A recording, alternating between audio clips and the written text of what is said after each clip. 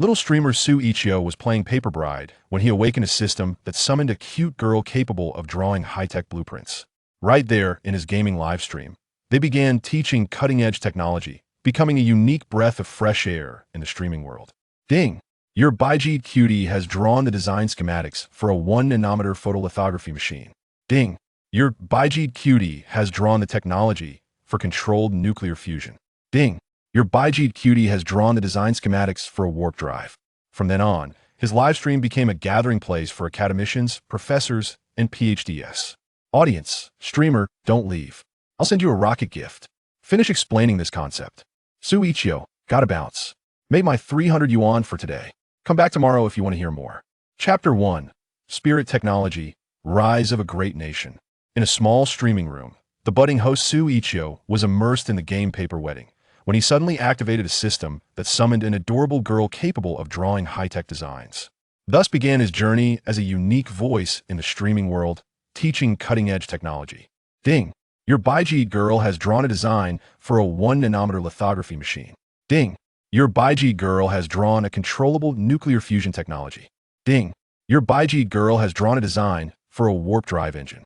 From that moment on, his streaming room was filled with esteemed scholars, academics, professors, and PhDs alike. Viewer, don't run away, host. They'll tip you a rocket. Please finish explaining this concept. Xu Yiqiu, gotta go. I've made enough money today. Come back tomorrow if you want to hear more. Spirit Technology, Rise of a Great Nation. Xu Yiqiu murmured to himself, deep in thought. He had just graduated from university this year.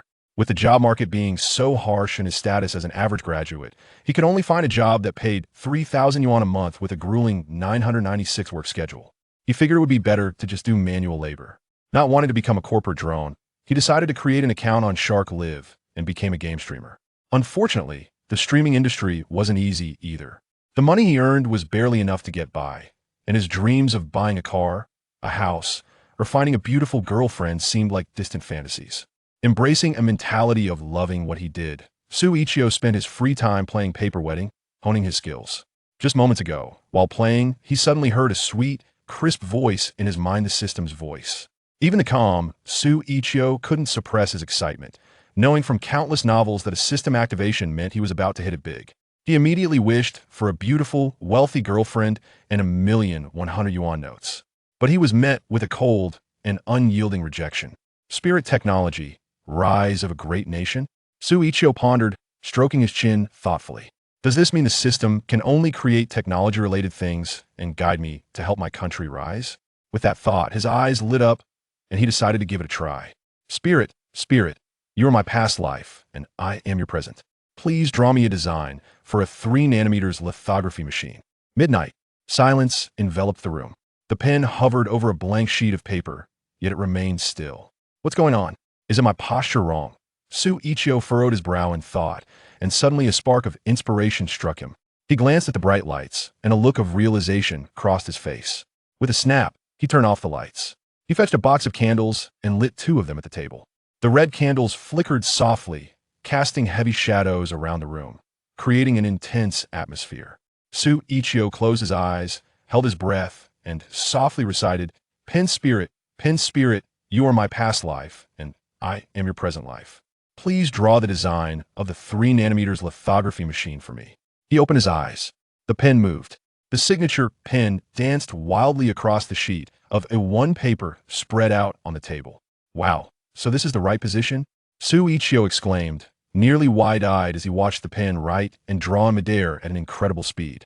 Logically, this bizarre scene would be quite frightening. However, instead of running away in fear, Xu Yiqiu felt a surge of excitement, completely captivated by the patterns the pen was creating. Drawing on a knowledge he had gained in college, he keenly realized that this was indeed a design for a lithography machine. In an instant, Xu Yiqiu was left dumbfounded, staring in shock. 1 minute. In just 1 minute, the A1 paper on the table was filled with drawings and writing. Xu Yiqiu quickly grabbed another sheet of A1 paper. Since his initial goal upon awakening the system was to acquire 10,100,000 yuan Red Bulls, he had prepared plenty of paper. The signature pen began to write and draw again. Xu Yiqiu wajet intenti. On the blank paper, every number was incredibly precise. With 7 decimal places, every line was perfectly straight. As if drawn with a ruler, every annotation was neat and tidy, indistinguishable from printed text. The drawings looked as if they had been produced by a printer. Xu Yiqiu was speechless, utterly amazed, completely immersed in the aesthetic of this cutting-edge technology. Another minute passed. In just 1 minute, another A1 sheet was filled to the brim. He hurriedly switched to a new sheet. At the same time, just as he picked up the second sheet and stole a glance, he was even more stunned. His body trembled slightly, because with that one glance, he actually understood the knowledge depicted in the drawings. Wow, the system really is something else that has this kind of function. Xu Yiqiu couldn't help but curse, his heart racing as if a tidal wave was crashing over him, again and again. The night slipped quietly by. As the heavy sky began to brighten, Xu Yiqiu suddenly came back to his senses. The pen finally stopped. There were dozens of wax stains left on the table from the candles, and the entire box of candles had been burned out. Xu Yiqiu looked to the side, where a large stack of drawings had accumulated. Hundreds of sheets, nearly half his height. The system's crisp, sweet voice chimed again. The design drawings for the 3nm lithography machine are complete. Please check them, Master. Not only that, but he also mastered all the knowledge. Just a glance was enough for him to grasp it completely. The speed at which he absorbed knowledge was nothing short of astonishing. If he had possessed such skills back in the day, getting into Tsinghua or Peking University would have been a breeze. He could have easily enjoyed his 3 years of high school, studying just 1 day before the college entrance exam to become the top student. Ahem. Xu Yiqiu snapped back to reality, cleared his throat, and said, "You've worked all night, you must be tired too. Go get some rest, and I'll call you when I've figured out what to draw next." System, sure thing. After a sleepless night, Xu Yiqiu was indeed exhausted. He went downstairs for a bowl of congee and grabbed 2 marinated eggs before returning to his rented room, taking a shower, and comfortably lying down in bed. Many self-media news outlets are saying that over in Taiwan, there's a math professor who has gained a lot of popularity on the Xiaohuang live streaming app for teaching advanced mathematics for graduate entrance exams. It's truly a refreshing stream in the world of Xiaohuang Live. Well, this is quite an unconventional approach. I won't be streaming games anymore on the Shark Live gaming section. Instead, I'll teach everyone how to build a 3nm lithography machine. Sound good, just like that. From today on, I'm going to be a refreshing presence among game streamers. Xu Yiqiu didn't plan to directly submit the blueprints he had to any research institution because, as an ordinary university student, they might not even take a look. Even if they did, there was a good chance they would claim it as their own. In recent years, quite a few doctoral advisors have taken credit for their students' minor research achievements, let alone the design and manufacturing blueprints for a 3nm lithography machine. Lost in thought, Xu Yiqiu soon drifted off to sleep. Chapter 2. EUV 3nm lithography machine design. Ahem, folks, I'm here. Welcome to the live stream. The good man you see is me, your host, Xu Yiqiu.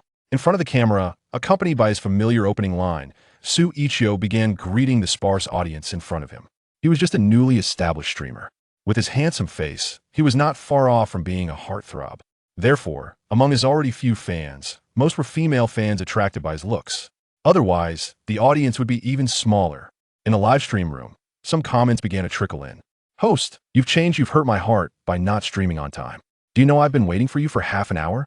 Did you go out with a girl yesterday? Host, don't bother trying, there's no future in this. Come to Shanghai.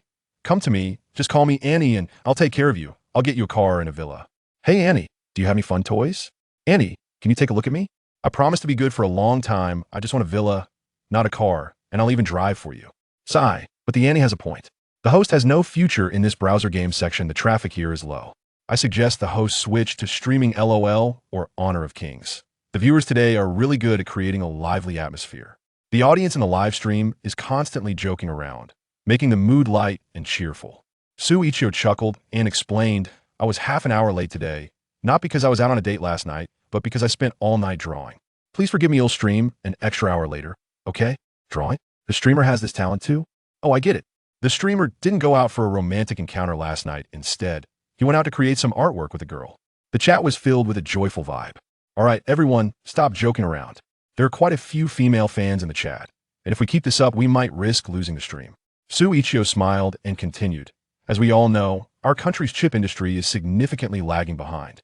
Just last year, our chip imports exceeded 2.5 trillion yuan, which is 500 billion more than the combined imports of oil and natural gas. Our military spending is only 2 trillion yuan a year. One can only imagine how massive the consumption of chips is. Moreover, it's not just about the money. The most critical issue is that foreign countries can use this to choke us. We are not even allowed to import the most advanced chip manufacturing equipment. As soon as Xu Yiqiu finished speaking, the chat exploded.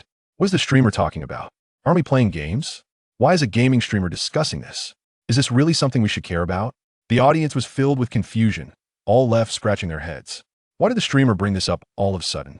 Xu Yiqiu remained calm and continued, from the perspective of national development, as well as the self-improvement of local enterprises, vigorously developing the chip industry and increasing self-sufficiency in chips is an urgent matter. Did the streamer take the wrong medicine today? Let's play games. Who wants to hear you talk about this? Streamer, play with Annie. If you play a match with her, she'll give you a rocket. Stop rambling. A few confused viewers were left guessing. Did the streamer get too carried away last night and hasn't sobered up yet, leading to this nonsensical talk? Xu Yiqiu paid no attention to the chat. Or rather, this was precisely the effect he wanted to achieve. If he directly told the audience that from now on, he wouldn't be streaming games, but rather teaching them how to make lithography machines, viewers would immediately leave. Creating a sense of something's off instead kept them engaged. Ahem. Xu Yiqiu cleared his throat and continued. In the chip industry, the most critical manufacturing equipment is the lithography machine. Currently, the world's top lithography machine is the EUV lithography machine from the Dutch company ASML. However, lithography machines are extremely complex. It's not a project that one country can accomplish independently, not even the US. It requires cutting-edge technology from over a dozen countries. There are more than 500 buyers of ASML's products, all of whom are top-tier giants in the industry. For example, the light source is provided by the American company Cymer. The lenses come from Germany's Zeiss, and the robotic arms are supplied by Denmark's ABB, among others. This is precisely why the US has resorted to every means possible, leveraging its global hegemony to prevent other countries from exporting advanced lithography machines to our country. Even if we offer to pay, they simply won't sell to us. Looking at chip manufacturing processes, the smaller the process, the lower the power consumption and the stronger the performance. The best domestically produced lithography machine in our country can only achieve a 28 nanometers process. In contrast, ASML's 7 nanometers lithography machine has an external price tag of $1 billion, but due to US restrictions, it is not available for export to our country. The gap from 28 nanometers to 7 nanometers, then to 14 nanometers, 5 nanometers, and down to 3 nanometers is enormous. Therefore, conservatively speaking, we are at least 2 generations behind the world's leading lithography machines. Upon hearing this, the few viewers gradually fell silent, expressing their concerns for the country's scientific research and their curiosity about what Xu Yiqiu really wanted to say. Just then, Xu Yiqiu suddenly slapped an A1 paper onto the table and showcased it in front of the camera. So, I've made my decision. Starting today, I won't be streaming games anymore. I'm switching to streaming how to manufacture a 3 nanometers lithography machine. Immediately, the comments exploded again. Is this the real deal? You, a game streamer, teaching us how to make lithography machines? Do you even know what a lithography machine is? And a 3 nanometers one? No less. With all the resources our country has invested, we can't even develop a 7 nanometers lithography machine yet. And you think you could teach us? Something's off with this streamer today. Maybe a visit to a mental health facility is in order. Did something happen last night to trigger this? This time, Xu Yiqiu chose to respond to the comments. Folks, I haven't been triggered. I'm perfectly normal. To be honest, I, Long Out Hien, have been privately researching lithography machines for many years, and today I've finally made significant progress. He chuckled. Next, he brought out a prepared blackboard, pinned the A1 paper to it, and zoomed in the camera. All right, everyone, class is in session. We want to be a refreshing force in the game streaming world. Don't worry, my teaching will be straightforward and easy to understand. Anyone who has graduated from middle school will get it. As for whether you can actually manufacture a lithography machine, those with the means can give it a try after the lesson. In his first lesson, Xu Yiqiu was ready to talk about the light source. What is a lithography machine? It's a device that uses light to engrave, store, and transmit information. Currently, the world's lithography machines mainly fall into 2 categories, DUV and EUV, with the primary difference being the light source. DUV lithography machines use deep ultraviolet light with a wavelength of 193 nanometers, while EUV lithography machines use extreme ultraviolet light with a wavelength of 13.5 nanometers. The longer the wavelength, the poorer the engraving quality. Therefore, DUV can only achieve a maximum process of 14 nanometers, meaning it can only engrave chips down to 14 nanometers. Anything at 7 nanometers or below falls under EUV, which is the reason why ASML dominates the global market. If you want to purchase an EUV lithography machine with a node below 7 nanometers, you can only turn to him. This is also a direction where our country is currently investing significant manpower and resources to make breakthroughs because it represents the future. Unfortunately, our country still hasn't made much progress in this area. Xu Yiqiu said, "Fortunately, I currently have the complete design blueprint for the EUV 3 nanometers lithography machine. What you see in front of you is one of the pages. Everyone should pay close attention." Chapter 3. The lesson begins in the live stream room. Chaos erupted. Is the host for real? Oh my gosh. Oh my gosh. Is that the design blueprint for an EUV lithography machine? Impressive, impressive. Is this for real? Host, come on. Tell me honestly, did you draw this yourself? Even though I can't understand it, why does it look just like it was printed? Did the host sneak into TSMC in Taiwan last night and steal a lithography machine? Nonsense. An EUV lithography machine weighs 180 tons and would require several large trucks to transport. How on earth could they steal it? The host clearly only stole the blueprints. What is the deal with these blueprints? I have a bold suspicion that the host is the illegitimate child of a high-ranking executive at ASML. Netizens were brainstorming wildly. There were mainly two factions. One doubted whether the blueprints could actually lead to the creation of a 3 nanometers lithography machine, speculating that the host just doodled something to create hype. The other faction was already working on something using the blueprints. Amid the astonished barrage of comments, a joyful atmosphere filled the air, and in the end, many sent messages saying, "Host, hurry up. We want to hear your lecture and see how you teach us to build a lithography machine." Seeing that the few loyal viewers hadn't left and were curious about his lecture, Xu Yiqiu couldn't help but breathe a sigh of relief. After all, viewers tune in for entertainment. No one wants to attend a lecture. But he also knew that if his upcoming lesson failed to keep their curiosity alive, this group of viewers would surely leave without a second thought. Xu Yiqiu took a deep breath, focused on the blueprints, and began his lecture. The world needs light, and lithography machines require light with a shorter wavelength. No need to say much. My viewers in the live stream are all high achievers from Harvard, Oxford, and MIT. Anyone who has been through middle school knows that for light, the shorter the wavelength, the greater the energy it contains. In a small villa in the capital, a girl spoke up. "Dad, come take a look. This seems to be the design blueprint for a lithography machine." Sitting on the sofa was a very sweet-looking girl named Wu Jing. At just 23 years old, she was already a graduate student at Peking University. Truly a high-achieving student and a campus beauty. She had fair skin, striking features, and long legs. Definitely the kind of child everyone wishes they had. Her mentor was none other than her father, Wu Fuguo, an academician at Peking University whose research focus was on lithography machines. As a modern woman, Wu Jing would also watch live streams during her breaks. Unsurprisingly, she followed Xu Yiqiu because of his striking looks, reminiscent of a movie star. Even though nothing could happen, it was still a pleasure to watch. Wu Fuguo, wearing reading glasses, came over to take a look. From the drafting perspective, this indeed appeared to be the design blueprint for an EUV lithography machine. Wu Fuguo initially affirmed it, but then quickly shifted his tone, saying, however, "An entire EUV lithography machine requires nearly hundreds of thousands of parts. Just one blueprint doesn't explain much." But he didn't leave. Instead, he sat down on the sofa, next to his daughter, Wu Jing, adjusted his glasses, and quietly watched. Xu Yiqiu took a sip of water and continued, however, "This short wavelength light is incredibly difficult to produce. How can we create even shorter wavelengths of light?" Upon hearing this, Wu Fuguo unconsciously straightened his posture and leaned slightly forward. He looked just like the academician he was, a top student in his youth, waiting for a teacher to clarify a difficult problem. As an academician specializing in lithography technology, he was well aware of the role of light in lithography machines. In the past few decades, mercury lamps were sufficient for lithography. However, with the rapid advancement of technology and increasing demands, there was a constant push to explore shorter wavelengths.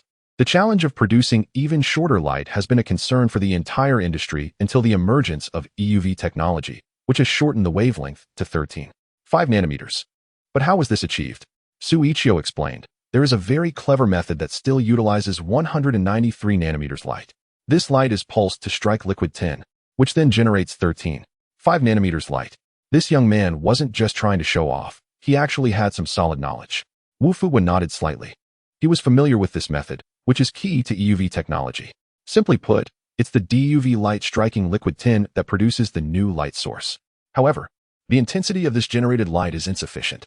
But how do we increase that intensity? Xu Yiqiu finished explaining the content on one sheet of paper and took out another A1 sheet, pinning it to the blackboard. Hey folks, did you listen to the previous part? It was a bit tedious, wasn't it? Just kidding. I graduated from high school, and I could understand it. But whether we can generate a new light source remains unverified due to lack of conditions.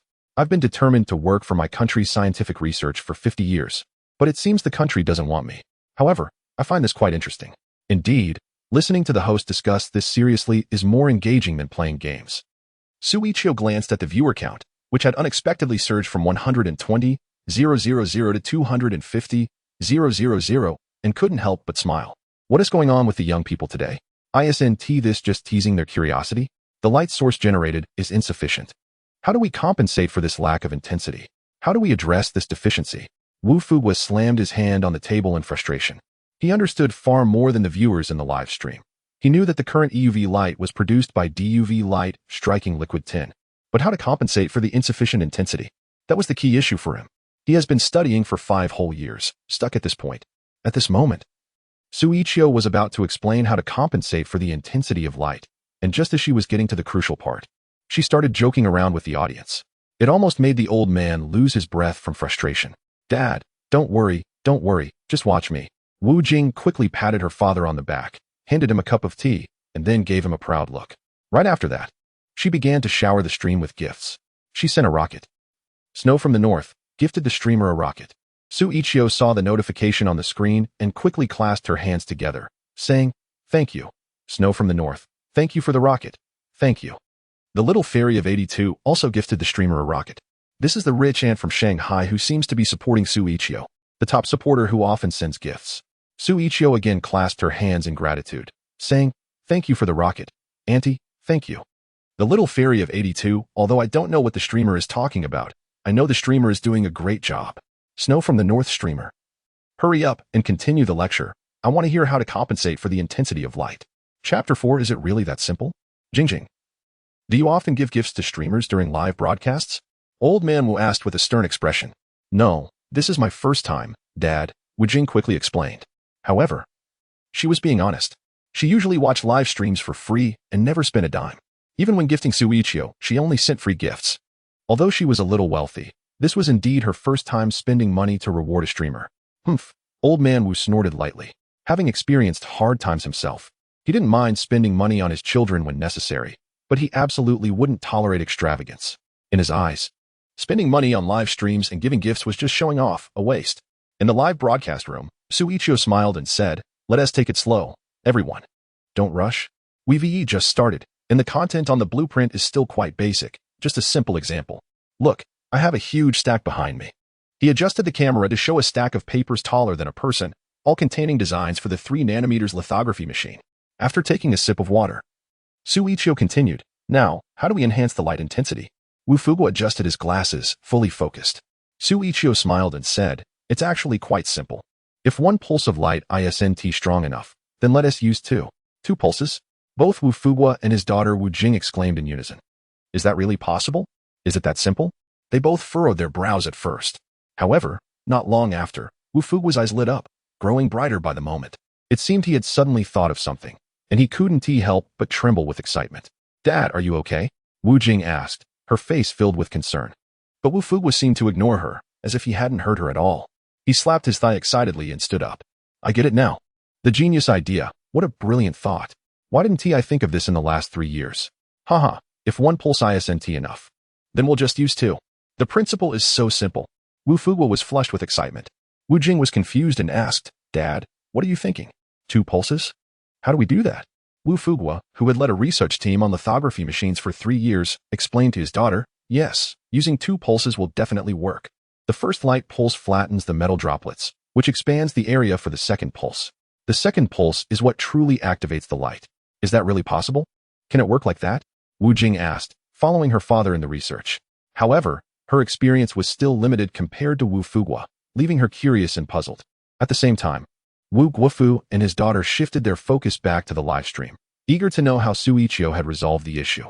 Sure enough, in the live stream, Xu Yiqiu's explanation aligned perfectly with Wu Guofu's hard-won understanding. Just as I thought, I need to try this out right now. Wu Guofu couldn't wait any longer. He hurriedly put on his coat and headed for the door. "I'm going to the Peking University lab. Dad, it's getting late. Let's go tomorrow," Wu Jing quickly advised. "Humph, what do you know, girl? I've led my research team in relentless study for 3 years, and we're on the brink of a major breakthrough. I can't just wait. Wu Guofu scolded his daughter and stormed out of the house. Humph, stubborn old man. Wu Jing rolled her eyes in frustration. In the live stream, after Xu Yiqiu finished discussing a design blueprint, he switched to another diagram, planning to continue his explanation. The audience surged to around 500,000 viewers. At this moment, a few knowledgeable individuals joined the stream, unable to sit still. The blueprints Xu Yiqiu showcased were undeniably designs for an EUV lithography machine. One expert repeatedly commented in the chat, "Host, let me say this, regardless of how you obtain these designs, even if they are entirely legitimate and represent the complete set of EUV lithography machine blueprints, so what? Let me remind you that the EUV technology patents have long been monopolized by foreign entities. Even if you produce the same blueprints, we won't be able to use them due to patent restrictions. If we defy patent laws and force this project forward, we will face even harsher sanctions from abroad. At that point, not only the Americans, but many other Western countries will take the moral high ground to impose blockades against us. They might even tear up agreements, raise tariffs, suppress enterprises, and limit cooperation." For a moment, many viewers fell silent. Even if Xu Yiqiu revealed that the blueprints were genuine and could indeed produce a lithography machine, it would still be unusable. The viewers felt both angry and frustrated. Just then, Xu Yiqiu, with a playful expression, said, "Who told you these blueprints involve patents? These designs were drawn by a talented beauty, showcasing the world's most advanced technology that foreign countries haven't even developed yet. How could there be a patent dispute?" It seemed that the knowledgeable viewer from earlier must have thought he had obtained them through improper means from abroad. Meanwhile, in the capital city, at the Academy of Sciences, in the dormitory, Zhang Mingjie, an assistant researcher at the institute, had recently obtained his Ph.D. from Tsinghua University's School of Optoelectronics. However, in this hub of countless top talents, he was still just a rookie, doing menial tasks. He estimated he would have to toil for another 4 to 5 years before he had the chance to work on more significant research topics. At 9 o'clock in the evening, after finally finishing his experiment, Zhang Mingjie bought some food and returned to his dormitory. While eating, he opened a live streaming app. Watching streams while eating was one of his few forms of entertainment. He was currently watching a sultry female streamer dance when suddenly, a banner recommendation popped up. Watch a game streamer teach viewers how to make a lithography machine. A lithography machine? Zhang Mingjie instantly caught those 3 words, furrowing his brow as he navigated to Xu Yiqiu's live stream. A game streamer teaching viewers how to make a lithography machine? That certainly sounded intriguing. Zhang Mingjie approached it out of sheer curiosity, not expecting much. After all, if a game streamer could not only make a lithography machine, but also conduct research in that field, what would be the need for highly qualified professionals like him? However, just a single glance, was enough to captivate him. The blueprint in the live stream immediately drew him in, making it hard for him to look away. How could a game streamer have a design for a lithography machine? Zhang Mingjie was taken aback. Moreover, upon closer inspection, he realized that this design was clearly different from the ones he usually encountered. It was more comprehensive, more profound.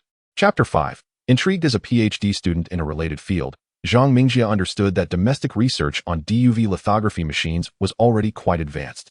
He had seen various design blueprints. Though not the complete set, he had encountered nearly all of them. Even with EUV technology, despite ASML's technical restrictions, the domestic researchers had managed to grasp some parameters. Of course, understanding the theory is one thing, but manufacturing and mass-producing it for commercial use is entirely different. Moreover, they had only scratched the surface of understanding, not to mention the numerous technical challenges that needed to be overcome. The patent barriers from the West were clearly difficult to bypass. This issue was quite tricky. Zhang Mingjie knew that several leading researchers in his department were working on methods to circumvent these patents. Unfortunately, despite the time that had passed, he hadn't heard any updates. However, the design blueprint in front of him piqued his interest. Just from the parameters indicated on the drawing, it was evident that it differed significantly from ASML's EUV. Yet, as a meticulous researcher, Zhang Mingjie jumped to the conclusion that the other party had mastered EUV lithography technology based solely on a single blueprint. It could very well be an upgraded version of DUV. Moreover, logically speaking, with so many experts and professors diligently researching lithography machines, nearly every technical route had been explored. How could a new design or approach suddenly emerge? It seemed implausible. Zhang Mingjie thought that either Xu Yiqiu had been misled by others into believing this was a genuinely new EUV design, or he was simply using the lithography machine as a gimmick for hype. Most likely, it was an attempt to gain fame through sensationalism. Unfortunately, while he could deceive lay people, He couldn't fool an expert like Zhang Mingjie. Shaking his head, Zhang Mingjie set down his chopsticks and prepared to refute the claims. However, at that moment, Xu Yiqiu pulled out a brand new design blueprint, pinned it to the blackboard, and began his explanation. Upon seeing this new blueprint, Zhang Mingjie's gaze became fixed. Wait, are these experimental parameters? And is there further theoretical analysis? He could no longer afford to refute the claims and quickly grabbed his laptop, opened specialized software, and began calculating. After validating the data, he found that the parameters listed were indeed feasible. What is more critical was that the underlying technical theories were even more profound than he had imagined. Wow, does this theoretical basis really possess feasibility? Zhang Mingjie suddenly leaped from his seat, knocking over his bowl without even noticing, and stared in a daze at the images in the live stream. At that moment, he felt a tingling sensation on the back of his neck. Is this a completely new approach? Unable to sit still any longer, Zhang Mingjie quickly called the project leader. Academicians Su Hanyuan. Xiaozhang, come to my house right away. Academicians Su, take a look at these EUV design blueprints. They don't seem to follow ASML's route. The silver-haired academician Su Hanyuan had been waiting for quite some time. As the leader of a research group, he has recently focused his studies on EUV-related technologies. Upon hearing Zhang Mingjie mention that there are alternative approaches to EUV, Su Hanyuan couldn't sleep at all and immediately invited him over to his home. He magnified the screenshots to get a clearer view.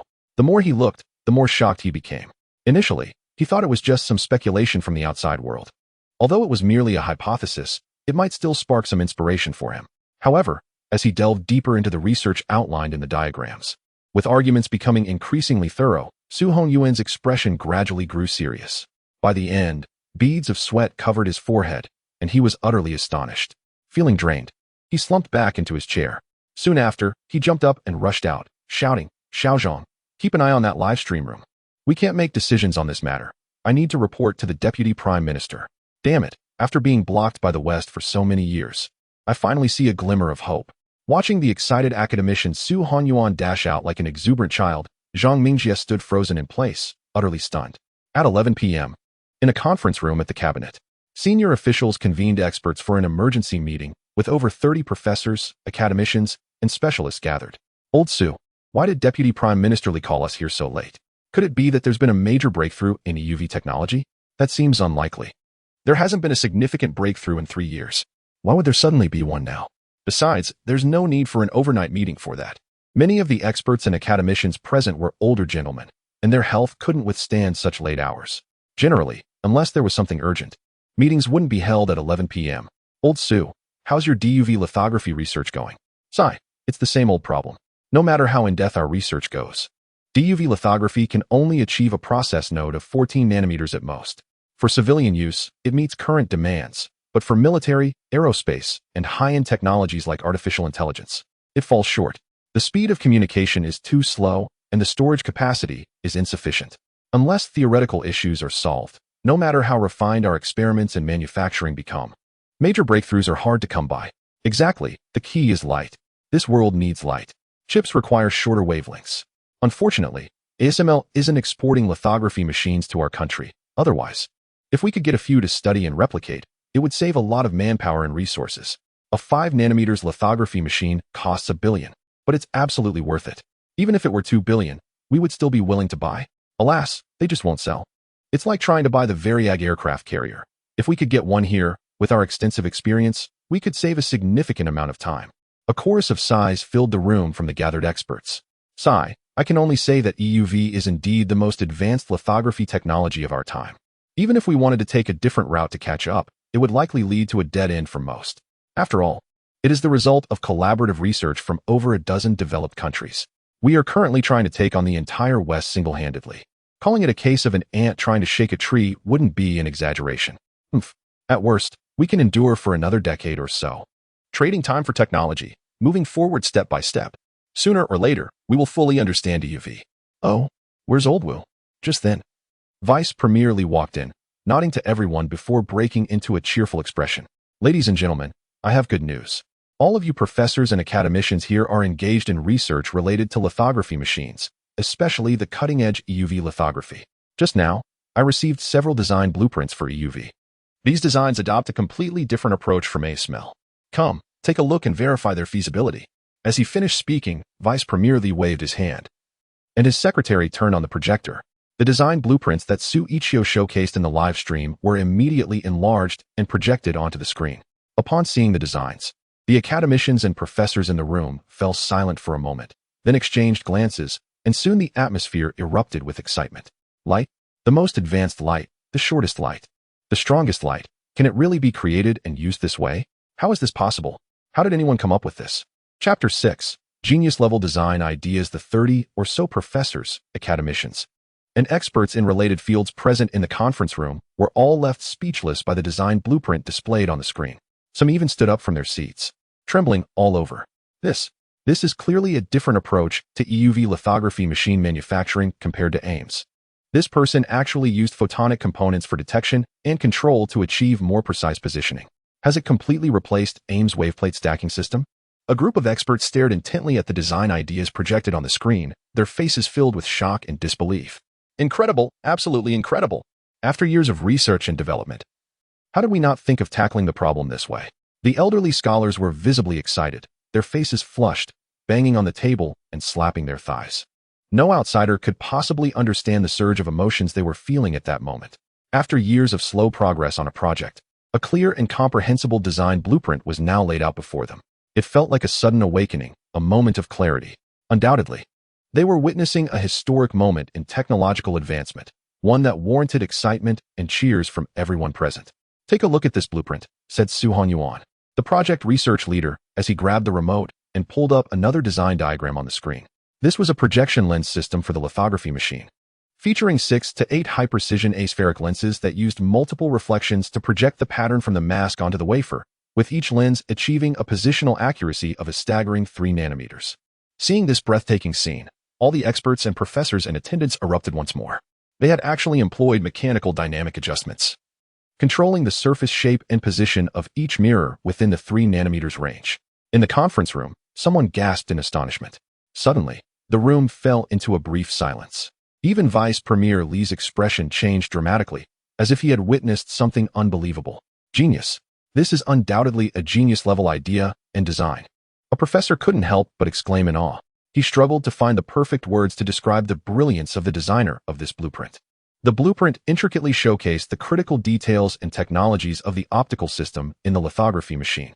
It's worth noting that this required the integration and innovative fusion of multiple fields, including optics, precision manufacturing, control, and detection. To display so many confidential technologies on a single blueprint was nothing short of equivalent to all the research achievements accumulated by their scientific teams over the years. I'm sorry, but I must know, which research team produced this blueprint? One expert asked, his voice trembling. It was clear how excited he was at that moment. When this question was posed, everyone's gaze in the room turned towards Xu Yiqiu and Vice Premier Li, their eyes filled with an almost frenzied curiosity. Vice Premier Li also turned to look at Xu Yiqiu. In fact, he had no idea about the true origin of this design blueprint. He was suddenly approached by Xu Yiqiu, who requested an urgent secret meeting. He knew very well that Xu Yiqiu wasn't the type to make a fuss over nothing. When he personally came knocking, it either meant something significant was happening or there had been a breakthrough in research. That's how they found themselves hastily convening a meeting in the middle of the night. Xu Yiqiu's expression suddenly turned peculiar. To be honest, the blueprints were obtained from a game live streaming room.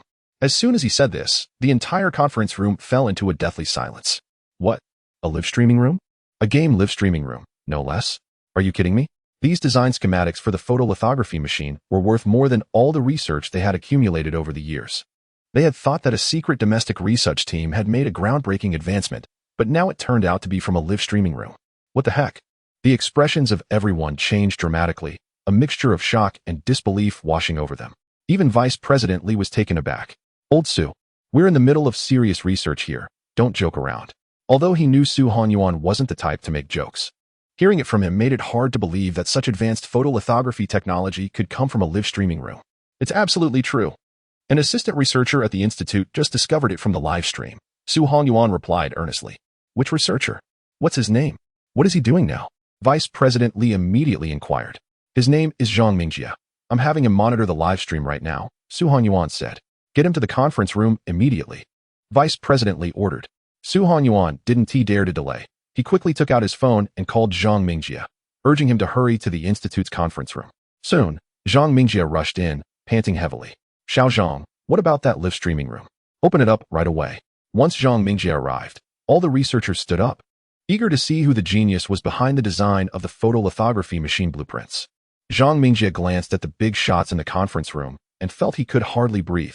He quickly pulled out his phone and opened the live stream. It's this person. A group of people, including Vice President Li, hurriedly gathered around, their eyes fixated on the man in the live stream who bore a striking resemblance to a movie star. At that moment, Xu Yiqiu had no idea he was being watched by true bigwigs. He remained calm and composed in the live stream, explaining the new photolithography technology. Pointing to the design blueprint on the board, Xu Yiqiu articulated clearly, to generate sufficiently strong extreme ultraviolet light. Here you can see. I'm using electron beams to excite gas or free electron lasers, both of which can produce extremely short wavelengths and high-intensity extreme ultraviolet light. As Xu Yiqiu spoke, he wrote some incomprehensible data analysis on the blackboard with chalk. At that moment, the live stream's viewership had reached 500,000. And the barrage of comments was rolling in rapidly. Wow, this is impressive but confusing. No way, Yiqiu, are you serious? Could he really be a genius? Meanwhile, in the conference room, numerous research experts and professors looked up at each other, their faces filled with intense shock and excitement. They never expected that a prodigy had actually emerged in the country. He had managed to perfectly replace ASML's laser-induced plasma technology by using electron beams to excite gas. Notify the intelligence department to gather all information on this individual as quickly as possible. We must get in touch with him, Vice President Li said immediately. Chapter 7. EUV Dual Exposure Experiment. After receiving instructions from higher authorities, the intelligence department immediately launched a comprehensive investigation and search for Xu Yiqiu. The seriousness of the cabinet's attitude made it clear just how crucial this individual was, akin to a classified state document. Various investigative teams were diligent and committed to their task, determined to leave no stone unturned in their search. Where's old Wu? Why hasn't he arrived yet? Su Hongyuan was feeling anxious in the conference room. Everyone was currently studying Xu Yiqiu's photolithography machine design, and the meeting was about to conclude. Yet Wu Fuguo had not shown up. The attendees were still watching Xu Yiqiu's live explanation when Su Hongyuan's comment prompted them to realize that Wu Fuguo from Peking University was absent. At this hour, he must have fallen asleep, one professor remarked, glancing at his watch and noticing it was already past midnight. How can he sleep at his age? Su Hongyuan paced back and forth in agitation. A scientific genius was right in front of them, and it was the perfect opportunity to gather all the leading researchers for discussion. However, the absence of Wu Fuguo, an academician from Peking University, was a significant setback. To be honest, the absence of other lesser-known experts didn't matter much, but without Wu Fuguo, it was like trying to row a boat without paddles, impossible to move forward. Since the establishment of the Academy of Sciences, the most powerful research teams in the country had been divided into two factions, Peking University and Tsinghua University. Both sides had been in a state of competitive yet supportive rivalry to advance the nation's technological progress. The main reason for this was that Tsinghua boasted a plethora of research talent, while Peking University possessed the most advanced experimental equipment domestically. Thus, they existed in a symbiotic relationship, relying on and collaborating with one another. In simple terms, neither side could do without the other. Deputy General Li's expression turned serious. Let us contact old Wu immediately and inform him that there is something important that requires his urgent attention. Su Hongyuan quickly pulled out his phone and dialed Wu Fuguo's number. I'm sorry, the number you have dialed is currently busy. Please try again later, came the automated response. Is old Wu really asleep at this late hour? Su Hongyuan felt a surge of determination and redialed the number. I'm sorry, the number you have dialed is currently. Meanwhile, at Peking University, the atmosphere was calm and quiet in the deep of night. The laboratory was brightly lit, with several team members listlessly sitting in front of equipment, engaged in debugging tasks. At that moment, Wu Fuguo was pacing back and forth in his office, relentlessly bombarding project team members with phone calls and text messages. Hello, is this Zhao Xiaodong? It's me, Wu Fuguo. Hurry up and come to the lab. We have a major experiment to conduct. Gather everyone and tell them there's a new discovery in the experiment. I have a way to solve the challenges we've been facing.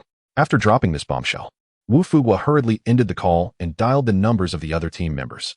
He didn't forget to tag everyone in the group chat. All members. Important notice.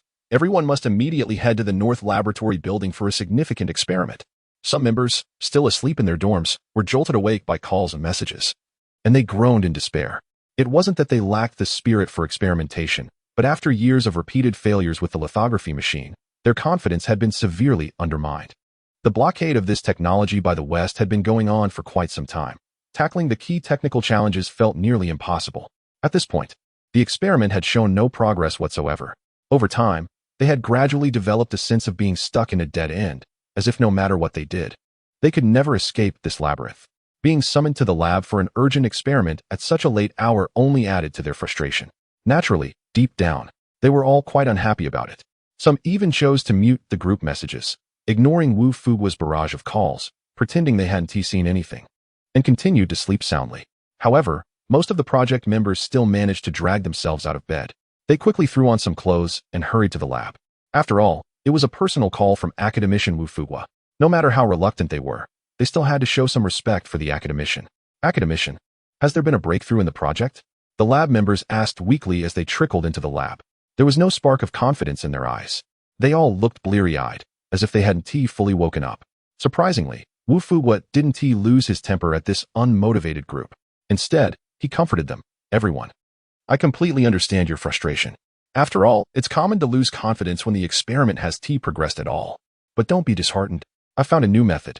This time, the experiment is sure to succeed. Wu Fuguo said with great confidence. He had received new insights from Xu Yiqiu, which had lifted his spirits and filled him with energy. His words slightly rekindled the morale of the drowsy researchers. Yet, they took it as mere consolation from the academician. After so much time spent on the experiment, they had heard pretty words before. They genuinely didn't believe this time would be any different. Although they were skeptical, they still dutifully approached their equipment and began the usual calibration work. In the central position of the lab stood an EUV lithography machine platform, complete with illumination units, a mask stage, a wafer stage, and other modules, resembling a large precision instrument. The lab members had already donned their cleanroom suits, UV goggles, and radiation protection gloves. Wu Fuguo personally approached the control panel, his expression serious as he focused on the data changes displayed on the computer screen. We will conduct a dual EUV exposure experiment. The moment he said this, the lab members were taken aback. Normally, during their experiments, they only performed a single exposure to light, striving to create stronger, shorter wavelengths. However, they had ultimately failed each time. But this time, Wu Fuguo was asking them to expose the light twice. Would 2 exposures really make a difference? Doubts and skepticism filled the minds of the team. Sensing their uncertainty, Wu Fuguo assured them, "Trust me, this time we will definitely create a shorter, stronger wavelength of light." One team member cautiously loaded a wafer coated with EUV photoresist onto the wafer stage of the lithography machine, adjusting the light source parameters. He immediately activated the EUV light source. Wu Fuguo kept a close eye on the experimental parameters and said in a deep voice, "Let's begin the experiment." The lab assistants quickly got to work. A large laser device hummed to life, outputting stable EUV laser pulses. Good. Perform the first EUV exposure at the specified dosage. Keep the wafer position unchanged and start the second EUV exposure. At the control panel, Wu Fuguo intently monitored the fluctuating experimental parameters and data, his voice trembling slightly. One can imagine how anxious he must have felt at that moment. The experiment assistant quickly recorded the parameters beside him. After a moment, someone excitedly shouted, "Oh my God, we did it!" The intensity of this light was significantly higher than the data from the previous experiment. Chapter 8. Completely confused, the breakthrough in the experimental progress left all members of the team excitedly standing up from their seats. At that moment, they were filled with exhilaration, shaking off their earlier drowsiness, each one buzzing with energy as if they had just received a shot of adrenaline. Oh my goodness! Who would have thought that it would only take 2 exposures to succeed? The problem that had plagued us for so long turned out to be so simple. This is fantastic. The team members cheered and hugged each other, tears of joy welling in their eyes. After all, the success of this experiment meant that the mental torment they had endured for years was finally coming to an end. At that moment, Wu Fuguo was also immersed in the excitement of the experiment's success. Finally, we did it. His face flushed red, and his hands could hardly stop shaking. Academician Wu, your idea is truly a genius breakthrough. The lab members joyfully surrounded Wu Fuguo, and when they looked at him again, the previous displeasure had vanished, replaced by admiration and respect. No, this isn't my credit. You should thank that kid from the live stream. After leaving behind a baffling statement, Wu Fuguo squeezed through the crowd, pulled out his phone, and called the cabinet. The kid from the live stream? The others stood there, exchanging puzzled glances. What does that mean? Did this idea come from inspiration gained in a live stream? Everyone was dumbfounded. Hello? Old Wu, you finally called. Do you know how many missed calls I have from you? What have you been up to? As soon as the call connected, Su Hongyuan's frustrated voice came through. Wu Fuguo didn't have time to bicker with Su Hongyuan and excitedly said, "Old Su, He made new progress in the experiment. He immediately relayed the new data they had just obtained in the experiment. What? You succeeded? How did you manage that? Su Hanyuan asked incredulously. The issue with the exposure experiment had troubled them for many years. Tsinghua and Peking University had been competing in technology related to this experiment for years. To his surprise, Tsinghua had taken the lead and achieved success first. While he felt shocked, he was even more filled with excitement and joy. Funny enough, my daughter was watching a live stream at that time, and I got curious and took a look. You wouldn't believe it. Someone was actually explaining the principles of a lithography machine in the live stream. And believe it or not, that guy is a genius. He said the wavelength needs to be exposed twice to be both strong and short. I tried it, and it worked. Wu Fuguo said excitedly. A live stream? After hearing Wu Fuguo's words, Su Hanyuan was taken aback for a moment. He then asked, are you talking about that fair-skinned guy? The one who seems to go by the name Xu Yiqiu? Yes, I remember now. That's the kid, Xu Yiqiu. Wu Fuguo recalled and immediately asked, what? Do you know him? Su Hanyuan laughed and said, haha, what a coincidence. We at Tsinghua also discovered this talent through live streaming. He was in high spirits.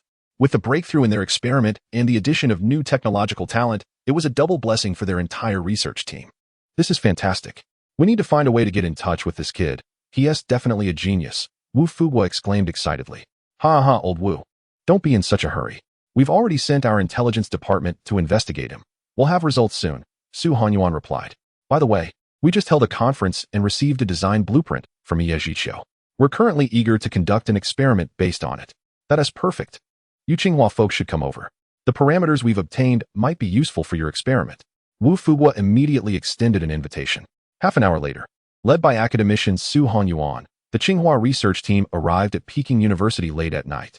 This was nearly all of Tsinghua's research elite, making their visit unprecedentedly spectacular. If it had been during the day, it would have undoubtedly drawn gasps and attention from the students on campus. Before long, the group entered the laboratory.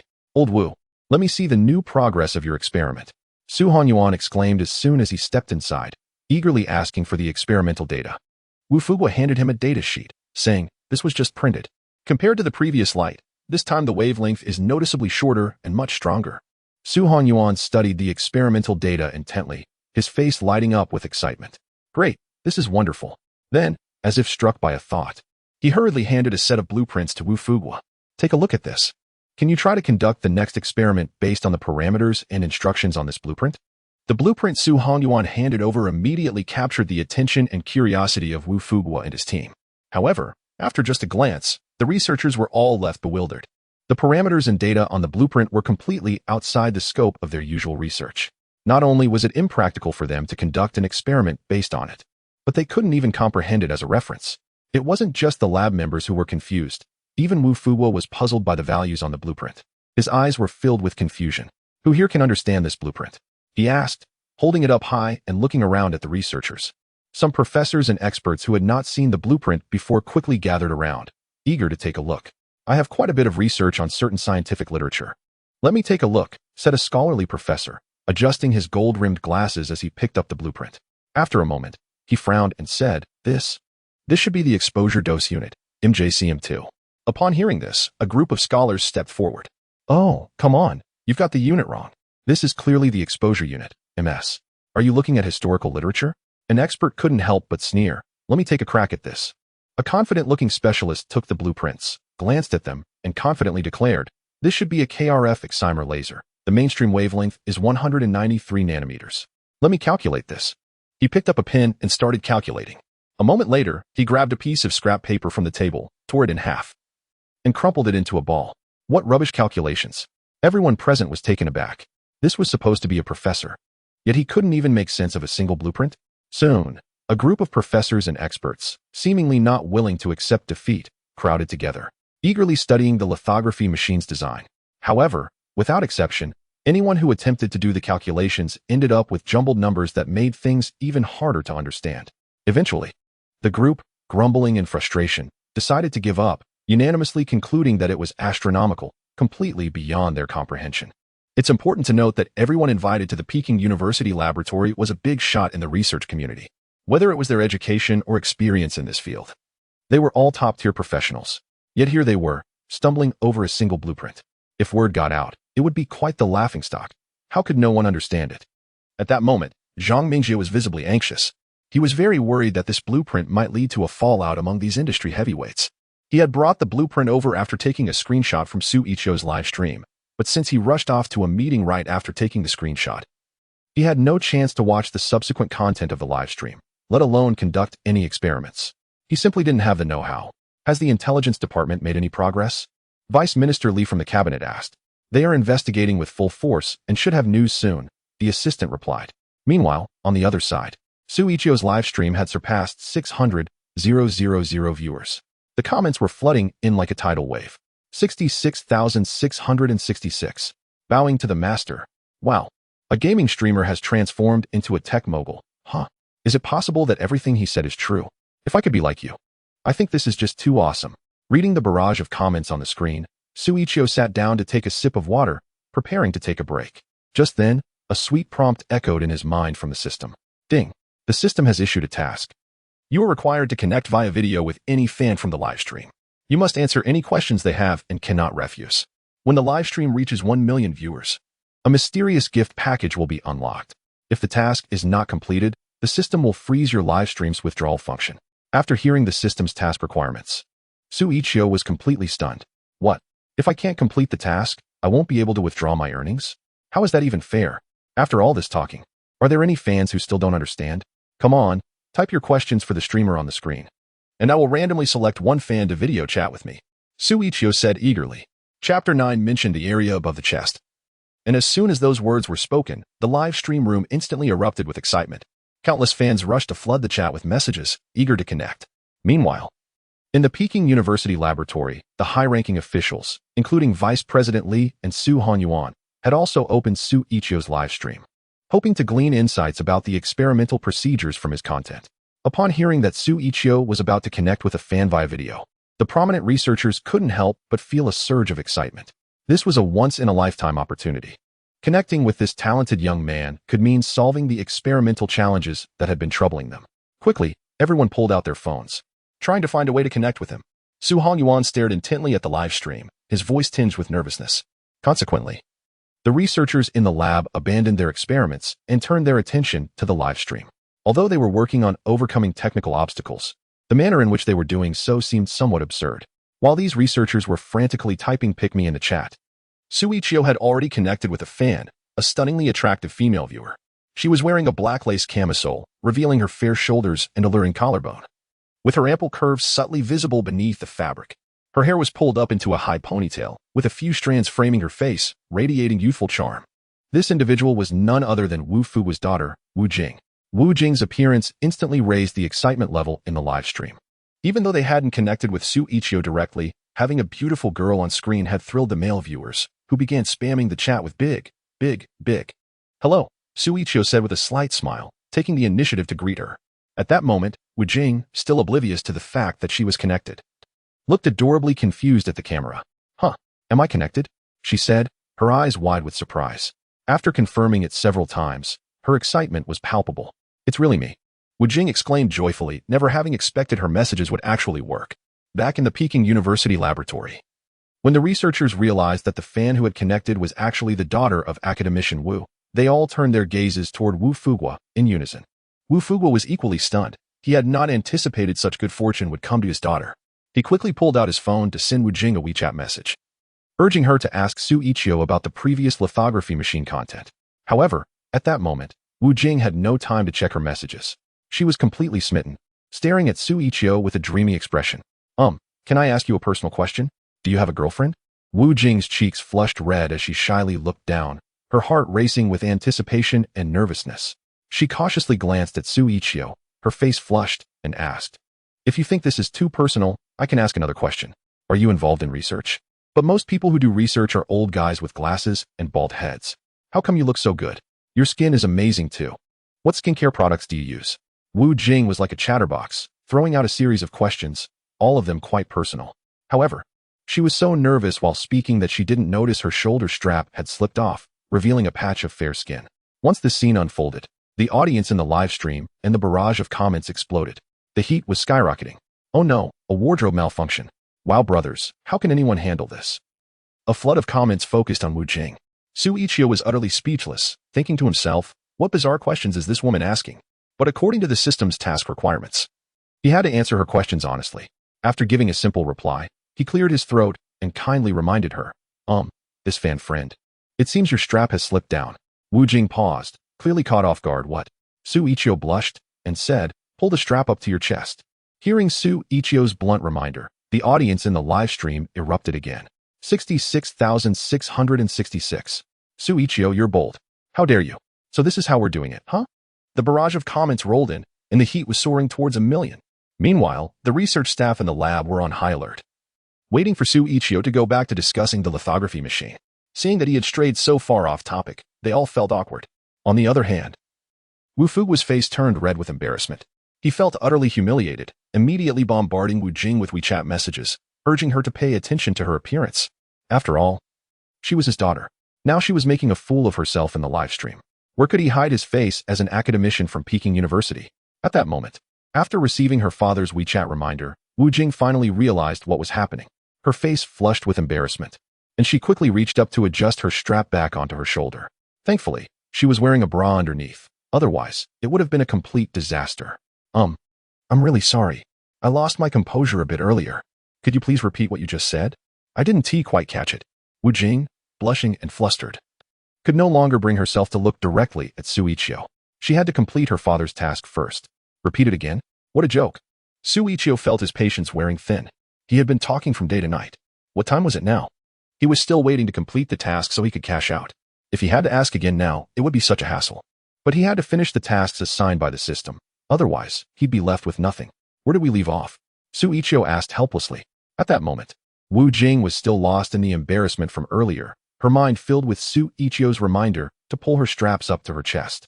Suddenly being asked where they had left off, she blurted out, two above the chest. Xu Yiqiu was taken aback. What?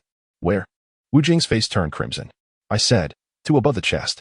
After saying that, she subconsciously made a gesture as if she was lifting her chest. Wow. The live chat exploded. The comments were flying by at lightning speed. Oh wow. So we're getting steamy on the live stream. Huh? You better be talking about the chest. Steamy host, do the lift. So scandalous. At this moment, Xu Yiqiu's face darkened. What in the world was happening? He had mentioned going east, and this woman had turned around and gone west. If this continued, the live stream would definitely get banned. Hey, my dear audience. I was asking about the content related to the lithography machine. Where did we leave off? Xu Yiqiu gritted his teeth. I'm so sorry. Wu Jing was blushing so hard she felt like she could bleed. Such embarrassing things kept happening to her, and all of it was being witnessed by countless viewers, making her want to hit her head against the wall. Let us start from the exposure of the wafers by the lithography machine, Wu Jing said. Her face still flushed. All she wanted now was to finish the questioning quickly and escape this planet. Xu Yiqiu finally got serious, standing up to go to the blackboard and continue explaining. Meanwhile, in the laboratory at Peking University, all the researchers were diligently taking notes in front of the live stream. Chapter 10. The system upgrade turns into a little trouble. First, we need to design the optical system, based on the exposure requirements. We'll outline the structural parameters of the lithography machine's illumination system. Xu Yiqiu picked up a piece of chalk and quickly jotted down a series of parameters on the blackboard. Numerical aperture, in A0, 1 to 0, 2, value, 0, 3 to 0, 8. Illumination non-uniformity. 2. In the live stream, Xu Yiqiu explained the experimental steps of the optical system while writing down the detailed parameters. A group of researchers crowded around the live stream, diligently taking notes. Despite the complexity of the data, Xu Yiqiu conveyed this knowledge as if he were teaching children how to solve arithmetic problems, appearing utterly relaxed. The researchers felt a surge of emotion, nearly bowing down in awe. No matter how high their academic qualifications were, their experience in the field of lithography was still outshone by that of a gaming streamer. Alright, that wraps up today's live stream. See you next time. Don't miss it. Half an hour later, Xu Yiqiu finished explaining the optical system of the lithography machine and swiftly delivered his closing remarks, not giving anyone else the chance to react. Without hesitation, he shut down the live stream, fearing he might be connected again and bombarded with a barrage of nonsensical questions. After all, he had already been streaming all day. If he continued, he might just collapse right there. Once the stream ended, Xu Yiqiu opened the back end of Shark Live to calculate his gift earnings. After deducting the platform's cut, he had a total income of 95,000 yuan. Xu Yiqiu was stunned when he saw this number. Previously, as a gaming streamer, his daily gift donations were only around 100. Occasionally, a wealthy fan would send him a gift worth 1,000, but that was not the norm. To earn nearly 100,000 in one day was like money falling from the sky. Xu Yiqiu was overjoyed. At this rate, he would quickly be able to monetize his knowledge and achieve financial freedom. Ding dong. Congratulations, host. You have successfully completed the task and unlocked a mysterious gift package. The system is upgrading. Upgrading in progress. Suddenly, a sweet voice echoed in Xu Yiqiu's mind. Before he could fully process what was happening, the once bright room began to flicker as if it were malfunctioning. The lights blinked erratically, resembling a scene from a horror movie. Hey, don't scare me like that. If it's too much trouble, let us skip the upgrade. Xu Yiqiu felt a chill run down his spine. He warily eyed the flickering room, feeling a sense of dread creeping in. With a loud clap, the lights suddenly went out. The entire room was plunged into darkness. Through the faintest glimmer of light, Xu Yiqiu thought he saw a figure in white with disheveled hair emerging from the shadows. Oh no, a ghost. Xu Yiqiu's eyes widened in shock, and he broke out in a cold sweat. He thought, is this mysterious gift package trying to scare him by sending a ghost? And a female ghost at that. Is this a life-threatening situation? Soon, the ghostly figure began to change. She floated into the air, her form gradually shrinking until the room's lights flickered back on. Xu Yiqiu finally saw that it was a cute girl in a pink dress. The girl had a delicate and adorable face, and the lace trim on her dress accentuated her petite and enticing figure. Two pink hair ties held her cute pigtails, which swayed gently as she hovered in the air. Master. The cute girl looked at Xu Yiqiu, her voice incredibly sweet.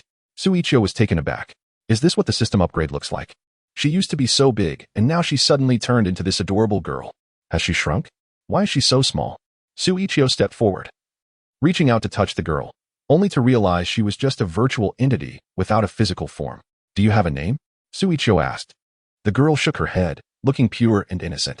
Since you're so small, I'll just call you Little Dot. How does that sound, Little Dot? Xu Yiqiu asked with a smile. Thank you, master. Little Dot beamed a sweet smile, seemingly delighted with her new name.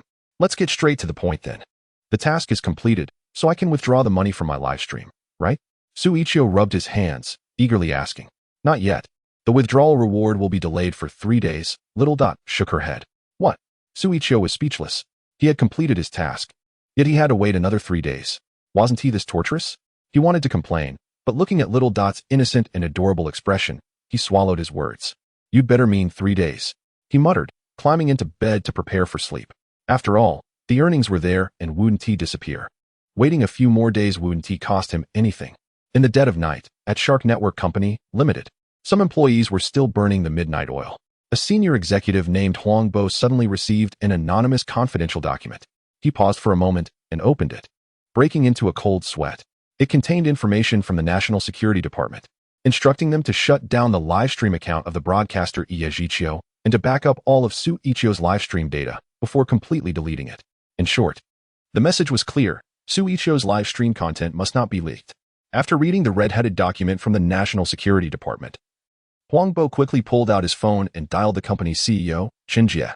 Although this was an order from the National Security Department, he was just one of the company's executives. He didn't have the authority to shut down Xu Yiqiu's live stream. He needed to consult higher-ups first. At that moment, Chen Jie was at home, sleeping. The phone at his bedside rang incessantly, jarring him awake. Damn it, what the hell? Who's calling at this hour? No rest for the weary. Chen Jie was furious after being woken up by a phone call. He answered the call and immediately started yelling. It's me, Huang Bo. The caller said, trying to sound conciliatory. I just received instructions from above to lock down Xu Yiqiu's live stream and keep the content confidential. It must not be leaked. What nonsense is this? What instructions from above? I'm the boss of this platform. Who the hell is telling me how to run my business? Chen Jie was still fuming, too angry to think straight, and just lashed out. Which idiot wants to shut down Xu Yiqiu? His live stream is so popular and bringing in money so quickly, only a fool would want to close it down. Chen Jie found it quite ridiculous. Someone with that much popularity was practically a cash cow. He wanted to promote him, not shut him down. What a joke. Huang Bo was sweating profusely. Thank goodness there were no officials from the National Security Agency nearby. Otherwise, he couldn't guarantee that Chen Jie wouldn't face repercussions for potentially endangering national security. Chen, this is a directive from the National Security Agency, and it's in writing, Huang Bo quickly reminded him. At this, Chen Jie, who had been ready to drift back to sleep, suddenly opened his eyes wide. What? A formal directive has been issued? His shock was palpable. He never expected that a single live stream would attract the attention of the National Security Agency, enough for them to send an official document. Chen Jie's expression shifted dramatically, losing all its previous arrogance. His main concern now was that because of Xu Yiqiu, the entire platform could face serious consequences. Immediately notify the relevant departments. Work overtime to back up Xu Yiqiu's livestream content and secure it overnight. Absolutely no leaks. Chen Jie ordered urgently. Chapter 11. The Old Fairy, right? Early the next morning, Xu Yiqiu was jolted awake from his dreams by the blaring sound of his phone ringing. Hello? Who is it? He mumbled, still groggy as he answered the call. Yiqiu, it's your mom. What time do you think it is? You're not still sleeping, are you? Came the voice of his mother, Yang Hui, on the other end. Mom. Hearing his mother's voice, Xu Yiqiu instantly became alert and sat up in bed.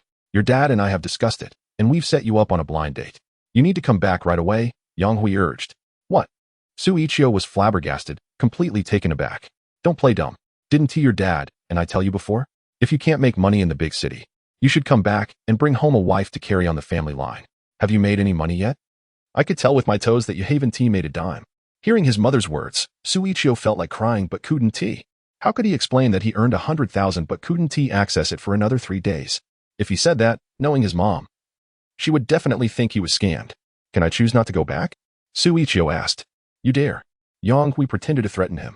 If you don't come back for the blind date, your dad and I will cut ties with you. All right. I'm really scared of you guys. With no other choice, Xu Yiqiu reluctantly compromised.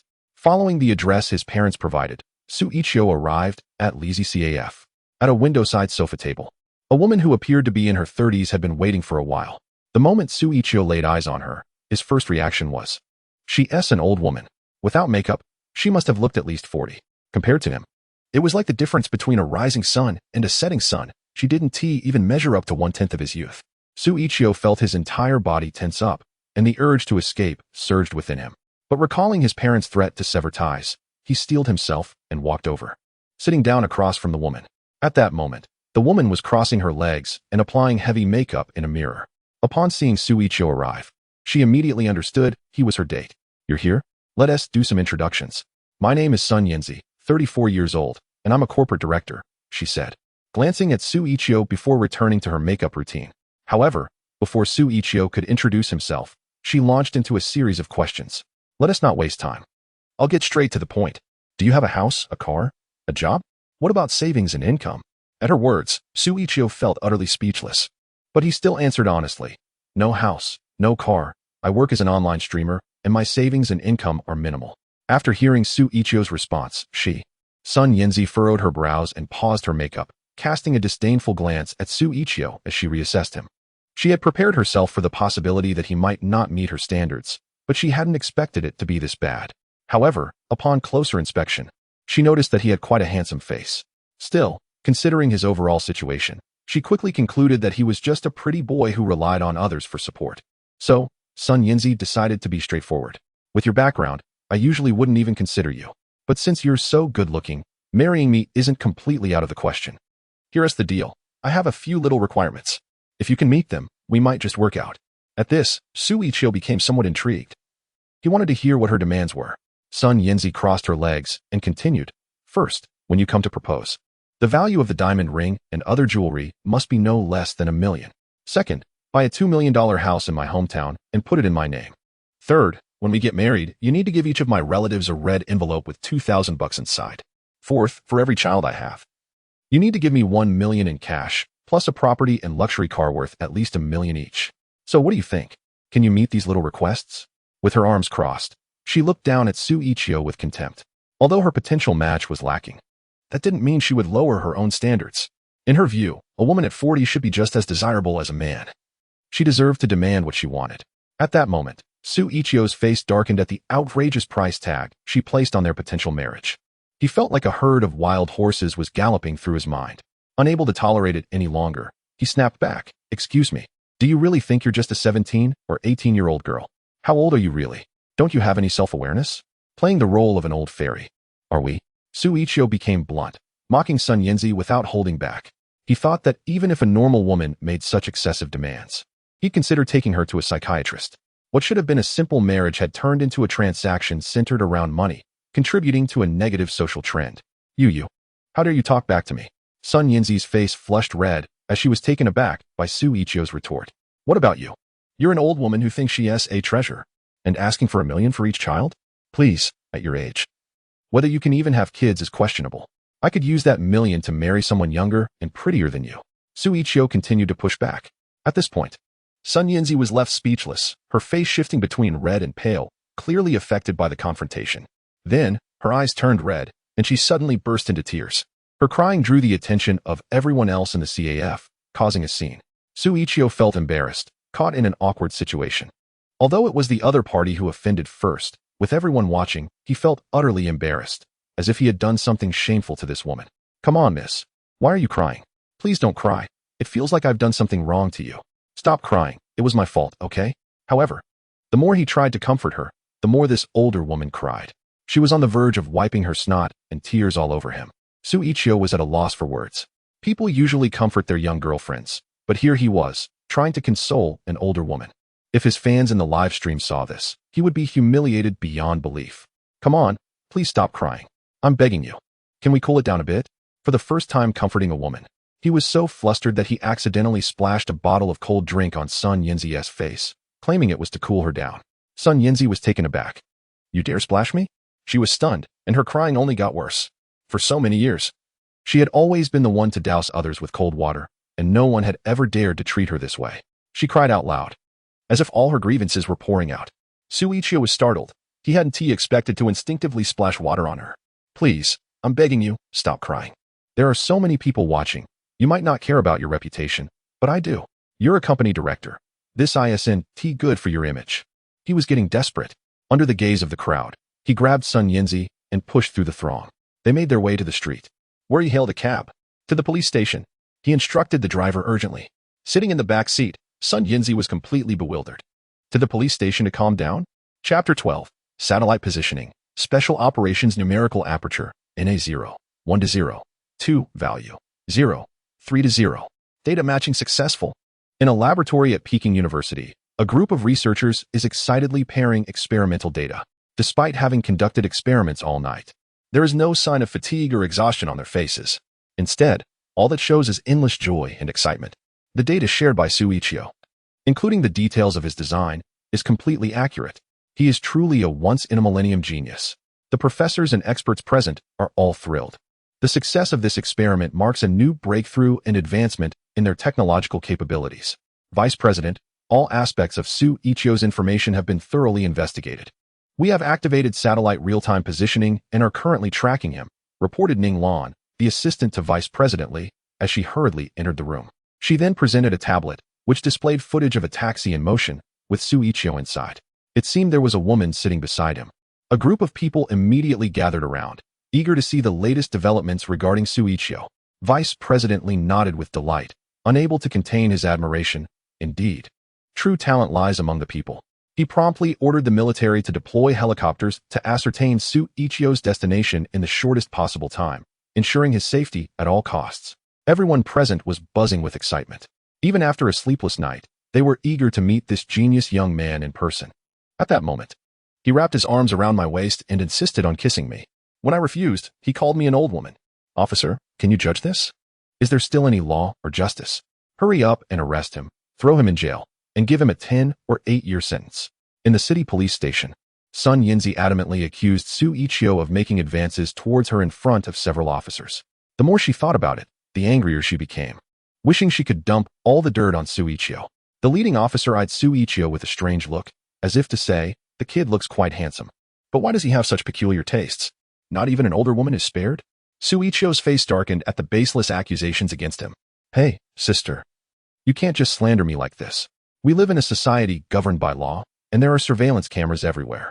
You need to be responsible for what you say. He was utterly speechless, given the absurdity of the situation. He even began to suspect whether she was deliberately trying to provoke him. To verify the authenticity of the incident, several officers went to the surveillance room to review the footage from the CAF. Upon hearing the exorbitant bride price demanded by Sun Yinzi, even a few officers couldn't help but chuckle. One officer burst out laughing. What are you laughing at? Sun Yinzi angrily demanded. I just remembered something joyful. My wife is about to give birth, the officer quickly explained. So why are you laughing? Sun Yinzi turned her head and questioned another police officer. My wife is about to give birth. The officer's face turned red, and he was struggling to hold back his laughter. When they saw the surveillance footage of Xu Yiqiu pouring water directly onto Sun Yinzi's face to calm her down, several officers' necks turned crimson, nearly bursting from the effort to suppress their laughter. "You've gone too far. I've put up with you for so long." Sun Yinzi shouted angrily at the officer who was barely containing his laughter. "My wife is giving birth." The officer explained again. "You're clearly laughing at me. You haven't stopped." Sun Yinzi was on the verge of losing her temper. Xu Yiqiu was also standing by, struggling to hold back his laughter. "Ma'am, we've undergone rigorous training. No matter how funny it is, we won't laugh, unless we can't help ourselves." As soon as this was said, the officers completely lost it, their shoulders shaking with suppressed laughter. "Well, let's get back on track. Throwing water on someone is a very rude act, comrade. We need to seriously criticize you." The old officer quickly changed the subject, starting to give Xu Yiqiu a lecture, fearing that Sun Yinzi might explode at the police station. Just then, dozens of reconnaissance vehicles from special forces suddenly flooded the street. Simultaneously, a riot police unit composed of hundreds of special officers emerged, completely taking control of the surrounding streets. The sight of such a spectacle on the highway instantly caused serious traffic congestion. The loud roar of helicopter blades echoed in the air.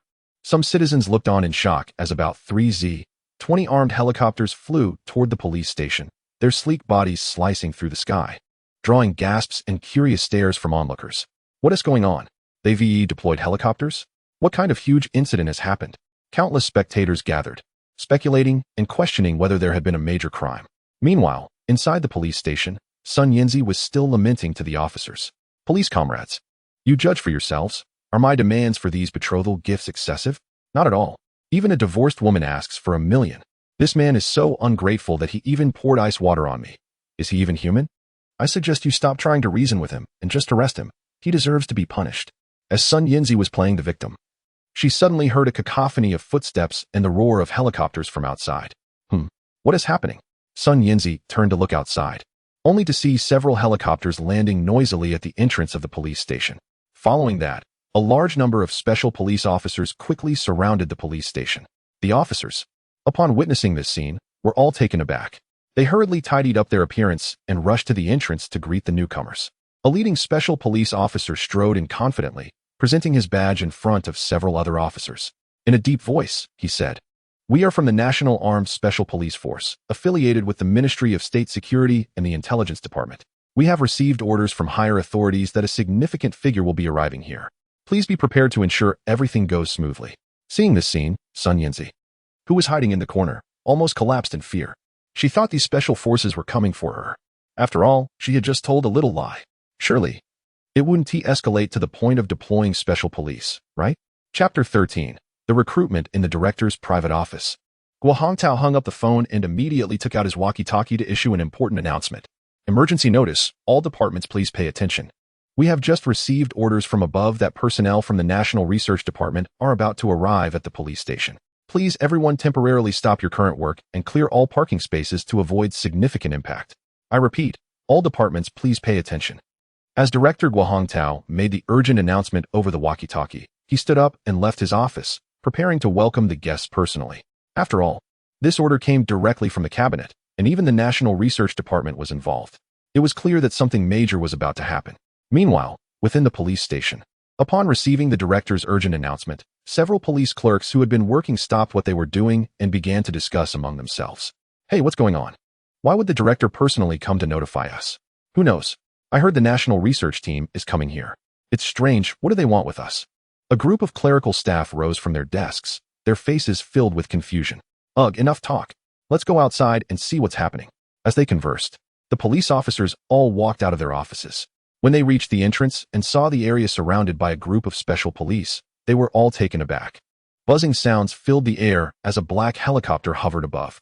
The rotor blades spun rapidly, creating a loud buzzing noise and stirring up the air and dust below, making a rustling sound. The aircraft tilted slightly, resembling a giant mechanical dragonfly, and was now flying steadily towards the police station. "Oh my God, is this for real? They even dispatched a helicopter? Who's coming?" One by one, the police clerks stepped outside, their eyes wide open in shock at the scene before them.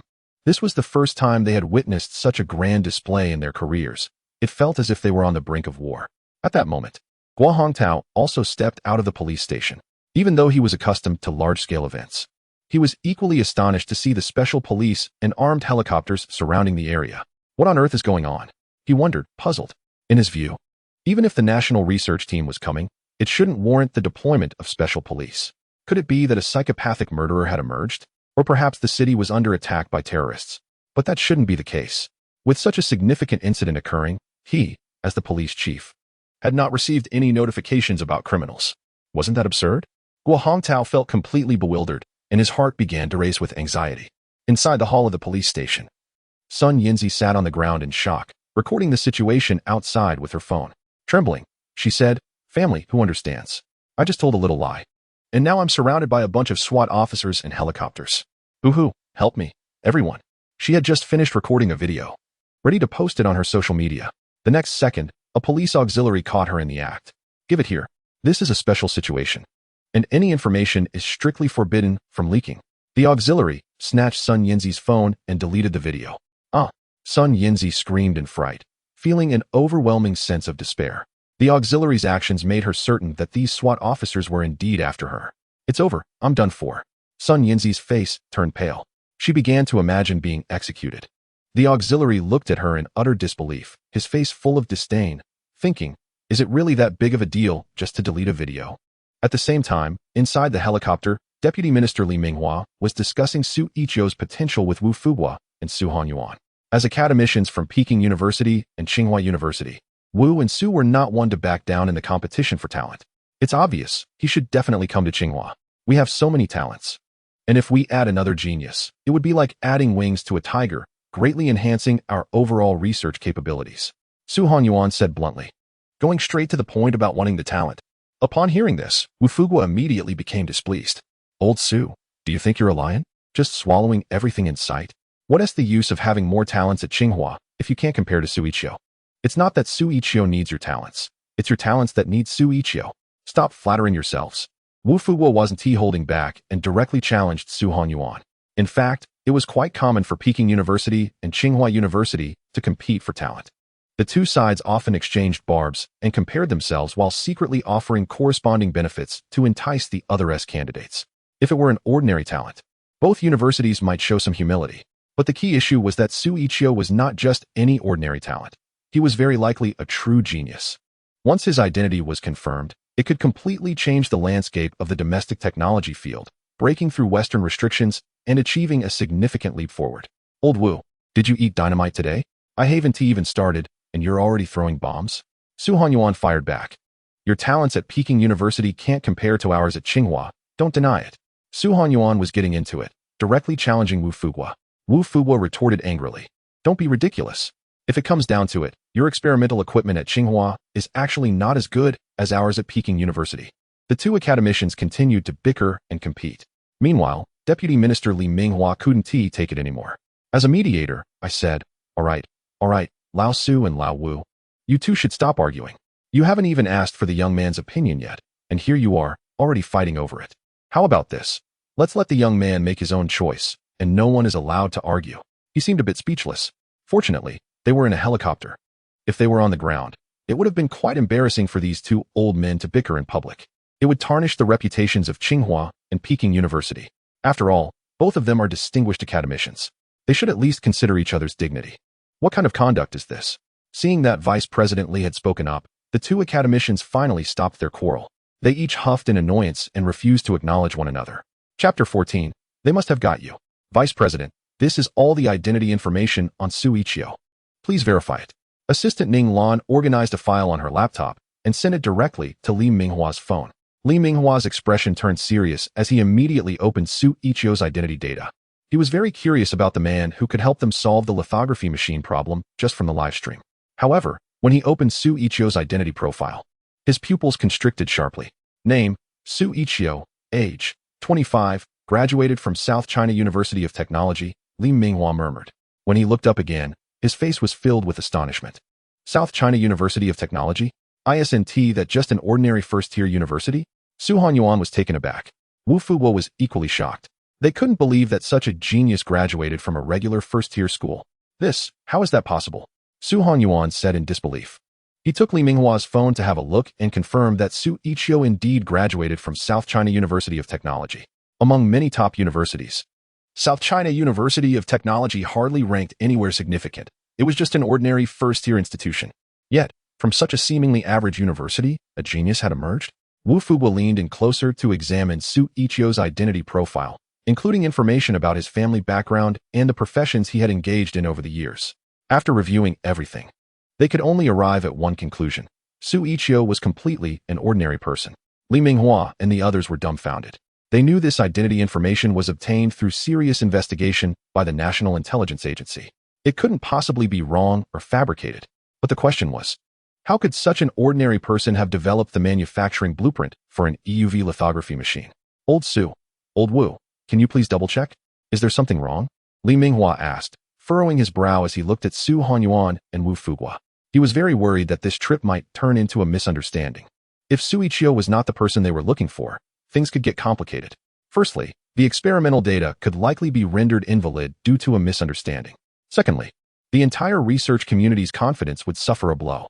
At this moment, Wu Fuguo and Su Hongyuan had already taken out their notebooks and began recalculating the previous experimental data. Perhaps due to psychological reasons, they felt a heavy cloud of doubt as they calculated the data. The experimental data does seem a bit suspicious, Su Hongyuan said, frowning. But it's too early to draw conclusions right now. I'll think of a way to test him, to see if he really has the capability. As soon as he said this, Wu Fuguo and Li Minghua expressed their agreement. It's rather hasty to dismiss someone's abilities based solely on their educational background. One must meet in person and conduct a thorough assessment to determine if they are genuine. Boom. The helicopter carrying the cabinet officials finally descended slowly at the entrance of the police station. The powerful gusts from the rotor blades created a whistling sound as they cut through the air, immediately causing tension and unease among the police staff. The cabin door opened, and Li Minghua, supported by bodyguards, finally reached the ground safely. Guo Hongtao, the director who had been waiting anxiously at the entrance, quickly approached him. Vice Director Li, what brings you here personally? What on earth has happened? Guo Hongtao appeared anxious and confused, still unsure of the situation. Why was even the vice director of the cabinet involved? Li Minghua didn't have time to explain much to Guo Hongtao. The priority was to quickly verify Xu Yiqiu's true abilities. Where is Xu Yiqiu? He asked directly. Xu Yiqiu? Guo Hongtao was caught off guard. Who is that? He was baffled. No matter how hard he thought, he couldn't recall anyone by that name in the department. Li Minghua frowned, pulling out his phone to check Xu Yiqiu's satellite location. It clearly showed that Xu Yiqiu was indeed in the police station. Seeing Li Minghua silent and furrowing his brow, Guo Hongtao grew even more anxious, fearing that he had mishandled the situation and delayed something important. In a moment of panic, he turned to the police staff and shouted, Xu Yiqiu. The police staff gathered together, exchanging puzzled glances. Who is Xu Yiqiu? I don't know, do you? Never heard of them. They whispered among themselves, all feeling curious and unfamiliar with the name, while secretly speculating about the identity of this person who could summon so many high-ranking officials.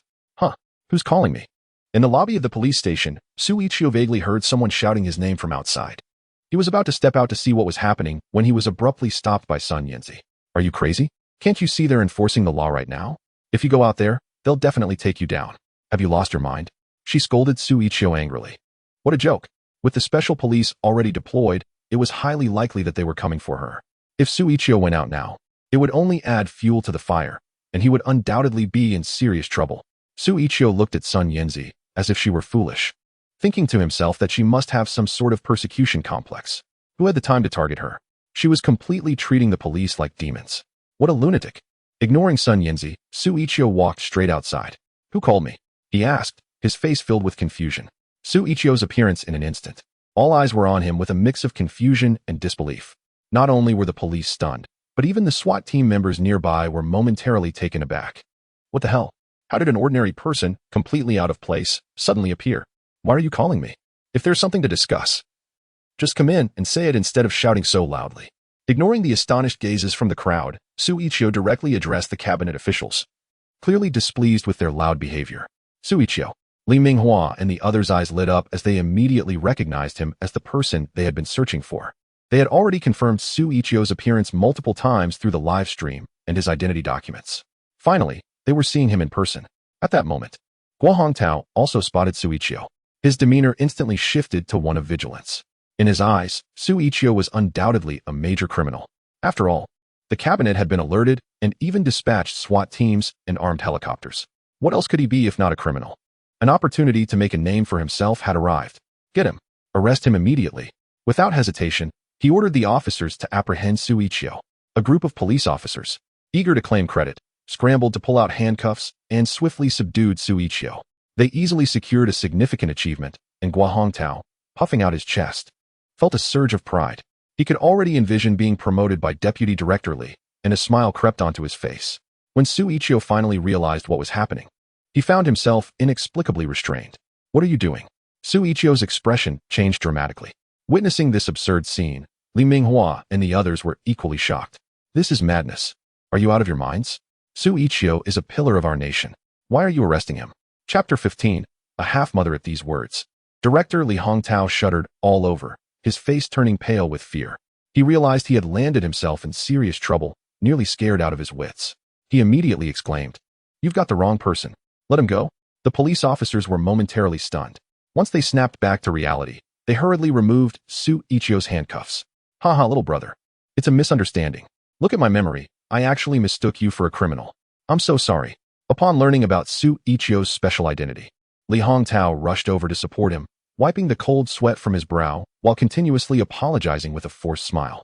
Having been indiscriminately apprehended by a group of police officers, Xu Yiqiu felt a tremendous pain in his arm, causing him to grimace. Seeing the police chief apologizing so sycophantically made him feel an overwhelming sense of insincerity, and he couldn't be bothered to respond. Li Minghua and the others, noticing the situation, quickly approached Xu Yiqiu to express their concern. "Little brother Xu, are you okay? Do you need to go to the hospital?" Wu Fuwa asked with genuine concern. Xu Yiqiu waved his hand dismissively. "I'm fine. I won't die from this." Guo Hongtao felt extremely awkward, worried about potential repercussions from his superiors. He hastily changed the subject, saying, "Well, let us not stand around outside. Let us go inside and sit down. Please, everyone." He proactively led the way, ushering all the important figures into the reception room. Even Sun Yanzi, who had come with Xu Yiqiu, was called over. As Sun Yanzi trembled and walked into the reception room, her legs felt weak at the sight of so many influential figures gathered together. She wasn't foolish. Seeing the director so obsequious made her realize just how terrifying the identities and statuses of these individuals were in the country. "Oh my God, I just told a little lie. Is it really necessary for so many big shots to come down on me like this?" Sun Yanzi wailed internally, feeling utterly desperate. Once Xu Yiqiu settled at the reception table, a tall, strikingly beautiful woman sat across from him. She was Ning Lan, Li Minghua's assistant and secretary. "Hello, Mr. Xu." Ning Lan greeted politely, though her expression was somewhat stern. "Hello," Xu Yiqiu nodded in return. "I need you to answer a few questions for the investigation. Name, age, gender," she said, glancing at the documents in her hand before looking up at Xu Yiqiu. Xu Yiqiu was taken aback. Although he didn't understand why he needed to undergo an investigation, he answered truthfully, "My name is Xu Yiqiu. I am 25 years old, and I am male." As he spoke, he noticed that the others remained standing quietly, seemingly observing something, which made the atmosphere in the reception room feel serious and heavy. Sun Yanzi also sensed the uncomfortable tension, which only confirmed her suspicion that they were interrogating a criminal. This thought startled her. She hurriedly spoke up to distance herself from the situation. "Officer, this person is a criminal, right? Oh, by the way, I have nothing to do with him at all. I don't even know him. I'm completely innocent." She finally understood why so many special police units had suddenly been dispatched. Turns out, Xu Yiqiu was a criminal and had dragged her into this mess. Where could she go to clear her name? Seeing that Xu Yiqiu and Ning Lan remained silent, the others looked at her with strange expressions. Sun Yanzi thought no one believed her, and she became anxious. She quickly grabbed Xu Yiqiu's wrist and shook it. "You need to explain this to them. Just say we're only blind date partners and didn't know each other before. Don't pull me into this." Xu Yiqiu was speechless, thinking to himself, "When did I become a criminal? This woman is not only foolish and malicious, but also lacks common sense. She really needs to be sent to a mental hospital." Seeing Xu Yiqiu not speaking and just looking at her in disbelief, Sun Yanzi turned pale with fear. She thought he was trying to drag her down with him. In a panic, she pleaded, "Handsome, I'm really sorry. Please spare me. Can you just explain it? I won't ask for the betrothal gifts. And I won't frame you either. If it comes to that, I'll even pay you off once you get out alive, okay?" She was genuinely scared. What if Xu Yiqiu took revenge on her and tried to drag her down with him? She would be in deep trouble, and there would be no way to clear her name. In the reception room, a group of people watched this woman babble nonsensically, their brows furrowed and exchanging puzzled glances. Clearly, they had no idea what she was talking about. At this point, Xu Yiqiu was too tired to continue sparring with Sun Yanzi. He directly said, I really don't know this old woman. Being called old woman didn't make Sun Yanzi angry. Instead, she laughed and stood up from the table. Yes. We don't know each other at all. At my age, I could be half his mother. If there is nothing else, I'll just be on my way. With that, she picked up her phone, ready to make a quick exit. She didn't dare to be angry with Xu Yiqiu anymore. Staying alive was the priority. Seeing Sun Yanzi about to leave, Li Minghua immediately signaled to an assistant, who quickly stepped forward to block her path. Hello, Mayam. You need to sign a confidentiality agreement before you can leave here. What happened today must not be disclosed. Hearing that she only needed to sign a confidentiality agreement, Sun Yanzi breathed a sigh of relief. She quickly took the pen, signed her name to guarantee it, and hurriedly fled the scene. After watching Sun Yanzi leave, Su Hongyuan and Wu Fubo approached and sat down across from Xu Yiqiu. Little brother Su, we didn't come here for any particular reason. We just found your live stream content very interesting after watching it last time. Here are a series of issues we encountered during our experiments. Could you personally give us an answer? Su Hongyuan asked, pushing a file of experimental data in front of Xu Yiqiu with eager anticipation. This was, in a way, his test. If Xu Yiqiu could pinpoint their issue, it would confirm that he was indeed the person they were looking for. Xu Yiqiu took the experimental data and glanced at it briefly before responding. The issue lies with the parameters of the projection system. The numerical aperture, NA, should be in the range of 0.6 to 0.9. You need to adjust the number of lenses to between 30 and 40. And the aberration must be kept under 10 nanometers. The values you have set are mismatched. It's no surprise the projection experiment failed. As soon as he finished speaking, the researchers present all brightened up, their expressions shifting to one of realization.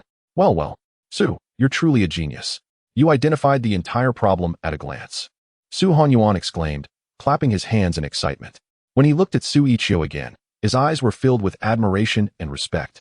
Everyone in the room was in awe of Xu Yiqiu's talent. What had been an incomprehensible issue for them seemed trivial in his eyes. This young brother is extraordinarily gifted. I can only imagine how impressive his team must be. May we be so bold as to ask for a moment with your team? Li Minghua interjected, stepping forward. Chapter 16, the livestream room team? I don't have a team. It's just me. Xu Yiqiu said calmly, resting his arms on the table and interlocking his fingers. If I had to say I had a team, it would be me and Little Buddy. The reason he possessed such a brilliant mind was all thanks to the assistance of Little Buddy, his auxiliary system. Of course, the existence of this system was his secret. He wouldn't foolishly expose his trump card. Otherwise, the investigation he was currently facing would be the least of his worries. He could end up being captured and subjected to extensive research and analysis in a secret base. He certainly didn't want his life to take such a tragic turn. After hearing Xu Yiqiu's calm response, it wasn't just Li Minghua who was stunned. The entire group of scientific elites in the meeting room stood up in shock. Su, are you joking? You just said you have no team, just yourself? Su Hongyuan stared at Xu Yiqiu in disbelief, his old face filled with incredulity. Every researcher present was equally astonished. No one could imagine that this genius young man was completely alone, without any team backing him. How could that even be possible? In the meeting room, the expressions of the group of expert professors changed dramatically. Clearly, they were taken aback by Xu Yiqiu's answer. Scientific research is no child's play.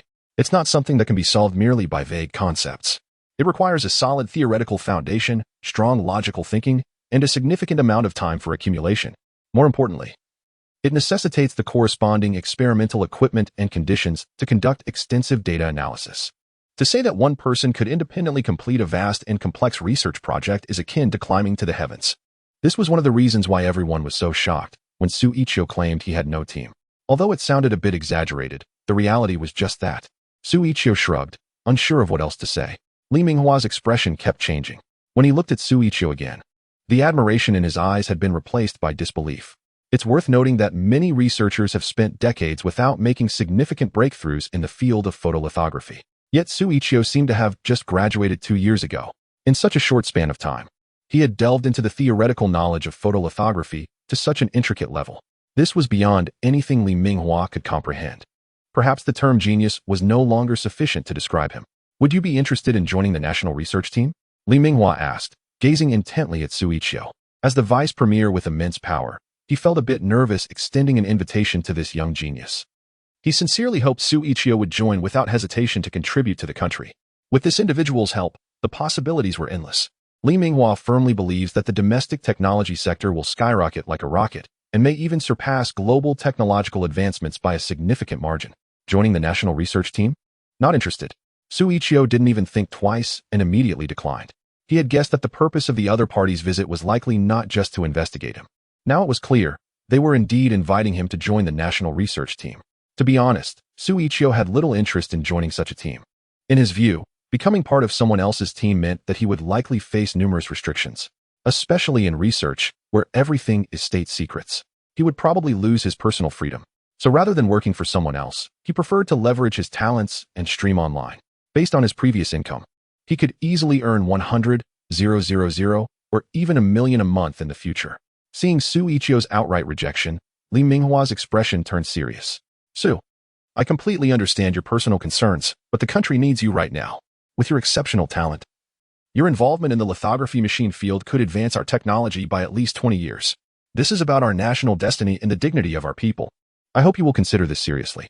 Li Minghua stared intently at Xu Yiqiu, his demeanor extremely grave. In the meeting room, the air was so tense it felt like it could drip with water.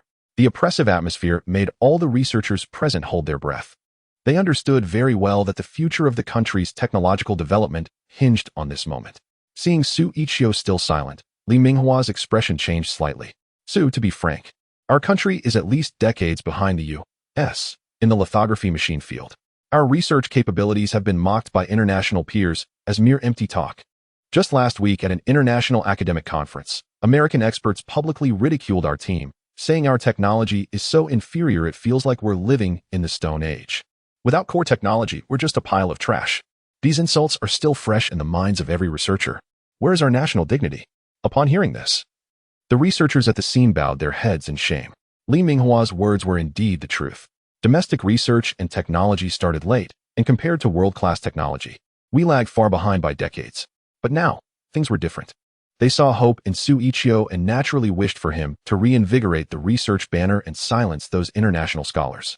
Xu Yiqiu remained silent. Although he was a self-serving individual, he felt a slight tremor in his heart when faced with the greater national cause.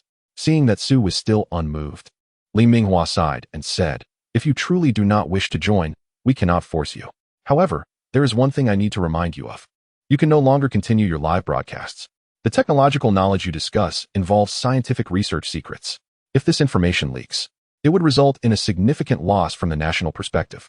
Therefore, we have decided to shut down your streaming channel to prevent any experimental procedures related to lithography from being disclosed," Li Minghua stated.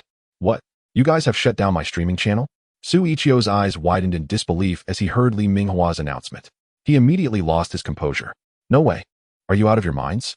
I still have $1 million in earnings that I haven't withdrawn," Xu Yiqiu exclaimed, jumping up from his seat. He had been planning to wait for 3 days to withdraw that $1 million and become a millionaire.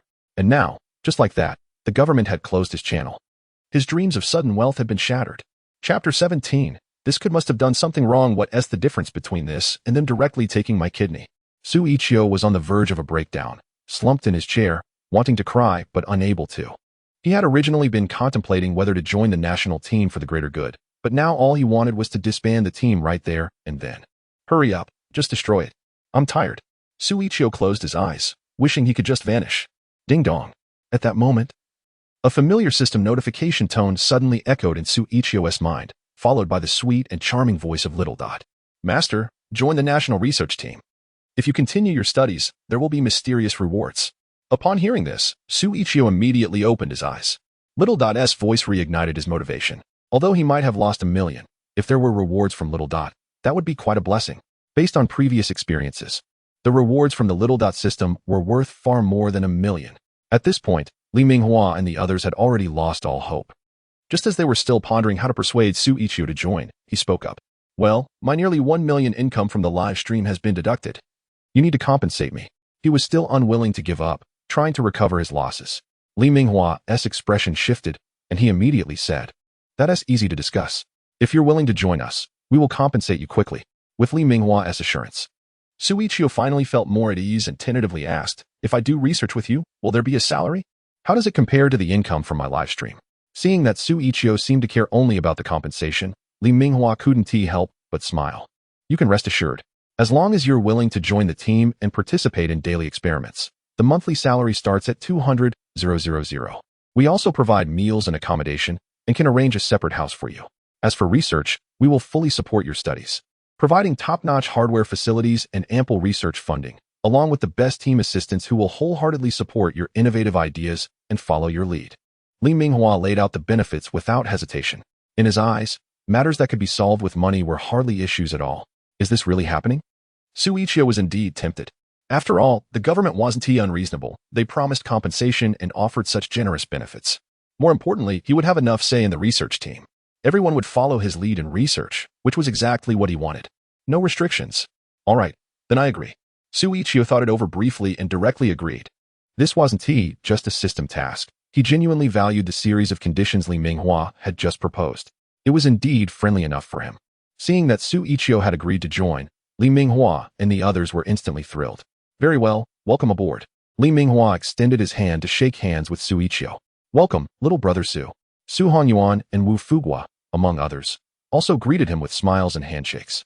In the reception room, all the researchers were buzzing with excitement, their faces lit up with joy. With Xu Yiqiu joining, they believed that the country's technological level would soon experience a remarkable boost. By the way, little brother Xu, since our country's research experiments are classified, you will need to sign a non-disclosure agreement. During this period, you won't be able to leave freely. Additionally, we will need your identification for confidential record-keeping. Li Minghua said. Xu Yiqiu understood the need for secrecy regarding the experiments. However, he replied, some of my documents aren't with me right now. They should be back at my hometown. We can send a helicopter to get you back home quickly, which will save some time, Li Minghua suggested. However, Director Wang Hongtao had a different opinion on dispatching a helicopter. Deputy Director, the helicopters you sent are armed attack helicopters. This is too much. The citizens will think the military is being deployed, which could cause panic. It would be better if I arranged for a police escort instead. That would be more discreet. Wang Hongtao stated. While he seemed to advocate for a low-key approach, he was also looking to make a good impression by escorting a national-level talent. After all, escorting someone like Xu Yiqiu was no small feat. However, Li Minghua could see through his ulterior motives and silently cursed Wang Hongtao for being so cunning. Xu Yiqiu was a rare research genius, worth more than a whole army. What was wrong with using armed helicopters for escort? Li Minghua snorted coldly, his tone clearly displeased, signaling Wang Hongtao to mind his own business. Seeing the deputy director's irritation, Wang Hongtao's expression shifted, and he quickly forced a smile, saying, yes, you're right.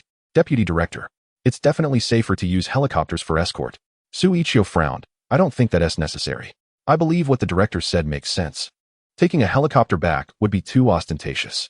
Just sending a few people in cars would be fine, and I'd like to spend some time with my parents. A helicopter isn't appropriate. He was not the kind of person who sought the limelight. If he were to fly back in a helicopter, it would not only disturb the neighborhood, but also lead to all sorts of rumors. After all, he hadn't been home in years during college, and the neighbors had even spread rumors that he had died outside. How could he explain that? If he took a helicopter, wouldn't people think he was involved in arms dealing? Just the thought of it made Xu Yiqiu shudder. Agreeing to Xu Yiqiu's request, Li Minghua immediately instructed Wang Hongtao to arrange several police cars for the escort. However, he was mistaken. Police cars were not exactly low-key either. In the evening, the blaring sirens shattered the tranquility of the Guiyuan community. The air above the entire neighborhood was filled with the buzzing sound of police sirens. People from every household were startled and hurried out of their homes. It was then that they saw several police cars driving in one after the other, finally stopping in front of a building. Neighbors gathered together, some eager for a spectacle, and began to speculate. Whose family has gotten into trouble? Why are there so many police cars? I have no idea. This old neighborhood is full of familiar faces. Who would get into trouble? A group of people whispered among themselves, nervously glancing at the police cars not far away, fearing that something serious had happened. However, when they saw the car doors open and a man step out, they were shocked to recognize him as Xu Yiqiu, the son of the Xu family. Their eyes nearly popped out in disbelief. Chapter 18. Smoke rising from the ancestral grave. Wait, isn't that the son of the old Xu family, Xu Yiqiu? Has this kid gotten himself into trouble? Everyone stared in shock as Xu Yiqiu stepped out of the police car, completely dumbfounded. This reckless kid seemed fine just a moment ago. How did he end up in a situation like this? The neighbors widened their eyes and gaped in disbelief, their faces painted with astonishment and surprise. No one expected that the son of the old Xu family would end up in such a predicament. As Xu Yiqiu prepared to head upstairs, he noticed a few police officers following him. He frowned slightly and said, "My parents are getting old and can't handle seeing you all making such a fuss. It would be hard to explain later, so please don't follow me up." The leading officer, looking a bit troubled, replied, "Xu, We were instructed by Director Wang not to let you out of our sight. He said this was for your safety, and we're just doing our job. We hope you won't make this difficult for us. Hearing this, Xu Yiqiu's expression darkened. It was that Director Wang again. Why did he have to meddle so much? Noticing Xu Yiqiu's discontent, the officers, aware of his special status, didn't dare to offend him. They had no choice but to compromise. How about this? We won't accompany you upstairs, but you need to wear this recording device the entire time and accept our drone surveillance. We must ensure you remain within our line of sight for your safety. After much negotiation, Xu Yiqiu reluctantly took the recording device handed to him and turned to enter the building. The police did not follow him, but instead operated the drone from a distance, monitoring Xu Yiqiu's every move through the surveillance footage on their laptops.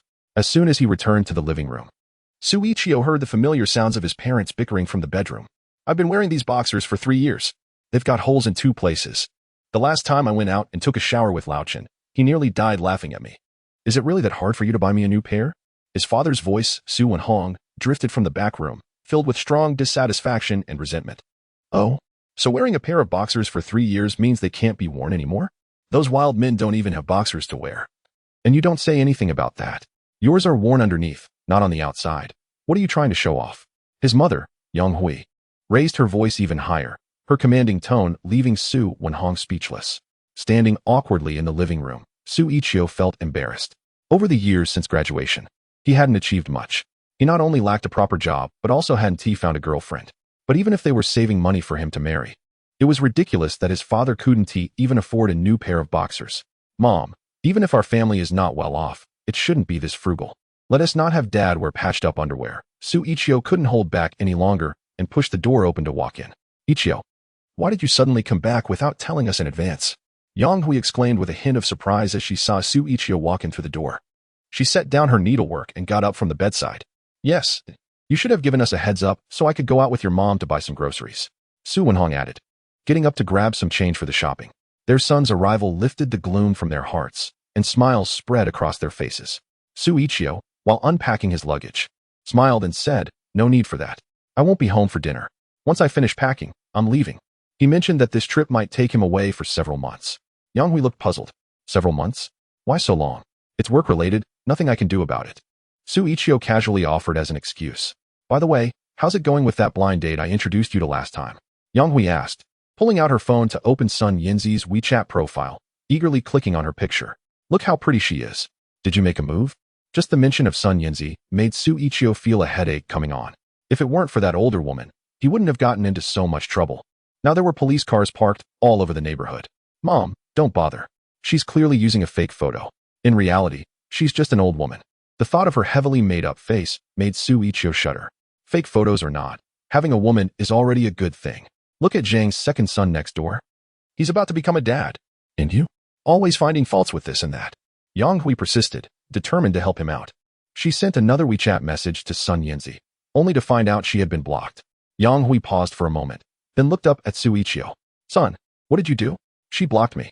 Xu Yiqiu's face turned awkward. If he told her that he not only made the older woman cry, but also took her to the police station, nearly scaring her half to death, he couldn't imagine how his mother would react. Cough. Maybe she has too high of standards and thinks I'm not good enough, Xu Yiqiu said honestly. Can you be a bit more ambitious in the future? Yang Hui said, looking frustrated. This time, you have to have a proper meal at home before you leave. I'm going to go buy groceries with your dad. You keep packing. With that, she dragged Su Wenhong out the door. However, when they saw several police cars with flashing lights parked outside, they were both frozen in place. Lao Su, what happened? Who's in trouble? Yang Hui asked, astonished. Su Wenhong also looked shocked, staring at the police cars while noticing a group of neighbors across the street whispering in their direction. An ominous feeling washed over him. Could it be that our son is in trouble? Su Wenhong said in disbelief. Yang Hui was taken aback. What are you talking about? Let's go back home first and find out what's going on. Both Su Wenhong and Yang Hui felt uneasy and returned home. Accio, something happened outside. Let's just order takeout for dinner, Su Wenhong suggested once they were back. Yang Hui's expression shifted slightly, and she calmly asked, by the way, you mentioned you would be away for several months. What exactly are you going to do? She was genuinely worried that her son might have gotten himself into trouble. After all, those police cars outside were no joke. I'm going to do some research, Xu Yiqiu said while organizing his documents. What? Research? Upon hearing that their son was going to do research, Su Wenhong and Yang Hui exchanged incredulous glances. If you can actually do research, Our ancestors must be smiling down on us.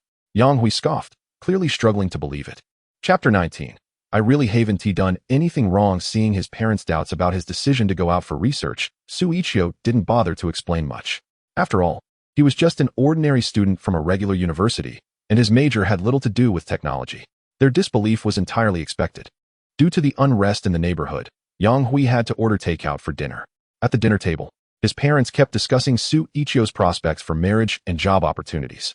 Xu Yiqiu chatted casually with them while eating, a smile on his face as he seemed to enjoy the meal. He knew that this time away might mean he wouldn't be back for a while. So it was nice to take the opportunity to spend some time with his parents. Dad, Mom, it's getting late. I should be heading out soon, Xu Yiqiu said after finishing his meal, glancing at his watch. Although he felt a bit reluctant to leave, he couldn't delay too long. After all, the police were waiting downstairs. Just how long have you been back, and you're already in such a hurry to leave? Yang Hui said, feeling a twinge of sadness, but still getting up with Su Wenhong to see him off. You know, if you're going on a trip, just say you're going on a trip. Why do you have to say you're doing research? Don't think I don't believe you. Just look at your dad. Does he believe you? As they headed downstairs, Yang Hui grumbled while helping Xu Yiqiu carry his luggage. The thought of him claiming he was going out for research made her speechless. She knew full well what his major and qualifications were. Now he had the audacity to say he was doing research. How ridiculous. Was this really how he was going to dodge questions about marriage? Xu Yiqiu awkwardly smiled. He understood that no matter how much he explained now, his parents probably wouldn't believe him. Su Wenhong, feeling uneasy, said, by the way, Yiqiu, when we were coming down, I noticed quite a few police officers and cars in our neighborhood.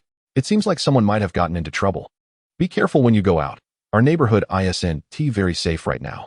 By the time the three of them reached the ground floor, Xu Yiqiu reassured them. It's fine, Dad, don't worry. You still don't trust me when I'm out.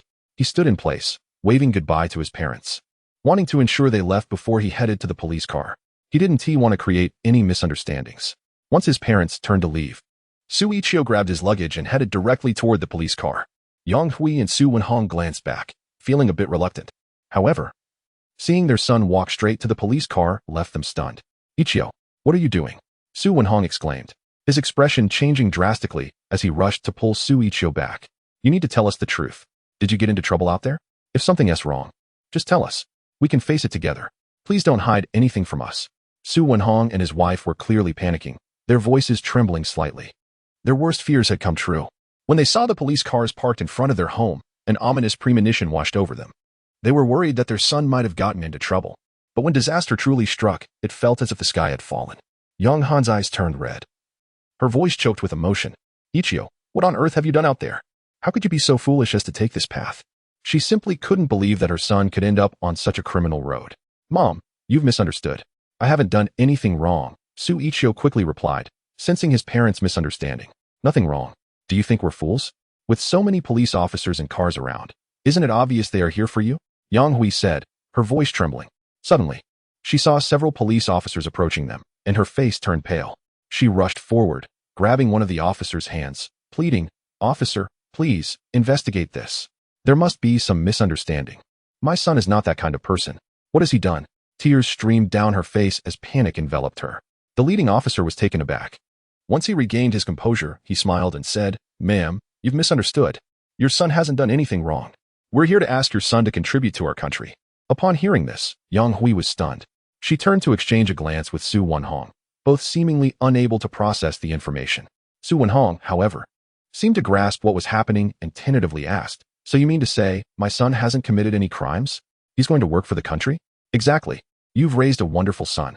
Xu Yiqiu is a genius, truly exceptional, the officer said, shaking Su Wenhong's hand enthusiastically. He couldn't help but look Su Wenhong up and down, as if trying to understand what kind of family could raise such a talented individual. When he noticed the two noticeable patches on Su Wenhong's pants, he paused for a moment, and then deep respect shone in his eyes. This is remarkable. He held Su Wenhong's hand tightly, admiration written all over his face. He had expected Xu Yiqiu's family to be extraordinary to produce such an elite child, but the reality was quite the opposite. Xu Yiqiu's parents were incredibly humble and appeared just like ordinary people. This only deepened the officer's respect for them, compelling them to feel a sense of reverence. After being scrutinized by the officer for a while, Su Wenhong felt his face flush with embarrassment and awkwardly pulled one leg back. Yiqiu, is what these officers just said true? Su Wenhong and his wife quickly turned to their son, asking, Xu Yiqiu smiled and nodded, saying, "Yes. I just want to go out and contribute a bit to the country. You all just wait for me to come back." Yang Hui was overjoyed. Suddenly, she hugged Xu Yiqiu, tears of joy streaming down her face. "Go ahead, son. As long as you don't get into trouble out there, that's all that matters. Strive to make a significant contribution to the country and bring honor to our family." She was deeply moved. Initially, she thought her son's mention of pursuing scientific research was just a joke, but now it seemed her son really had the capability. After calming his parents down and saying his goodbyes, Xu Yiqiu finally got into the police car and left the neighborhood. "Mr. Xu, have you decided where you're going? Is it Peking University or Tsinghua University?" A secretary asked from the front seat while managing the computer. "Let's go to Peking University," Xu Yiqiu replied, gazing out at the rapidly passing scenery. In reality, whether it was Tsinghua or Peking University didn't matter much to him. However, considering the hardware and facilities, Peking University was indeed the best experimental site in the country at the moment. Soon, news of Xu Yiqiu's choice to join Peking University reached Su Hongyuan and Wu Fugua. Tsinghua felt quite regretful about the loss, while Peking University was thrilled and excited. Xu Yiqiu's joining undoubtedly meant that Peking University's research capabilities would see remarkable advancements in the future. From a national perspective, regardless of which camp Xu Yiqiu chose, it was excellent news. As long as talent was retained, it was a victory. Chapter 20. Is he just graduated? A fleet of police cars, sirens blaring, raced towards Peking University. The spectacle was truly grand, drawing countless pedestrians who watched in astonishment and curiosity. They speculated about what kind of criminal could warrant such a massive police response. At the same time, outside the main gate of Peking University, a research team had been waiting for quite some time. Almost all of the university's researchers and elite scholars had gathered there. Most of them had never even seen Xu Yiqiu in person. They had only heard that he was a brilliant genius. "Hey, is this expert a man or a woman?" A female researcher in the crowd asked curiously. "I'm not sure, but I guess he is probably a male professor. He must be getting on in years," speculated a young researcher nearby. "Have you all not heard of him?" Another asked. "Nope, I don't even know his name. I just heard someone say he can build lithography machines." "Is that true? He can build lithography machines? Huh, if he can do that, I might as well swallow steel plates." The complexity of lithography machines is beyond imagination. Our team has been researching it for years with no progress. How could he possibly do it?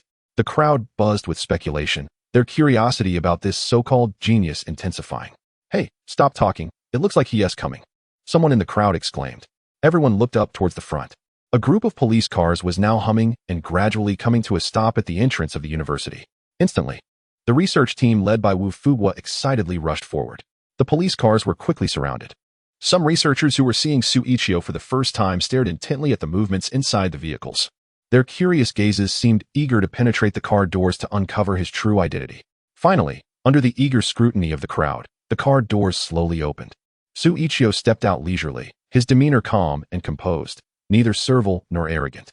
Upon seeing this, many researchers were visibly taken aback. Then, a flicker of disappointment crossed their faces. They had expected someone older, perhaps in their 60s, with a wealth of research experience. But who would have thought that the person who arrived was a young man who looked to be in his early 20s? Could this person really build lithography machines? He looked like he had just graduated. A group of researchers stood frozen, brows furrowed, as the same question unexpectedly arose in their minds. Inside the Peking University conference hall, hundreds of researchers filled the seats. These were the university's most elite and core researchers. They were divided into several teams, each engaged in different research projects, almost mastering the most advanced scientific research technologies and theoretical concepts in the country. On stage, Academician Wu Fugua sat at the conference table, leaning on the embedded microphone with a smile, and said, "Dear experts and professors working in related research technologies, today is a particularly joyous day. Before I share my happiness with you, let me first give a brief overview of the development of lithography technology in our country and the challenges we face over the years. After entering the 21st century, the application of deep ultraviolet lithography technology has improved resolution to the nanoscale. Although we started later and our technological accumulation is not as profound as that of foreign countries, through the efforts of numerous researchers, we have successfully developed 14 nanometers nanoscale chips." Pausing for a moment, Wu Fugua looked at the audience and continued, "However, we must recognize that compared to the world's advanced levels, there is still a significant gap in the development of lithography machines in our country. The main challenges include the need for further breakthroughs in extreme ultraviolet light sources and optical systems. Additionally, Key materials such as photoresists and etchants are still constrained by external factors, and we have not yet fully mastered the entire set of core material technologies for lithography machines. Furthermore, there is a severe shortage of high-end talent engaged in lithography machine research and development. At this point, Wu Fuguo shifted his tone. However, by chance, we discovered a scholar who can be regarded as a genius in the field of lithography. Thanks to his assistance and design drawings, we achieved success in our recent experiment. Now, I would like everyone to join me in giving a warm round of applause to welcome Mr. Xu Yiqiu to our team. Having said that, Wu Fuguo set down the microphone and led the applause. The sound of clapping echoed through the room. Xu Yiqiu stood up from his seat and acknowledged the audience, who immediately responded with sporadic applause. However, most people were clearly reluctant to clap, and their gazes towards Xu Yiqiu were filled with disdain and contempt.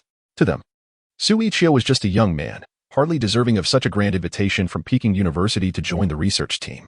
The attendees were seasoned professors and experts, rich in research experience, but often stuck in rigid thinking, favoring traditional methods. This resulted in a reluctance to break from convention when faced with complex problems. In contrast, the younger generation approaches things differently. They possess clearer minds and logical abilities, allowing them to better absorb current scientific knowledge and integrate it effectively. The future of the nation and technological development ultimately belongs to the youth. Therefore, people should not underestimate Xu Yiqiu just because he is young. He may very well have a deeper understanding of the research field than those present. After Wu Fuguo finished speaking, a group of people in the audience became even more dismissive, unable to contain their scornful remarks. Come on, at such a young age. Even if Xu Yiqiu had started learning lithography technology from the moment he was born, it would be unlikely for him to reach the level of progress that they are currently researching. However, what Wu Fuguo said next sent shockwaves through the entire room. I hereby announce that, starting today, Xu Yiqiu will serve as the experimental team leader for the lithography project. The weight of the nation's responsibilities now rests in the hands of a youth. An uproar erupted from the audience. The faces of nearly everyone were filled with deep shock and disbelief. Why should Xu Yiqiu, who had just joined the research team, be appointed as the team leader? In terms of education, qualifications, and experimental experience, aren't they all far more qualified than Xu Yiqiu? They had spent so many years researching in the Peking University laboratory. Yet, the position of team leader was handed over to a novice. Who wouldn't be outraged in such a situation? Chapter 21, dominating the scene at that moment. A young scholar who disapproved of Xu Yiqiu stood up from his seat. Why does Xu Yiqiu get to be the head of the research team? Just because he was recommended by the state? Isn't that the same as climbing the ranks based on connections? As soon as he spoke, the crowd began to murmur in agreement. They all believed that Xu Yiqiu must have used his connections to secure his position. If someone could easily obtain the role of team leader through favoritism, then what did that make all of us hardworking researchers? If that's the case, there's no hope for the domestic research field. We might as well disband right here, he said angrily. The audience was filled with indignation. Exactly. What qualifications does he have to be a leader right after arriving? Which one of us doesn't have more credentials than him? When they looked at Xu Yiqiu again, the researchers' gazes were filled not only with disdain, but also with hostility. Clearly, Wu Fuguo's decision had sparked their discontent. Meanwhile, Wu Fuguo on stage appeared quite calm. He seemed to have anticipated that his choice would likely incite resentment from the research teams. He turned to look at Xu Yiqiu in the audience, curious to see how he would handle the current doubts.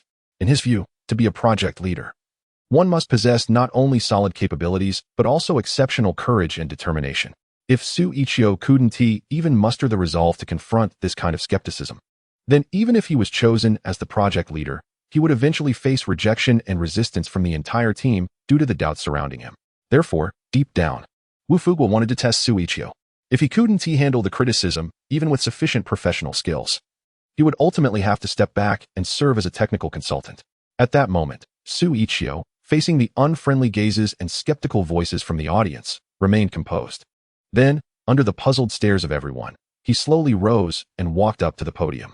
I know that many of you question my age and qualifications, feeling that I am not capable of leading this project, he said, his expression neutral as he looked down at the audience. If any of you were in my position, I urge you to ask yourselves, do you truly have a clear enough vision to solve the current challenges with the lithography machine? Such audacious words sparked further outrage among the audience. Don't just talk nonsense. You throw out such questions, but do you really think you can solve them? A young researcher sneered at Xu Yiqiu. Xu Yiqiu didn't respond directly to him. Instead, he approached the blackboard on stage and quickly sketched a simple model diagram with chalk. As Academician Wu just mentioned, our primary challenge lies within the optical system of the lithography machine and the extreme ultraviolet light source. Let's start by analyzing the optical system. As we all know, the optical system of a lithography machine mainly includes the illumination system, projection system, and detection system. Xu Yiqiu spoke while writing relevant technical terms on the blackboard with chalk. The numerous researchers in the audience calmed down a bit after seeing this and returned to their seats. They were curious to see what this young man in his early 20s could possibly say. The key technology adopted by ASML, the most advanced lithography technology company abroad, involves multi-layer MOC lenses and a shell-less mirror frame structure. Xu Yiqiu continued his explanation. At that moment, someone in the audience scoffed, saying, "Who doesn't he know what you're talking about? Don't we understand their core technology better than you do? Do you think patents are just for show? If we don't develop new ideas and technologies, even if they gave us their technology for free, we wouldn't be able to use it." Xu Yiqiu ignored him and continued, "Although their technology is advanced, it still faces a series of problems. For example, all their optical components require reflective structures, which have a very low transmittance. The beam transmission and imaging systems need to control the wavefront distortion of EUV light." The audience, which had been murmuring, fell silent after hearing Xu Yiqiu's incisive analysis. The entire conference hall became so quiet that one could almost hear the sound of people breathing. Looking at their expressions, the earlier disdain gradually transformed into astonishment. Even Wu Fuguo on the stage looked shocked, seemingly taken aback by Xu Yiqiu's statements. Until now, no one had been able to analyze the defects in ASML's optical system. Yet today, Xu Yiqiu, in front of all the researchers, accurately pointed out the problems existing in foreign lithography machines. It's important to note that ASML's lithography machines hold the world's most advanced EUV technology. However, from Xu Yiqiu's performance, it was as if a college student was analyzing a problem in elementary school mathematics. How could they not be amazed? Therefore, knowing the current problems, we can design alternative solutions to create an EUV lithography machine that is completely different from ASML's, and even surpass it in terms of technology, Xu Yiqiu said casually. But this seemingly ordinary statement from Xu Yiqiu caused an uproar among the researchers in the conference hall. A group of people stood up one after another, their expressions dramatically changing. "First of all, I acknowledge your accurate analysis of the optical system. However, even if ASML's lithography machines have certain shortcomings, you cannot deny that it is still the most advanced machine in the world. Do you know how many years we have spent researching similar lithography technologies? Over 30 years, and we have only managed to narrow the gap slightly. You just claim to have created a lithography machine that surpasses ASML's technology. With all due respect, that sounds like a pipe dream," an elderly professor in his 50s said, staring intently at Xu Yiqiu on stage, his excitement palpable. Facing the skeptical gazes of the crowd once more, Xu Yiqiu merely smiled. "Why do I have this confidence?" he said, and as soon as he finished speaking, he picked up a piece of chalk and wrote a new term on the blackboard: multi-channel design. "We employ beam-splitting technology to divide the EUV light into multiple channels, with each channel responsible for illuminating only a portion of the field. This approach perfectly addresses the issue of high intensity while allowing for individual optimization of each channel's imaging." Before the audience could fully absorb this information, he quickly jotted down more data. In addition to using MOC multi-layer mirrors, many have overlooked some even more crucial materials. By utilizing new multi-layer mirrors such as molybdenum silicate and molybdenum pond, we can achieve even better reflectivity. Chapter 22. October is enough. The meeting hall was eerily silent. Everyone seemed frozen in place, their faces filled with shock as they listened to Xu Yiqiu's analysis and explanation on stage. At that moment, it was as if they finally understood the genius of this young man. His insights and concepts were entirely distinct from their own understanding in the field of research. For the first time, these proud scholars felt a profound sense of inferiority and shame. This was not merely a gap in research capability. It encompassed his thinking and concepts, his designs and proposals. It was an overwhelming display of superiority with no room for comparison. "Excuse me, Mr. Xu. May I ask, do you really believe you can lead us to develop a lithography machine that surpasses ASML?" A professor stood up, skepticism evident in his voice. Clearly, he had just been captivated by Xu Yiqiu's theoretical concepts. Yet, despite Xu Yiqiu's impressive display of talent, he still harbored doubts. After all, a high-tech product like a lithography machine is not something that can be mastered overnight. It requires extensive technical accumulation and precise control over processes to achieve. Moreover, as project team members, they had been researching EUV lithography machines for over a decade, yet faced significant challenges in creating an even more advanced EUV model. Xu Yiqiu appeared too young at that moment. It wasn't that they didn't believe in him. They had simply never encountered such a young researcher before and were concerned about whether he could truly shoulder this responsibility. Xu Yiqiu responded, "In my view, Developing the most advanced EUV lithography machine is absolutely feasible. However, I will need sufficient experimental funding to kick off this research project. Research is undoubtedly an expensive endeavor, especially in the field of lithography machines, which requires significant financial investment. The cost of the photoresists and wafers used in experiments is exorbitant. Just one wafer can be valued at hundreds of thousands of yuan. It can be said that a single experiment often costs several million, or even tens of millions. And sometimes you don't even get a return on that investment. The research into lithography machines has already consumed hundreds of billions, yet it remains in a backward state. This illustrates just how complex and costly lithography experiments truly are. How much funding do you think you'll need? Wu Fuguo asked Xu Yiqiu, his expression serious. He was already prepared to apply for significant funding from the government. As long as they could develop the most advanced lithography machine, he was willing to pay any price. I estimate around 5 billion, Xu Yiqiu replied after some thought, presenting a conservative figure. This included costs for various materials, hardware, and other research expenses, which was already the most conservative estimate. Upon hearing the amount Xu Yiqiu requested, the crowd gasped in astonishment, their eyes wide with disbelief. This is already a very conservative estimate, Xu Yiqiu explained, feeling a bit concerned that he might be asking for too much funding, exceeding the application limits. No, your request is actually quite low, one of the professors responded. Over the decades of our research and development, we've already spent hundreds of billions. So when you said you only need 5 billion, it took us by surprise. With such a complex R&D process, are you sure 5 billion will be sufficient? Xu Yiqiu nodded. As long as you cooperate well with me, that funding should be enough. Wu Fuguo's expression shifted to one of appreciation. Great. 5 billion is not a problem. I can help you apply for it up the chain quickly. However, I need to know how long it will take you to complete the R&D. Pausing for a moment, he glanced at Xu Yiqiu and asked, can you finish it within 10 years? He was also probing, as the development of lithography machines is a long-term process, even abroad. The entire process from principal research to product delivery takes about 5 to 10 years, requiring continuous massive funding throughout. As for their domestic research teams, they had yet to develop a new generation of lithography machines and were still using outdated equipment. 10 years.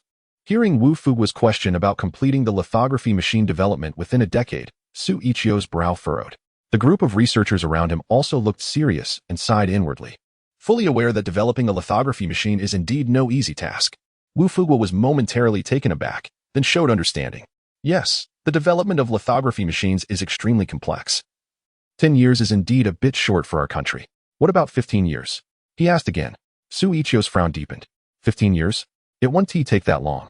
10 months is sufficient, he replied calmly. If we wait that long, foreign research teams will quickly widen the gap with us. By then, it will be too late. What did you just say? Xu Yiqiu's statement left all the researchers in the conference hall stunned, causing them to rise from their seats in disbelief. 10 months? You must be joking. At that moment, everyone's pupils dilated, their faces filled with shock. No one could fathom that Xu Yiqiu proposed a timeline of merely 10 months. Are you out of your mind? How is that even possible? An older expert exclaimed, staring in astonishment at Xu Yiqiu on stage. The shock made his hands tremble. The difficulties of developing a lithography machine were well known to these veteran researchers.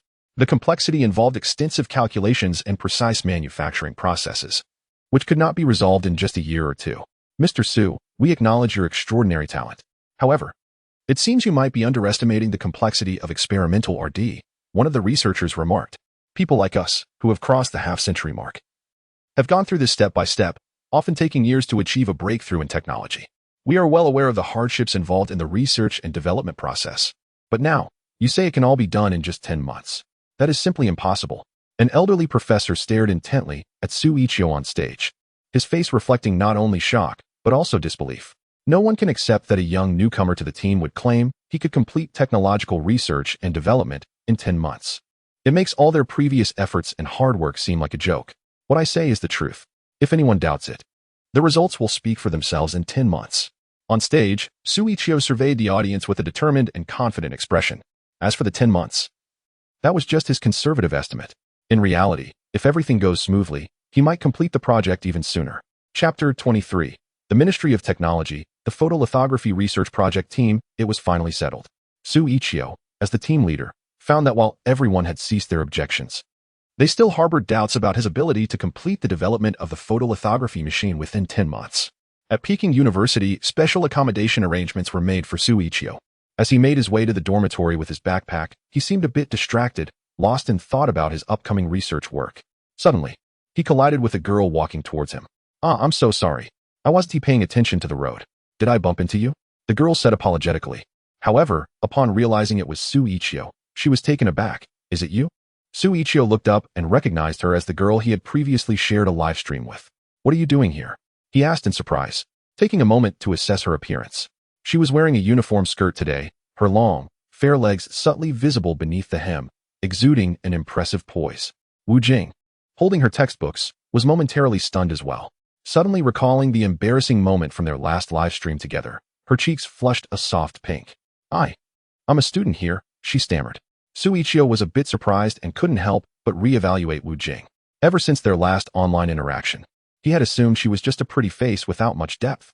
However, seeing her here at Peking University changed his perspective. Her intelligence was certainly noteworthy. I'm Wu Jing. Nice to meet you. Are you here for school? Wu Jing, despite her embarrassment, took the initiative to strike up a conversation. Seeing her discomfort, Xu Yiqiu understood the reason behind it and decided not to bring up any awkward topics. Instead, he smiled and said, well, rather than saying I'm here for school, it's more accurate to say I'm here for work. I'm Xu Yiqiu. I'm sure you've heard of me. Wu Jing's expression showed clear signs of nervousness and unease. Her cheeks turned crimson as she replied, yes, I often watch you in the live stream. I'm a fan. It was the first time she learned his name and thought to herself, no wonder his live stream name is Xu Yiqiu. It's connected to her own name. You said you're working at our school? Have you joined Peking University's research team? As they walked and talked, Wu Jing was very surprised to hear he was there for work. She immediately thought he might have joined the research team, considering the talents he had displayed. Yes, I'm very grateful for the invitation from Peking University. I'm excited to work here, Xu Yiqiu replied, though internally he felt a bit at a loss. He didn't know how to discuss this topic further. After all, he couldn't just say he had been caught in a tug-of-war between Tsinghua and Peking University, ultimately choosing Peking for its superior hardware facilities. Two people arrived at the entrance of the boys' dormitory. Knowing that Xu Yiqiu was about to leave, Wu Jing felt a bit reluctant. Their recent conversation had left her wanting more. She took out her phone and, feeling a bit shy, asked, can I have your contact information? Since we'll be at the same school, we can look out for each other. Getting Xu Yiqiu's contact was something Wu Jing had longed for, and with this opportunity at hand, she certainly didn't want to miss it. Sure. Xu Yiqiu shared his contact information before heading into the dormitory. Wu Jing watched his departing figure, lost in thought, not sure what was on her mind. Ministry of Science and Technology. The entire building showcased a streamlined design. The glass curtain walls reflected shimmering light under the sun. Silver metal panels adorned the structure like alloy armor, enveloping the ministry in a cool, resilient, and mysterious exterior. On the 9th floor, in the conference hall, the layout was simple and functional. The walls were decorated with the minister's handwritten departmental insignia, representing the nation's scientific strength. At the long conference table sat the upper management of the ministry and the core research team from Peking University. A middle-aged man with a square face occupied the seat of honor, reviewing a funding application for a lithography machine project. This man was Lin Yanan, the Minister of Science and Technology. Lin Yanan raised his head to look at the research team from Peking University, his expression gradually darkening. I just reviewed your application for the lithography machine project. There is something I must remind you of.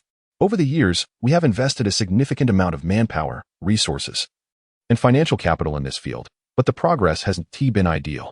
Although the lithography machine project is of great importance, we have already poured hundreds of billions into it.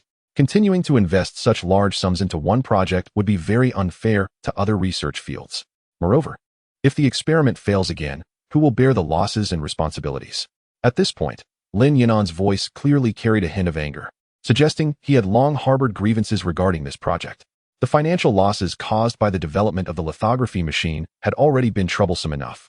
So, I'm afraid I cannot approve this 5 billion funding application at this time. I hope you can understand the difficulties faced by the ministry. After weighing the pros and cons, Lin Yanan ultimately rejected the funding application from Peking University's lithography research team. The minister's rejection sent the team members' spirits plummeting. They had been counting on this funding to reignite their motivation and push forward. However, before the flame of ambition could ignite, it was extinguished, leaving the group feeling utterly disheartened. Minister Lin, I hope you can reconsider seriously. This time is different. We have a new talent on our team. I believe that under his leadership, we can successfully develop the lithography machine with this funding. If you reject this project application, it will undoubtedly be a loss for the country. Professor Li Wen exclaimed anxiously, unwilling to give up. He continued to plead with Lin Yunan, hoping for an opportunity. However, how could a decision made by Lin Yunan be easily changed? Furthermore, every time a research team applied for funding, they always painted a grand picture. But the actual results of their experiments were often negligible. He had long grown accustomed to this routine of exaggerating promises and finding various excuses to secure funding. I'm sorry, but after careful consideration, the Ministry of Science and Technology is unable to provide this funding at this time. However, we will follow up and give it serious thought. Lin Yunan replied calmly. Though his words seemed tranquil, they carried an undeniable weight, leaving the research team members feeling utterly disheartened. They knew all too well that once Lin Yunan made a decision, it would be nearly impossible to persuade him to change it in the short term. All they could do was hope that he might reconsider one day and not maintain a bias against their lithography machine project team. Chapter 24. Going through the back door after this incident. The research teams at Peking University realized that their standing in the Ministry of Science and Technology was no longer as significant as it once was. Upon returning, they were all downcast, like frostbitten eggplants, lacking energy and enthusiasm. Wu Fuguo was furious upon learning that the funding for their project had been rejected by the ministry. However, he also recognized that the main reason for this outcome was their inability to achieve significant results in the field of lithography machines. Consequently, Wu Fuguo quickly convened a meeting in the conference hall with his research team. The theme of the meeting was to recruit new talent and gather a strong team of skilled individuals. As the name suggests, this meeting was aimed at attracting new talent. They realized that their lithography team still lacked sufficient skilled personnel, which had prevented them from gaining recognition from higher authorities. Therefore, they planned to infuse fresh blood into their research team by inviting more young, innovative scholars to join, thereby strengthening their team. Technological innovation and competitive talent have always been crucial drivers of progress and social development in our country. Everyone knew that, in terms of talent, Peking University indeed could not match Tsinghua University's elite scholars. Without recognition at the national level, it would be difficult for our entire research team to continue progressing. Thus, the theme of this meeting was to recruit new talent for our research team and encourage talented young students to join us. Standing at the podium, Wu Fuguo looked at the audience and delivered his speech earnestly. After careful consideration, we decided to select promising students for our team through a written test and interviews.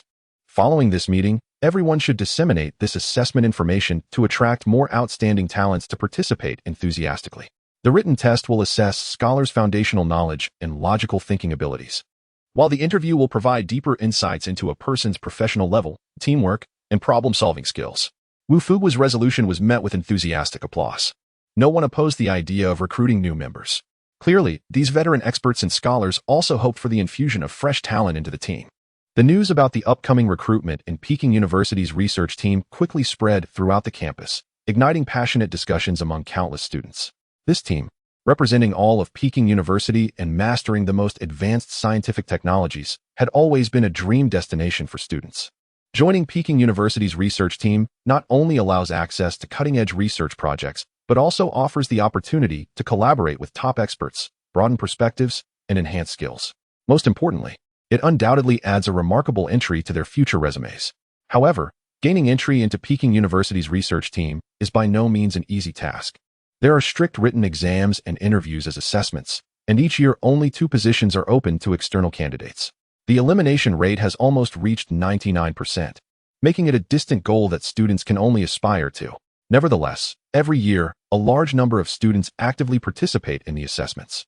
Once admitted, it means they no longer have to worry about their basic needs. All they need to do is contribute to research.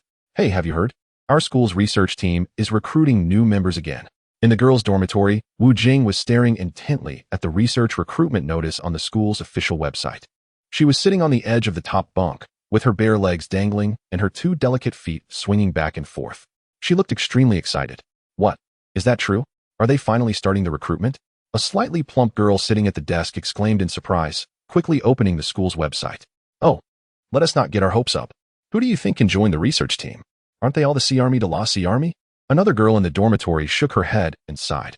Just look at the team members. More than half of them are seasoned professors and experts from the previous generation. With hardly any young people, you can imagine how tough the assessments must be. The standards for joining the research team are exceptionally high. Even if you come in first in the written exam, it all depends on how well you perform in the interview. And there are so many geniuses at Peking University. Competing against all these talents is like facing a hellish level of difficulty. So, even though joining the research team is an incredibly honorable thing, many people still choose to give up when faced with reality and their own capabilities. I know my limits. I choose to give up, the girl said with a wry smile.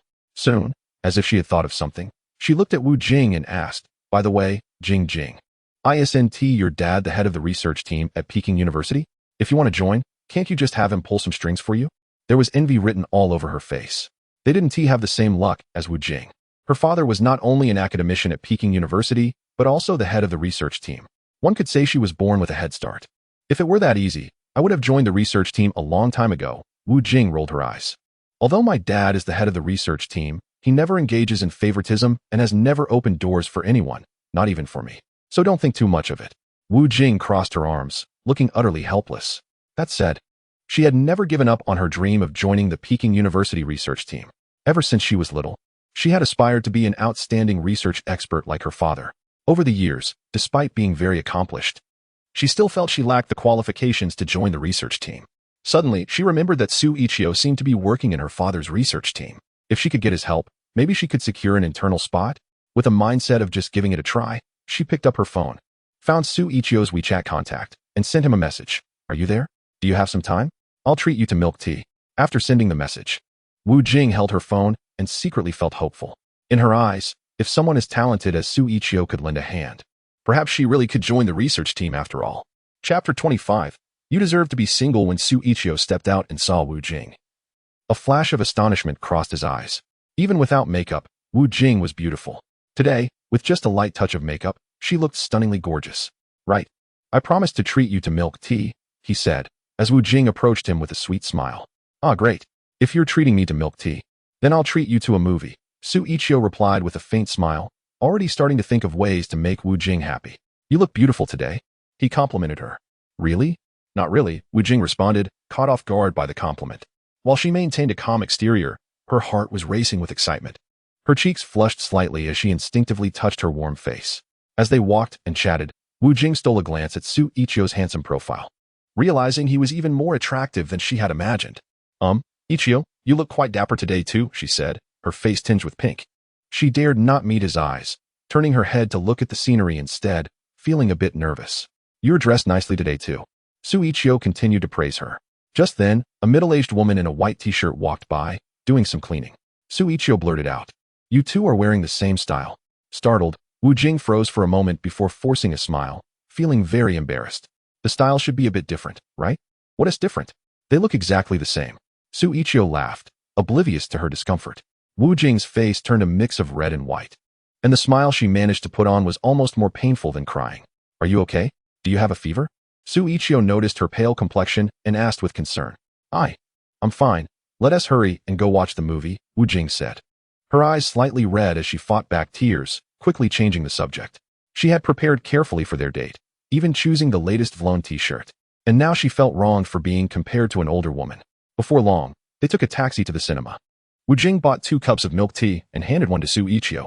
Thanks, he said, taking the drink and glancing at the movie posters for the films that were about to be released. He looked at Wu Jing and asked, what movie do you want to watch? I'm fine with anything, she replied, taking a sip of her milk tea and wrinkling her cute nose. Then let us watch this one, Ghosts Unleashed. Xu Yiqiu said excitedly, pointing to a horror movie poster. This should be pretty thrilling, he added with a grin. Seeing the bloody images and ghostly figures on the poster, Wu Jing shivered slightly once again. Instinctively, she wanted to link her arm with Xu Yiqiu's, but at that moment, Xu Yiqiu had already run off to buy the tickets. Wu Jing's face turned pale. She was already timid by nature and didn't even dare to sleep with the lights off at night, let alone watch a horror movie.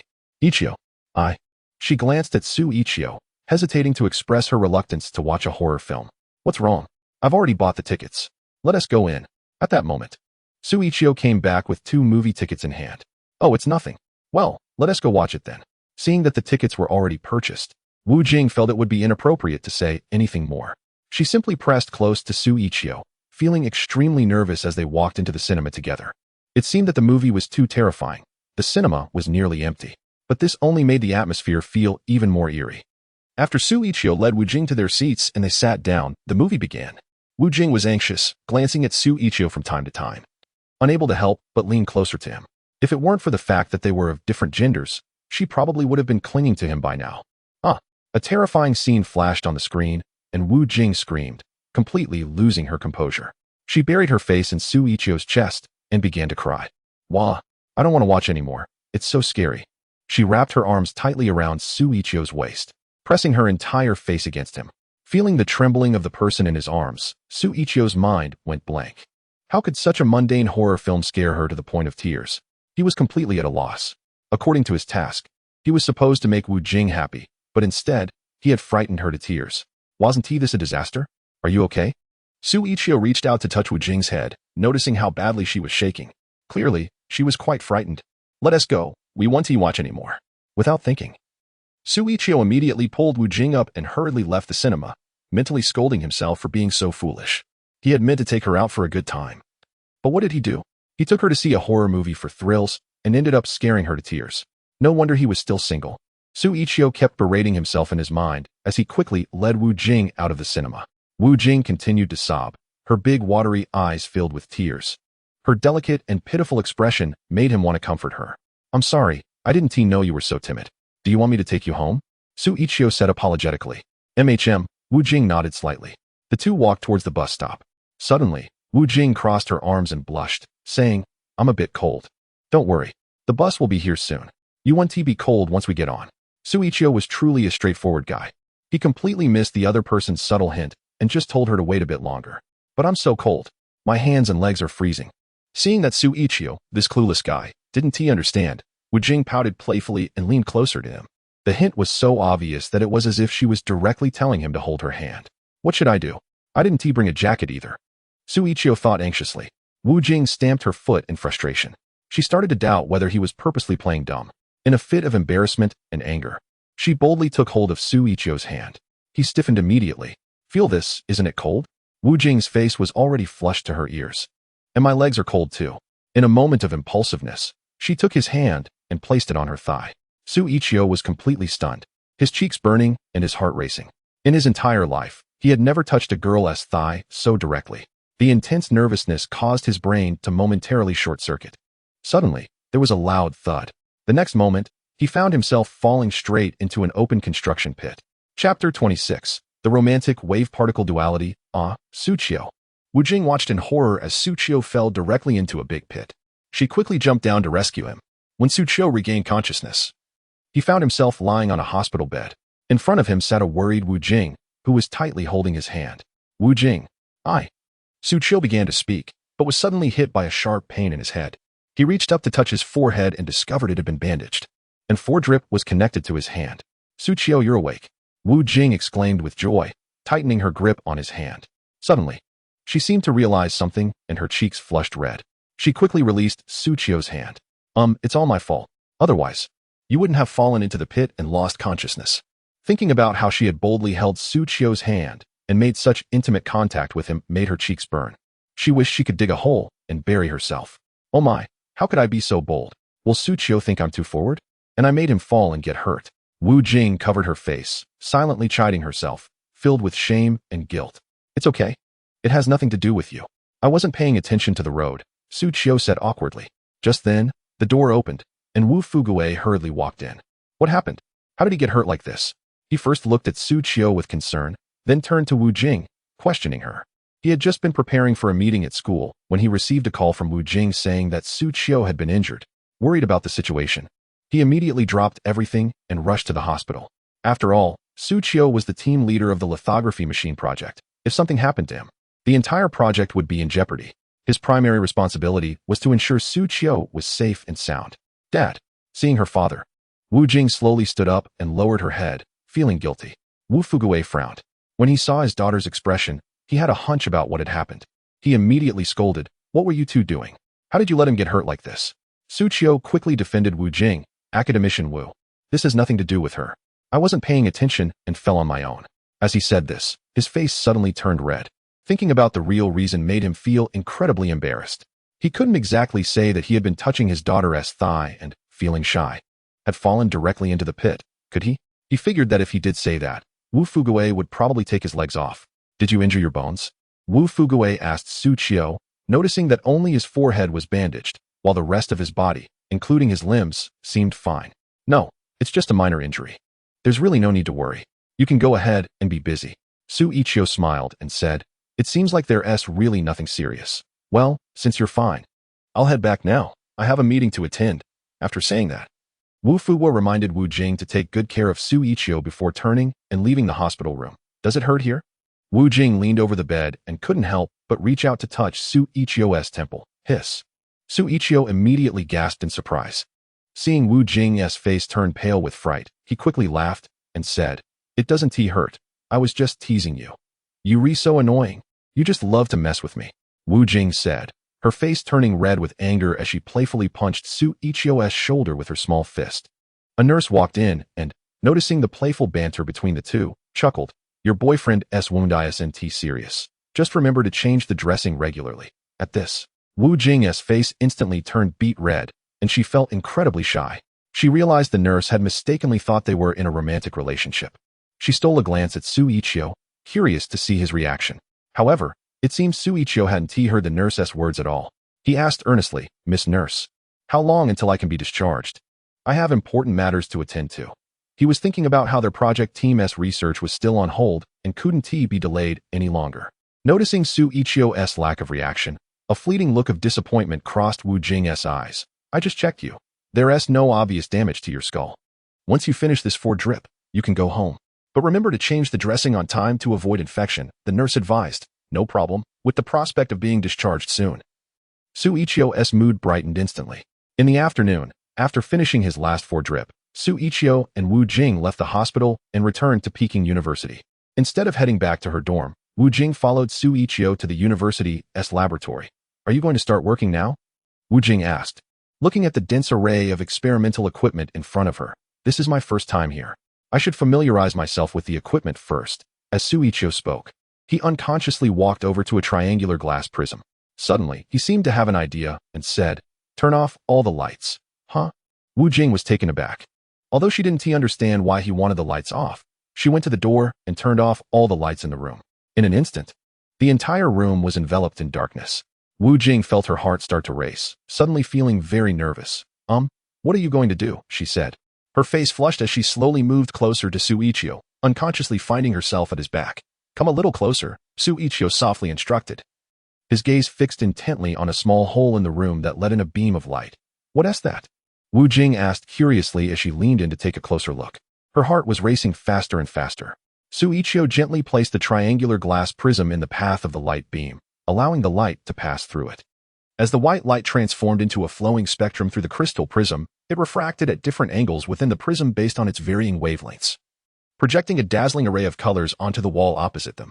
Red, orange, yellow, green, cyan, blue, and violet, the 7 colors of the spectrum intertwined on the wall, creating a magnificent rainbow. This is the wave-particle duality of light, Xu Yiqiu said with a smile. In that moment, Wu Jing's pupils dilated in sheer astonishment. She gasped, covering her mouth, her eyes sparkling with intense excitement and joy.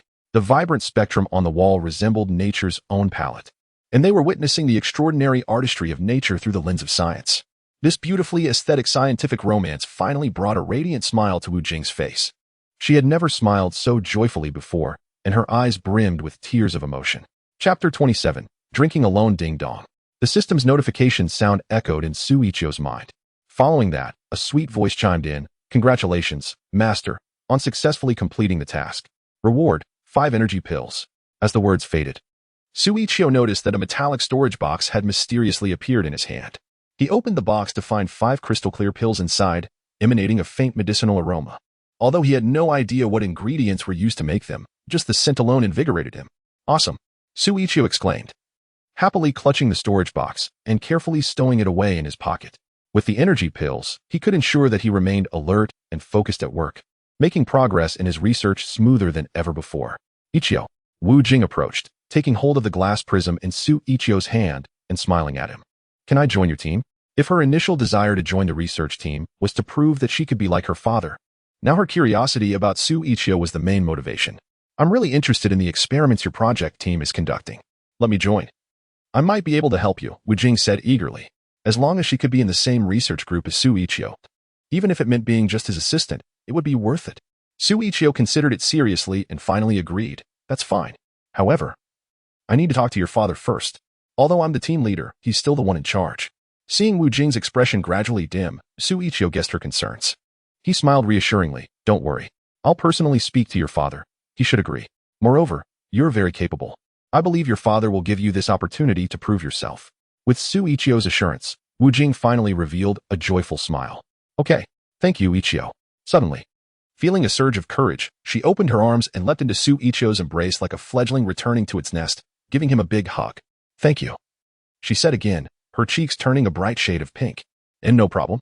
Caught off guard by the sudden embrace, Xu Yiqiu's heart raced, and he froze, his face turning crimson as if he were petrified. I'll head out first then.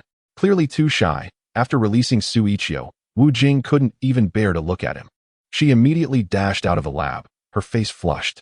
Xu Yiqiu stood there, stunned and lost in thought. In the quiet lab, the sound of his heartbeat echoed in his ears. Really now, what am I thinking? Xu Yiqiu slapped his face lightly to snap himself back to reality. When he returned to the dormitory, he arrived at the 5th floor, where the research team members resided, including Wu Fugua, who often stays here for research purposes and rarely goes home. Arriving at the door of room 501, Xu Yiqiu was about to knock when he noticed the door was slightly ajar. Through the gap, Xu Yiqiu saw Wu Fugua sitting on the edge of the bed, drinking alone, tilting his head back as if he had some troubles he couldn't express. After hesitating for a moment, Xu Yiqiu gently pushed the door open. Academician Wu, are you drinking?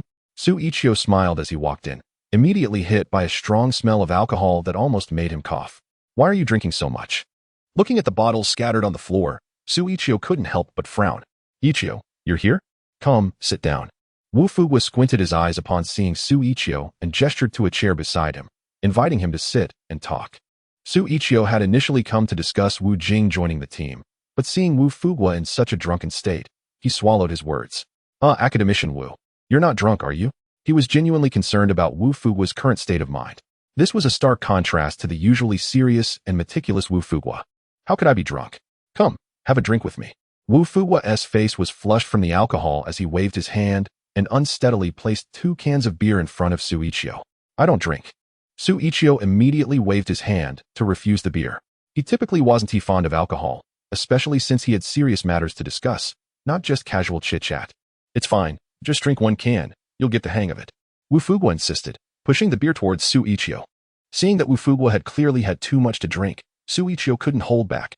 Academician Wu, do you have something on your mind? Wu Fugua remained silent, continuing to gulp down the beer, his painful expression suggesting he was not just drinking alcohol, but something bitter. That is enough. Xu Yiqiu finally couldn't watch any longer and reached out to snatch the beer can from Wu Fugua's hand. In the struggle, some beer splashed onto Wu Fugua's face, which brought him slightly back to his senses. After a long silence, he slowly spoke. Our research team is currently facing unprecedented challenges. Xu Yiqiu's expression turned serious. What exactly has happened? Wu Fugua smiled bitterly and shook his head. He didn't directly answer Xu Yiqiu's question but instead said, you have no idea how much manpower and funding we've invested in the field of photolithography over the years. The scientific challenges and hardships we face are known only to us researchers. Faced with foreign blockades and oppression, we can only swallow our pride and vow that one day we will develop our own advanced lithography machines. However, while the dream is beautiful, the reality is harsh. No matter how hard we work and how much we strive, we often feel a deep sense of powerlessness, even despair, in the face of these high-precision products. At this moment, Wu Fugua raised his beer and downed it in one go. Xu Yiqiu did not stop him, merely standing by and listening in silence. Until I noticed you. That day, I saw a glimmer of hope in you. Through your various displays of talent, I truly believe you have the capability to lead our country in developing the most advanced lithography machine. I thought we were finally going to see the light at the end of the tunnel, that we could finally hold our heads high. Unfortunately, things didn't go as planned.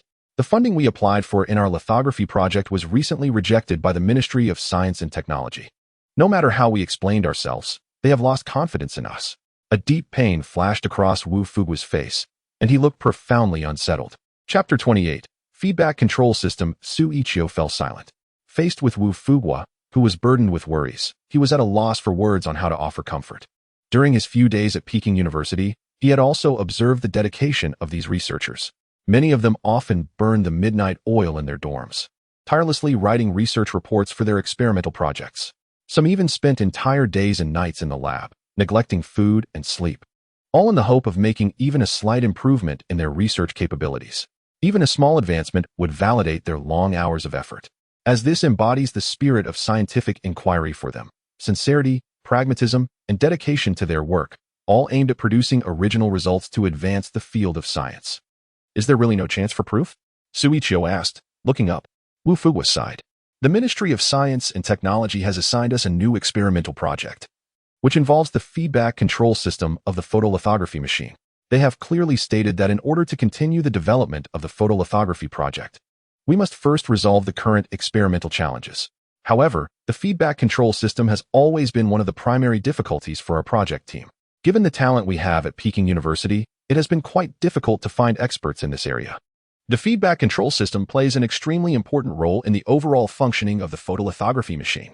It is a subsystem module within the machine's overall control system, spanning multiple levels, including optical, mechanical, and control systems, to monitor and precisely control various parameters of the photolithography machine.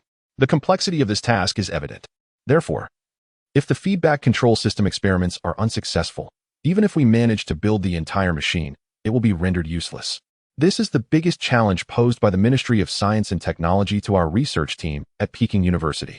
If we can successfully conduct the experiments, the photolithography project can continue. If not, the team will be disbanded on the spot. This is one of the reasons for Wu Fugwa's deep despair, as achieving success in the feedback control system experiments in a short time frame seems nearly impossible. Xu Yiqiu rubbed his temples with 2 fingers, pondering for a moment before speaking. Starting the experimental development directly from the feedback control system is not entirely out of reach. I think I can give it a try. Upon hearing this, Wu Fugwa's eyes widened in shock. Are you saying you can do it? His previously foggy mind suddenly cleared at Xu Yiqiu's words. His heart raced, and his face flushed with a mix of excitement and disbelief, making it hard to tell if he was drunk or sober. Xu Yiqiu did not respond directly, but instead asked, "Let's assess how much funding remains for our research team." Wu Fugwa thought for a moment before replying, "Let me see. The last experiment used up quite a bit, but I think we still have around 1 billion left. That's enough. Gather a core group of experimental members and prepare the necessary materials. We'll start the experiments right away." Xu Yiqiu stood up from his chair, glancing at his watch with a serious expression, as if time were of the essence. Soon, Wu Fugwa gathered a group of core members from the research team, experts who had dedicated many years to the field of photolithography.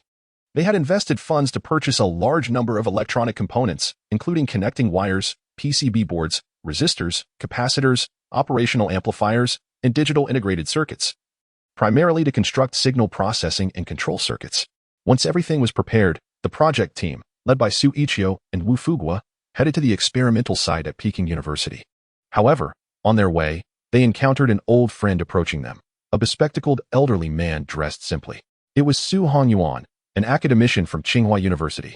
"Hey, old Su, what brings you here?" Wu Fugwa said, somewhat surprised, as he stepped forward to greet him. Behind Su Hongyuan were several researchers from Tsinghua, their eyes fixed curiously on Xu Yiqiu, as if they were intrigued by this young man. "I just came to see what is so great about Peking University that it managed to attract this kid," Su Hongyuan replied, his gaze continuously scanning Xu Yiqiu, clearly showing a hint of dissatisfaction. Xu Yiqiu felt a bit awkward, as he understood that Su Hongyuan was subtly blaming him for not joining Tsinghua. Wu Fugwa chuckled and patted Su Hongyuan on the shoulder. "After all these years, you still can't change your petty ways. Xu Yiqiu is a talent for our country. It doesn't really matter where he is. We are all contributing to the nation." Su Hongyuan scoffed, "You're good at making excuses. By your logic, if Peking University achieves something in research, are you saying the honor should be shared with us?" Though he said this, he wasn't genuinely angry. It was just his personality to banter with Wu Fugwa. "All right, if you really want it, I'll split the honors with you when the time comes," Wu Fugwa joked. "Enough of the banter. What are all these researchers here for?" Su Hongyuan asked, noticing the group of researchers behind Wu Fugwa. Wu Fugwa sighed, and then recounted his recent troubles to Su Hongyuan in detail. After listening to Wu Fugwa's grievances, Su Hongyuan's brows furrowed tightly. Does the Ministry of Science and Technology really have so little confidence in Peking University? Wu Fugwa smiled wryly. "Perhaps it's because we haven't achieved results in a long time. If I were in their shoes, I'd find it hard to maintain confidence too. Given that, let us join forces. Tsinghua has plenty of talent as well.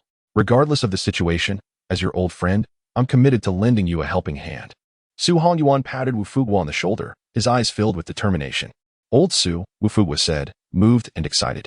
All his gratitude was unspoken. "All right, all right? Don't get all sentimental on me. I'm just worried that if you don't achieve results, once the team disbands, I won't have anyone left to banter with. Xu Yiqiu immediately laughed and teased him.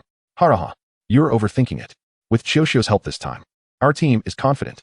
Wu Fuguo replied with a smile. Xu Yiqiu turned to Xu Yiqiu and asked, young brother Xu, do you really have confidence this time? Xu Yiqiu's gaze was equally resolute. Everything is ready, so success will come naturally. Chapter 29.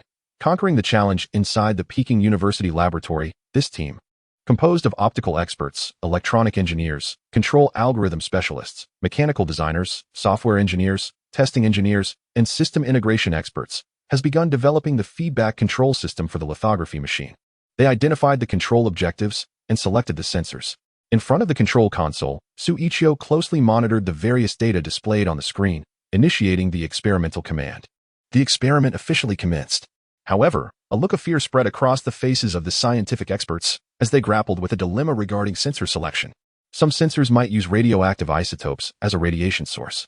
In particular, sensors employing nickel-63 isotopes could emit gamma rays, posing a risk of increased cancer due to prolonged exposure to external radiation.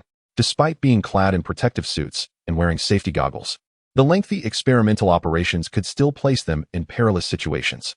They were all family people. Any mishap in this hazardous experimental setting would be a devastating blow to their families. In an instant, several researchers began to feel apprehensive, standing frozen in place. Unwilling to continue the experiment, Xu Yiqiu noticed the panic among the team members and immediately spoke up to reassure them. Everyone, radiation is not something to fear. As long as we take the necessary protective measures, we will be safe. Just remember to minimize the operation time during the experiment and maintain a safe distance.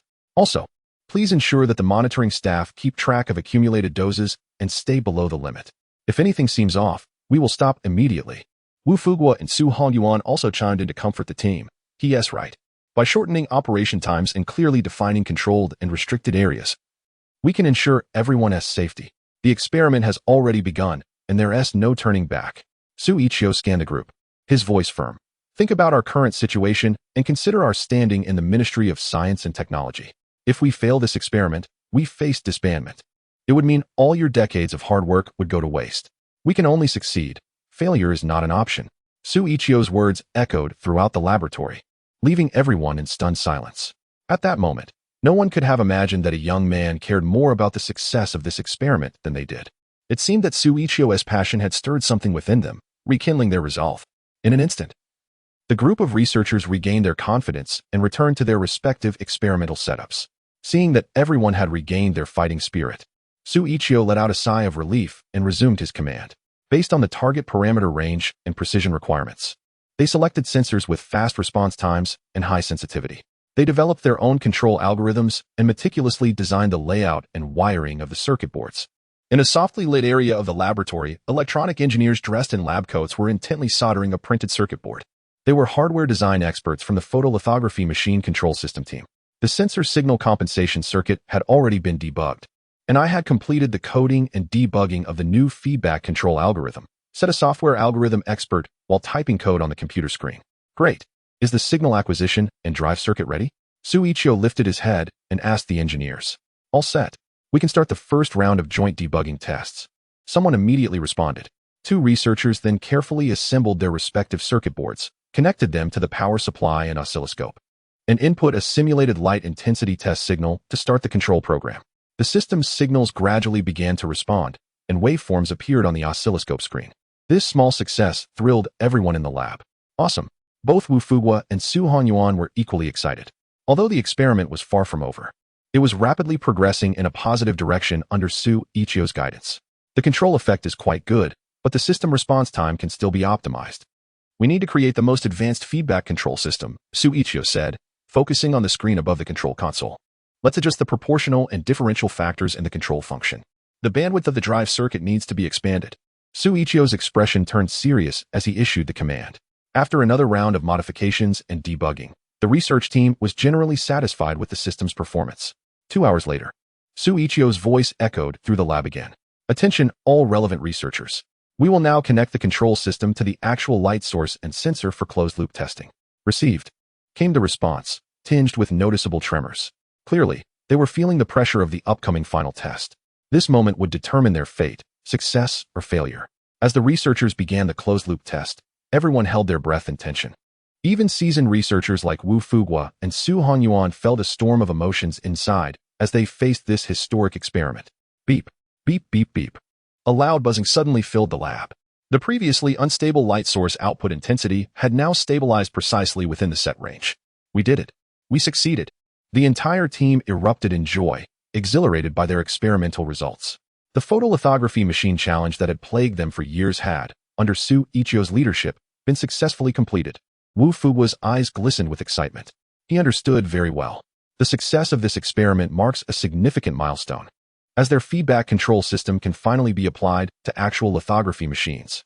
This will greatly enhance the exposure precision and stability of the lithography equipment. Not only does it set a new benchmark for the precise control of optical systems, but it also signifies that their research and development is about to enter a whole new phase. More importantly, they have successfully proven themselves to the technology department. The lithography project team can continue their research and development efforts. Xu, this success is largely thanks to you. A group of researchers cast grateful glances at Xu Yiqiu. They knew that their success in this experiment was due to Xu Yiqiu's precise calculations and strict data management, which allowed them to complete the experiment smoothly. Otherwise, achieving success in one go would have been nothing short of a fantasy. Living up to expectations, Xu Yiqiu and Wu Fuguo also looked at Xu Yiqiu with deep admiration, their tones filled with praise and gratitude. The victory belongs to everyone. Without teamwork, it would have been difficult for me to tackle this technical challenge. Xu Yiqiu smiled humbly, feeling just as delighted as everyone else. Chapter 30. Those who cannot be held back. The experiments at Peking University's laboratory had always been shrouded in secrecy, conducted behind closed doors. Apart from a few core researchers involved, the other members of the lithography project team were completely unaware of what was happening. With the Ministry of Science and Technology showing such disregard for their efforts, coupled with the looming threat of the team being disbanded at any moment, morale among the team members had plummeted. One by one, they began to lose their initial enthusiasm and resolve. Back in their dormitory, many researchers started packing their bags. Already resigned to the idea of leaving early, these scientists had a strong sense of pride. Rather than waiting for the ministry to officially disband them, they preferred to leave on their own terms. It had been a while since they had visited home, and now they planned to take that trip. By the way, Ajay, where are you planning to go? A middle-aged researcher asked Zhang Mingjie, who was also packing his belongings. Zhang Mingjie's expression darkened. I've heard rumors that I might be reassigned away from the project team, possibly to a different experimental project. He had joined the lithography project team not long ago, hoping to contribute to the domestic lithography field. Now, however, he faced the threat of being removed from the team altogether. He clenched his fists, a flicker of unwillingness crossing his eyes, but ultimately, it transformed into a sense of helplessness and resignation. Well, I can understand the ministry's perspective, sighed a slightly overweight researcher with glasses, sitting on the edge of his bed. Our lithography project team is like a bottomless pit. Over the years, we've poured hundreds of billions into it. Not only have we failed to produce the world's most advanced EUV lithography machine, but we can't even conquer some of the core technologies of EUV. If I were in their position, I'd disband us too. No one can be blamed for this. We can only blame ourselves for not living up to expectations. Let it be. Disbanding might be a relief. I won't have to worry about losing hair from all this stress, another researcher said as he slung his backpack over his shoulder and left the dormitory, leaving behind a solitary figure. Meanwhile, inside the Peking University laboratory, Wu Fuguo and others were busy with the final adjustments on the feedback control system they had just successfully developed. Suddenly, an assistant named Yang Jie rushed in, looking flustered. Bad news, Academician Wu. The members of the lithography project team are all packing to leave. At this, everyone in the lab looked up in shock. What did you say? What is going on? Wu Fuguo's expression darkened instantly. He set aside his work and turned to Yang Jie. It seems that the ministry is planning to disband the lithography project team. The members have lost confidence and decided to leave early, Yang Jie explained hurriedly. Wu Fuguo's face grew serious as he quickly walked out of the laboratory. Where have they gone? Yang Jie followed closely behind, saying, I just saw them heading towards the school gate. Wu Fuguo, not daring to waste any time, immediately rushed with his assistant towards the entrance of Peking University. They had just completed their experimental research, and now it seemed that the other members of the photolithography project team had decided to disband prematurely. What was once a great mood was now thrown into disarray by the departure of these members, as if they could fall into despair at any moment. Talent in the field of photolithography was already scarce at Peking University, And if these members truly left, it would undoubtedly be a devastating blow to their ongoing research. After Wu Fuguo left, the laboratory fell into a silence and stillness. Xu Yiqiu understood perfectly well what was happening. He asked Su Hongyuan to lead the team in continuing their debugging work while he chased after Wu Fuguo. The development of photolithography technology was not something that could be easily accomplished by just a few people. It required skilled talents from various specialized fields. Each person's contribution was crucial, and without any one of them, continuing the research would be extremely difficult. Although Xu Yiqiu had a solid foundation of knowledge in photolithography, the lack of manpower meant that even with his fully developed skill set, it would be a long time before they could create the most advanced photolithography machine in the world. When Wu Fuguo arrived at the school gate, most of the project team members had already left, with only 5 or 6 people remaining, waiting for a ride. As soon as they saw Wu Fuguo approaching with a serious expression, the researchers instantly became flustered. "Where are you all going?" Wu Fuguo asked in a deep voice. One researcher, looking embarrassed, replied, "Academician Wu, there's no need for you to persuade us any further. We've made up our minds. Rather than staying here to face the humiliation of disbandment, it's better to leave with dignity now." Another researcher, showing a sense of helplessness, added, "Academician, you must know better than us how the field of photolithography has developed in our country. We've spent most of our lives working in this area, and our achievements are almost negligible. Compared to the world's most advanced photolithography machines, we can't even touch their toes. Over the years, how much ridicule and scorn have we faced from our peers and abroad? After repeated failures, our confidence has been completely eroded. The pressure is just too great, academician. Please understand." Wu Fuguo quietly looked at these determined researchers. Even though he had 1,000 words to say, they all evaporated in that moment. He understood that what these people had lost was more than just confidence. It was their dignity. This was not something that could be easily restored. Even if he managed to persuade this group to stay, they would still choose to leave when faced with significant setbacks in the future. The seed of abandoning the seemingly bottomless pit of photolithography had been planted in their hearts many years ago, and now that seed had begun to sprout. Stopping this situation can no longer be resolved with just a few words. At that moment, the bus came to a halt in front of them. Wu Fuguo could only watch helplessly as the members of the lithography machine project team boarded one by one and drove away, disappearing from his sight. He couldn't utter a single word to persuade them to stay. "Wu, why don't you try to talk to them?" Yang Jia asked anxiously from the side. Wu Fuguo shook his head, his gaze deep and tranquil. "What is meant to come will come. What is meant to leave can never be held back. Let them go." He stood there quietly rooted to the spot for a long time. No one knew what he was really thinking. "Wu, are you there?" A figure approached from behind him and softly called out. Chapter 31. A stirring encounter. Yiqiu, what are you doing here? Wu Fuguo turned around and was momentarily taken aback to see Xu Yiqiu. "I came to take a look. Have they all left?" Xu Yiqiu asked. Wu Fuguo's expression grew serious. "Yeah, they couldn't be kept." Xu Yiqiu fell silent. After a moment, he asked, "How many people are left in our lithography machine project group, aside from those who have left?" Wu Fuguo thought for a moment before replying. "We only have a few core members left. Altogether, there should be about 10 people." Yang Jia, who was standing nearby, changed his expression slightly. If there are only 10 people, continuing the development of the lithography machine is practically impossible. Developing a lithography machine requires a multidisciplinary team, and the fields involved are extremely complex. We need to cover all aspects of expertise and skills. At least dozens of researchers are needed, with knowledge spanning different areas. Given the current situation, we've lost a significant portion of our research staff. It's as challenging as climbing a mountain to expect them to continue the development and manufacturing of the lithography machine. In that case, we'll have to boldly recruit newcomers. Xu Yiqiu replied calmly. The current situation is grim. To address the talent shortage, we must think outside the box and start with newcomers. Although they may lack relevant research experience, their bold ideas and designs could bring unexpected surprises. Wu Fuguo looked pensive. "I still need to think this through. After all, developing a lithography machine is not just any project. It involves a vast amount of research confidentiality and technology. Moreover, the manufacturing process of a lithography machine is incredibly precise, requiring a high level of expertise and capability.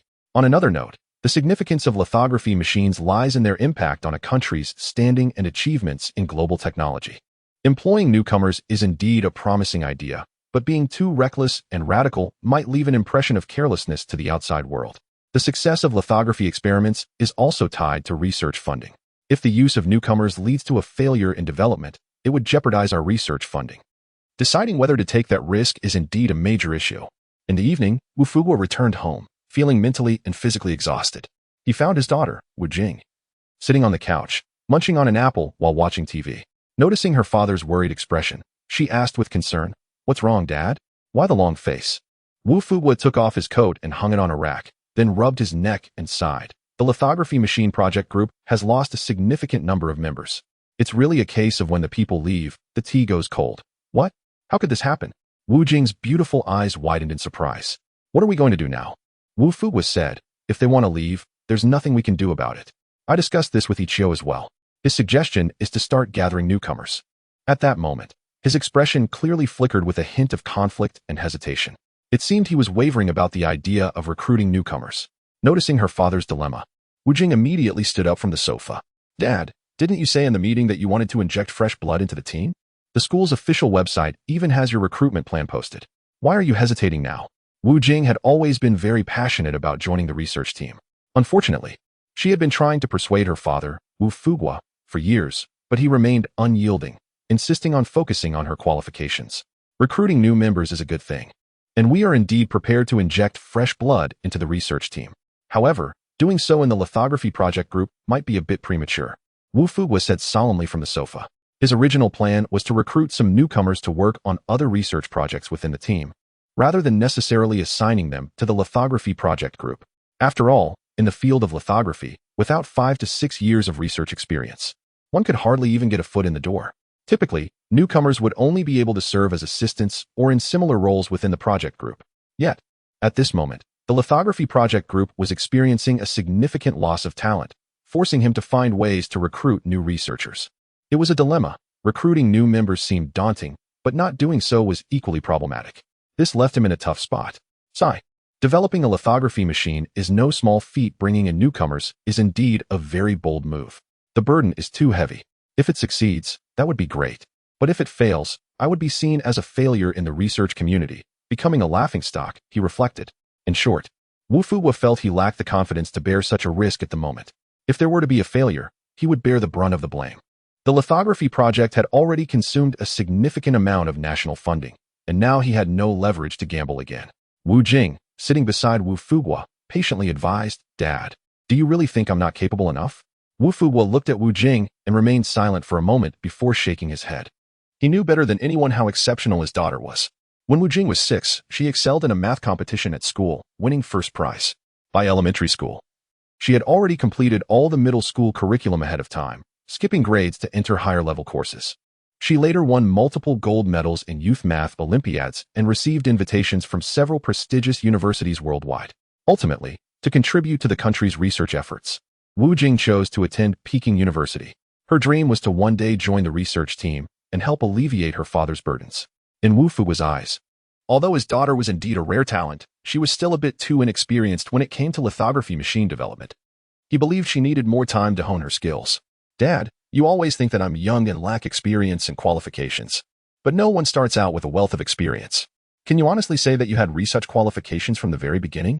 Everyone accumulates their knowledge bit by bit through experiments, right? We may be young and inexperienced, but that doesn't mean we lack the ability to think critically and solve problems.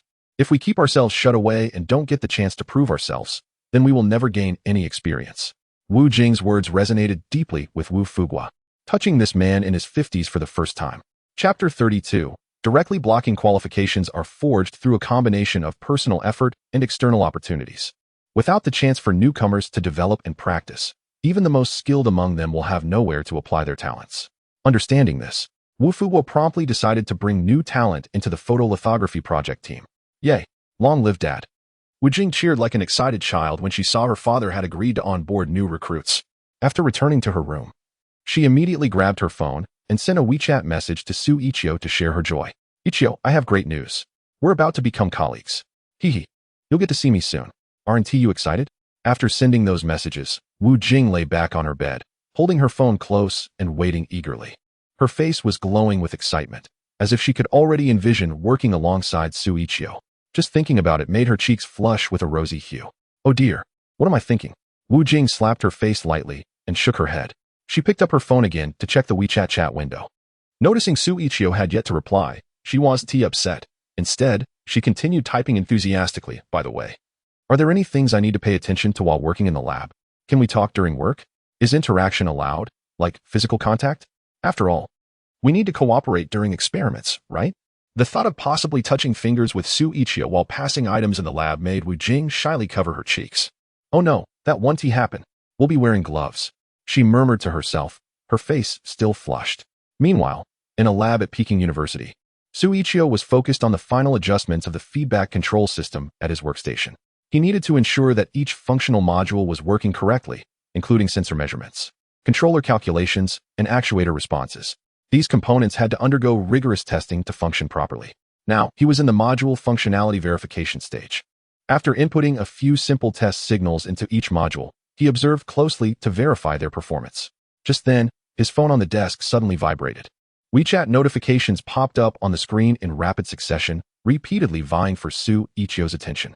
At that moment, he was deeply concentrated on his adjustments, and the bombardment of notifications shattered his focus.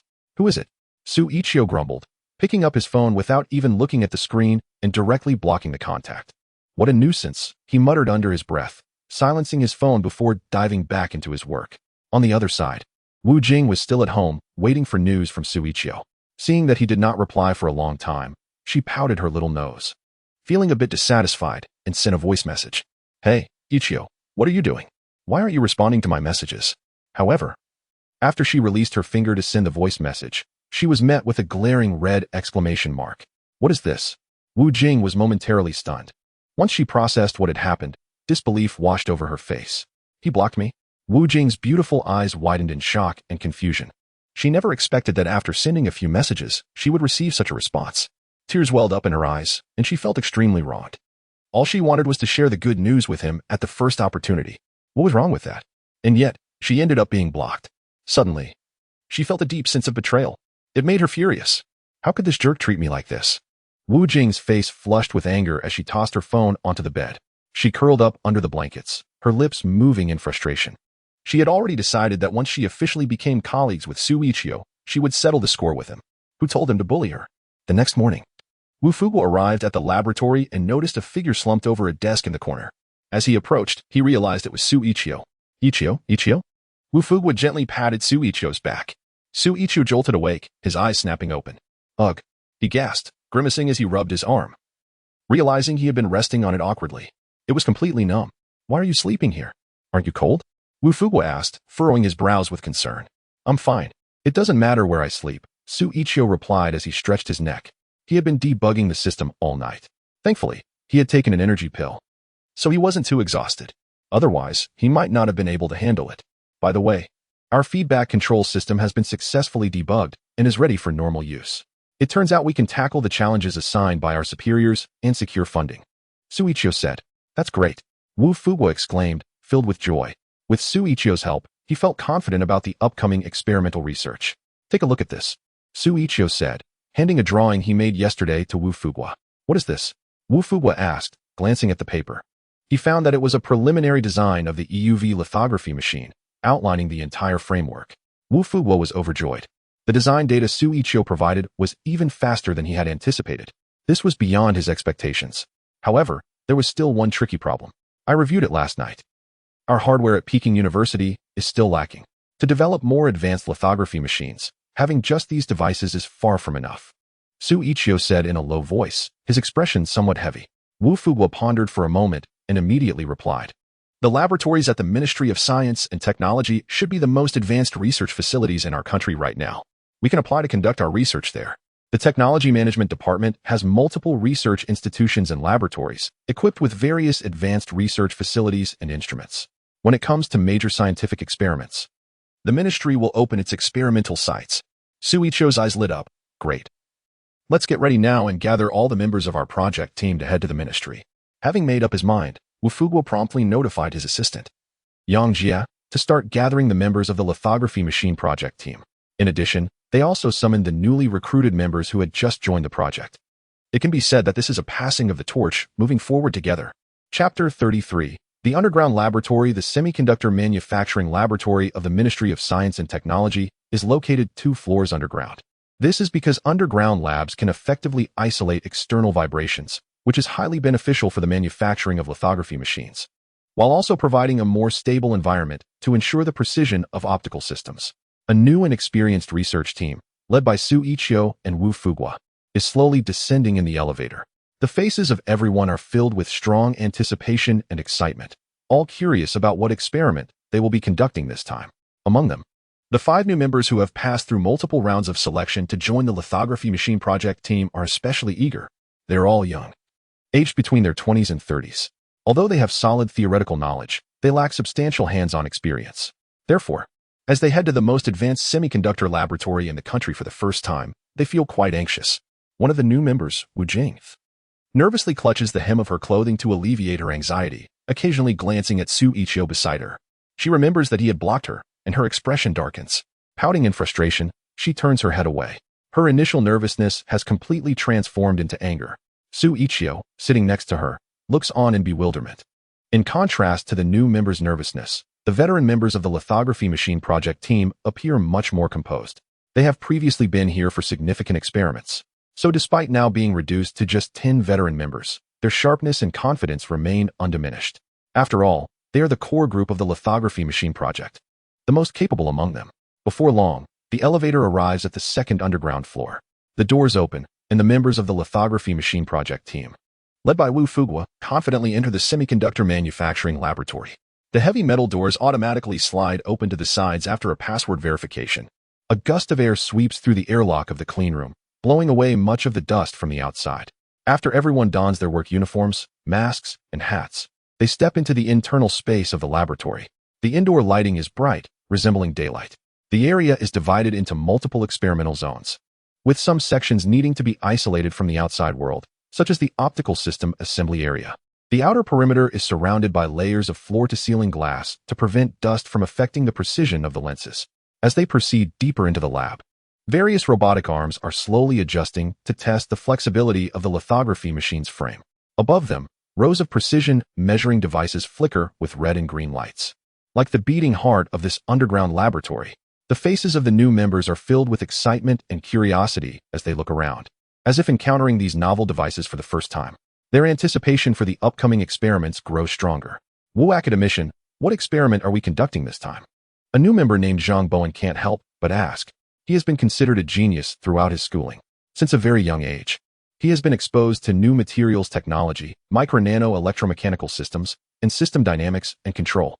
At just 28 years old, he is now a mechanical engineer, primarily engaged in the research and development of precision actuators at the micron and nanometer scale.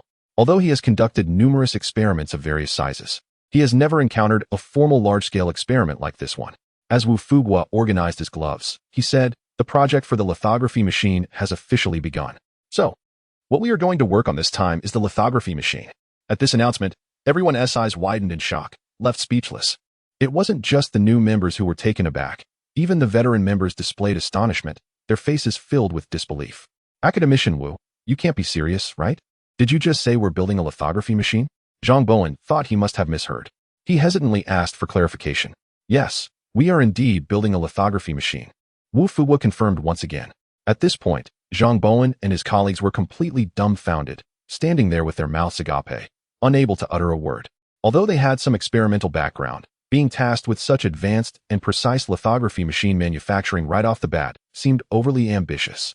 Not to mention their current qualifications and experience, which were nowhere near comparable to the other seasoned members of the project team. The question of whether they could even work together effectively was a significant concern. Instinctively, the new members glanced at the veteran members across from them, seemingly looking for their reactions. Sure enough, upon hearing Wu Fuguo's words, the veteran members were no longer calm. Professor Li Wen's expression darkened immediately. "This is absurd. The RD of a lithography machine is an extremely complex process.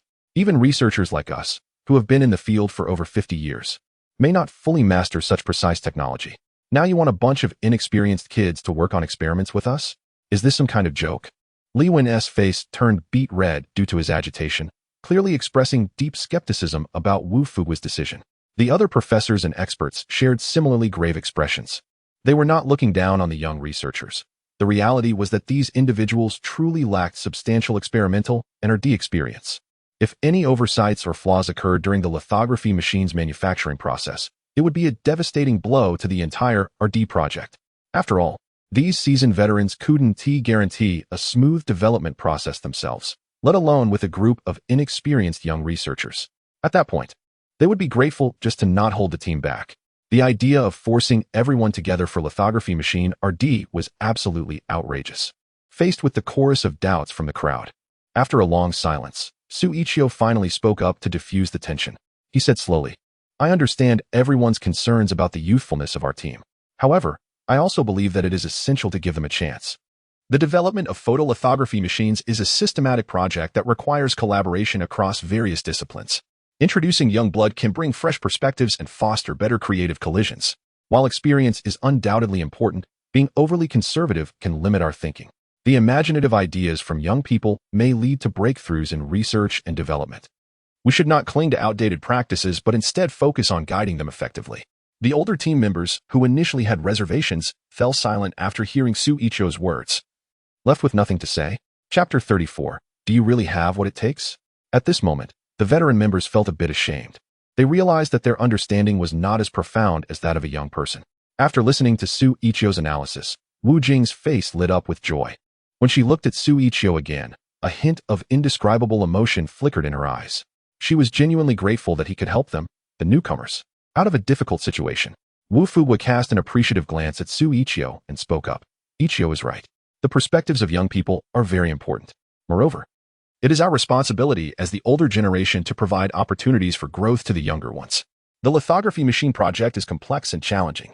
By participating, young people can learn quickly and improve. They are the driving force behind technological advancement. I believe that through teamwork and a shared goal, the synergy between the old and the new will allow us to overcome difficulties and develop an outstanding domestic lithography machine." Wu Fuguo's final remarks left the opposing veteran members with no room for dissent.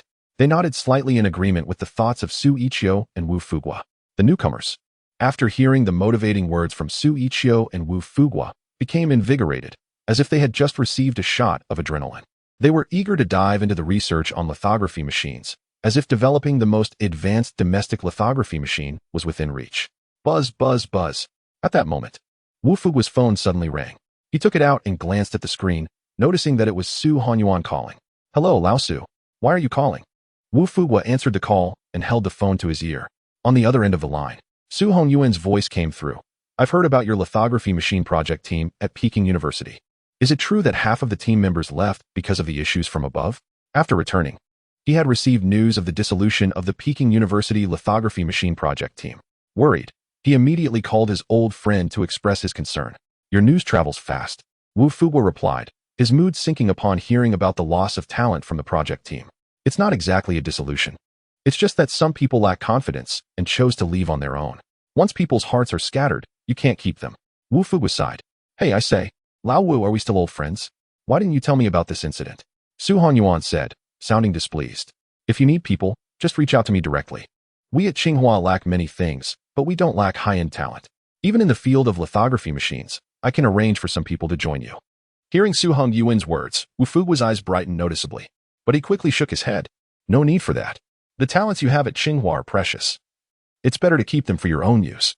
Su Honyuan, upon hearing this, became anxious. "Hey, what do you mean by that? Why do I feel like you're being sarcastic? What do you mean by not a treasure? I'm helping you, and you're not even grateful?" Wu Fuguo laughed and said, "I didn't mean that at all. What I meant is that your Tsinghua talents should be utilized wisely. We can't trouble you no matter how tough things get. Besides, we are ready to bring in new talents here. Don't worry." Upon hearing this, Su Honyuan was taken aback. "Bringing in new talents? Did I hear you right, old Wu? You're that bold? You dare to use newcomers? Do these people have any experience? How can you take that risk?" Su Hongyuan's series of questions reflected his deep skepticism. Bringing in newcomers is a very bold decision in any research project team. If a newcomer makes a mistake during the development phase, it can lead to significant losses for the entire project. Especially for a high-tech product like a photolithography machine, there can be no room for error or carelessness. Even a small flaw could jeopardize the entire development effort. Moreover, the project leader would bear all the responsibility and losses. Thus, when Su Honyuan heard that Wu Fuguo intended to bring in newcomers, he was profoundly shocked. Wu Fuguo had anticipated Su Hongyuan's concerns and worries. "I understand your apprehensions better than anyone else. But rest assured, these young people have been selected through rigorous vetting and are top talents in their fields. They just lack practical experience. Given their ability to learn, I believe they will quickly get a grip on the upcoming development tasks. We need to trust them, Wu Fuguo explained. After a moment, Su Hongyuan's voice came through the phone again. Well, you have a point.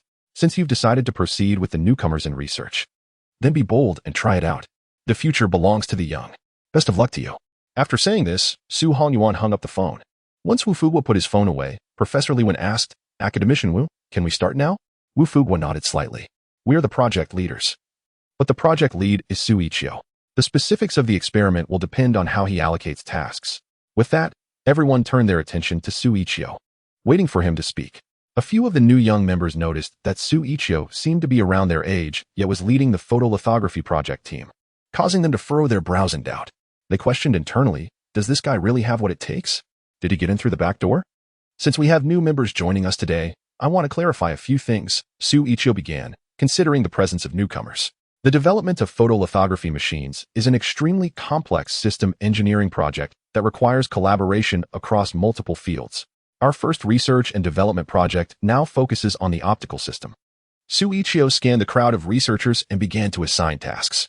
First, for the veteran members of the project team, I now require optical design experts, optomechatronics specialists, materials experts, automation control specialists, and system integration experts to form a task force together. Led by Professor Li Wen, the research experts promptly grouped together according to Xu Yiqiu's assignments.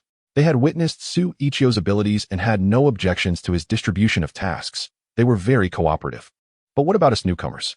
Zhang Bowen furrowed his brows tightly. When he looked at Xu Yiqiu, there was a noticeable hint of discontent in his eyes. He was curious to see how Xu Yiqiu would assign work to them. Chapter 35. A firm yet gentle approach. Xu Yiqiu's gaze landed on Zhang Bowen, Wu Jing, and the other new recruits. He spoke calmly. I just noticed that there are some plastic reagent bottles and sample boxes in the lab that haven't been cleaned up properly. Let's take care of this mess first, and then I'll assign you your tasks. To these ambitious, proud newcomers, Xu Yiqiu's words came off as not particularly aggressive but highly insulting. They had come to conduct research, and now they were being asked to pick up trash and clean? Wasn't that a blatant humiliation? The young researchers erupted in outrage. Zhang Bowen, the leader among them, was especially furious, his cheeks flushed and veins bulging. He directly challenged Xu Yiqiu. What do you mean by that? We came here to do research, not manual labor. Asking us to clean is just bullying the newcomers. Zhang Bowen's words sparked a wave of indignation among the other new members. Exactly. We're here to do serious work, not engage in meaningless tasks. Please show us some respect. Several newcomers echoed his sentiments.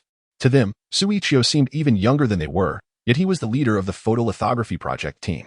This disparity had already bred strong doubts and dissatisfaction within them, and being ordered to clean only intensified their resistance. It also made them question Xu Yiqiu's capabilities even more. Only Wu Jing looked at Xu Yiqiu with a hint of surprise. While her beautiful eyes held some confusion, she did not express any resentment. In the face of the group's resistance and dissatisfaction, Xu Yiqiu remained unfazed. I'm not trying to make things difficult for anyone. However, research needs to be conducted in a clean and orderly environment. We are dealing with precise instruments and samples, and any contamination could affect the experimental results. It's not just you. All of us will enhance our teamwork by cleaning together. Moreover, regardless of the work we do, it's essential to maintain a humble and hardworking spirit. Of course, if you feel that you are only here to conduct research and cannot accept cleaning tasks, you are free to leave the project team. Here, you can come and go as you please. Xu Yiqiu smiled lightly and shrugged his shoulders. He wasn't naive. He could see the doubts the others had about him. If he couldn't even manage basic obedience, the photolithography project team, no matter how smoothly it progressed, would eventually fall apart due to conflicting interests. What he needed to do now was to balance firmness with gentleness, gradually guiding the new members to accept his assignments and commands. If any truly unruly individuals emerged, he would not hesitate to remove them. Those who didn't share his vision were not his allies. At this moment, after hearing Xu Yiqiu's words, the expressions of the new project team members changed dramatically.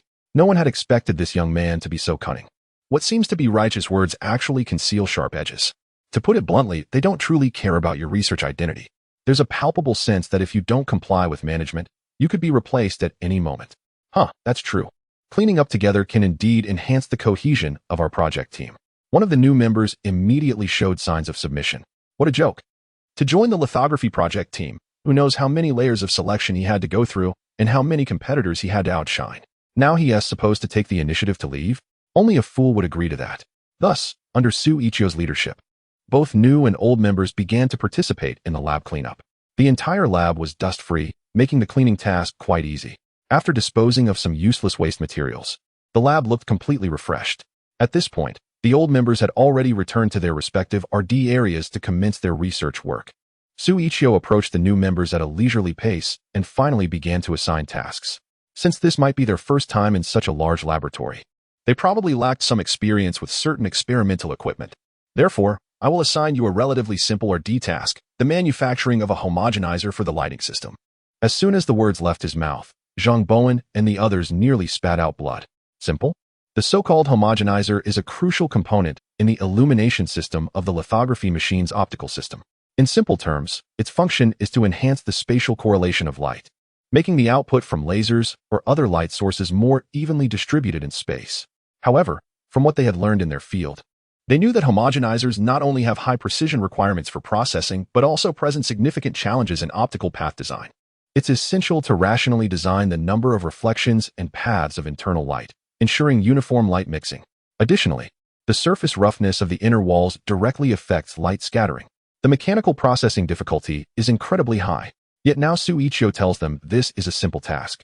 It feels like someone gives you a question at an elementary school level and then immediately asks how to solve the Navier-Stokes existence and smoothness problem. How are you supposed to answer that? Zhang Bowen felt like he could just eliminate Xu Yiqiu on the spot. From the looks on everyone's faces, it seemed like there were no issues. Xu Yiqiu said while sorting through 2 drawings. No issues, really? Is this what they expect the newcomers to develop? Someone silently lamented in their heart. I have drawn 2 designs for the homogenizer. One is a telescope-style homogenizer, and the other is an integrating sphere homogenizer. You need to carefully consider and choose one design for development. Xu Yiqiu handed the 2 designs to Wu Jing and Zhang Bowen, and everyone immediately focused intently on the drawings.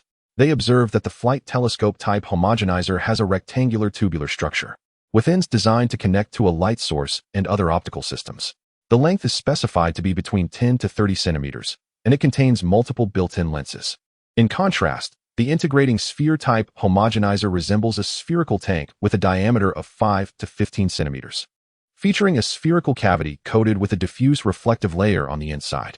Each type has its own input and output ports, making the integrating sphere design appear more streamlined and compact. As they looked at the designs and various parameter data on the blueprints, everyone found themselves in a quandary, unsure of which option to choose. Both have their advantages and disadvantages. The integrating sphere is more versatile, while the flight telescope type offers better performance. But the integrating sphere has higher absorption losses and lower efficiency. Chapter 36. Development of the homogenizer. The integrating sphere had a relatively high absorption loss and lower efficiency, while the flying telescope type was somewhat more efficient, Zhang Bowen analyzed. Wu Jing shook her head, holding a different opinion. The efficiency isn't much higher. In terms of the uniformity of the output light, the integrating sphere has more reflective mixing occurrences, so theoretically, the uniformity of the output light should be better. Soon, after analyzing and discussing, the group ultimately chose the integrating sphere homogenizer, as it had the fewest drawbacks. The integrating sphere was more compact, and most importantly, it was relatively simpler. On the other hand, the flying telescope type was more challenging to manufacture and debug, which was not friendly for these new members. Seeing that everyone had chosen the integrating sphere, Xu Yiqiu spoke up. I'll briefly explain the experimental steps to you. First, we need to design the optical path. You will need to design the dimensions of the spherical cavity and the parameters for the input and output ports based on the required mixing uniformity. The specific R&D steps and parameters are all detailed in the documentation. If you have any other questions, feel free to ask me at any time.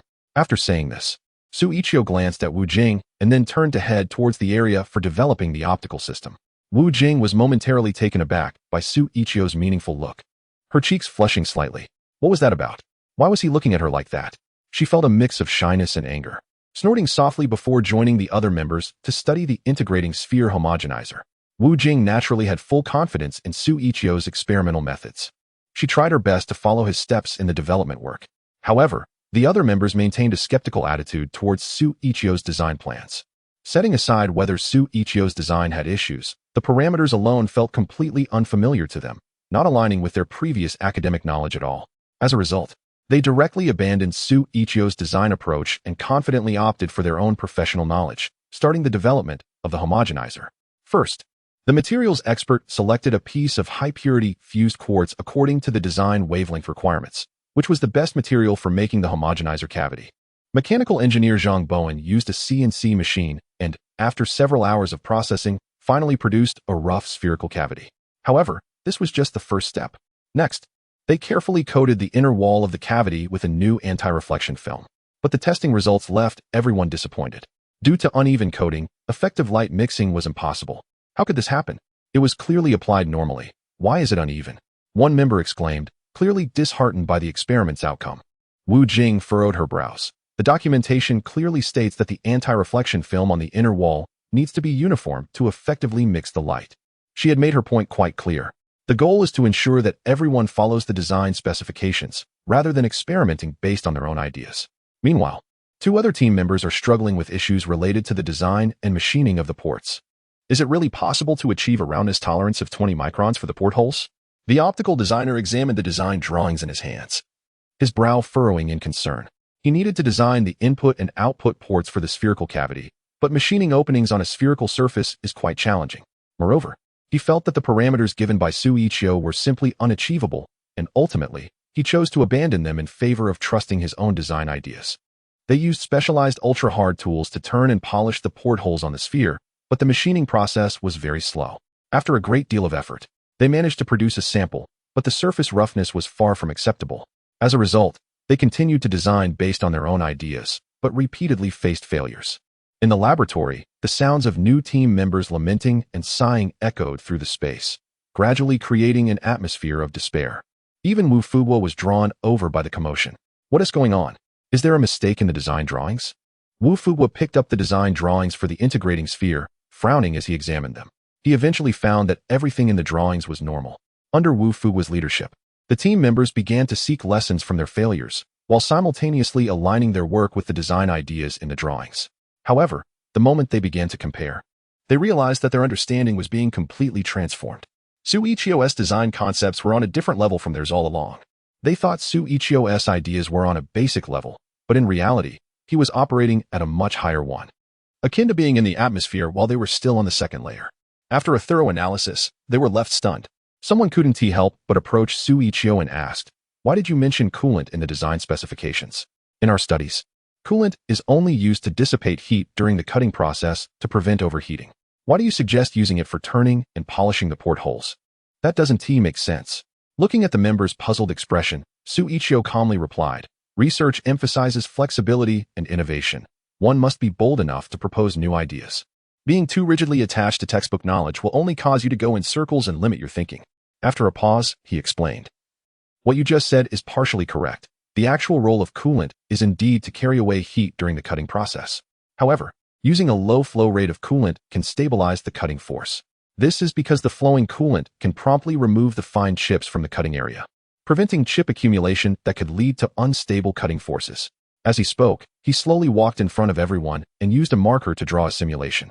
Coolant can lower the temperature in the cutting area, reduce changes in the mechanical properties of the workpiece material, and stabilize the cutting force. After finishing his explanation, he drew a large circle on the blueprint and clearly marked his parameter values. "Just follow my instructions," Xu Yiqiu said, lightly tapping his slender fingers on the design. Everyone was fully focused on Xu Yiqiu's explanations and parameters, their eyes sparkling with disbelief. They looked as if they were witnessing the innovative potential of a homogeneous device for the first time. Meanwhile, Wu Jing's attention was fixed on Xu Yiqiu. Watching his serious and meticulous demeanor made her cheeks involuntarily flush. Indeed, a man who is dedicated is the most charming, especially a man in the midst of an experiment. As they grasped the concepts, the team began to conduct the experiment following Xu Yiqiu's approach. They used a small flow of coolant to stabilize the cutting force. And after a lengthy processing time, the dimensional accuracy and surface quality of the portholes finally met the design specifications. Chapter 37. Shocking the Ministry of Science and Technology. Afterward, under Xu Yiqiu's guidance, the team members were filled with confidence and resumed the research and manufacturing of the homogenizer. The precision machinists used polishing tools to smooth the inner walls of the cavity to optical grade levels and simultaneously crafted the optical input and output ports. After assembly and debugging, the uniformity of the output light had improved significantly, but there was still some gap compared to the design specifications. They had no choice but to turn their pleading eyes to Xu Yiqiu. With their current capabilities, they could only produce a conventional homogenizer. Creating the advanced homogenizer that Xu Yiqiu required was quite challenging and could not be accomplished in a short time. It would require extensive research and experimentation. Xu Yiqiu didn't have the luxury of time for them to make mistakes. He had to step in and guide them. There is an issue with the internal structure of the cavity. Using the knowledge and experience you've learned, think about how to increase the number of reflections. This hint immediately plunged everyone into silence. After a moment, optical designer Wang Yu clapped his hands. Having thought of an excellent solution, we can add some optical prisms. That would solve the problem perfectly. Without hesitation, they got to work. With Xu Yiqiu's reminder, they redesigned the internal structure of the cavity, incorporating some optical prisms to increase the number of reflections. After the team's diligent efforts in trial production, the test results showed that the new integrating sphere homogenizer finally met all the required specifications. Haha, it worked. Everyone, with their hands blackened from work, joyfully gathered together to celebrate their victory in this research and development endeavor. Achieving such a successful outcome on their first experimental project made Wu Fuguo and the older members view this young team in a new light. Wu Fuguo was overjoyed and immediately reported the breakthrough in research and development to the Ministry of Science and Technology. Meanwhile, in the office of the Minister of Science and Technology, Minister Lin Yanan was sitting across from Deputy Minister Li Minghua, discussing future research plans. I have assigned the task of overcoming challenges to the optical lithography machine project team at Peking University. They must make breakthroughs in the optical system for me to continue providing them with funding support. Otherwise, with their current progress, I truly don't know when it will come to an end, Lin Yanan lamented. Just the lithography machine project alone consumed half of the entire research budget each year. Such a massive money pit, if it only takes in without yielding any returns, would be unsustainable even with the nation's support for lithography machine research. At this moment, they urgently needed a breakthrough to restore the confidence of all researchers. Li Minghua lifted his teacup, took a sip, and raised his eyes to ask, "It seems you want to push them a bit harder." Lin Yanan smiled wryly. "No matter how much I push, if they lack the technical skills and capabilities in this area, it will ultimately be futile. I'm not trying to force them to produce results. At this crucial moment, it's important to apply some pressure. Honestly, I'm not hopeful they can make a breakthrough." Lin Yanan sat with his hands clasped in front of his stomach, appearing resigned to the situation. After all, he had witnessed countless failures in the field of lithography over the decades. Now, he had grown accustomed to it, numb to the disappointment. But beneath it all lay a deep sense of helplessness and despair. Buzz. Suddenly, the phone on his desk vibrated. Lin Yanan picked it up and saw that it was a message from Wu Fuguo. When he read that Wu Fuguo was reporting a breakthrough in their research, he was so shocked that he jumped up from his chair. "What is going on?" Li Minghua asked, puzzled. "Wu Fuguo just informed me that the lithography project team has made a breakthrough. They've developed a feedback control system and a homogeneous ball-type integrator." Lin Yanan stared at the message, incredulous. "Really?" Li Minghua's eyes lit up, and he also stood up from his chair. Lin Yanan's expression shifted dramatically, filled with disbelief and astonishment.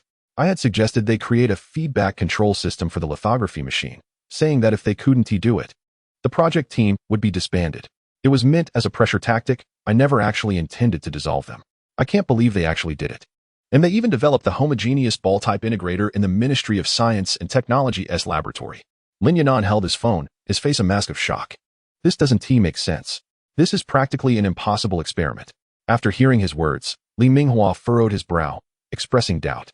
"You know better than anyone how difficult it is to create a feedback control system, especially when combined with an integrator. To accomplish both in such a short time frame is simply not feasible." His expression was serious, unable to believe it. At these words, Lin Yanan's excitement gradually shifted to seriousness. He too started to think that Wu Fuguo might be joking with him. How could problems that had persisted for decades be solved in just a few days? Moreover, according to the latest updates he had on the lithography project team, more than half of the experimental staff had voluntarily left the team, spreading out across the country, with some even joining other projects. They could barely assemble the researchers for the lithography machine. How could they have succeeded in their research? This was outrageous. Lin Yanan's face flushed with anger, feeling that Wu Fuguo was just teasing him. Just then, Lin Yanan's phone rang again. He looked down and saw that Wu Fuguo was inviting him to a video call. Without a second thought, he pressed to connect. He needed to see what they had actually developed. Once the video call was established, the screen lit up with the youthful faces of Xu Yiqiu and several other young team members. After seeing this scene, Lin Yanan and Li Minghua were clearly taken aback. What did this mean? Wu Fuguo wanted them to connect with a group of young people? Lin Yanan immediately furrowed his brows and asked, "Old Wu, what do you mean by this group of young people?" At that moment, Wu Fuguo appeared to be in high spirits due to the breakthrough in the photolithography machine. He smiled and said, "They are all members of our photolithography project team. I wanted to introduce you to these new faces. However, Lin Yinan's expression darkened immediately. Our time is limited, and we can't afford to delay in certain areas any longer. Having this bunch of kids develop a photolithography machine is just a joke, isn't it? He had already been skeptical about Wu Fuguo's experimental results, and seeing him send out a group of young people only made him more frustrated. Chapter 38. Quite explosive, it seemed that Wu Fuguo noticed Lin Yinan's doubts. With a smile, he explained, I know you must have many questions in your mind right now, but I can assure you, based on my career, that our lithography machine project team has absolutely no issues. I hope you can give us a chance to prove ourselves. As he spoke, Wu Fuguo shifted the camera, and immediately, a laboratory table appeared in the video. On it were the feedback control system and the integrating sphere homogenizer they had previously developed. See, this is our best evidence. Wu Fuguo's voice came through the phone video, tinged with a hint of pride. Looking at the feedback control system and homogenizer on the screen, Lin Yinan and Li Mingwo were visibly stunned. They never expected that this understaffed lithography machine project team had actually made a significant breakthrough. Is this real? Will it operate normally? At that moment, Lin Yinan was so excited that his voice trembled slightly. Everything is running smoothly. To prove the experiment's authenticity, Wu Fuguo directly connected via video to demonstrate the normal operation of both components for Lin Yinan and Li Mingwo. Once they confirmed that the data indicators for the feedback control system and homogenizer were all normal, Lin Yinan finally let out a sigh of relief, his excitement evident. Initially, he had considered temporarily giving up on the lithography machine project team, but unexpectedly, through this pressure, they had undergone a rebirth. It was clearly a huge surprise for him. Great. Wonderful. Please continue to maintain this research spirit. The Ministry of Science and Technology will provide you with strong support and funding assistance. Lin Yinan finally displayed a long-lost smile and promised, we will ensure that we provide robust support and assistance. The breakthrough in lithography technology had renewed his hope for this team, and he was determined to offer substantial backing. Vice President Li Mingwo also wore a look of relief. Indeed, the energy of youth is extraordinary. Just boldly pursue your research. Any other issues will be directly addressed by the Cabinet and the Ministry of Science and Technology. With the joint assurance of Lin Yinan and Li Mingwo, Wu Fuguo was overwhelmed with excitement. He had never felt as triumphant as he did now. The humiliation and dissatisfaction he had previously endured faded away in that moment. Thank you, leaders, for your appreciation and support. We, the new generation, will definitely contribute to our country's scientific research. The young members in the video were ecstatic, having received encouragement and praise from their superiors. The first experiment had achieved such great success, especially in the field of lithography. This achievement was indeed remarkable in the entire research community. At that moment, their faces beamed with pride, filled with a sense of accomplishment. It seems that this successful experiment has transformed them into big shots in the research community. Haha. Truly a promising young talent. Lin Yinan greatly appreciates the enthusiasm of these young members and happily asked, what do you plan to tackle next?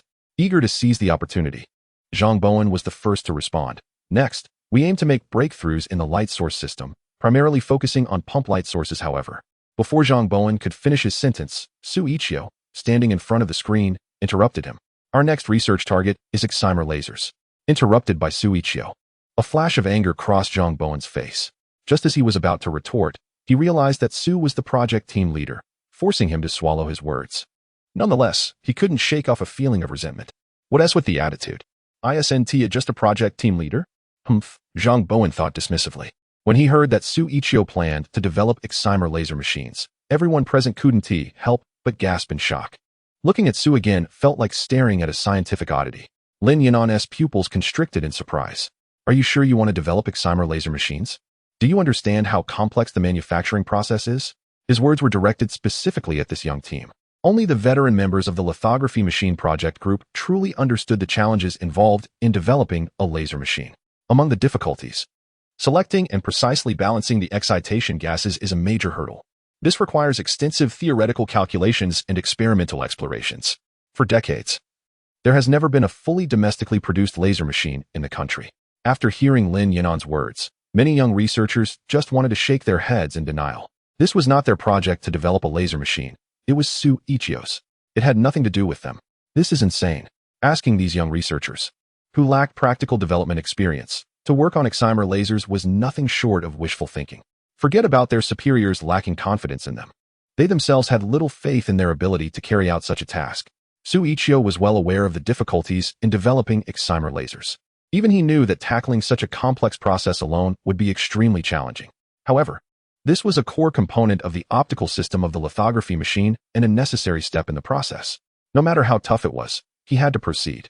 If they couldn't get past this hurdle, then the more challenging aspects of development and manufacturing that lay ahead would be out of the question. This time, I will gather both new and veteran members to work together on this project. I believe that as long as everyone can cooperate, developing an excimer laser will not be an exceptionally difficult task. I have confidence in this, Xu Yiqiu assured Lin Yanan and Li Minghua through the video call. As long as they follow his development steps and nothing unexpected happens, there should be no problem at all. After all, the little that system had directly imprinted all the knowledge of the most advanced lithography machines into his brain. What he needed was merely a supportive team. Well then, since that's the case, feel free to take bold steps. As always, if you need any assistance from our side, don't hesitate to reach out. With Xu Yiqiu's guarantee and confidence, Lin Yanan and Li Minghua had no choice but to agree to their development plan. Although they weren't particularly optimistic about it, opportunities are always there for those willing to try. What if it actually works? As midnight approached, the members of the underground laboratory gradually left, ready to head home for some much-needed rest. A full day of experimental development had left them physically and mentally exhausted, and they were in urgent need of a good night's sleep. Chapter 39, Research and Development of Excimer Lasers. In the entire laboratory, only 2 people remained. Wu Fuguo looked at Xu Yiqiu with a solemn expression and said, "Developing an excimer laser is no easy task. Its complexity is comparable to that of creating a spacecraft engine. You need to think carefully. If we fail, our previously established important position in the Ministry of Science and Technology will be lost in an instant." As he spoke, Wu Fuguo's face was filled with concern. The excimer laser combines cutting-edge technologies from mechanics, optics, materials, electronics, and control systems. It is a concentrated embodiment of national strength and precision manufacturing capability. Mastering its core technology independently is an extremely challenging endeavor. Xu Yiqiu remained silent for a moment before responding. I understand the complexity involved. However, this is our most critical hurdle. Only by overcoming the challenges in this area can we consider the subsequent research and development projects. After a pause, Xu Yiqiu continued. This complex R&D project may take a long time. Therefore, I plan to gather all members of our project team starting tomorrow to work together on the excimer laser. Xu Yiqiu's words were filled with unwavering determination, deeply moving Wu Fuguo. All right, it's settled then. No matter what, we will support your research efforts from behind. Good luck. Wu Fuguo reached out and patted Xu Yiqiu on the shoulder, casting a trusting glance at him. The next day, early in the morning, under Xu Yiqiu's summons, everyone arrived promptly at the underground laboratory of the Ministry of Science and Technology. Everyone, the development of the excimer laser is of great significance. I hope you can all bring your full capabilities and faith to this project. We must believe that we can succeed. Xu Yiqiu stood in front of the group, initially offering some encouraging words. He then began to assign the next steps of the research and development. First, we need to design the laser cavity. The optical engineers will need to select the gas medium based on the required output wavelength and calculate the structural components of the resonant cavity. Then, we will achieve a nanometer-level surface roughness and flatness through precision polishing. This is our goal for today. New members will need to cooperate with the more experienced ones, adopting a collaborative mode of assistance. With Xu Yiqiu's assignments made, everyone moved to their respective workstations. However, due to the overwhelming difficulty of the excimer laser, even some veteran members were unsure of how to proceed in many areas. Therefore, Xu Yiqiu picked up a marker and began to explain his general ideas on the whiteboard. Let me first outline the complete steps for manufacturing the excimer laser. First, we design the laser cavity and create the cavity. Then we process the mirrors and output lens, assemble the cavity, and install the optical system. Next, we assemble the gas system and the excitation system. Finally, we will begin testing the excitation. Xu Yiqiu held a pen and continuously wrote the steps on the whiteboard. The veteran members at the workbench listened attentively, while the younger members displayed a hint of disdain, particularly Zhang Bowen, who didn't even want to listen. Who doesn't he know the R&D sequence? The key lies in the detailed specifics and the actual manufacturing process. What you need to do today is to design the laser cavity and construct it. This is not an easy task to create an excimer laser. We need to dedicate at least a month to R&D work, Xu Yiqiu stated seriously. A month? Hearing Xu Yiqiu's words, everyone was taken aback. Such a complex manufacturing process? Forget a month. Even with a year, they might not be able to complete it. After all, how much funding and manpower this thing has consumed. For decades, there have been no breakthroughs. Noticing the shock on everyone's faces, Xu Yiqiu reassured them. As long as we cooperate, producing an excimer laser within a month is not a problem. I will provide all the support needed throughout the R&D process. And so, the R&D began. In the laboratory, various scarce materials began to appear one after another. In the integrated optics workshop, Xu Yiqiu was slowly and steadily pushing the control lever of the CNC machine towards the empty workpiece. Under the precise control of the high-speed spindle and feeding system, a hard metal block was gradually being sculpted into a precise arc-shaped cavity. As the project team leader, especially since everyone was unsure of how to start, he had to set a good example first. What he was currently working on was the core component of the excimer laser, requiring machining quality to reach nanometer-level precision. Initially, the surrounding young researchers were not very interested in watching. However, as they observed more closely, they began to realize Xu Yiqiu's remarkable skills. He not only mastered all the knowledge related to lithography, but also seemed to be a jack of all trades, effortlessly handling such a high-precision manufacturing project. This made Zhang Bowen, who was a mechanic, feel a bit inferior. Wu Jing, observing Xu Yiqiu's excellent machining skills, looked at him with admiration. Yiqiu can do everything. That's impressive, Wu Jing thought to herself, unable to suppress her fluttering heart. Her delicate face immediately flushed bright red. Everyone, pay attention. When a technician is using a CNC machine for turning internal control processing, it is crucial to finely process each structural component of the cavity and then achieve nanometer-level flatness through precision polishing, Xu Yiqiu explained while machining the cavity. After witnessing Xu Yiqiu's prowess, no one dared to underestimate him anymore. They all gathered around, carefully observing his techniques. Under Xu Yiqiu's leadership and guidance, everyone began to learn humbly. As the days passed in the lab, the team has made significant progress in the research and development of excimer laser systems. Starting from the initial design of the laser cavity, they have now advanced to the fabrication of the cavity itself. Currently, they are working on the processing of mirrors, including the reflective and output mirrors. In the optical laboratory, the team is conducting tests on a special aluminum fluoride-coated mirror. One researcher gently rotates the lens holder while observing the direction of the reflected light spot. Image processing software is calculating the minute tilts at various points on the lens surface. Their task is to adjust each lens to ensure that the reflected light beams are highly parallel. 2 weeks later, in the laboratory and instrument room, the project team members are using a mass spectrometer to analyze the component ratios of a gas mixing system's output. Chapter 40. Rare Materials. Wu Jing carefully adjusted the gas flow control valve until the concentration ratios of the different gases perfectly matched the design requirements. This would determine the wavelength of the laser output. After meticulous tuning and testing of each system module by the entire team, Xu Yiqiu announced that the assembly process could begin. At that moment, everyone started to feel nervous. They had worked countless hours day and night, and now, with the results of their research on the horizon, each person's heart began to race anxiously. This would determine whether their research and development had been successful. Failure would mean that all their hard work and sweat would be in vain, and they might have to discard all previous designs and start over. As the assembly began, Xu Yiqiu stood at the control console, intently watching the data flickering on the screen, and issued the assembly instructions. All the new and veteran members focused intently on the task at hand. Optical designer Wang Yu carefully mounted the polished cavity onto the optical workbench. Professor Li Wen started installing the mirrors and output lens, adjusting their precise angles. Zhang Bowen, with a serious expression, connected the gas system and prepared for activation.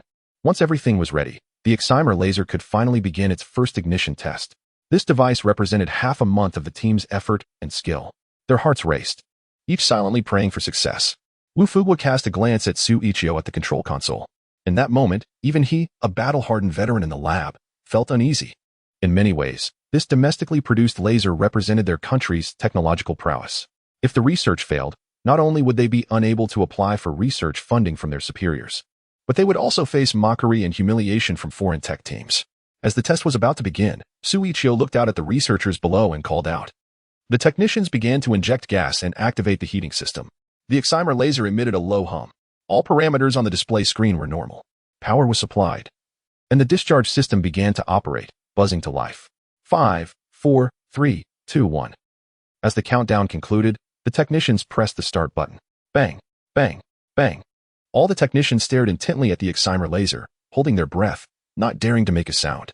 In the lab, the tense atmosphere was palpable, with the sound of racing heartbeats echoing.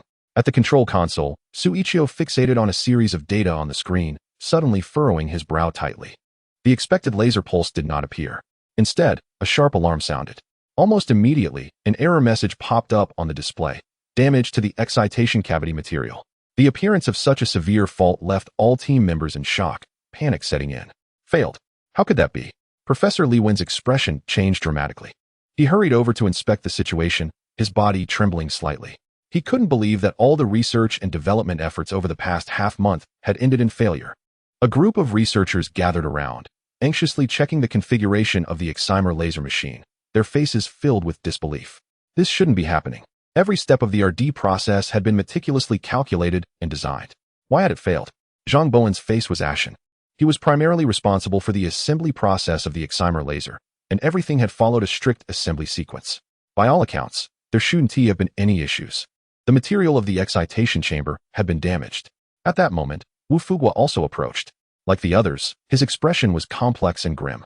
Although he had mentally prepared for failure, seeing the RD failure of the excimer laser with his own eyes was still hard to accept.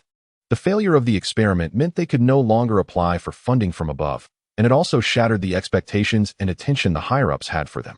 In contrast, Xu Yiqiu still stood at the control panel, watching the data parameters on the screen. His expression was serious, and no one knew what he was thinking. But everyone understood that Xu Yiqiu's mood was likely just as heavy and disheartened as theirs.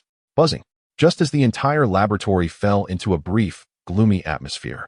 A phone call broke the long silence. Wu Fuguo took out his phone and saw that the call was from Lin Yanan, the Minister of Science and Technology. His expression changed slightly, but he ultimately pressed to answer. Lao Wu, it's been half a month already. What is the progress on the excimer laser development? Lin Yanan's voice came through the line. Wu Fuguo's expression darkened, but he replied honestly, the testing is complete, but there were some unexpected issues during the process. There was a brief silence on the other end. Then Lin Yanan asked, so, it means the RD has failed? Wu Fuguo's face flashed with intense struggle. It's not a failure. There were just some problems in the process. Please give us more time. We will find the cause. Although, from an experimental standpoint, it was indeed a failure, Wu Fuguo did not want to admit it. He believed their RD was sound. It was just a particular step that had gone awry. As long as they identified the specific issue, the experiment would surely succeed. After hanging up the phone, Wu Fuguo walked over to the control panel and stood beside Xu Yiqiu. Don't worry, we'll sort this out, he reassured. Xu Yiqiu fixed his gaze on the screen and suddenly spoke up. I found the reason. At this statement, the previously downcast researchers turned astonished eyes toward him. What is the reason? They all asked, moving closer to the control panel, anxious for answers.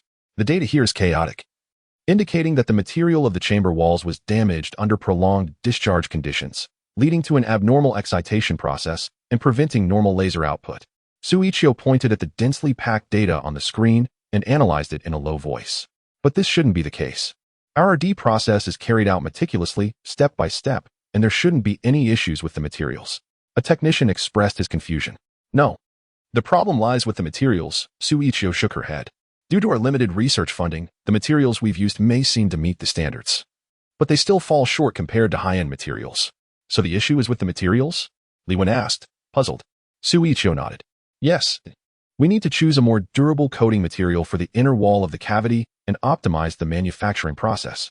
We must use rare substances like gallium fluoride, silica, metal fluorides, and specialized alloys. Chapter 41. Overachievement. As Xu Yiqiu mentioned these rare materials, a collective gasp escaped the lips of the researchers present. They knew better than anyone just how scarce these materials were, especially the costly and rare gallium fluoride coating, which they hadn't encountered in a long time. However, in order to successfully develop the excimer laser machine, they had to find a way to procure these materials. I'll make a call to see if any other project teams have these materials, said Wu Fuguo as he immediately took out his phone to inquire about the availability of the materials from other teams. But, without exception, the replies were the same. These materials were too rare and niche for their experiments, and none of them had any in storage. Left with no other option, Wu Fuguo had to reach out to Minister Lin Yanan from the Ministry of Science and Technology. Minister Lin, we have identified the cause of the failure in the excimer laser operation. The issue lies with the materials. We urgently need gallium fluoride, silicon dioxide, metal fluorides, and special alloys. We hope the ministry can provide us with support, Wu Fuguo earnestly requested. Upon hearing this, Lin Yanan was genuinely taken aback. The materials Wu Fuguo mentioned were all extremely rare and expensive raw materials, costing tens of thousands per gram, and they were incredibly hard to come by. After a long hesitation, Lin Yanan finally spoke up. These experimental materials are indeed precious, but if you can truly succeed in your research, I can make an exception this time. Although uncertain whether the lithography project team could actually achieve success, he decided to take a gamble, given the confidence inspired by their previous research results. Hearing this, Wu Fuguo was overjoyed and immediately assured him, "You can rest assured. As long as we have the raw materials, we guarantee success." Lin Yanan nodded, "Please hold on. I need to consult with the cabinet about this matter." These extremely rare raw materials were stored in the country's most confidential materials reserve room. Without the cabinet's approval, no one had the authority to access the experimental materials. After hanging up the phone, Lin Yanan made an urgent call to the cabinet. After reporting the situation in detail, Vice Premier Li Minghua agreed to activate the National Materials Reserve, given the rarity and high cost of the materials being requested. They even dispatched a helicopter to land at the entrance of the National Reserve. This scene left the warehouse staff in shock. Usually, they only saw armed trucks transporting materials, and they had never witnessed such a grand operation. Understanding the significance of this material request, the staff didn't dare to be negligent. They mobilized nearly everyone to start loading the rare raw materials onto the helicopter. With senior officials overseeing the operation, the process was remarkably efficient. About an hour later, the raw materials were transported into the basement by the managers outside. With these materials in hand, Xu Yiqiu wasted no time and immediately gathered all members to make adjustments and assemble the newly developed excimer laser machine once again. Even Wu Fuguo personally got involved, rigorously overseeing the setup. This time, everyone was even more tense than before. The situation had drawn the attention of the cabinet and the Ministry of Science and Technology, with nearly all senior leaders focusing their gaze here. If they failed again, the higher-ups would completely lose confidence in them, and funding for the experiment would be out of the question. The experiment commenced once more. In the clean workshop, Xu Yiqiu and his team were intensely focused on fine-tuning the massive excimer laser machine. They nervously and carefully adjusted the knobs for the gas mixture ratios. Xu Yiqiu closely monitored the ratio data of ozone, fluorine, and xenon in the mixed gas displayed on the screen. Any disruption could affect the stability of the laser's output wavelength and intensity. With the gas ratios normal, they were ready to power on and test the excitation system. He confirmed with Zhang Bowen, who was in charge of the power system. Upon hearing this, Zhang Bowen's expression instantly grew serious. He put on insulated gloves and cautiously increased the voltage. A faint electric hum crackled between the metal discharge electrodes as the gas was gradually ionized into a stable violet-red plasma. At the same time, optical system expert Wang Yu began adjusting the angle of the mirrors inside the resonant cavity. He needed to ensure that the light waves repeatedly reflected within the cavity to achieve the best laser gain effect. On the screen, the energy readings fluctuated wildly, indicating that the optical system was being optimized step by step. The moment was approaching. The entire project team held their breath in tense anticipation, their expressions filled with anxiety. Laser activation. With the command, a powerful ultraviolet laser shot out from the output mirror. The numbers on the display indicated the pulse frequency and energy level of the beam. Well, it worked. A young researcher couldn't contain his excitement and shouted. At that moment, once everyone realized what had happened, they joined in the ecstatic cheers. They had successfully activated this unprecedented high-precision excimer laser machine, which would serve as the light source for the next generation of photolithography equipment. "That's amazing. Yiqiu, we did it," Wu Jing exclaimed, jumping for joy. Unable to contain herself, she hugged Xu Yiqiu's arm, wanting to celebrate together. Soon after, as if she realized something, her cheeks flushed a deep red, and she quickly let go of Xu Yiqiu. Wu Fuguo, witnessing this scene, was not angry at all. Instead, he stepped forward and patted Xu Yiqiu on the shoulder, saying with great joy, "Yiqiu, you really did it. Congratulations." He looked deeply at the young man, his eyes revealing unreserved admiration and excitement. This was a research and development project that seemed almost impossible to complete. Yet, under Xu Yiqiu's leadership, it was not only finished but exceeded expectations. It's important to note that he was just a newcomer in his 20s. This accomplishment, even on a global scale, is truly remarkable. Feeling the intense joy and excitement of everyone around him, Xu Yiqiu was also influenced by the collective enthusiasm. He smiled and said to Academician Wu, "Thank you, Academician Wu. Without the team and raw materials you provided, I wouldn't have been able to succeed. As I always say, victory belongs to everyone." Xu Yiqiu's humble words instantly earned him the admiration of both new and veteran members of the laboratory. Chapter 42. Upgrading the excimer laser. Xu Yiqiu's modest words instantly drew the admiration of both new and seasoned members of the laboratory. Despite his young age, he not only possessed outstanding abilities, but also demonstrated a remarkable level of patience and broad vision that far exceeded that of ordinary individuals. Professor Li Wen remarked, "I have to say, the successful development of the excimer laser is largely thanks to Yiqiu. Without his help and guidance, It might have taken us many more years to create such a high-precision laser. I genuinely admire him. In previous years, when developing laser machines, they had mobilized nearly all the research experts from Peking University. Just creating this one machine had consumed years of their time. Moreover, the lasers they previously developed could only be considered second-rate compared to the top machines in the world. However, under Xu Yiqiu's leadership, they had managed to develop a world-class laser in just half a month. In Professor Li's eyes, Xu Yiqiu could no longer simply be described as a genius. He was undoubtedly a leader in the field of scientific research. When praised by Professor Li, Xu Yiqiu merely nodded humbly in acknowledgement. He then shifted his gaze back to the excimer laser, his expression gradually falling into deep contemplation. Observing this, everyone was taken aback. The laser had already been developed. Yet he wore such an expression? Was he unhappy? Is there something wrong with the laser?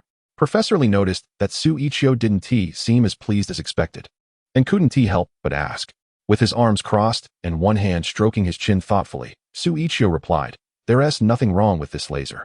However, in my opinion, there are still many areas that need improvement." What? The moment these words were spoken, the crowd was once again dumbfounded. They stood there in shock, uncertain of how to react. From their professional perspective, this excimer laser had undoubtedly reached the ranks of the world's advanced lasers. While it might not be the absolute latest technology, it was certainly not something that second-rate lasers could compare with. For their country, it was already among the top-tier lasers. Yet now Xu Yiqiu claimed that the laser still required enhancements? Did this imply that it was not advanced enough and still had room for improvement? Not only were the new and seasoned members stunned, but Wu Fugua looked particularly shocked. "Are you saying you can improve this laser even further?" he asked tentatively. Considering all their collective expertise, they believed this laser was nearly perfect. Finding any points for improvement seemed daunting. Xu Yiqiu's intention now appeared to be about refining and upgrading it. For these professionals, this was nothing short of astonishing. Xu Yiqiu nodded and continued to fix his gaze on the laser, saying, "That's exactly what I mean." However, it was getting late. "You all should head back and get some rest. I can handle things here." From start to finish, he didn't look at anyone else. His focused gaze remained fixed on the laser machine, as if he were searching for areas to improve. Seeing that Xu Yiqiu had said so, everyone decided not to be polite anymore. After all, they had spent almost every day in the lab for the past half-month. They hadn't had a breath of fresh air outside for quite some time. After a bit of small talk, the project team members began to leave one by one. In the end, only Wu Fugua and his daughter Wu Jing stayed behind, looking at Xu Yiqiu with some concern. "Yiqiu, don't push yourself too hard. You need to relax. Besides, this machine is already advanced enough. We don't need to make it perfect," Wu Fugua reminded Xu Yiqiu, watching him closely. "Yes, Yiqiu. Nothing in this world is absolutely perfect. No country dares to claim it can produce the most perfect laser machine," Wu Jing added, her caring gaze fixed on Xu Yiqiu's back. "Thank you for your concern. However, according to my standards, if we're going to do it, we must aim for the best in the world. Just give me 3 days. I believe I can do it," Xu Yiqiu replied, showing a confident expression to Wu Fugua and Wu Jing. Seeing that Xu Yiqiu was so determined, Wu Fugua didn't insist further. He only left with a reminder to take care of himself. Once everyone had left, Xu Yiqiu took out a stamina pill from a storage box. This was a task reward given to him by the little dot system when he completed a mission. There were originally 5 pills, and he had used one last time, leaving him with 4. These 4 pills would be more than enough to tackle the upcoming research and improvement project. After swallowing one of the pills, Xu Yiqiu locked himself in the underground lab. He sat down at the workbench and began to focus on his research, jotting down his preliminary ideas. He aimed to optimize the electric shock structure and magnetic field design to achieve a more uniform and stable plasma excitation. He also planned to use lower loss, ultraflat optical components to enhance the optical quality of the cavity and improve the gas system to provide higher purity gas mediums. After writing down his main ideas for 2 full pages, he followed with dense calculations. For 3 whole days and nights, Xu Yiqiu didn't sleep at all, continuously conducting experiments. Wu Fugua was very worried about Xu Yiqiu's health. During those 3 days, he came to check on Xu Yiqiu multiple times to see if he had eaten, but was always met with Xu Yiqiu's casual evasions. In reality, aside from the usual trips to the restroom, Xu Yiqiu hadn't slept at all, and he hadn't eaten anything either. Thanks to his energy pills, he was able to keep going. Otherwise, given his current workload, he would have likely collapsed in the lab long ago. Wu Fugua couldn't help but worry. He often came over with Wu Jing to bring him meals. Fortunately, from Xu Yiqiu's mental state, it seemed he was still full of energy.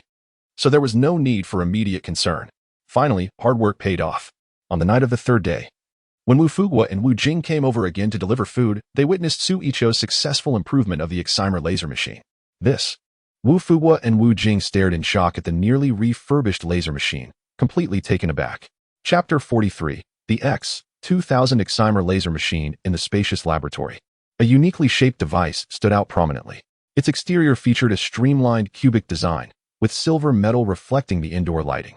The front of the chamber had a large transparent observation window, revealing a complex system of internal pipelines. At the top, a conduit connected to a system that continuously emitted rolling white vapor. On either side were optical excitation systems, protected by heavy radiation-proof covers. In the rear exhaust system, the indicator lights of infrared laser detectors flickered intermittently. On the right side, a precision gas system was connected, with data on the display screen reflecting adjustments in gas flow. The control panel was neatly arranged with various gas valves, power switches, and a touchscreen display. This was my latest upgraded X-2000 excimer laser machine. Xu Yiqiu gazed at the culmination of his efforts over the past few days, unable to suppress a proud smile. Wu Fuguo and his daughter Wu Jing stood frozen in place, utterly astonished. Who could have imagined that when Xu Yiqiu said he would improve the laser machine, he would actually go ahead and do it? And in just 3 days, he had completed the transformation. Yiqiu, are you joking? Wu Jing looked at Xu Yiqiu with her face filled with disbelief. In her understanding, upgrading a high-tech product in 3 days was already a daunting task, let alone simply coming up with a design plan. Yet Xu Yiqiu had done it. Moreover, judging by the appearance of this laser machine, it exuded a strong sense of advanced technology. It seemed to be significantly more advanced than before. Have you tested it? Wu Fuguo adjusted his glasses, wiping the cold sweat from his forehead. He hurried over to the excimer laser machine to begin the debugging process. No one knew just how shocked he was at that moment. Initially, it was already a tremendous achievement and good news for their project team to have created an excimer laser machine. Who would have thought that Xu Yiqiu would surprise them with something so remarkable? I've already debugged it. You can test the performance of the X-2000 laser machine now, Xu Yiqiu said with a calm smile, exuding an air of nonchalance as if the laser machine wasn't his creation at all. Are there any improvements? Wu Fuguo asked excitedly while he was debugging. The improvements are significant. First, the excitation system has been upgraded with a new electrode structure and voltage stabilization technology, resulting in a more uniform and stable plasma. Secondly, the high reflecting mirror's reflectivity has been increased from 88.2 to 99.8, greatly reducing optical cavity losses. Then there's the high-speed frequency stabilization technology, with the pulse frequency stability improved by 2 orders of magnitude, reaching the 1 × 10 to the power of -8 level. Xu Yiqiu began to explain the upgrades to the laser machine to Wu Fuguo. Great, great, great. Wu Fuguo exclaimed joyfully as he tested the machine, repeating the word great 3 times. One can only imagine just how thrilled and excited he felt at that moment. After a brief test, he ecstatically reached a conclusion. The X-2000 is the most advanced excimer laser machine in the world today, and its emergence will propel various high-tech industries to new heights. This data record has far surpassed that of other countries. Wu Fuguo couldn't contain his excitement and burst into laughter. Adjusting his glasses, he eagerly observed the laser machine's operating data. This might be the happiest day of his life so far. But that is not all, Xu Yiqiu suddenly said calmly. Wu Fuguo and Wu Jing, who were still riding the wave of excitement, were taken aback by Xu Yiqiu's words. What do you mean by that? I assure you, it is the world's most advanced excimer laser machine. Wu Fuguo insisted, thinking Xu Yiqiu lacked confidence in the laser machine. That's not what I mean. What I'm saying is that this laser machine still has room for improvement. In the future, I will gradually add a gas recycling system to this machine, allowing for higher purity gas in ultraviolet disinfection technology, Xu Yiqiu responded. Don't be ridiculous. Wu Jing's eyes widened in disbelief, staring at Xu Yiqiu as if watching a sci-fi movie. At that moment, she really wanted to lift Xu Yiqiu's skull to see just how much advanced technological knowledge was in his head. Can you not exaggerate? Wu Fuguo stared at Xu Yiqiu for a moment, and after a brief silence, he took a deep breath, approached Xu Yiqiu, and firmly patted him on the shoulder, saying, It is truly a stroke of luck for our country to have a talent like you, an undisputed genius in the research community. He offered an exceptionally high evaluation, his eyes filled with deep admiration and respect as he looked at Xu Yiqiu. Afterward, Wu Fuguo conveyed the good news to the cabinet and the Ministry of Science and Technology. Undoubtedly, when the cabinet and the Ministry of Science and Technology learned that Xu Yiqiu not only developed the excimer laser machine but also upgraded it to the world's most advanced X-2000 model, all the senior leaders were left utterly speechless in shock.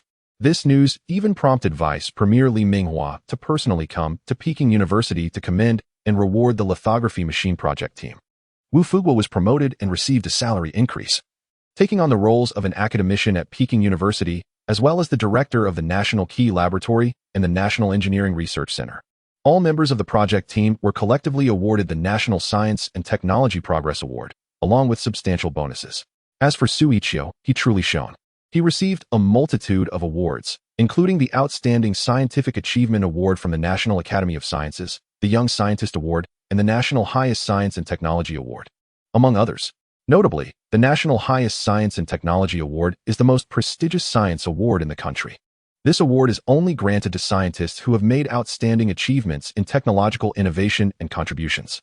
In the domestic research community, very few are eligible to receive this honor, highlighting its immense value.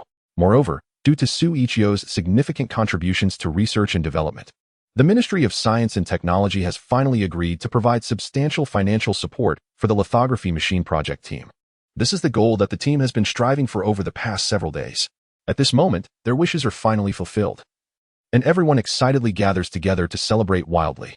Meanwhile, Xu Yiqiu begins to integrate his technology.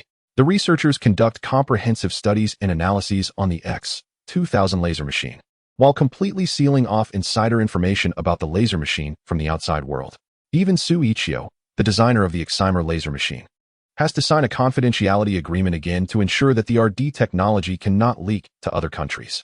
Chapter 44. The Spider Thief. After successfully developing the world's most advanced laser machine, Xu Yiqiu not only received a substantial bonus and accolades, but also enjoyed special privileges. He requested a few days off to return home and visit his family. His parents were overjoyed to hear that their son was coming back and cheerfully prepared a lavish feast to welcome him. However, after several days of sleepless nights, Xu Yiqiu returned home and, without even eating, collapsed into bed for some much-needed rest. Although energy pills could temporarily restore his stamina, the lack of sleep over several consecutive days still took a toll on his mental state. Taking advantage of this leave, he decided to put his research projects aside and focus on resting at home. Xu's mother, Yang Hui, stood at the doorway, watching her son sleep soundly under the covers. Filled with worry and sorrow, what has Yiqiu been up to all this time? He comes back and doesn't even drink tea or eat. He just falls asleep. I hardly recognize him after not seeing him for a while. He looks so thin. I remember he told us before he left that he was going to work on research. Who would have thought he would come back looking like this? He is as thin as a scarecrow, she lamented, feeling a pang of heartache. He said he was contributing to the country, right? No matter what he went through. This is our pride. You should be happy, not frowning. Su's father, Su Wenhong, chimed in. Oh, come on. Research? Do you really believe our son went to do research? Yang Hui rolled her eyes, clearly unconvinced. We both know what his qualifications are. Sighing, she added, as long as he is not involved in anything illegal. I suppose that's all that matters. With a worried expression, she feared that her son might have gotten involved in some unsavory, illicit business. Meanwhile, Xu Yiqiu's certificates of honor and research trophies had been completed. Deputy Minister Li Minghua, wanting to show Xu Yiqiu that their superiors were sincere and supportive, personally led a team in an armored police vehicle to the Guiyuan community where Xu Yiqiu lived. At the same time, in the community, two young men, Xiao Wang and Xiao Lu, were lurking behind a car, keeping an eye on the second-floor window of Building 21. I've been watching this place for a long time. No one has come back in 2 weeks, Xiao Wang said as he handed a flashlight to Xiao Lu. Same routine as always, you stay on lookout outside. And I'll try to be out in 10 minutes. If anything happens, shine the flashlight 3 times. Got it. Keep an eye out and hurry up, Xiao Lu replied, taking the flashlight and quickly moving to the other side to keep watch. Damn it, I'm going to strip this place bare, Xiao Wang said, rubbing his hands together. After putting on a mask, he swiftly climbed up the water pipe to the second floor. With a crowbar, he easily pried open the window lock, revealing a smug smile. They were notorious pickpockets in the area. He was given the nickname Spider Thief. As the name suggests, he often crawled around the rooftops between buildings, sneaking into houses to engage in petty theft. This particular household had been under observation for several weeks. After confirming that the family had gone abroad for vacation, they became even more brazen, even planning to break in during the day. They boasted about taking everything they could. At that moment, Xiao Wang had already squeezed his entire body through the window. As he looked around the room filled with valuable gold and silver jewelry, his eyes widened in excitement. Damn it, I'm really going to get rich. His heart raced, and his hands trembled with anticipation. He grabbed his backpack and started shoving things inside frantically. While he was lost in his thievery, Xiao Lu on the first floor suddenly felt the urge to pee. He wanted to find a secluded spot to relieve himself. Just as he found a small alley and was about to go, a blinding white light suddenly enveloped him. Who the hell is that, showing such a lack of decency? Don't they know I'm peeing? Xiao Lu turned angrily to see what was happening. However, the moment he turned, he nearly lost his mind from shock. A massive number of police cars were blaring their sirens, with flashing red and blue lights cutting through the sky. A long line of police vehicles was charging towards them, with the leading two being armored command vehicles painted in a weathered sand color. The towering gun barrels at the front exuded an air of unassailable authority. Several riot control vehicles cleared the way, their anti-riot guns swiveling side to side, as if warning any lawbreakers against provoking the law. Holy crap! This scene nearly gave Xiao Lu a heart attack. He even forgot to pull up his pants, bolting towards the open space. As he ran, he frantically shone his flashlight inside. Old Wang! Old Wang! The police are here, and you're still stealing? Run! Xiao Lu shouted in panic from downstairs, his face pale and his body trembling. Damn it! We're just trying to steal something, and we've attracted the armed police. Are we even going to survive this? Meanwhile, Xiao Wang, who was still inside frantically gathering valuables, was blinded by greed.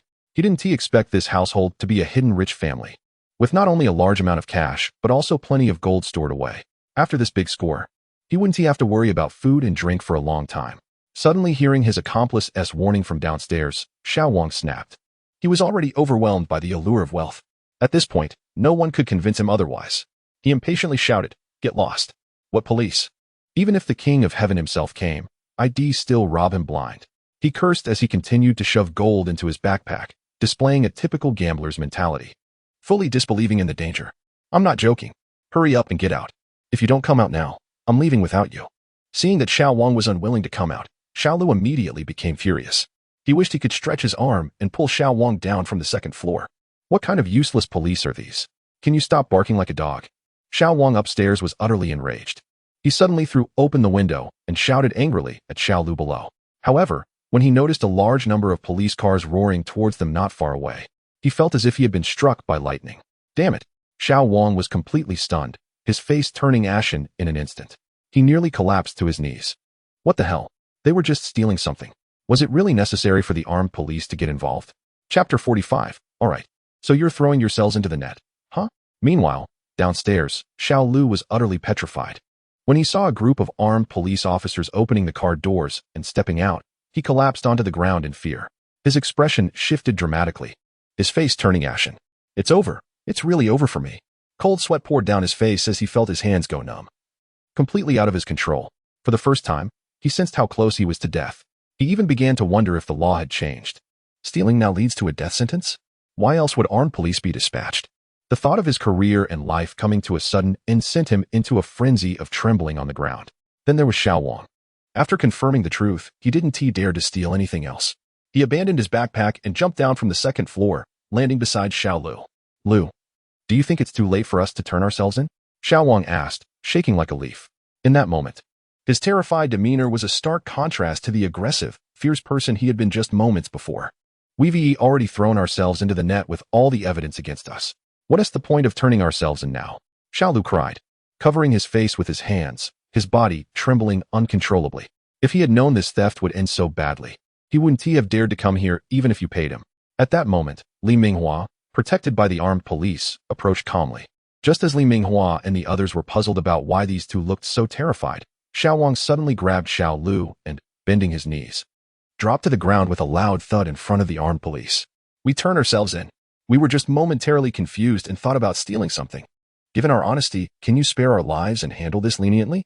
Xiao Wang clung to one of the officer's legs, sobbing and pleading desperately. "Yes, please handle this leniently. We promise we didn't spend a single cent of what we stole, and we didn't even take anything out of the community." Xiao Lu joined in, palms together, begging in a panic. The sudden scene left the armed police dumbfounded. They exchanged bewildered glances, filled with confusion and disbelief. Their purpose was merely to protect the deputy prime minister while he presented an award to Xu Yiqiu. Who would have expected such a turn of events at a critical moment? Thieves actually rushing to turn themselves in? It was as if the sun had risen from the west. But upon reflection, it all seemed reasonable. After all, this was Xu Yiqiu's neighborhood, and the residents were of a different caliber. Even the thieves could be so easily moved. Li Minghua frowned as he watched the two pickpockets, finding the situation increasingly absurd and laughable. He could see this was just a mix-up, but he didn't say much.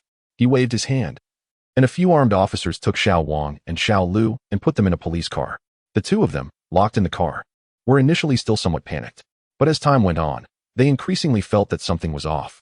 Xiao Wang held back for a moment before finally asking a police officer, "Excuse me, officer, how did you manage to predict that we would steal something at this specific time?" He was genuinely puzzled. Before their operation, they had scouted the area for a while, confirming that there were no cameras before they dared to make a move. But the question remained, how did these officers know about their actions? The armed police officer scoffed. "We never said we were here specifically to catch you. You walked right into our trap. We weren't here to catch you." What the heck? Upon hearing this, Xiao Lu and Xiao Wang were left dumbfounded. Their faces turned a deep shade of red. So it turns out they were completely unaware of the situation. They had essentially delivered themselves into the net, right? Finally, one of the officers in the vehicle couldn't hold back any longer and burst out laughing. "Be serious. We are all rigorously trained. No matter how funny it is. We won't laugh," said one of the armed police captains with a stern face. "Unless you can't help it, right?" Xiao Wang retorted angrily. "Ha ha ha." As soon as he said this, everyone in the vehicle completely lost it, bursting into laughter.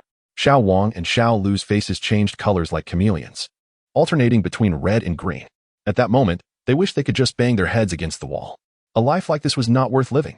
To avoid drawing too much attention, Li Minghua only brought 2 armed police officers with him to the Guiyuan community.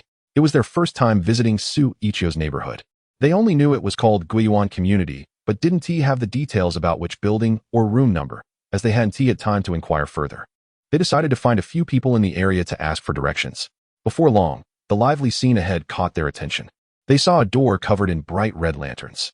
A bright red banner was affixed to the wall, reading, "Congratulations to Wang Xiaojun for scoring 679 on the college entrance exam and successfully enrolling in Fudan University, a prestigious 985 institution." A group of neighbors wore joyful smiles, congratulating a middle-aged woman. "Haha, congratulations. Your son has really made it. It looks like he is going to soar high now. I've always thought this kid was smart. And now he is getting into a top university. It's no surprise." They exclaimed. "What a joy. This kid is truly remarkable. He is bringing honor to our Guiyuan community with a bright future ahead." A crowd gathered at the door, showering compliments and congratulations on the woman, who was beaming with happiness. Before long, some people noticed Li Minghua and the 2 armed police officers approaching. Seeing the police, some immediately panicked. "What is going on? Is something big happening in our community?" People instinctively took a step back, worried that some misfortune might fall upon them. "Wang Xiaojun, the college entrance exam score is 679. That's impressive. Such a promising student."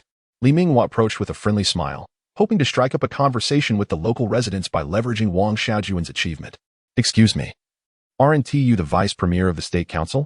I've seen you on TV." At that moment, a citizen recognized Li Minghua and excitedly stepped forward, his face turning red. "Hello." Li Minghua smiled gently and extended his hand for a handshake. "So it's really the vice premier. I can't believe I'm seeing you in person." Before long, the crowd recognized Li Minghua, and everyone was thrilled, eager to step forward to shake his hand and get closer. After all, he was a big figure in the national cabinet, a true heavyweight. Having the chance to chat with Li Minghua was something they could brag about for a lifetime. Chapter 46, Chief Scientist Leader. "Are you in the city for any inspection work?" "Don't worry. We are very familiar with the situation here. If there's anything you need to ask or investigate, we will definitely cooperate fully." The residents of the community surrounded Li Minghua, eager to engage him in conversation, all wearing flattering expressions. Just then, a woman squeezed through the crowd and stepped forward. "Oh, isn't this obvious? The vice premier has traveled all this way to congratulate my son, Wang Xiaojun, for successfully being admitted to Fudan University. Did you not hear the vice premier specifically praising my Xiaojun just now?" The woman explained to her neighbors with a beaming smile. She then grabbed Li Minghua's hand, expressing her deep gratitude. "Vice premier, you've really worked hard. You didn't even give us a heads up before coming. And we couldn't prepare to host you properly. That's so rude of us." She deliberately emphasized Li Minghua's title, speaking as if they were old friends who had known each other for years. Sure enough, upon hearing her words, everyone was stunned. This was incredible. When one person succeeds, it seems to lift everyone around them. Who would have thought that such a high-ranking official came specifically to congratulate Wang Xiaojun? Fudan University must be something special. Thinking this, the neighbors began to curry favor with the woman. "Our Wang Xiaojun is truly exceptional. He is definitely a standout in the country. Once he makes it big, he must not forget us folks in the community. Haha, yes. Xiaojun is such a remarkable child. I even drove him to school myself once. Who would have thought that in the blink of an eye, he would soar to such heights? This kid is something else. Given time, he will undoubtedly become a pillar of the nation. I have high hopes for him. The crowd surrounded the woman, all wearing smiles and clearly trying to win her favor. The woman was ecstatic, her mouth never closing as she beamed with pride, feeling like the center of attention, basking in the limelight. Haha, Vice Premier. Let us not stand outside any longer. Come upstairs to rest. I'll pour you a cup of tea. The woman tugged at Li Minghua's hand, trying to lead him inside. At this moment, Li Minghua was completely taken aback by her words. Once he regained his composure, he gently patted her hand to signal her to let go. Then he said, "Actually, we are here to ask if there is someone named Xu Yiqiu in your community?" Upon hearing this, not only was the woman stunned, but the other residents also paused in surprise. Their previously joyful expressions gradually froze. "Xu Yiqiu? Are you talking about the son of the old Xu family? What do you want with him?" The woman asked awkwardly, a sudden ominous feeling creeping into her heart. Wasn't she here specifically to congratulate her son? How did it suddenly turn into a matter about Xu Yiqiu? Could it be that she wasn't looking for her son, but for Xu Yiqiu instead? The woman's face turned pale, and she instinctively glanced around. If she wasn't here for her son, that would be quite awkward. Yes, it was indeed that Xu Yiqiu. I'd like to know. Can you tell me which building he is living in now? Li Minghua immediately asked. The crowd exchanged confused looks, their mouths slightly agape. They wondered who exactly this visit was for. Why was Xu Yiqiu suddenly being mentioned? However, when they noticed the two armed police officers standing beside Li Minghua, their expressions changed dramatically. "Leader, is Xu Yiqiu in trouble?" An older man couldn't help but ask. In their minds, after Xu Yiqiu got into university, he had been aimlessly drifting outside. They had heard he hadn't even found a proper job. Moreover, his family had been struggling financially, with his parents eagerly waiting for him to earn money and settle down. On top of that, the last time they saw police cars parked outside Xu Yiqiu's house, he had personally gotten into one. This led them to speculate for some time that he might have been imprisoned.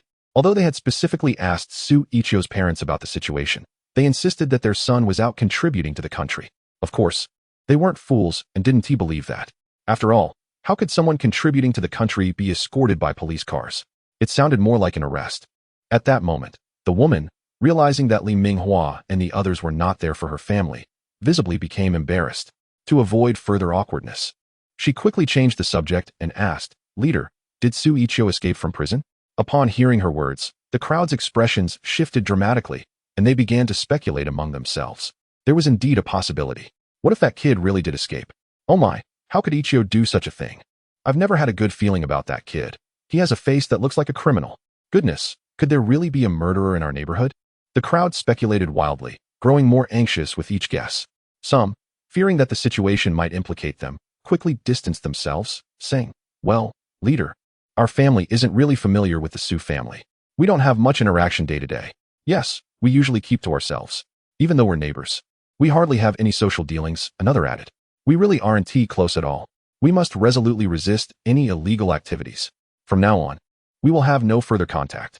The crowd nodded eagerly, presenting themselves as law-abiding citizens. Listening to the comments from the citizens, Li Minghua was at a loss for words. After a moment, when the crowd finally quieted down, he spoke up. "I believe there has been a misunderstanding. Xu Yiqiu is not a fugitive and has no criminal record.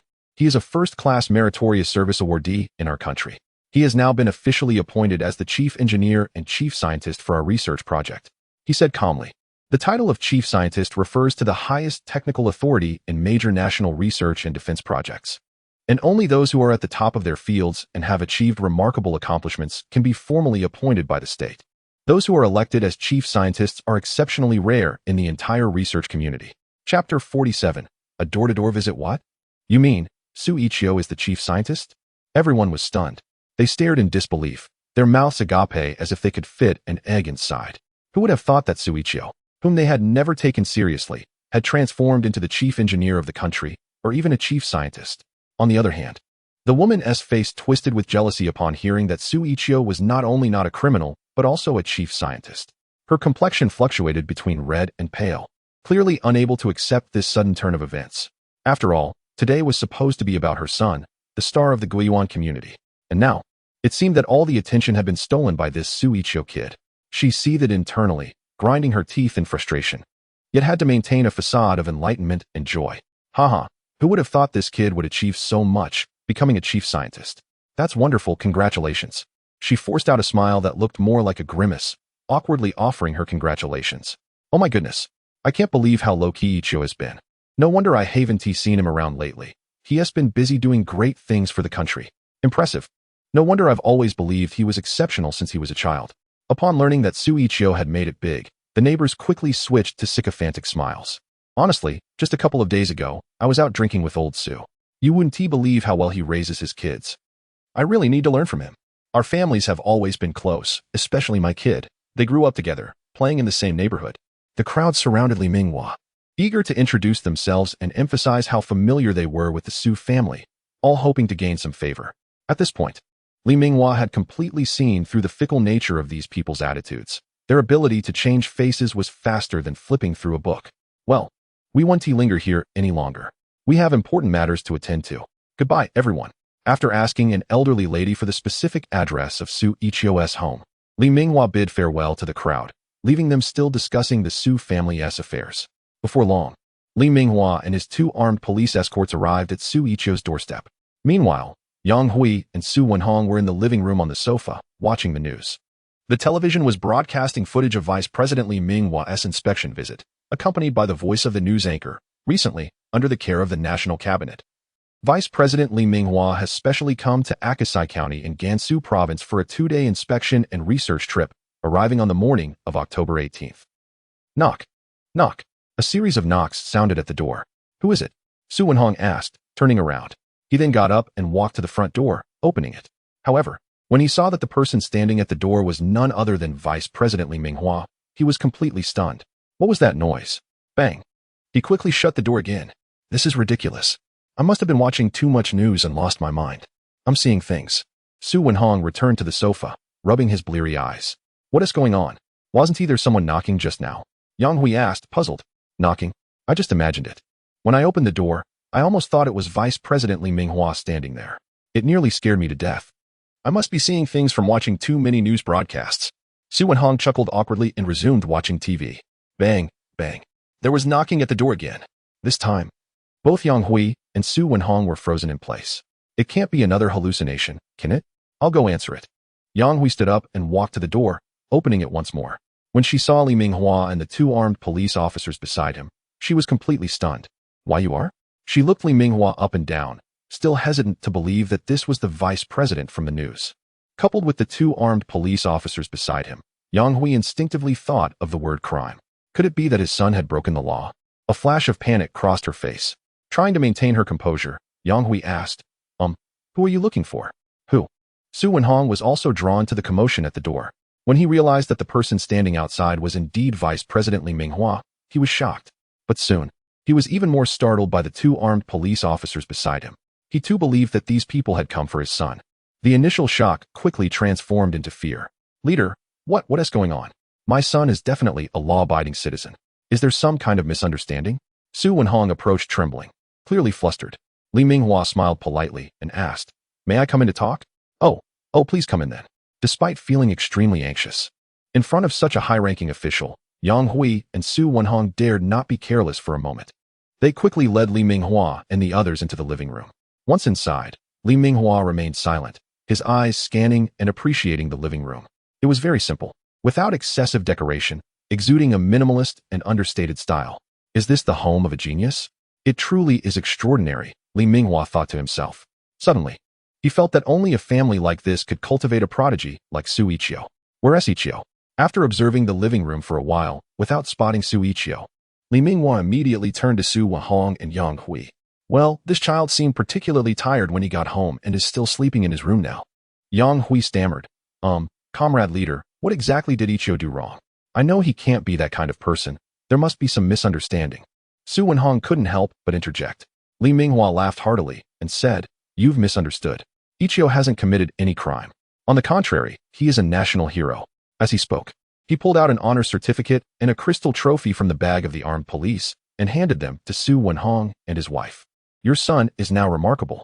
He has been awarded the nation's highest scientific and technological award and is currently our country's chief scientist. Congratulations on raising such a wonderful son. Li Minghua smiled as he patted Xu Wenhong and Yang Hui on the shoulder, his face filled with a sense of pride and satisfaction. Chapter 48. Brothers packed the heavy crystal trophy in Xu Wenhong's hands radiated a chilling temperature. On the front of the trophy, in golden letters, were engraved the words National Highest Science and Technology Award along with the name of the recipient, Xu Yiqiu. The elegant, flowing curves and the clean, transparent material silently narrated the beauty of science. As they gazed at the crystal trophy, Xu Wenhong and Yang Hui were completely stunned. Although their son had informed them earlier about his dedication to contributing to the nation's scientific research, they never expected that it would be so soon before his superior personally delivered the trophy to their home. Moreover, judging by these accolades, it seemed their son had made some significant contributions. But the key question remained, what exactly had Xu Yiqiu been doing? What has he done? Xu Wenhong and Yang Hui asked in unison, their faces still etched with deep shock and disbelief. Well, this matter is a state secret, so I can't go into details. Just know that Yiqiu has indeed made a great contribution to the nation's scientific research sector, Li Minghua replied with a smile. How is that possible? Are you sure you have the right person? Yang Hui took the crystal trophy in her hands and examined it from side to side. Even though her son's name was clearly inscribed on it, she still found it hard to believe. Yiqiu, come here and take a look at this. Is there someone with the same name as you? Yang Hui called out to the inner room, hoping to wake her son. Li Minghua quickly intervened. No need for that. I heard he has been burning the midnight oil on research and hasn't he had a proper rest in a while. Let us not disturb him. Let him relax and catch some sleep. Since Li Minghua had said so, Yang Hui naturally felt it was inappropriate to wake Xu Yiqiu. The journey must have been tiring for you, comrade leader. Would you like to stay for a meal before you head off? Xu Wenhong offered, his voice tinged with excitement. To him, Li Minghua was a prominent figure in the national cabinet, a true leader of the country, someone often seen on the evening news. Most ordinary people might never meet such leaders in their lifetime. To encounter one in person was indeed a rare opportunity. Regardless, he wanted to extend an invitation to increase their chances of interaction, even if just as a trial. He didn't really expect Li Minghua to accept, considering the countless matters high-level officials had to attend to. To his surprise, Li Minghua readily agreed. That would be great, thank you. With a smile, Li Minghua reached out to shake hands with both of them. Being greeted by a national leader was an exhilarating experience for the couple. Haha, it's no trouble at all. It's our honor that you would choose to dine with us. Yang Hui laughed heartily. Oh, by the way, Li Minghua seemed to have thought of something and pulled out a bank card from his pocket, placing it on the table. This was a research grant he had received in the autumn, totaling 2 million yuan, with a password of 6 zeros. You can handle this money yourselves, he said. After hearing Li Minghua's words, Xu Wenhong and Yang Hui were once again stunned. How much? She stammered, holding the bank card with trembling hands.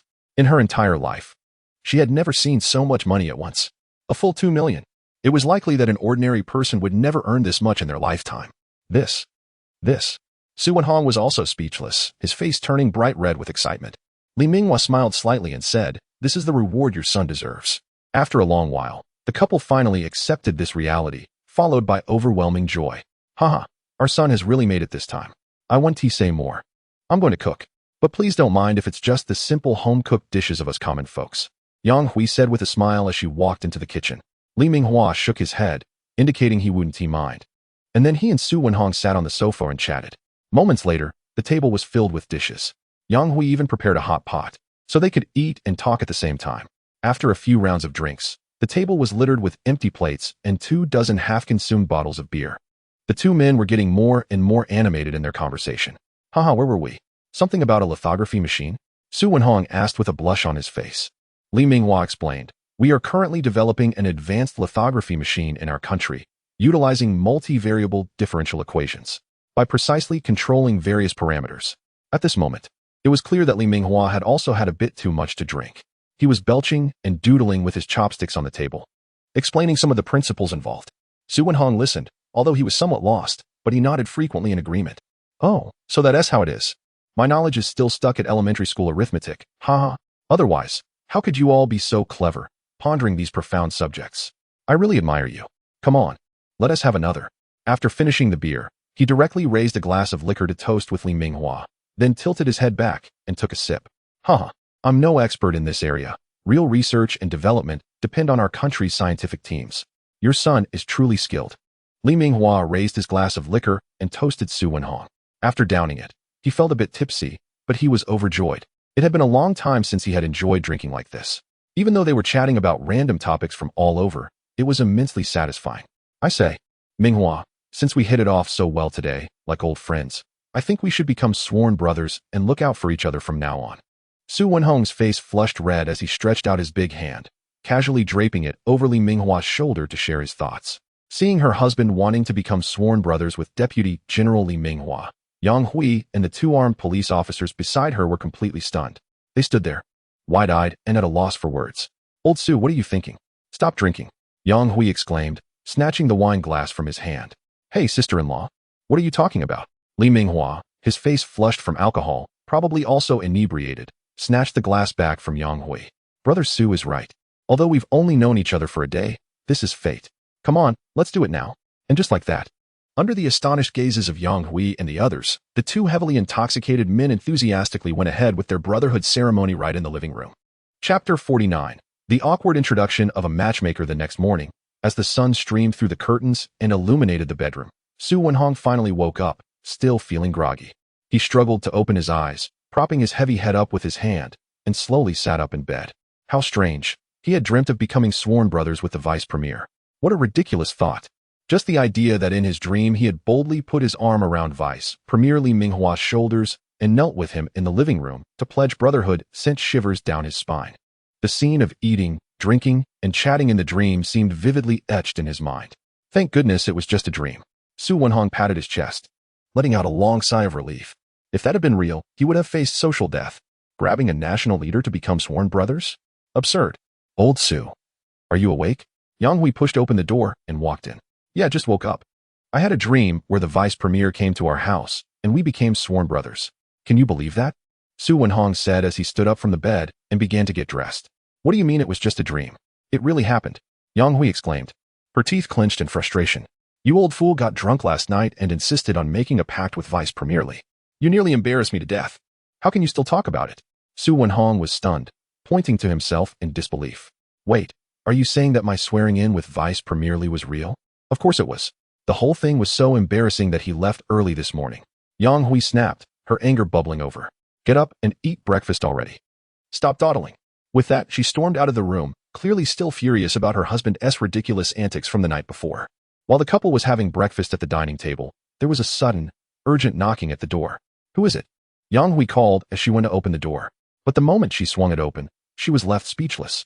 Standing in the hallway was a crowd of neighbors from the Guiyuan community, about a dozen of them, mostly in their 40s or 50s, both men and women, some carrying gifts.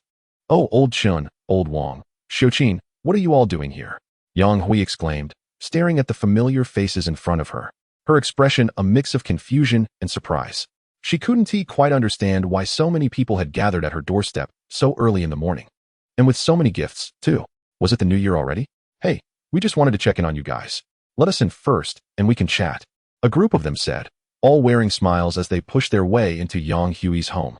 The living room quickly filled with neighbors, turning the family's quiet breakfast into a lively gathering. Xu Wenhong, who was in the middle of his meal, was taken aback. "What are you all doing here? Why is everyone at my house?" He put down his chopsticks and stood up from the table. "Haha, old Xu, I recently got some great tea leaves. Thought I'd bring you some to try." Lao Chen placed a box of Longjing tea on the table, beaming with a smile. Seeing this, the others quickly gathered around, eager to join in. "This is health tea, especially important for people our age. We need to take good care of our health," Xiuqin said with a smile, directly shoving a gift box into Xu Wenhong's hands. Before Xu Wenhong and his wife Yang Hui could react, an array of gifts began to fill their home: health supplements, alcohol, various pastries, and even flowers. "Wait, what's going on here? Is today some kind of holiday?" Yang Hui asked, her face filled with astonishment. They were a modest family, often overlooked in the bustling city. Aside from the new year, it was rare for relatives to visit and bring gifts, let alone neighbors from their community. Normally, even borrowing something was met with hesitation, so this sudden rush of gifts was quite bewildering. "Oh, come on. Just because it's not a holiday doesn't mean we can't give gifts. We're neighbors, living in the same community, closer than relatives. A little gift here and there is nothing," one woman said, grabbing Yang Hui's hand with excitement. Xu Wenhong and Yang Hui were left in shock, feeling as if their brains were struggling to process what was happening. What on earth is going on? Did the sun rise from the west? Haha, it's like this. I heard your daughter Chiao is still single after graduation, right? My daughter Tingting is also single. Why don't we play matchmaker and do each other a favor? Xiuqin said with a bright smile, looking at Xu Wenhong and his wife. This. Yang Hui was taken aback. Before she could think further, Lao Dai squeezed him beside Xiu. Haha, she is just joking. I saw Ting with a guy not long ago. She already has a boyfriend. Why is she here stirring up trouble? Lao Dai chuckled. In my opinion, your daughter Wanru is the best. Beautiful and kind-hearted. She and Xiu would make a perfect couple. A match made in heaven. But before he could bask in his own enthusiasm for too long, several people had already pushed him aside. Soon, a crowd was pulling Xu Wanhong and Yang Hui, enthusiastically introducing their daughters, hoping to form a marriage alliance with the Xu family.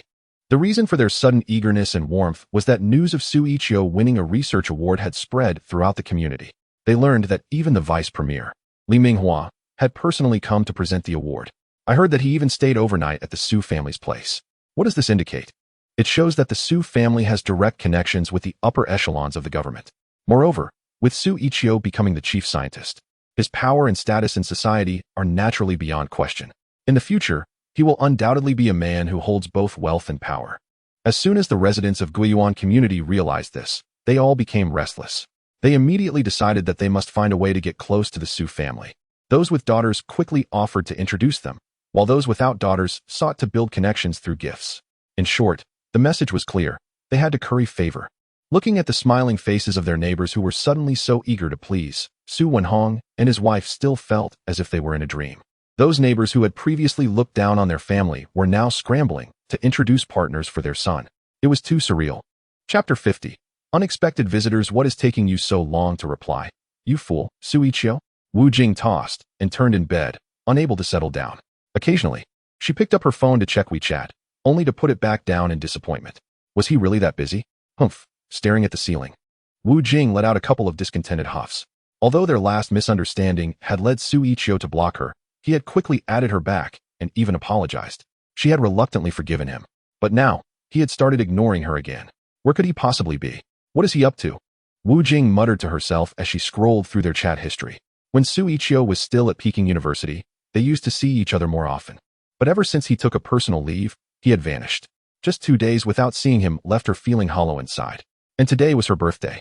The only thing on her mind was the image of Xu Yiqiu celebrating with her. Could it be that I've developed feelings for him? Wu Jing suddenly sat up straight in bed, surprised even by herself. At that moment, her cheeks flushed a bright red, and her heart raced like a startled deer. But she stubbornly told herself, no way, he's just my colleague. I'm just worried about him. After a moment of internal struggle, she made up her mind to send a WeChat message to her father, Wu Fuguo. Using research discussions as an excuse, she requested Xu Yiqiu's home address. Since her father had detailed information about Xu Yiqiu, it wasn't difficult to obtain the address. With Xu Yiqiu's address in hand, Wu Jing drove over. After about an hour, she parked her car in the Guiyuan community. As she got out, she felt an odd sense of unease. There seemed to be a lot of people near Xu Yiqiu's building. Several cars were parked outside. With a puzzled mind, she headed inside. 502. She murmured the room number to herself. After reaching the 5th floor, she finally stood in front of Xu Yiqiu's door.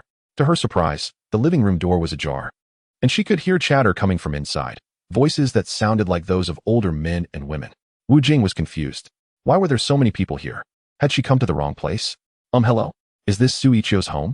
With a hint of hesitation, Wu Jing pushed the door open and stepped inside with a polite smile.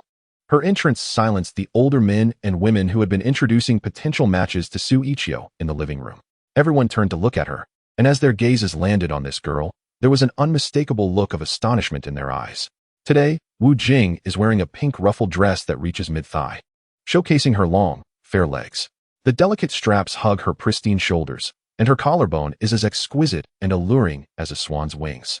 On her feet are a pair of white shoes adorned with little bows, which make a crisp sound when she gently sways. Her hair is tied in a high ponytail, with a strand of hair cascading down beside her ear, adding to her already stunning visage, making her look exceptionally cute and charming at this moment. Everyone around her is mesmerized. The residents of this neighborhood have never seen such a beautiful girl before. Moreover, judging by her demeanor and refreshing aura, it's clear she is not an ordinary girl from a regular family. This leads everyone to speculate, could she be Xu Yiqiu's girlfriend? The thought strikes some parents who are eager to introduce their daughters to potential suitors, making them feel a sense of inadequacy for the first time. My dear, I'm Yiqiu's mother. Are you here to see him? Yang Hui and her husband's eyes sparkled with excitement. They squeezed through the crowd and rushed to take Wu Jing's hand. Suddenly being held by Xu Yiqiu's mother made Wu Jing feel nervous. Her cheeks flushed as she replied, Hello, Auntie. I'm Yiqiu's colleague. I came to see him today. Is he at home? Yes, yes. I'll go get him right now, Yang Hui exclaimed, pulling Su Wenhong towards Xu Yiqiu's bedroom. As they walked, she whispered to Su Wenhong, "This girl is stunning, like a fairy descended from heaven. It would be wonderful if she became our daughter-in-law. Yiqiu better not miss this chance." Su Wenhong nodded enthusiastically in agreement. However, when they reached Xu Yiqiu's bedroom, they found him lying on the bed sound asleep, showing no signs of wanting to wake up. This scene left Su Wenhong and his wife dumbfounded. It seemed like he had been sleeping since he returned home, without even getting up to eat. What on earth had he been doing outside to be this exhausted? They couldn't help but think that if someone didn't know better, they might assume their son had passed away. The thought of so many people waiting outside to introduce potential matches, while their son was still asleep, infuriated Yang Hui, especially knowing that a beautiful girl was waiting outside. She felt that Xu Yiqiu was utterly clueless. "Get up." Yang Hui was furious and marched over to pull the covers off Xu Yiqiu. In response, he merely turned over and continued to sleep soundly. Seeing this, Su Wenhong let out a slight sigh of relief, grateful that his son was at least alive. However, this only served to further irritate Yang Hui. At that moment, she wished she had a loudspeaker to shout in Xu Yiqiu's ear to wake him up. Just as she contemplated taking more drastic measures to rouse him, Wu Jing gently walked in. "Auntie, he must be really tired from work. You don't need to wake him up," Wu Jing said with a smile, successfully calming her down. With such a beautiful daughter speaking, it naturally has a charm that surpasses everything else. Yang Hui quickly replaced her earlier look of anger and embarrassment with a cheerful smile. She beamed, "Haha, that's true. Please have a seat, my dear. I'll go prepare some food for you. Let's have lunch at our place today." After saying this, she immediately shot a glance at Su Wenhong, signaling him to hurry and get some water. Su Wenhong promptly dashed off to fetch the water. Once she made sure Wu Jing was settled, Yang Hui finally left Xu Yiqiu's bedroom. Back in the living room, she quickly switched into hostess mode, effortlessly sending off all the neighbors with just a few words. Not for any other reason, but to create a quiet opportunity for Xu Yiqiu and Wu Jing to spend time together. Chapter 51. Must catch up after Su Wenhong and Yang Hui left. Wu Jing quietly got up and tiptoed over to Xu Yiqiu's bed, afraid to wake him from his peaceful slumber. The soft morning sunlight streamed through the gaps in the curtains, casting a warm glow on Xu Yiqiu's serene sleeping face, highlighting his gentle and peaceful profile. Wu Jing couldn't help but hold her breath, fearing that she might disturb this tranquil sleeping lotus. She quietly leaned closer to the bed, her heart racing uncontrollably. Xu Yiqiu was sleeping soundly, his hands resting naturally beside his pillow, a faint smile lingering at the corners of his mouth as if he were lost in a beautiful dream. Watching his long eyelashes flutter gently, Wu Jing's gaze softened instantly. He looked incredibly beautiful, even in sleep. His sleeping face was so captivating. Wu Jing's heart raced even faster. Suddenly, she had the urge to touch Xu Yiqiu. After a fierce internal struggle, she finally couldn't resist reaching out to caress his cheek. Just as her fingertips were about to make contact, Xu Yiqiu suddenly woke up and opened his eyes. Xu Yiqiu murmured sleepily, startling Wu Jing. "Ah!" Wu Jing exclaimed, quickly retracting her hand. "Why you? When did you wake up?" Wu Jing's face turned beet red, her ears feeling like they were on fire. "Just now," Xu Yiqiu replied, looking bewildered. "I was going to ask you when you got here." "Just now," Wu Jing blurted out, her face flushed like a little girl caught doing something wrong. "Are you addicted to watching me sleep?" Xu Yiqiu teased, a slight smile tugging at his lips. "Who else watching you sleep?" Wu Jing retorted in a panic. Her face as red as a tomato. Xu Yiqiu chuckled silently, choosing not to tease her further. Instead, he changed the subject and asked, "So, what brings you to my house?" "I." At that moment, Wu Jing felt caught in the act and was overwhelmed with embarrassment. Her mind went blank, and even speaking became a struggle. Noticing her flustered state, Xu Yiqiu raised an eyebrow and asked, "You're not here to?" "Of course not," Wu Jing interrupted, her face still burning. I came to discuss the lithography machine development with you. After all, you are the team leader." As soon as she blurted out the excuse, she felt a wave of relief wash over her, and her mind gradually started to function again. "Development? You could have just called or sent me a WeChat message. I would have responded as soon as I saw it. Why come all the way to my house this early?" Xu Yiqiu asked, a hint of suspicion in his tone. Calling wasn't convenient. And besides, you didn't reply to my WeChat," Wu Jing replied, feeling guilty. Suddenly, she remembered the messages she had sent to Xu Yiqiu on WeChat, which were all just casual chats about daily life, completely unrelated to the research on lithography machines. Her heart started racing again, fearing that she might be ruthlessly exposed once more. "Oh, maybe I've just been too tired these past few days. I've been sleeping a lot," Xu Yiqiu explained apologetically as he glanced at his phone. Just don't misunderstand," Wu Jing stammered. All right, I'll get up and wash up first. Stay for dinner later, and then we can talk about your research ideas. Turn around. I need to change my clothes, Xu Yiqiu said, sitting up straight on the bed. Wu Jing bashfully turned around, lowering her head and muttering, "Got it. You hurry up." Su Wenhong and his wife placed great importance on Wu Jing's visit. The couple cooked together, preparing their best dishes. By noon, the dining table was already filled with a variety of home-cooked dishes: sauerkraut fish, stir-fried greens with eggs, minced meat eggplant, mushroom pork congee, mapo tofu, and more. Finally, Yang Hui brought out a large stone pot, and steaming chicken soup wafted enticing aromas. "Come on, dear. Sit down quickly. This is my specialty old fire chicken soup. You must drink a lot of it," Yang Hui said cheerfully as she scooped a big bowl for Wu Jing, her smile never fading. "Auntie, you've worked hard," Wu Jing said a bit shyly, hurriedly helping to set the table. And so, the four of them sat at the dining table, chatting and laughing together. Through their casual conversation, Su Wenhong and his wife learned Wu Jing's name. Upon finding out that she studied at Peking University, the couple liked her even more. She was not only beautiful and kind-hearted, but also well-educated. A perfect catch. "Come on, Xiaojing, eat more fish, and let me know how my cooking is." Yang Hui and Su Wenhong frequently placed the best dishes into Wu Jing's bowl, their faces radiating joy as if it were the new year. "So, I heard you two are colleagues. Are you both involved in research now? Have you encountered any work-related challenges?" Su Wenhong asked while serving Wu Jing more food. Showing genuine concern. "The project has just started, and the specific arrangements depend on Yiqiu," Wu Jing answered shyly. "Haha, that's great. I've heard Yiqiu has made quite a few achievements in the research field recently. Feel free to ask him any questions," Yang Hui said with a smile, while also giving Xu Yiqiu a knowing look, urging him to serve Wu Jing more food. Xu Yiqiu seemed oblivious to it all, eating his meal and occasionally chiming in with a few words. Seeing her son's clueless demeanor, Yang Hui felt like giving him a kick. "Haha. Yiqiu is quite an excellent kid. If you two have any questions about work, you can discuss them together." Yang Hui continued to play matchmaker. "Our home is always open for you to come and play. Just treat it as your own home. No need to be polite." At that moment, Wu Jing was also caught up in the enthusiasm of her two elders, and as they chatted, a long-lost happy smile appeared on her face. She stole a glance at Xu Yiqiu beside her, and their eyes met briefly. Wu Jing immediately shyly lowered her head. After finishing the meal, Yang Hui took advantage of the time spent cleaning the kitchenware to pull Xu Yiqiu into the kitchen. She handed him a bank card, saying earnestly, "This is your bonus. And the password is 6 zeros. You don't have to do anything today. Just take Xiaojing out to have some fun and spend some time alone together. I've seen this girl, and she's really great. Both your dad and I like her a lot. You can use the money in the card however you want, but you have to win her over. Do you understand?" It was almost like she was giving Xu Yiqiu an important command. Feeling his mom's authoritative tone, Xu Yiqiu could only accept the bank card with a sense of helplessness. "Got it," he replied. Chapter 52. The date with the help of Yang Hui and Su Wenhong. Xu Yiqiu successfully arranged a date with Wu Jing at the city mall. The mall was bustling with activity, filled with all kinds of people enjoying leisure time and shopping. Sunlight streamed through the floor-to-ceiling windows, casting colorful reflections on the clear fountain. As Xu Yiqiu and Wu Jing strolled through the spacious mall, the atmosphere gradually became more intimate. Xu Yiqiu was as wooden as ever, while Wu Jing felt shy and found it hard to speak. They walked in silence until the dazzling array of products caught their eyes, and Wu Jing's excitement began to bubble over. "Shall we go in and take a look?" she said, taking Xu Yiqiu's hand and leading him into a toy store.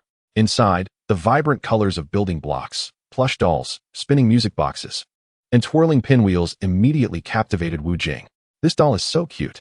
Doesn't it look like you?" Wu Jing picked up a stuffed toy and held it up to Xu Yiqiu. "Looks like you." Xu Yiqiu rolled his eyes, but couldn't help but chuckle at her playful teasing. After playing around in the toy store for a while, they moved on to a newly opened ice cream shop, where Wu Jing ordered strawberry flavor and Xu Yiqiu chose matcha. They savored this rare time alone together and then leisurely made their way to the women's clothing section. A simple, solid-colored pleated skirt caught their attention, quietly displayed in the boutique area. Its sleek, fitted design perfectly highlighted the girl's freshness, especially the lightweight, soft hem that immediately drew Wu Jing's gaze. "This skirt is so pretty." Wu Jing couldn't resist walking over to gently touch the fabric. "Oh my, you have great taste, miss." A cheerful saleswoman approached them, her face beaming with a flattering smile. "This skirt is our latest design. Its style is simple and elegant, fresh and sophisticated, perfect for playful and cute girls like you." Wu Jing was charmed by the saleswoman's enthusiasm and began to examine every detail of the skirt more closely. "How much is this dress?" she asked. The saleswoman replied with a bright smile. You've come at just the right time. This skirt is originally priced at 1,699 yuan.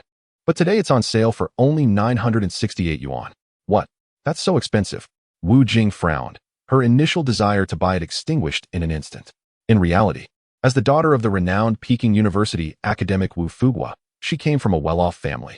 However, due to her father's emphasis on frugality, she had always been influenced by that value. If something exceeded her budget, even if she really wanted it, she would still opt to save rather than spend recklessly. Seeing that Wu Jing had lost her desire to buy, the female sales associate immediately urged, "Miss, this piece is the latest design carefully crafted by our designer. We've chosen the best fabric available on the market. It feels soft and light, and it's incredibly comfortable to wear. You're so beautiful. Wearing this will surely make you shine even brighter. Don't miss out on this opportunity." She could tell that Wu Jing really wanted the pleated skirt. She was just hesitating. Not far away, Xu Yiqiu was astonished by this scene. He never expected that Wu Jing, who could almost be considered a wealthy heiress, would be so frugal when it came to her personal life. She truly is Wu Fugua's daughter, he thought to himself. Suddenly, he discreetly raised his hand to call over another female sales associate. "Could you please wrap up that skirt for me?" Xu Yiqiu said, nodding toward the pleated skirt in Wu Jing's hands. "Of course. Your girlfriend will love it," the sales associate exclaimed with delight, quickly turning to head into the store. She soon returned with a beautifully packaged gift box containing the same plain pleated skirt. Xu Yiqiu stepped inside, handing a bank card to the sales associate. "Please process this." "All right, that will be 968 yuan. The sales associate gently slid the card into the POS machine and waited for Xu Yiqiu to enter his password. The machine beeped, signaling a successful transaction. "Here's your receipt. Please keep it safe, and we look forward to your next visit," she said with a slight smile as she handed the gift box and the receipt to Xu Yiqiu. Meanwhile, the other sales associate was still tirelessly trying to persuade Wu Jing to make a purchase. However, after much hesitation, Wu Jing shook her head. "Never mind. I think I'll just look at other options." Although she desperately wanted the skirt, the frugality instilled in her since childhood made her feel it wasn't necessary to spend such a hefty amount on a single piece of clothing. "Yiqiu, shall we go check out some other places?" Wu Jing glanced around before finally spotting Xu Yiqiu walking toward her from behind, holding a gift box. What did you buy?" Wu Jing asked curiously. "Here, this is for you." Xu Yiqiu smiled slightly as he placed the gift box in her hands. "For me? What did you get?" Wu Jing's lips parted in surprise as she looked at him. When she opened the box and saw the very pleated skirt she had just wanted so much, she gasped and covered her mouth in astonishment. "When did you buy this?" She looked up at Xu Yiqiu, her eyes sparkling with joy. "Just a moment ago. I thought you would look amazing in this skirt, so I bought it. By the way, it's your birthday gift," Xu Yiqiu said with a gentle smile. After hearing Xu Yiqiu's last sentence, the joy on Wu Jing's face suddenly turned into shock. How did you know my birthday?" Her eyes trembled slightly, seemingly overwhelmed with excitement, and a hint of tears shimmered in them. Xu Yiqiu smiled and said, "Back when our project team was recruiting, you were all new members. I took a special look at your profile." Upon hearing this, Wu Jing pouted and playfully punched Xu Yiqiu in the chest with her small fist. "You naughty guy, you actually peeked at my information." Xu Yiqiu pretended to wince in pain, covering his chest with a, "If I hadn't looked at your profile, how would I know your birthday?" "Humph," Wu Jing huffed, suddenly staring intently at Xu Yiqiu and asked, "If you peeked at others' profiles, does that mean you remember everyone's birthday in our group?" Feeling a bit uneasy under her gaze, Xu Yiqiu hurriedly replied, "Of course not. I'm not a creep. I only pay special attention to one person, okay?" Seeing Xu Yiqiu's desperate need to defend himself, Wu Jing couldn't help but burst into laughter at his comical expression. Chapter 53. The Global Technology Summit. What are you laughing at? Seeing Wu Jing covering her mouth and giggling, Xu Yiqiu's face turned red with anxiety, thinking she was mocking him. "I'm just laughing at you being a weirdo. A big weirdo. A peeping weirdo." Wu Jing stuck out her tongue at Xu Yiqiu and playfully pulled at her eyelid, making a silly face. "You." Xu Yiqiu's face flushed with anger. Hee.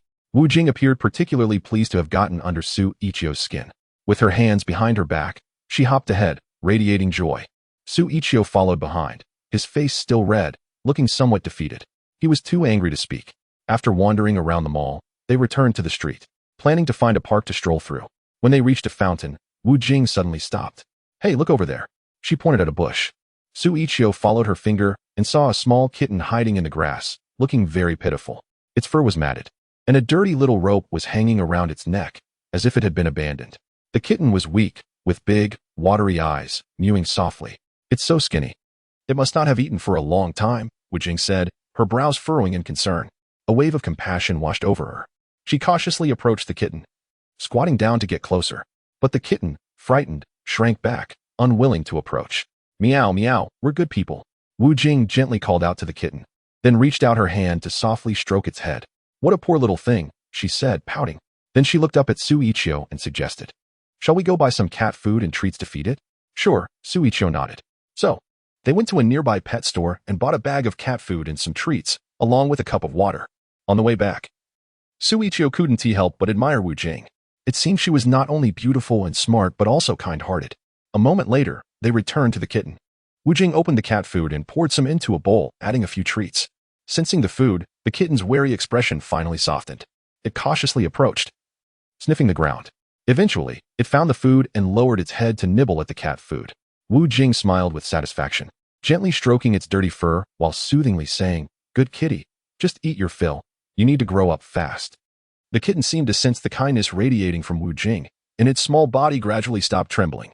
Watching this warm scene, Xu Yiqiu felt his affection for Wu Jing rising steadily. Her kindness and generosity had quietly touched him. After a while, as they finished feeding the kitten and were about to get up to leave, to her surprise, the little kitten suddenly stumbled over and began meowing in a soft, baby-like voice.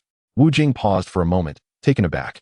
She crouched down again, and the kitten immediately jumped onto her lap, affectionately rubbing against her palm. It even meowed a couple of times in the direction of Xu Yiqiu. It seems like it really likes us. Wu Jing gently stroked the kitten's soft fur, feeling a surge of maternal affection. I want to adopt it and take it home. From now on, I will be its mother. What do you think? Wu Jing looked up at Xu Yiqiu with a smile. Fair's fair. If you're its mom, then doesn't that make me its dad? Xu Yiqiu squatted down, petting the kitten's head, and asked half-jokingly. Wu Jing bit her lip lightly, her cheeks turning shyly downcast, saying nothing more. Her heart, however, couldn't help but race. Well, you can come and visit the kitten often, Wu Jing said, brushing her hair back, not daring to meet Xu Yiqiu's gaze. Okay, I'll come by your place more often to see my cat daughter, Xu Yiqiu said with a smile as he picked up the kitten. How are you so sure it's a cat daughter and not a cat son? After saying this, Wu Jing froze. It was as if she had just realized something, and her face instantly flushed bright red. Haha, son or daughter, it's all good. Xu Yiqiu teased intentionally. You big weirdo, how annoying. Wu Jing playfully punched Xu Yiqiu's chest with her small fist. And so, the two of them walked side by side, holding the kitten, heading home. The sunlight cast warm rays upon them, creating long, intertwined shadows. It was warm and gentle. After the holiday ended, Xu Yiqiu returned to the Peking University campus with Wu Jing. At that moment, a crowd of young students had gathered in front of the university's red walls. They stood there, completely focused on the posters on the bulletin board, occasionally whispering to each other and discussing something. What are they looking at? Wu Jing asked. Looking at the group of students around the bulletin board, her expression puzzled. You'll find out if we go take a look, Xu Yiqiu said, leading Wu Jing closer to the board. Right in the most prominent spot on the bulletin board was a large poster. Global Technology Summit Announcement. The poster featured an image of a globe covered with scientific formulas and experimental equipment patterns. After a quick glance, Xu Yiqiu understood. This was the Quadrennial International Scientist Competition, aimed at selecting elite talents in the field of science from around the world. Each country would send their representative scientific talents to participate in this competition. On the surface, it appeared to be a contest among scientists, but in reality, it was a showdown of technological prowess between nations. This year, the Global Technology Summit would take place in the future science city of China. At that time, China would also send its own representatives. Who are we going to send? In the crowd, a young student couldn't help but ask out of curiosity. It doesn't matter who we send, the result will be the same. Forget about winning first or second place. Just making it to the top four would be a blessing, he said sadly. His companion beside him, feeling disheartened, replied, the level of technology in other countries far exceeds that of our Huaxia. In every technology competition over the years, we have been relentlessly crushed by the research talents from other nations. It's somewhat better for Tsinghua, as they have a large pool of talent to choose from. But for us at Peking University, we have great equipment but lack the necessary research personnel. Yet, whether it's Peking University or Tsinghua, the ongoing years of competition have forced us to confront a harsh reality. When it comes to research and technology, Huaxia is indeed lagging behind the rest of the world. Our domestic tech talents have consistently faced skepticism on the international stage. Chapter 54. Competition Candidates. Yiqiu, do you want to participate in the Global Technology Summit? Wu Jing gently tugged at Xu Yiqiu's sleeve and asked in a low voice. We have a lot of work waiting for me in the lithography machine project team. I don't have the spare time to join this competition, Xu Yiqiu replied with a faint smile. The two left the area and headed toward the dormitory. That's true, Wu Jing said, a hint of disappointment flashing across her face. It was a pity that Xu Yiqiu didn't want to attend the summit. But if you could participate in this technology competition, I'm sure you would achieve great results, she added, her smile radiant and full of confidence in him. Xu Yiqiu smiled, but said nothing. They arrived at the entrance of the boys' dormitory. After bidding farewell to Xu Yiqiu and watching him enter the dormitory, Wu Jing reluctantly left. At Peking University's main building, in a dedicated office on the east side of the third floor, a middle-aged man was seated at his desk, lightly tapping the heavy mahogany surface with his fingers, his brow furrowed. He appeared to be in his 50s, with graying hair, yet still exuding vitality. Dressed in a black Zhongshan suit, his slightly rounded figure did not detract from the scholarly air and authority he radiated. Behind his silver-rimmed glasses were a pair of bright, sharp eyes that revealed intelligence and calmness. This man was Yang Rui, the president of Peking University. Opposite Yang Rui sat Wu Fugua, sitting upright. President Yang. This global technology summit is being held domestically, and it concerns our country's reputation and the dignity of all scientists. Over the years, our talent has consistently lagged behind in technology competitions. If our candidates perform poorly again this time, we might lose our place in the global scientific community. This would be a national disgrace. Yang Rui fell into deep thought after hearing this. You're right, and that is one of my concerns as well. For this global technology summit, we must consider political image and diplomatic factors. As a key university supported by the state, Peking University's performance is tied to national honor. My suggestion is to select a candidate with a solid theoretical foundation and reliable political stance. This is not just a simple technology competition. It's also a contest of honor between nations. The candidate must not only have strong technological skills, but also a significant political image on this stage. As he spoke, he spread out several candidate profiles on the table. These were young professors from Peking University's research team, and their scientific achievements were impressive, including quantum communication algorithms, brain-machine interface technology, and smart chip design. However, they could only choose one. And it was crucial to ensure that this person would shine at the summit. Old Wu, do you have any good candidates in mind? Yang Rui asked, looking at Wu Fugua with a serious expression. Just as Wu Fugua was about to share his thoughts, his phone, which he had in his pocket, suddenly rang. He took it out and glanced at the screen, realizing it was a call from Tsinghua Academy's academician, Su Hongyuan. Hey Lao Wu, have you heard that the Global Technology Summit is going to be held in the future Science City? Just thinking about those arrogant foreign scientists at past tech competitions makes my teeth grind with frustration. We absolutely need to make a statement this time. I can't keep this anger bottled up inside. It's just too hard to bear. As soon as the call connected, Su Hongyuan's complaints and grievances came pouring out. It's easy to imagine how frustrated he has been over the years. How are things going on your side at Tsinghua? Wu Fugua asked. Don't worry. We carefully selected a genius student to represent us. We have to put those foreign competitors in their place, Su Hongyuan replied, filled with determination. What about you guys? Have you chosen your candidate yet? He inquired. We're still discussing it, but we'll have results soon, Wu Fugua said, subconsciously picturing Xu Yiqiu in his mind. All right then. By the way, I think that kid Xu Yiqiu is pretty impressive. You should seriously consider him. If he is not a genius, then I don't know who is, Su Hongyuan emphasized. Got it. We'll keep him in mind. Wu Fugua nodded slightly before hanging up the phone. Principal Yang. I just thought of a candidate, Wu Fugua said, putting his phone back in his pocket and looking at Yang Rui. Oh, who is it? Yang Rui sat up straight. Intrigued. It's Xu Yiqiu, the team leader we just recruited for our lithography project, Wu Fugua replied. Xu Yiqiu? Yang Rui asked in surprise. You mean the one who recently developed the Excimer laser and won the National Science and Technology Award? He had heard about Xu Yiqiu's achievements, but hadn't had the chance to meet the young scholar personally due to his work commitments. However, he knew from others that Xu was truly a rare talent. I heard even Deputy General Li personally presented him with an honor certificate. Isn't he the chief scientist now? Yang Rui asked, astonished. Yes, Wu Fugua nodded. While working with him on research experiments, I was deeply impressed by his quick thinking and solid theoretical foundation. Perhaps we should consider him for the competition. Yang Rui nodded slightly, but added. One thing you need to consider is that Xu Yiqiu is still quite young and just started his job. Can he handle such a heavy responsibility and pressure? Moreover, it seems he has participated in a world-class scientific competition before, so he lacks experience. I have my doubts about whether he can manage. Wu Fugua was silent for a moment, understanding Yang Rui's concerns, but he still encouraged. It's precisely because Xu Yiqiu is quick-witted and possesses abundant innovative spirit that he might bring unexpected surprises. For scientists with traditional mindsets, Xu Yiqiu's bold attempts represent a breakthrough, and we should have faith in him. After listening to Wu Fuguo's words, Yang Rui seemed to be swayed by the other party's ideas, his expression constantly shifting. This brilliant young man might truly create unexpected miracles at the summit of technology. All right. If you've made up your mind, then go for it. As the president of Peking University, all I can do is offer my support and advice. Yang Rui nodded, expressing his agreement and support. Wu Fuguo stood up from his seat, his demeanor firm and confident. You can count on us. China must achieve a glorious victory.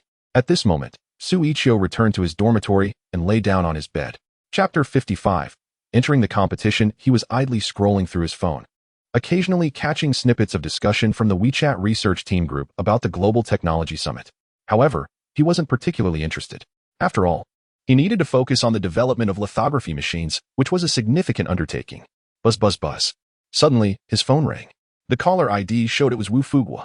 Xu Yiqiu furrowed his brow, unsure why Wu Fuguo was calling him at this time. After answering, he soon heard Wu Fuguo's voice on the other end. Yiqiu, have you heard about the Global Technology Summit? Xu Yiqiu's expression changed slightly as he guessed that Wu Fuguo was likely inviting him to participate in the competition. Yes, I noticed it on the campus bulletin board. It seems to be a PK contest among international competitors, right? Wu Fuguo replied earnestly. Yes, on the surface. It's just a contest among international competitors, but it's also a technological competition between countries. The eyes of the world will be focused on these leading scientists. Wu Fuguo continued. Their performance directly relates to our country's research capabilities and international standing. We have endured enough humiliation over the years. We cannot afford to lose in this technology competition. Xu Yiqiu felt somewhat helpless. If they wanted him to participate, they should just be straightforward about it. Going around in circles and beating around the bush wasn't he helpful. Uncle Wu, just get to the point, he said. Only then did Wu Fuguo say, given your achievements at Peking University, I believe your participation has the best chance of achieving good results. We don't expect you to win the championship, but at least making it into the top 4 would be sufficient. He didn't dare to hope for too much. After all, they had never made it into the top 4 in international technology competitions over the years. Achieving a top 4 finish would be the biggest wish for their country. It would not only boost the confidence of domestic researchers, but also significantly enhance the standing of their research teams internationally. Xu Yiqiu sighed helplessly.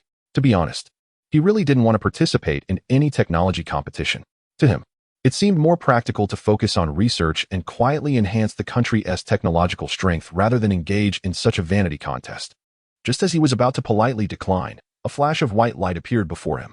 The system's little sprite, dressed in a pure princess gown, floated into view. Master! Xu Yiqiu was taken aback, his mouth agape as he stared at the sprite, bewildered by its sudden appearance. Master, a new task has been activated. Requirement: participate in the Global Technology Summit and achieve a championship ranking. Task reward: a design blueprint for a quantum computer. As the words fell, Xu Yiqiu was left dumbfounded. What? A quantum computer? He suddenly sat up straight in bed, his eyes nearly popping out. What is a quantum computer? Simply put, a quantum computer is like a supercomputer that can perform numerous calculations simultaneously. It harnesses the remarkable powers of quantum physics, and once it comes to fruition, it is set to spark a new technological revolution for humanity. However, as of now, quantum computers exist primarily as a significant theoretical concept on a global scale. Although there have been preliminary developments, we are still some distance away from practical applications. This is a direction that scientists worldwide are racing to explore. Because once a country successfully tackles the challenges of quantum computing, it will trigger an epic technological explosion. Hello? Yiqiu? What did you just say? What is this about a quantum computer? Wu Fuguo asked in confusion on the other end of the line. They haven't even developed a lithography machine yet. When did we start talking about the concept of quantum computing? Oh, it's nothing at all. I was just rambling. By the way, I'm willing to participate in the Global Tech Summit. As Xu Yiqiu spoke on the phone, she gave a thumbs-up gesture to the little one, indicating her willingness to take on the task. Great. We'll submit your information shortly. I'll also send you some past exam templates and important notes for training. Just do some practice, Wu Fuguo said with excitement upon hearing Xu Yiqiu's agreement. Sure, no problem. With that, Xu Yiqiu hung up the phone, feeling utterly speechless. This major competition requires training? Isn't it just about having hands-on skills? Soon, the day of the tech competition arrived. Researchers from all around the world began to enter the future tech city. The main venue was an ultra-modern circular building. with a large stage at the center surrounded by an audience of various colors. On the stage, dozens of silver oval-shaped experiment platforms were set up, equipped with cutting-edge experimental apparatus. Holographic screens surrounded the stage, capable of projecting data and videos in 3D. Below, tens of thousands of live audience members included tech luminaries, investors, and elite research teams. These were talents from all over the world, including some from Tsinghua and Peking University. The research team representing the United States sat in a section of the audience, their expressions somewhat strange. The contestant from Peking University, Xu Yiqiu, had only an ordinary undergraduate degree. What on earth were they up to? A young female scholar stared intently at her notebook screen, scrolling the mouse to analyze Xu Yiqiu's profile. Has Peking University lost its mind? They actually sent a second-rate person to participate in this tech summit. It's ridiculous. They clearly don't take this international tech competition seriously. A young American research scholar scoffed. The Global Science Summit is not just an ordinary domestic science competition. It pertains to the nation's research status and image on the world stage. If they are not deliberately seeking humiliation, it's likely because they genuinely cannot find any qualified talent. It's truly sad to see that, after more than a decade, China's research and technology have not only failed to catch up, but have actually fallen behind to this extent. Nearby, an older foreign scholar in his 50s shook his head and sighed. What do you mean by catching up? We never really regarded them as a threat. The young scholar from America said proudly, exuding an air of certainty. After all, how could someone like Xu Yiqiu from Peking University have been just an ordinary undergraduate before? Chapter 56. 1 minute. How could Xu Yiqiu from Peking University have been just an ordinary undergraduate before this? A renowned research professor from a prestigious university sat in the audience, and upon seeing Xu Yiqiu's profile, his expression changed dramatically. This was an international science competition. How could Peking University send someone like this? It was nothing short of absurd. His face flushed with anger, veins bulging on his neck. The country was already lagging behind the world in the field of science and technology. In such a significant competition, instead of sending their top research talents, they sent a subpar undergraduate. Was this just asking for humiliation? It was simply disgraceful to embarrass themselves on their own turf. Who would have thought that Peking University had fallen to this state? It seemed unrealistic to hope for them to break into the top 4. Better to place expectations on Tsinghua University, another scholar sighed, his eyes reflecting dissatisfaction and indignation as well. This was a science competition that the whole world would be closely watching. If their country's science representatives performed poorly or made a fool of themselves, they would only become a laughingstock in the research community. Therefore, at this critical moment, there could be no room for negligence. However, he simply couldn't understand the baffling decisions made by Peking University. He was puzzled about what they were really trying to achieve. Soon, the contestants from various countries began to enter the stage. 64 scientists, each with their own distinct appearance, represented their respective nations and honors. Xu Yiqiu was the youngest among them. Yet, in the face of the disdainful and dismissive gazes from the audience, he remained unfazed, calm, and composed. 2 hosts took to the stage, smiling as they greeted the audience and contestants. Dear friends, welcome to the opening ceremony and the first selection round of this year's Global Science Summit. I am your host, Li Sisi. The other host, an international presenter, introduced the competition rules in English to the audience below. This summit is organized by the World Academy of Sciences, where contestants from the world's top research institutions will engage in intellectual competition to vie for the title of World Scientist. Now, let us introduce the specific format of this competition. The Global Science Summit consists of a rapid-fire individual response round, an experimental competition round, and a written examination round, assessing the scientist's extensive knowledge in fields such as physics, chemistry, biology, mathematics, and computer science. All rounds will have expert scholars serving as judges or evaluators to ensure fair scoring. The elimination system will see the competition narrow from 64 to 32. The 64 scientists will compete simultaneously, with the top 32 scoring the best advancing to the next round, while the others will be eliminated. Ultimately, the top 3 contestants and the top 5 overall will receive gold, silver, and bronze medals, along with substantial cash prizes. Finally, I wish all contestants great success. Let us witness the brilliance of human civilization competing, fueled by our passion for scientific exploration. Thank you all. As the host's voice faded, a wave of enthusiastic applause erupted in the venue. The first round of the technology competition was about to begin. Seated at the judges' table were 10 esteemed judges, all academicians from prestigious scientific academies around the world. The first round of the competition was about to kick off. This round would test both mental acuity and speed, and we called it the time challenge. In this round, All contestants needed to calculate the first physics problem that appeared on their screens within a limited time of 30 minutes. The timer would start the moment the question was displayed. Contestants could submit their answers at any time, but only a complete and accurate response would qualify as passing this round. The time taken to complete the answer would directly affect the contestant scores. Let us look forward to this intense clash of knowledge and speed. The host's introduction marked the official start of the competition. A murmur of surprise swept through the audience, and it was evident that some academic experts visibly shifted in their seats. Those in the know understood just how immense the pressure of this round was. This stage would rigorously test the contestants' intellect, reaction speed, and ability to articulate their thoughts. They needed to complete theoretical derivations in their minds and type their answers onto the screen as quickly as possible. Even a 1-second delay could result in being overtaken by others, potentially leading to elimination. Go for it, Xu Yiqiu, Wu Jing thought as she anxiously watched Xu Yiqiu on stage, silently cheering him on. Her serious expression suggested she was even more nervous than he was. Meanwhile, on stage, 64 top scientists from various countries had taken their seats. Their fingers rested on the keyboards, fully focused and waiting for the first question to appear. Their expressions were filled with tension. For them, this was a race against time. With a soft chime, the first physics problem suddenly appeared on all contestant screens. Using new theories beyond the current standard model, derive a new type of subatomic particle and explain its properties, generation mechanisms, and detection methods.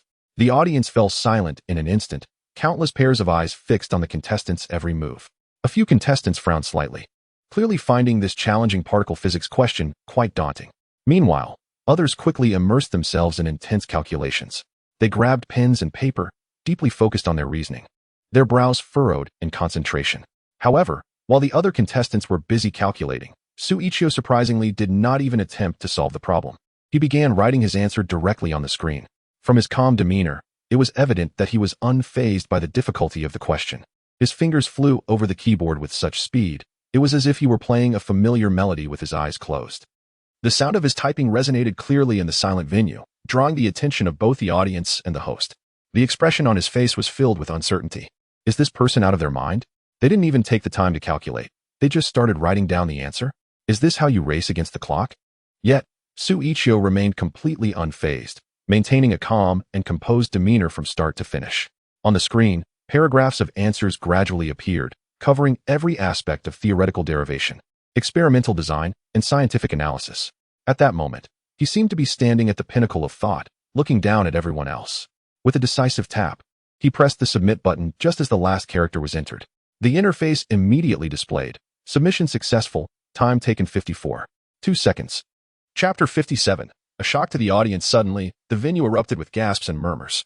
Everyone was taken aback by Xu Yiqiu's astonishing speed. The question that was supposed to be solved in 30 minutes was completed by this guy in just 1 minute? What kind of joke is this? The American research team in the audience wore grim expressions upon witnessing this. For such a difficult problem, the time required to calculate and provide an answer usually falls within 30 minutes. Even their team couldn't guarantee solving this within 5 minutes, let alone providing an answer in 1 minute. Therefore, they had every reason to believe that Xu Yiqiu was either causing trouble or had randomly typed a string of symbols before opting to give up. Regardless of the outcome, in their eyes, Xu Yiqiu was merely a clown. The prestigious professor who had previously dismissed Xu Yiqiu scoffed derisively upon seeing this. As expected, this is no surprise. The research at Peking University has gone downhill. A school of this size can't even produce a normal contestant. Sending a fool to compete is just ridiculous. If it comes to it, we can throw you a random student from our school to avoid embarrassment here. Useless individuals only bring shame to our country. He glared at Xu Yiqiu on stage, feeling that this fool had tarnished their nation's reputation. Now, they would have to endure 4 more years of humiliation. In the audience, Wu Fuguo and Wu Jing were also stunned. They were unclear about what had just happened. Why had Xu Yiqiu submitted his answer while everyone else was still calculating? Was he giving up, or what was going on? Dad, does Yiqiu still have a chance to make it to the top 4? Wu Jing couldn't help but turn to Wu Fuguo and ask.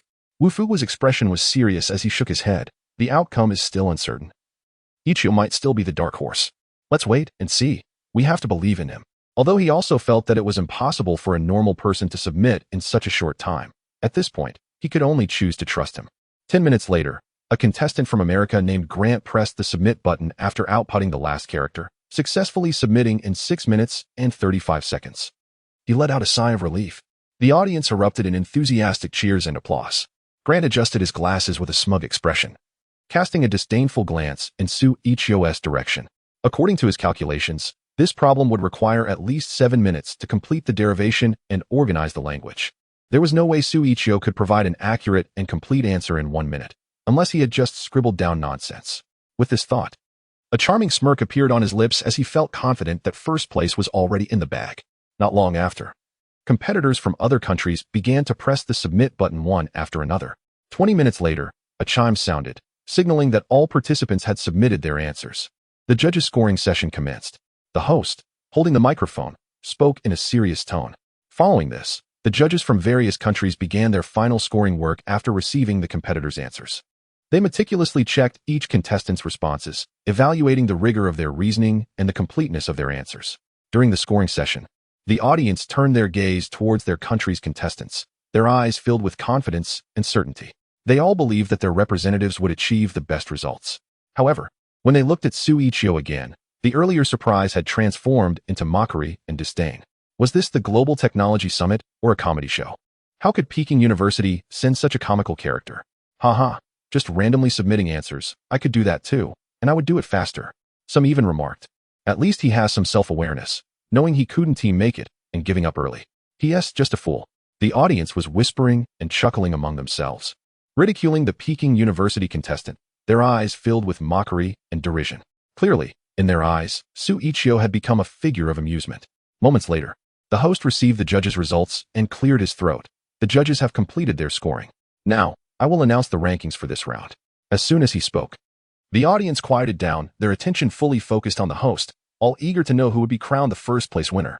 The contestant who secured first place in this round, with a perfect score, is Xu Yiqiu. As the words fell, the audience erupted in shock, their reactions explosive. How is this even possible? Everyone's faces were filled with disbelief and astonishment. Some were so stunned they stood up from their seats. No one could believe that Xu Yiqiu had actually come in first. A question that was supposed to take 30 minutes to complete, and he managed to provide an answer in just 1 minute? It's worth noting that the second-place contestant took over 6 minutes. Xu Yiqiu's incredible speed had left everyone else in the dust. How could anyone not be amazed and shocked? But what they didn't know was that the moment Xu Yiqiu saw the question, the answer had already formed in his mind. It was just that he had spent too much time formatting his response. Otherwise, providing an answer instantly would have been no problem at all. Wow, that's amazing. I knew you could do it. Go, Yiqiu. When the host announced that Xu Yiqiu was in first place, Wu Jing was overjoyed, standing up and cheering enthusiastically. Beside him, Wu Fuwo wore an extremely satisfied smile. It seemed he hadn't chosen the wrong person after all. He believed that Xu Yiqiu would surely conquer the research field with his talents, leaving a dazzling mark of glory in the realm of science in China. On stage, Grant's expression was as dark as could be. He was certain that his own answer had been as perfect and exhaustive as possible. Yet, it still took him over 6 minutes.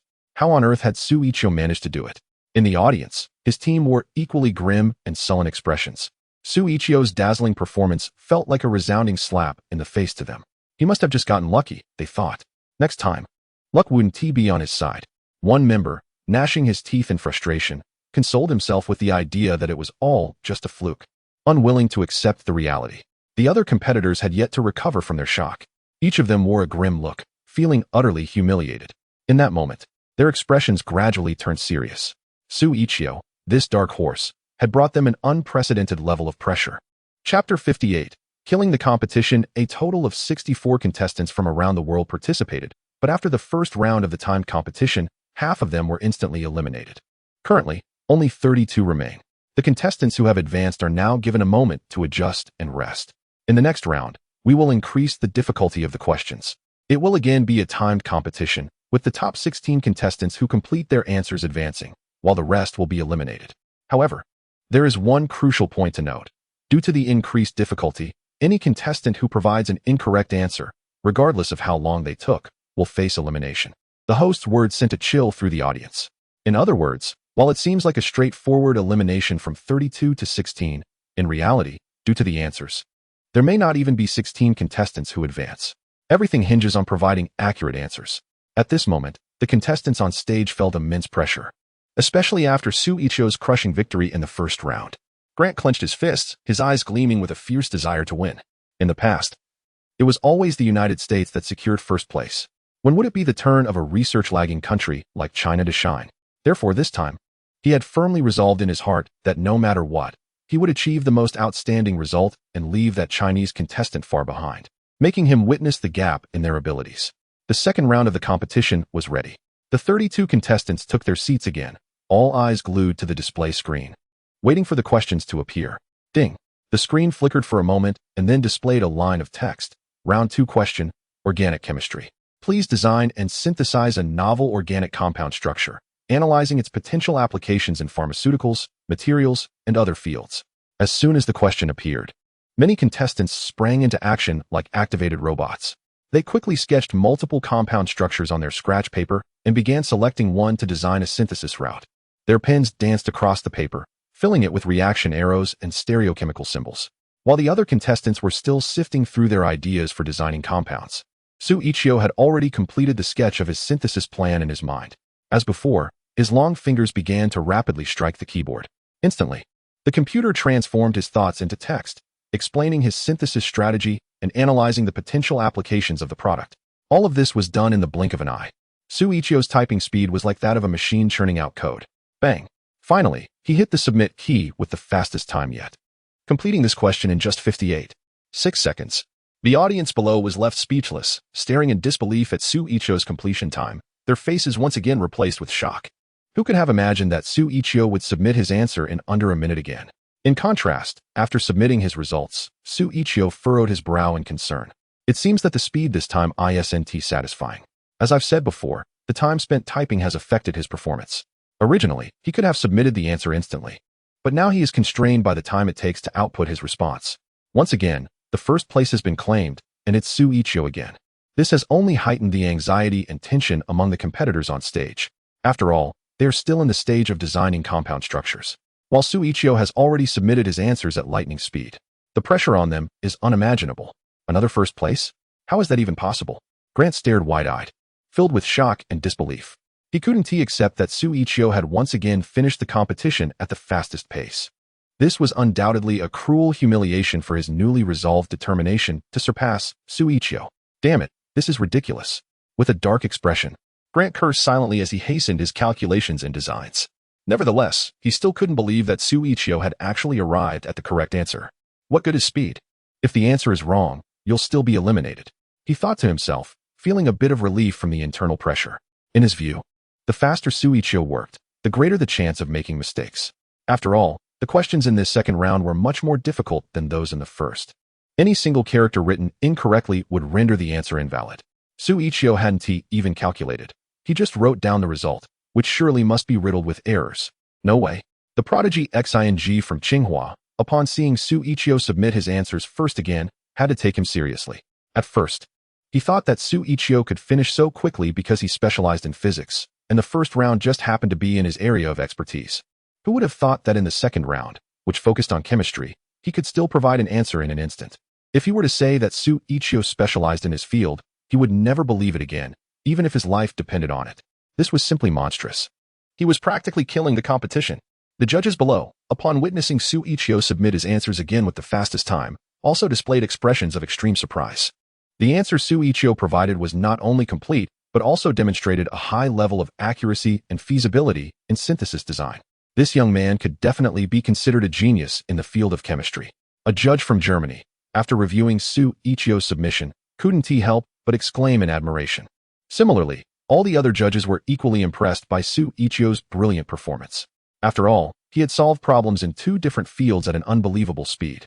One has to wonder, who among the competitors present can compete with such a dark horse? It's simply outrageous.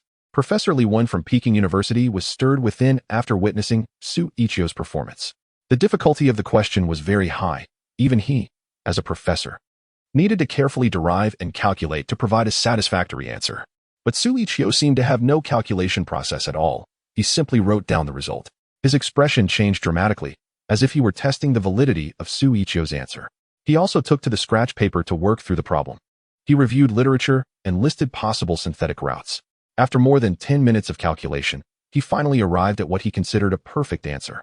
Since the contestants' answers were revealed directly, he began to compare his answer with Xu Yiqiu's. To his astonishment, He found that the structures of the compounds and the synthetic approaches designed by both were strikingly similar. This left him speechless. He could hardly believe his eyes. A young man had written down the standard answer to such a complex problem without any calculations. How could the other party have achieved this? Was it possible to derive the correct result perfectly in an instant just by mental calculation? This was beyond human imagination. It was simply incredible. Chapter 59. Mutual examination questions. 20 minutes later, the other contestants gradually submitted their answers. The judges began to carefully compare each person's papers and score them. The host soon announced the results of the second round of the competition. The contestant who took the least time and provided a perfect answer was Xu Yiqiu. He once again completed the problem in record time. However, as soon as the host finished speaking, several foreign contestants immediately stood up in anger. "I object," one contestant said with a dark expression, raising his hand to voice his dissent. This action immediately drew everyone's attention. This complex chemistry problem typically required at least 10 minutes to derive and calculate, yet he wrote down the answer without any calculations. How could that be possible? They looked at their own pages filled with dense calculations, contrasting them with Xu Yiqiu's answer sheet that contained only the final result, feeling extremely aggrieved. They seriously suspected foul play. The contestant's statement caused an uproar in the venue, and the atmosphere became chaotic. Various doubts and questions flooded in from the audience. How could this be possible? Everyone's scratch paper was filled with the derivation process. While this contestant from China seemed to have glanced at the question and immediately produced the answer, this was utterly ridiculous. There must be foul play. He must have obtained the answer in advance. Otherwise, how could he write down the result in under a minute? Do you Chinese people not know your own technological capabilities? For such a difficult problem, even if you were given a whole day, it wouldn't guarantee you could solve it directly. This is blatant cheating. The crowd was stirred up, each person indignant and protesting loudly.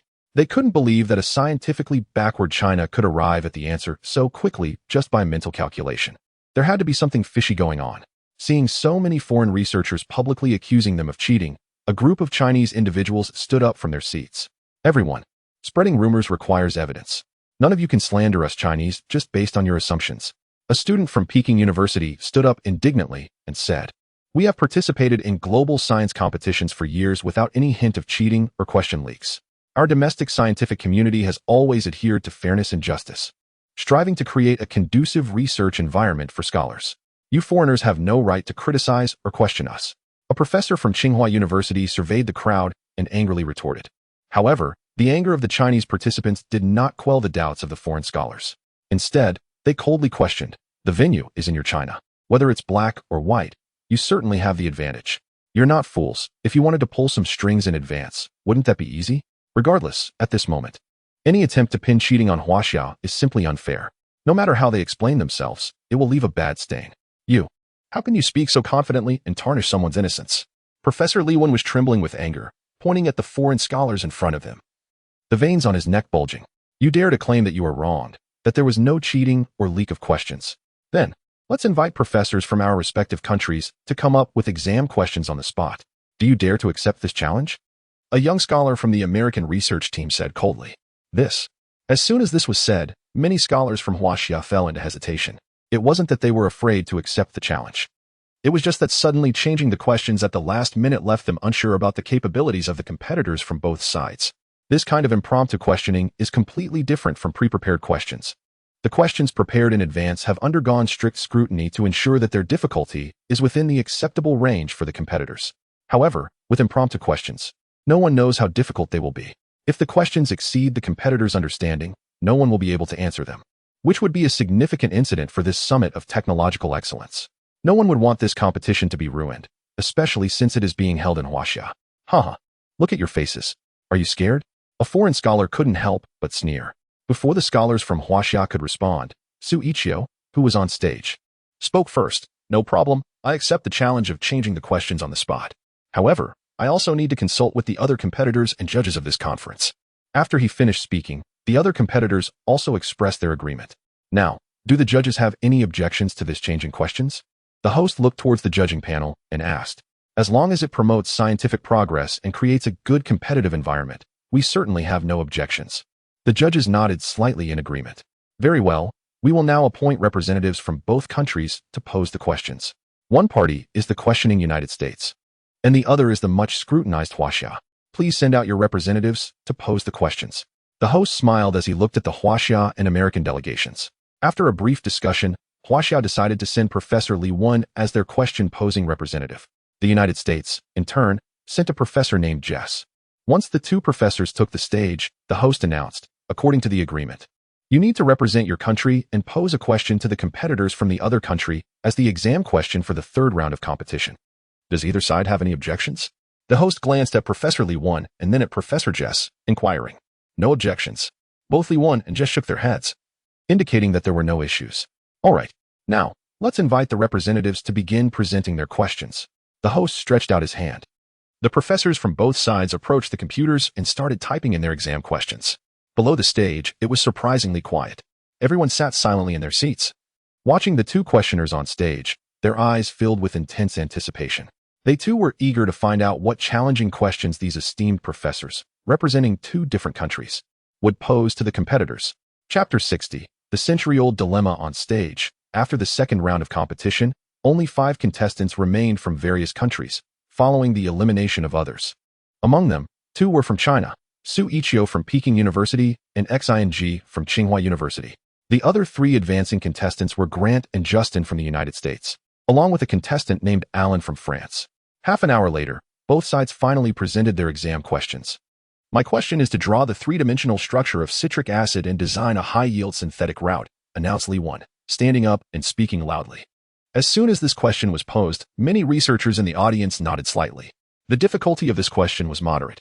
As long as the contestants could depict the goosefoot structure and accurately illustrate the reaction of malonic acid undergoing esterification and reduction, they would successfully solve the problem. However, although the principle seemed simple, accurately restoring the reaction of malonic acid would test the contestants' solid theoretical knowledge and calculation skills. Now, I invite the contestants from the United States and France to prepare, said the host in a deep voice. Let's begin answering the questions. With that, the host pressed the timer, and the 3 foreign contestants immediately focused their attention on the research and calculations for this question. Next, Professor Jess, please reveal your question. The host directed his gaze towards Jess. Almost all eyes in the audience turned to Jess, especially those of Chinese researchers, who wore expressions of tension and curiosity. They were eager to know what kind of question this American professor would pose to the Chinese contestants. After a moment of contemplation, Jess spoke. I would like the Chinese contestants to synthesize a helical polymer chain compound, requiring a high degree of chirality, and explain the mechanism of its formation. As soon as he finished speaking, a wave of astonishment and shock surged through the audience. Several senior experts from the Chinese chemistry community even stood up from their seats. Angrily confronting Jess, Professor Jess, this question clearly exceeds the current research level in the field of chemistry. You are obviously trying to make things difficult for our Chinese contestants. Not to mention these contestants. Ask your own conscience. Which researcher in your country has truly solved this problem? This has nothing to do with assessing the contestants' scientific attainments. You are clearly just looking for trouble. The Chinese researchers were infuriated by this series of actions. Even Xing, the prodigy from Tsinghua University, was left dumbfounded upon hearing Jess's question, as it was a challenge that no one could solve. Professor Jess adjusted his glasses and casually explained, Ladies and gentlemen, I have the freedom to set the questions, and there is no explicit rule stating that I must only pose problems that have been solved. I simply want to test the contestants' imagination and innovative abilities. There is no need to get so worked up. What are you joking about? An elderly expert bellowed. No researcher can solve such a problem. This question is utterly meaningless. Don't push your luck, he exclaimed angrily. At that moment, even Wu Fugua, Su Hanyuan, and Yang Rue in the audience showed expressions of extreme anger and concern. The foreign professor clearly intended to embarrass the contestants from Huaxia publicly, making them look bad. How disgraceful. Wu Jing frowned deeply, her pretty face clouded with frost. When she glanced at Xu Yiqiu again, her eyes were filled with worry and anxiety. Her heart felt tightly clenched. Please, everyone, remain calm, the host quickly intervened. Professor Jess has the right to set the questions. We shouldn't question her motives. Her words elicited a wave of murmurs from the audience. At that moment, everyone was convinced that Xu Yiqiu was bound to lose, as there was no way he could answer the question. Just as the two sides were locked in a heated argument, a clear voice rang out across the venue. I can give it a try, but everyone, please remain quiet. The speaker was none other than Xu Yiqiu. His words shocked the entire audience. No one could believe that this young man, appearing to be just in his early 20s, dared to boldly attempt to tackle such a monumental problem. It was like a mantis trying to stop a car, utterly reckless. However, Xu Yiqiu's calm demeanor and composed tone gradually brought the room to silence. Under the watchful eyes of everyone, he picked up a pen and began to rapidly sketch on the large board behind him. First, he drew a spiral main chain structure, marking the position of the chiral center. Then, he indicated several steps for synthesizing the high molecular compound with arrows. The first step involved using a chiral catalyst to control the stereoselectivity of the starting units. The second step controlled the main chain's growth direction through light conditions. The third step regulated the reaction time to form orderly helical segments. Xu Yiqiu's pen danced across the board, and with clear verbal descriptions. His synthetic design plan gradually unfolded before the audience's eyes. The chemistry experts present went from furrowed brows at the beginning to wide-eyed astonishment as they realized that Xu Yiqiu seemed to be pioneering an entirely new derivation process. The key phrase here was simply two words: induction. Xu Yiqiu circled an equation with his pen and began to propose a plan utilizing chiral induction through metal complexes. Immediately following, Xu Yiqiu summarized, by meticulously controlling the chiral influencing factors across multiple stages, we can achieve the synthesis of the desired helical polymer chains. Xu Yiqiu's expression was fluid and coherent. He showcased exceptional design thinking and a wealth of synthetic knowledge. In an instant, all the scientific experts present were left in awe of his design approach. This was especially true for the American research delegation, whose members wore expressions of disbelief and astonishment, as if they had never imagined such a clever design concept could exist. In contrast, Jesse was seen intently fixated on the problem-solving process illustrated on Xu Yiqiu's board. His once composed face now replaced by one of shock. The answer had been submitted, taking 8 minutes and 26 seconds. After successfully drawing the stereostructure of citric acid, Grant immediately pressed the submit button. At that moment, he proudly straightened his chest, a satisfied smile spreading across his face. He had finally submitted his answer first. Barring any surprises, he was destined to be this year's champion of the Global Technology Summit. Chapter 61. Surrender. There's no need to continue. We concede. In that moment, after a long silence, Professor Jess suddenly raised his hand to stop the competition. What? The announcement sent shockwaves through the entire venue. Everyone turned their astonished gaze toward Jess, their faces reflecting disbelief. Clearly, they couldn't comprehend why the opposing team would choose to concede when the outcome was still uncertain. The foreign researchers weren't the only ones caught off guard. Even the Chinese scientists showed signs of astonishment. What was happening? Grant had clearly submitted his answer first, while Xu Yiqiu was still in the midst of calculations. How could they simply give up such a promising opportunity for victory? If the researchers in the audience were stunned, Grant on stage was even more bewildered and frustrated. He looked as if he had been struck dumb. I was the first to solve the problem. And you just represent me and surrender? Where do I go to voice my protest? Grant's expression was dreadful, shifting from red to green, looking more miserable than if he had eaten something foul. Finally, he could no longer hold back. He questioned loudly, "Excuse me, Professor Jess. I don't understand why we should concede. I've already solved the complex three-dimensional structure of the anomalous lemon posed by the Chinese professor. Moreover, I was the first to do so. The victory belongs to us. I am the champion." He had already been feeling overwhelmed by Xu Yiqiu's relentless pressure. And now that he had finally managed to surpass him, the professor chose to concede on his behalf. There was no way he could swallow that humiliation. Some of the younger researchers from the American team were equally outraged. The championship was within their grasp, and now they were expected to relinquish it? No one could accept that. Exactly, Professor Jess. Why should we concede to a kid from China? He doesn't deserve it. The championship belongs to us Americans. Everyone, be quiet. Just as the team members continued to voice their dissatisfaction, Professor Jess finally spoke up in a furious tone. His face darkened as he said, "What do you all understand? Xu Yiqiu has solved a long-standing problem that has plagued our scientific community. He successfully utilized theoretical derivation to synthesize a helical polymer chain compound. With just this achievement, he proves that he is superior to all of us combined." As he spoke, Jess's eyes were fixed intently on the theoretical points Xu Yiqiu had derived on the drawing board. His face, usually composed, was now visibly trembling with excitement and exhilaration. "This is incredible," he murmured to himself, seemingly lost in a state of extreme ecstasy. Xu Yiqiu not only synthesized the helical polymer chain compound theoretically, but also explained the mechanism of its formation. This is akin to directly solving a problem that has plagued the scientific community for years. This monumental news is undoubtedly like a brilliant ray of sunshine breaking through the coldest winter for those in the field, bringing them new research directions and hope. Professor Jess's words hit the conference hall like a deep-sea bomb, creating waves of excitement. Everyone's attention shifted to Xu Yiqiu's solution, although most researchers couldn't fully comprehend it. several professors and experts began to see the potential. My goodness. He derived a spiral-shaped polymer chain compound using a completely new theoretical approach and even explained the mechanism. This is truly unbelievable. Many researchers even left their seats and rushed to the stage, eager to examine Xu Yiqiu's theoretical derivation. At this moment, even the judges seated in the evaluation panel began to approach the stage, engaging in discussions about Xu Yiqiu's solution. The atmosphere below was chaotic and restless. The host had to step in to maintain order and prevent the situation from spiraling out of control. What started as a scientific competition had turned into an impromptu research symposium due to Xu Yiqiu's actions. Watching the researchers one by one crowding onto the stage to observe Xu Yiqiu's solution, the other competitors were left dumbfounded. What was going on? Some of them hadn't even finished their problems yet. Why were they suddenly all rushing to check Xu Yiqiu's answers? Who cared about them?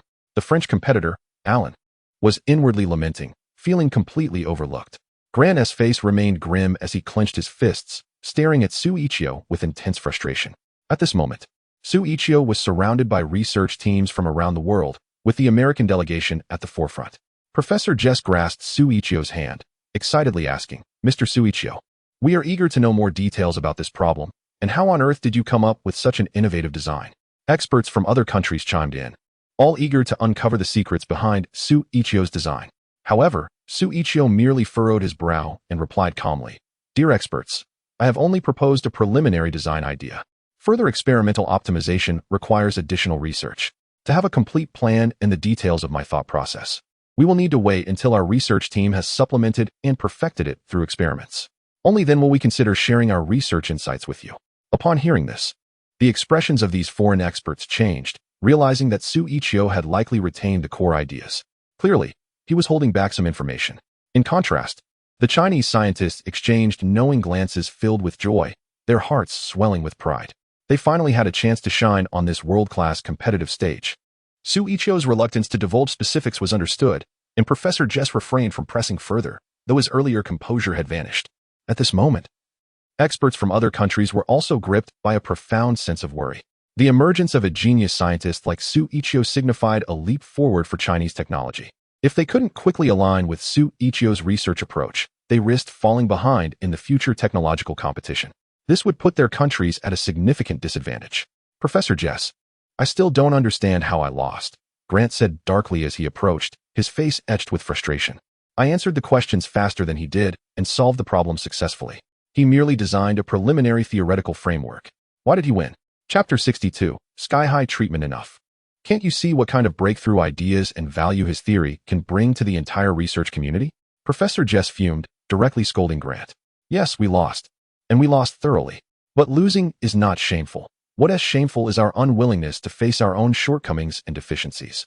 With a sigh, Professor Jess gently patted Grant on the shoulder. "Next year, we'll have another chance. Let us keep pushing forward." Despite feeling an intense sense of defeat, Grant had to admit the reality of his failure. He lowered his head, his previous arrogance completely vanished, like a wilting eggplant. After rigorous discussion and analysis, the judges unanimously reached a consensus on the innovation of Xu Yiqiu's design proposal, awarding him full marks without any dispute. On stage, the host announced with a microphone in hand, "In the competition of multiple projects at this global tech summit, contestant Xu Yiqiu has stood out, showcasing extraordinary research talent, and has been unanimously recognized by the judges. Therefore, the overall champion of this year's Global Tech Summit is Xu Yiqiu." As the words fell, a wave of admiration erupted from the audience. Especially among the Chinese spectators, there was enthusiastic applause and cheers, paying tribute to their young role model. Xu Yiqiu's overwhelming victory at the Global Tech Summit not only highlighted his personal talent, but also served as a powerful testament to China's scientific strength. Professors from Peking University, Tsinghua University, and other prestigious institutions were all exhilarated. For years, they had repeatedly faced defeats in international competitions, unable to compete with experts from Europe and the U.S. Xu Yiqiu's outstanding performance not only slapped the faces of those arrogant nations, but also proved to the world the scientific prowess of China, restoring dignity to Chinese research. They finally felt a sense of relief. "We've finally welcomed such a talent," exclaimed Professor Wang, an academician from Fudan University.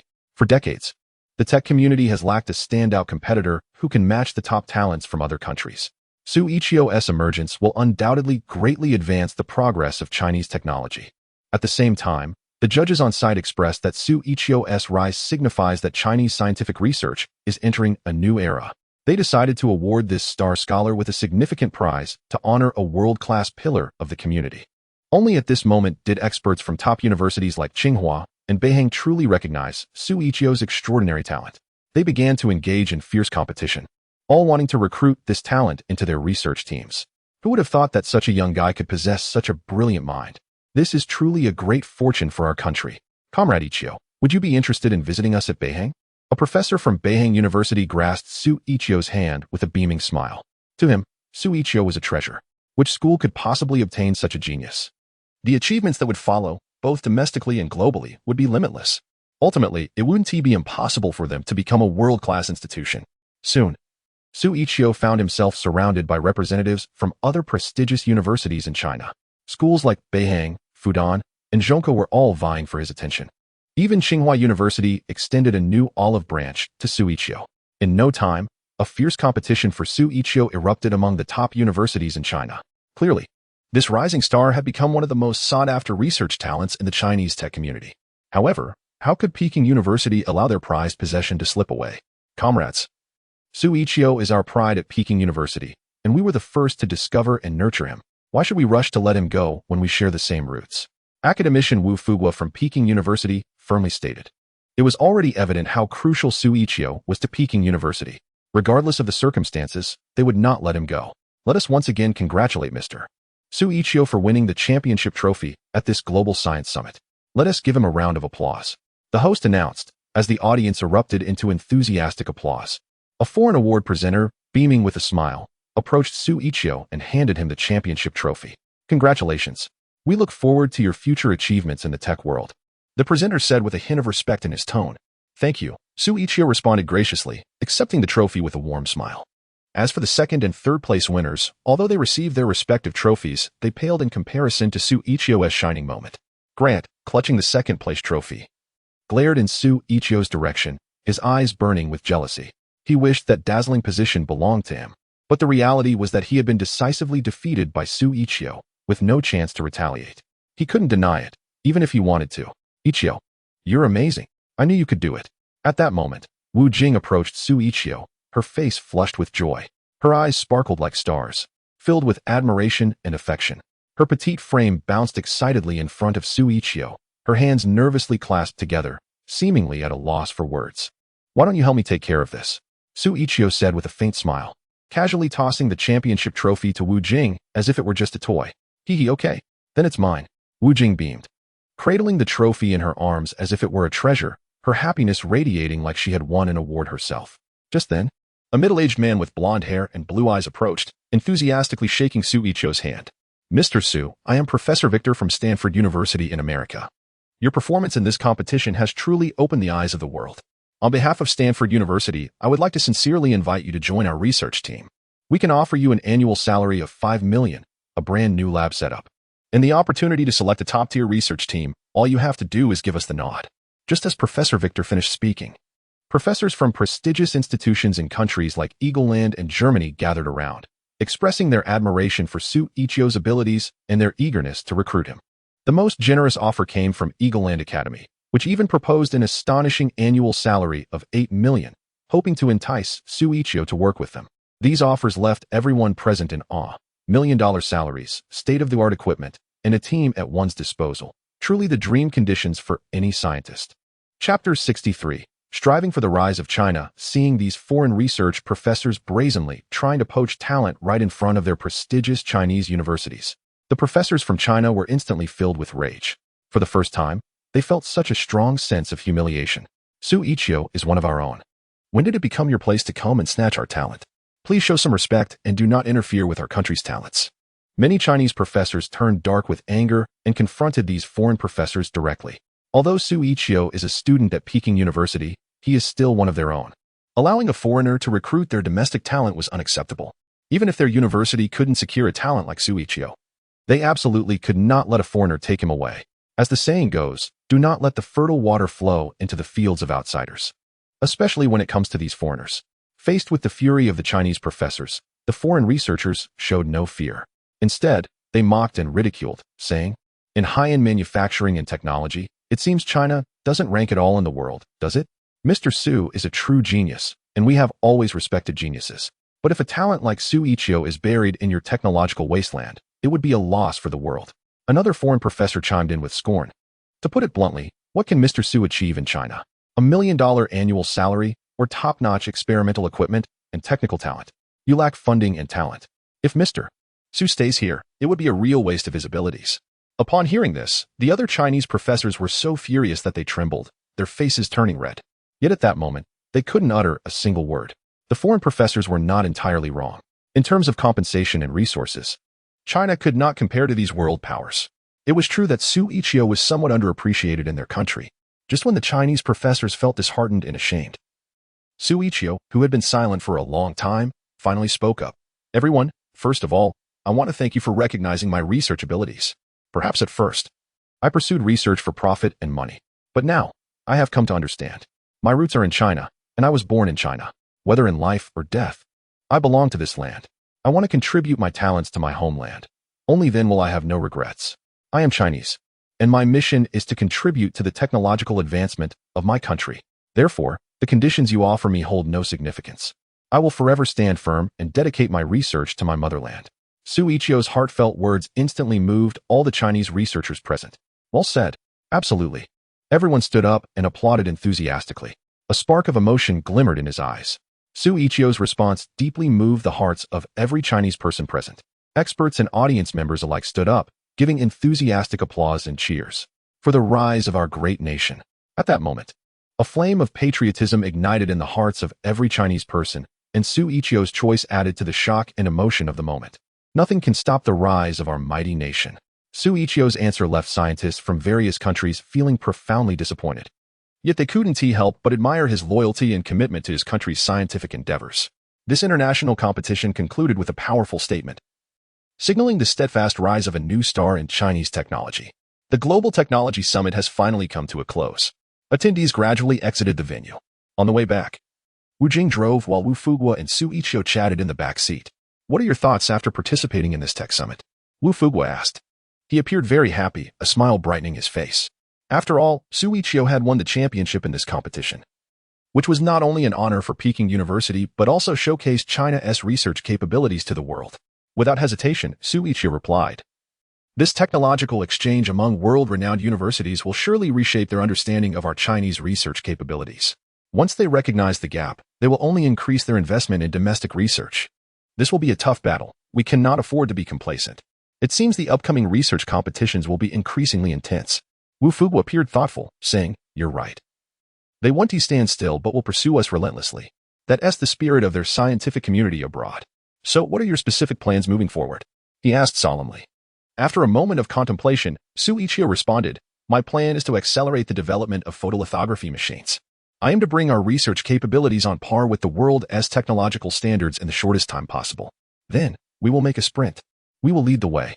Hearing Xu Yiqiu's lofty ambitions left Wu Fuguo astonished. If such words had been spoken before, they would have been mocked by peers. But now, coming from Xu Yiqiu, they seemed anything but boastful. Instead, Wu Fuguo felt admiration and respect for his audacity.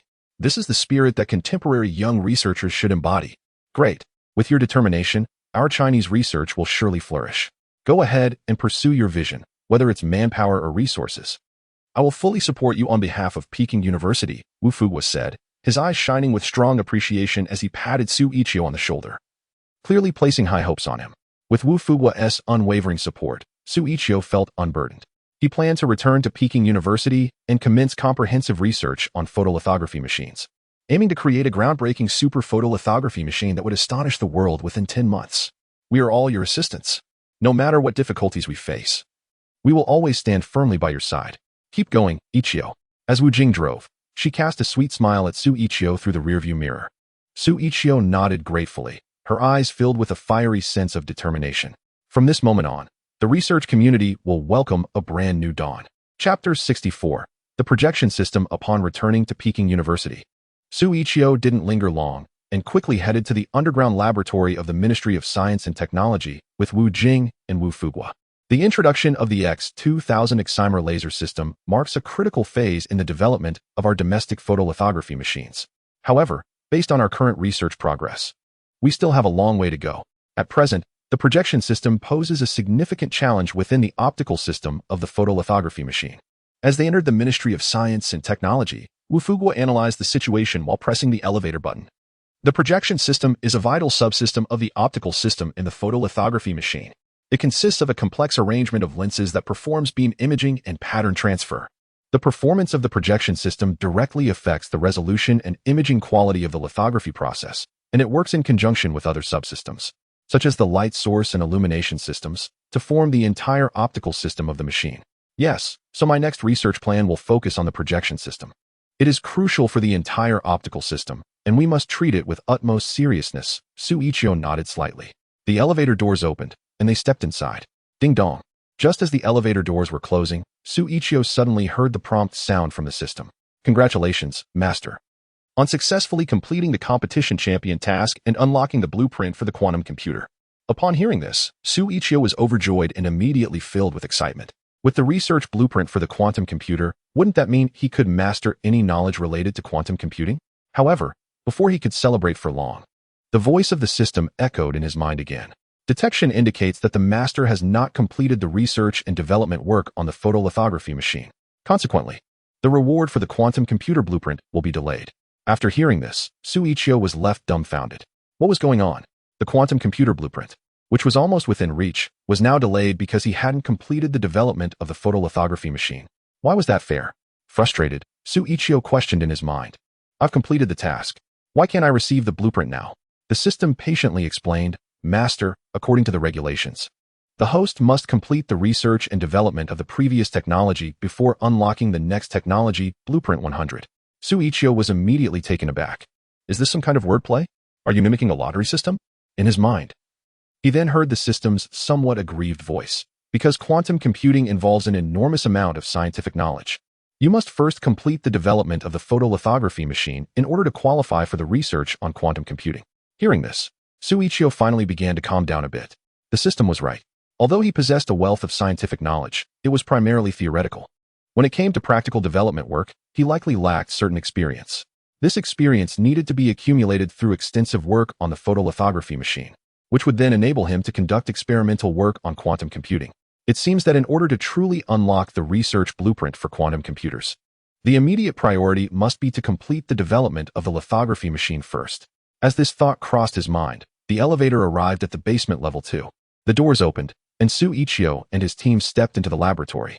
At this moment, both new and veteran members of the lithography machine project team had already begun their research work inside. Xu Yiqiu gathered everyone together and called for a meeting. Everyone, we are now starting the full team meeting for our lithography machine development project. In the underground laboratory, Xu Yiqiu sat at the head of the conference table, looking around at the many members present, and spoke solemnly. In front of him lay a stack of design blueprints. The attending researchers sat up straight, their faces displaying eager anticipation. Some took out notebooks, ready to jot down key points from the meeting. Ever since witnessing Xu Yiqiu's genius, both new and old members present held the utmost respect, and no one dared to underestimate this young man in his early 20s any longer. First, I would like to announce the heads of various departments in the project team. Xu Yiqiu began to clarify the task assignments for each group. The projection system design will be led by Professor Li Wan, with Zhang Bowen as the assistant. He called out names one by one, and the corresponding individuals stood up to acknowledge. Once the groups were established, Xu Yiqiu continued, all systems must maintain a high level of collaboration. I will set up regular meetings for program verification. Our primary goal is to improve the resolution and precision of the lithography, leveraging our cutting-edge technologies to support one another. His voice echoed throughout the basement. Everyone listened attentively. We fully understand your requirements, and according to this research plan, we will do our utmost. Professor Li Wan responded on behalf of the others. Very well. However, I must remind everyone that confidentiality is extremely important. All research content must not be disclosed externally. Xu Yiqiu emphasized, raising his voice. The conference room fell silent, with everyone highly focused. As his last words resonated, a round of synchronized applause filled the room. At that moment, everyone's eyes reflected their anticipation and excitement for this significant project. Wu wore a highly satisfied smile, looking at Xu Yiqiu with eyes full of admiration and reassurance. Unbeknownst to him, he had begun to place increasing trust and importance on Xu Yiqiu over time. Xu Yiqiu had never disappointed him. Instead, he had brought countless surprises and hopes. Now, Wu Fuguo was willing to trust Xu Yiqiu unconditionally, offering him endless support and assistance. Half an hour later, the development of the subsystem mirror system within the optical system officially commenced. They first determined the specific positional parameters of the projection lens based on the overall structure design of the lithography machine. Then, they established the lens's focal length according to exposure requirements and calculated the curvature radius of the lens. According to my calculations, the center thickness of this lens needs to be controlled at around 5.2 millimeters, otherwise it will affect the subsequent light focusing effect. Li Wen was comparing the design blueprints provided by Xu Yiqiu while speaking. To achieve the required optical resolution, the lens material must have extremely high uniformity and refractive index. I've produced a batch of samples here. Let's see how the quality is. Researcher Wang Yu approached with several freshly polished lens samples. Li Wen picked up one of the lenses and placed it on the measuring instrument for testing. The center thickness has some deviation. We need to adjust the grinding time. I'll recalculate the parameters for you. No problem. I'll adjust the machine settings and produce another batch, Wang Yu replied. This new type of neodymium-doped optical glass feels completely different to grind. We need to find the right techniques. As he spoke, he recorded the new technical parameters in his notebook. Meanwhile, Zhang Bowen was measuring the effect of different radii of curvature on the angle of light refraction. He continuously adjusted the position of the light source and camera, comparing the optical effects of lenses with different curvatures on his computer. Different focal lengths can lead to a decrease in image clarity. We need to calculate the minimum chromatic aberration to select the best surface, he said, looking up at Xu Yiqiu. Chapter 65. A weak nation has no diplomacy. Xu Yiqiu glanced at the data and imaging comparisons on the computer, pondering. Your direction is correct.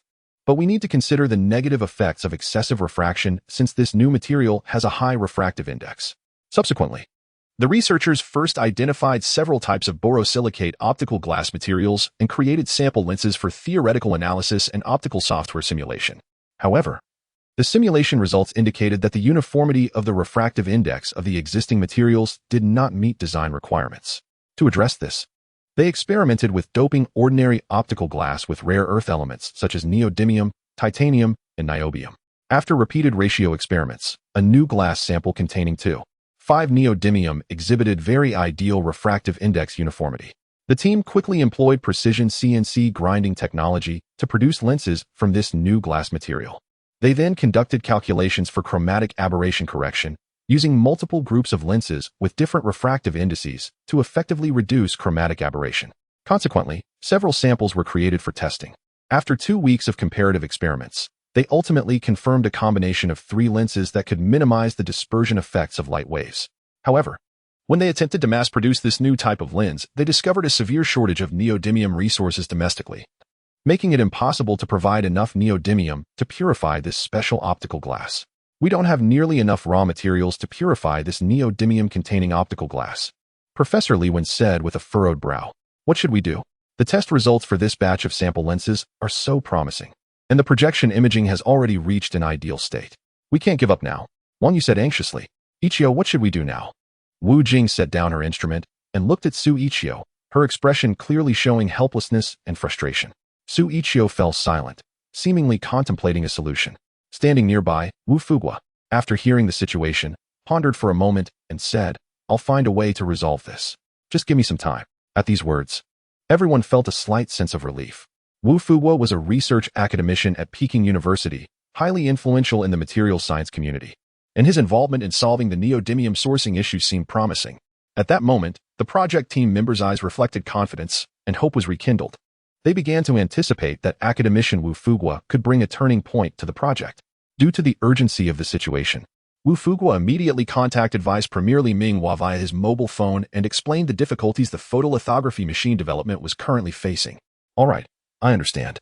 Leave the neodymium issue to us for now, Li Minghua said, realizing the seriousness of the problem, his expression growing serious. After hanging up, he promptly arranged for Minister of Foreign Affairs Wang Weiguang to lead a delegation to the United States to request the necessary neodymium materials.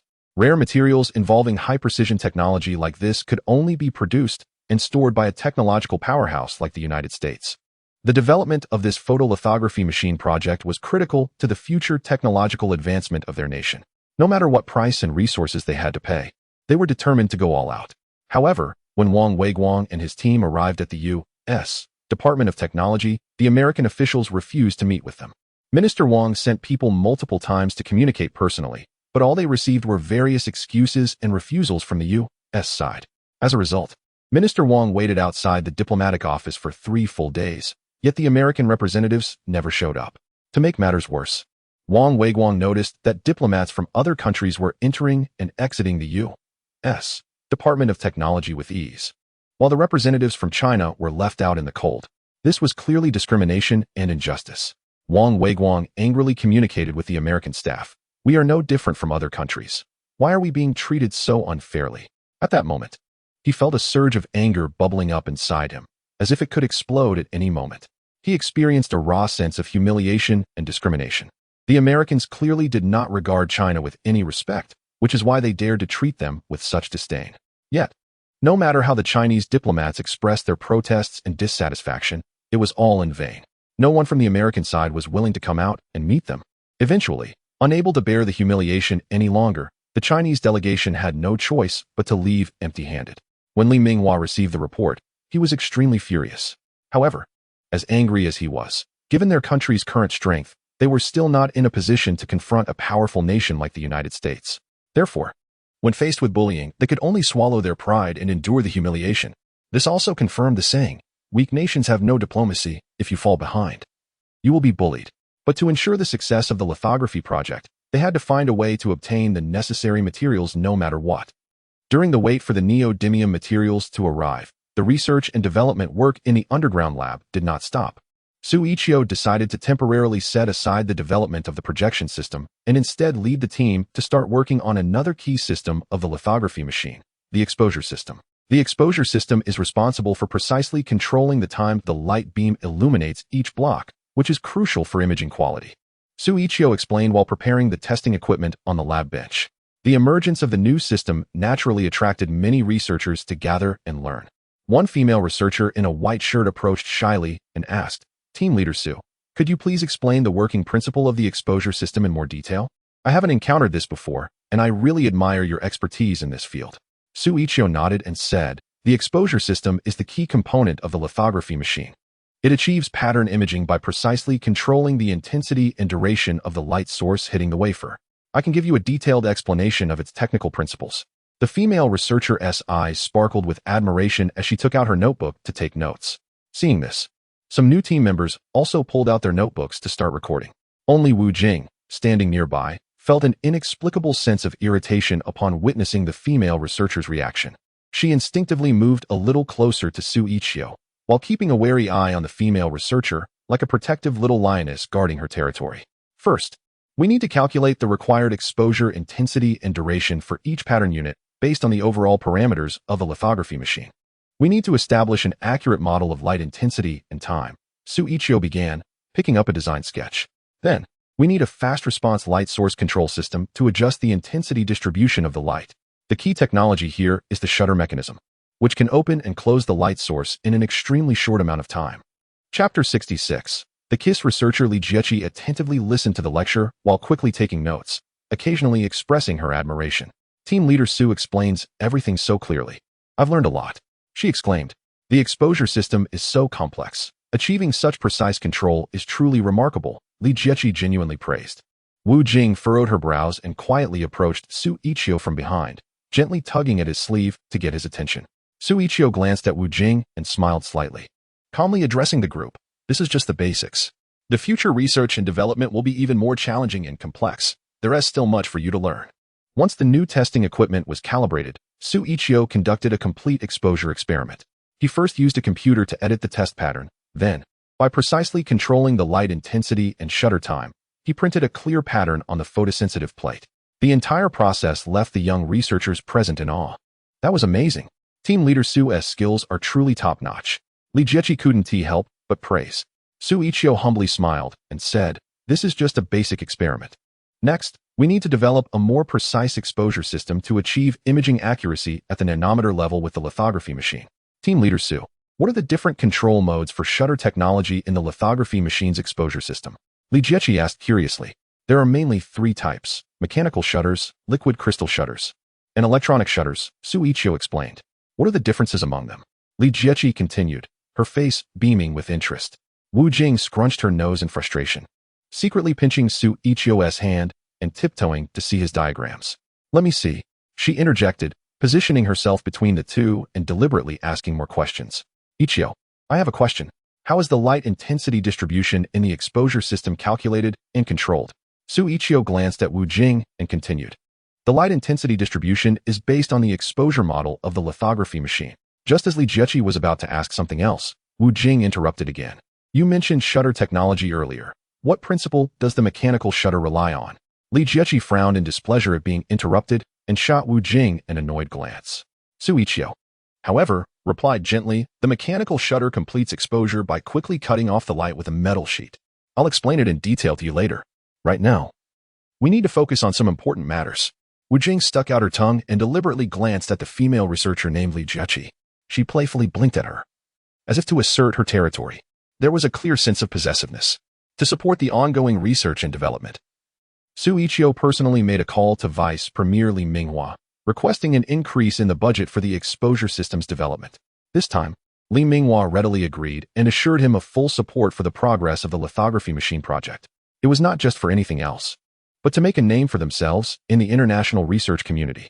As for the projection system, due to the American side's difficulties and delays, the development progress had reached a standstill, with no advancements in sight.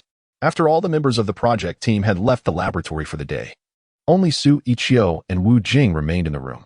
Seeing Xu Yiqiu sitting silently at the lab with a furrowed brow, Wu Jing walked over to encourage him, saying, I believe you'll find a way. No matter what, I'll stand by your side and support you. Xu Yiqiu remained silent for a long time. As if he had made a firm decision, he suddenly opened his eyes. I can't let this drag on any longer. If the American side is unwilling to provide assistance, then I'll develop it myself. His words were resolute and powerful. However, Wu Jing was left stunned upon hearing this. What did you say?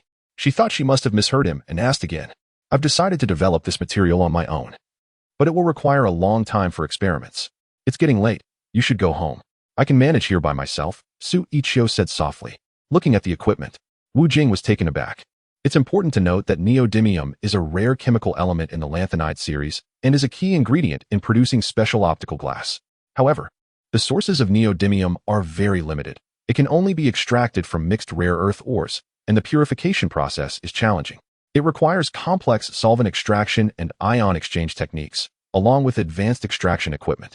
Yet, Xu Yiqiu was actually saying he would develop neodymium material on his own, which truly shocked Wu Jing.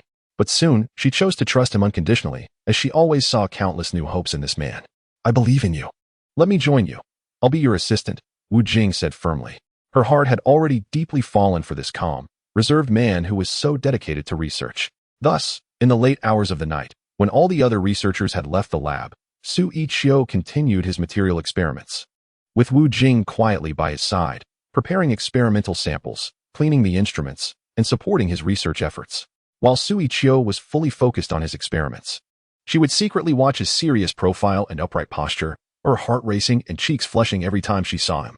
Xu Yiqiu collected various neodymium-containing rare earth or samples and then designed and set up a small metal purification laboratory.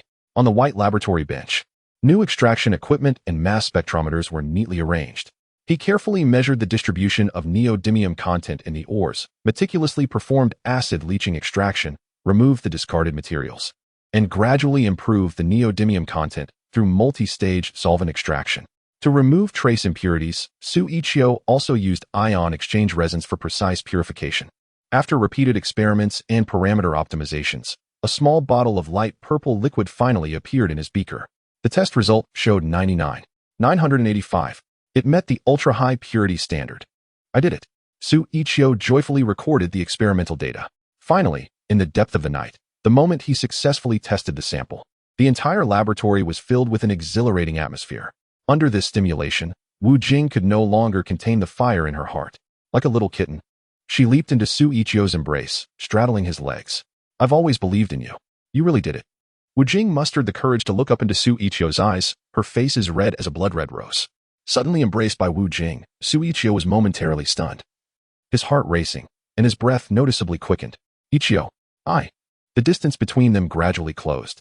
Wu Jing could feel Xu Yiqiu's warm breath, causing her heart to race even faster. Her face flushed. In this ambiguous and enchanting atmosphere, Xu Yiqiu gently wrapped his arms around Wu Jing's slender waist, their lips slowly drawing closer until they finally merged in a long, lingering kiss. Chapter 67. The Year of the Dog in the Laboratory. Wu Jing nestled into Xu Yiqiu's embrace, playfully biting her lip as she asked, "So, what do we call our relationship now?" She felt a bit shy as she lifted her gaze to meet Xu Yiqiu's eyes. Her slender fingers nervously clutched at the hem of his shirt. Her cheeks flushed bright red. Everything felt like a dream to her. She could hardly believe that she had actually kissed Xu Yiqiu. The thought filled her with an inexplicable excitement and thrill, as if she were experiencing something completely new. Now, all she wanted to know was whether their relationship had crossed that threshold. Xu Yiqiu looked down at Wu Jing's expectant eyes, a warm feeling swelling in his heart. He gently brushed a strand of hair away from her face and smiled softly. "I'm not sure either." Upon hearing this, Wu Jing immediately panicked, her beautiful eyes glistening with tears. "But this is my first kiss. You have to take responsibility for it." Xu Yiqiu was momentarily taken aback. Then couldn't he help but chuckle. "I was just teasing you. I want to be with you and look forward to our future together."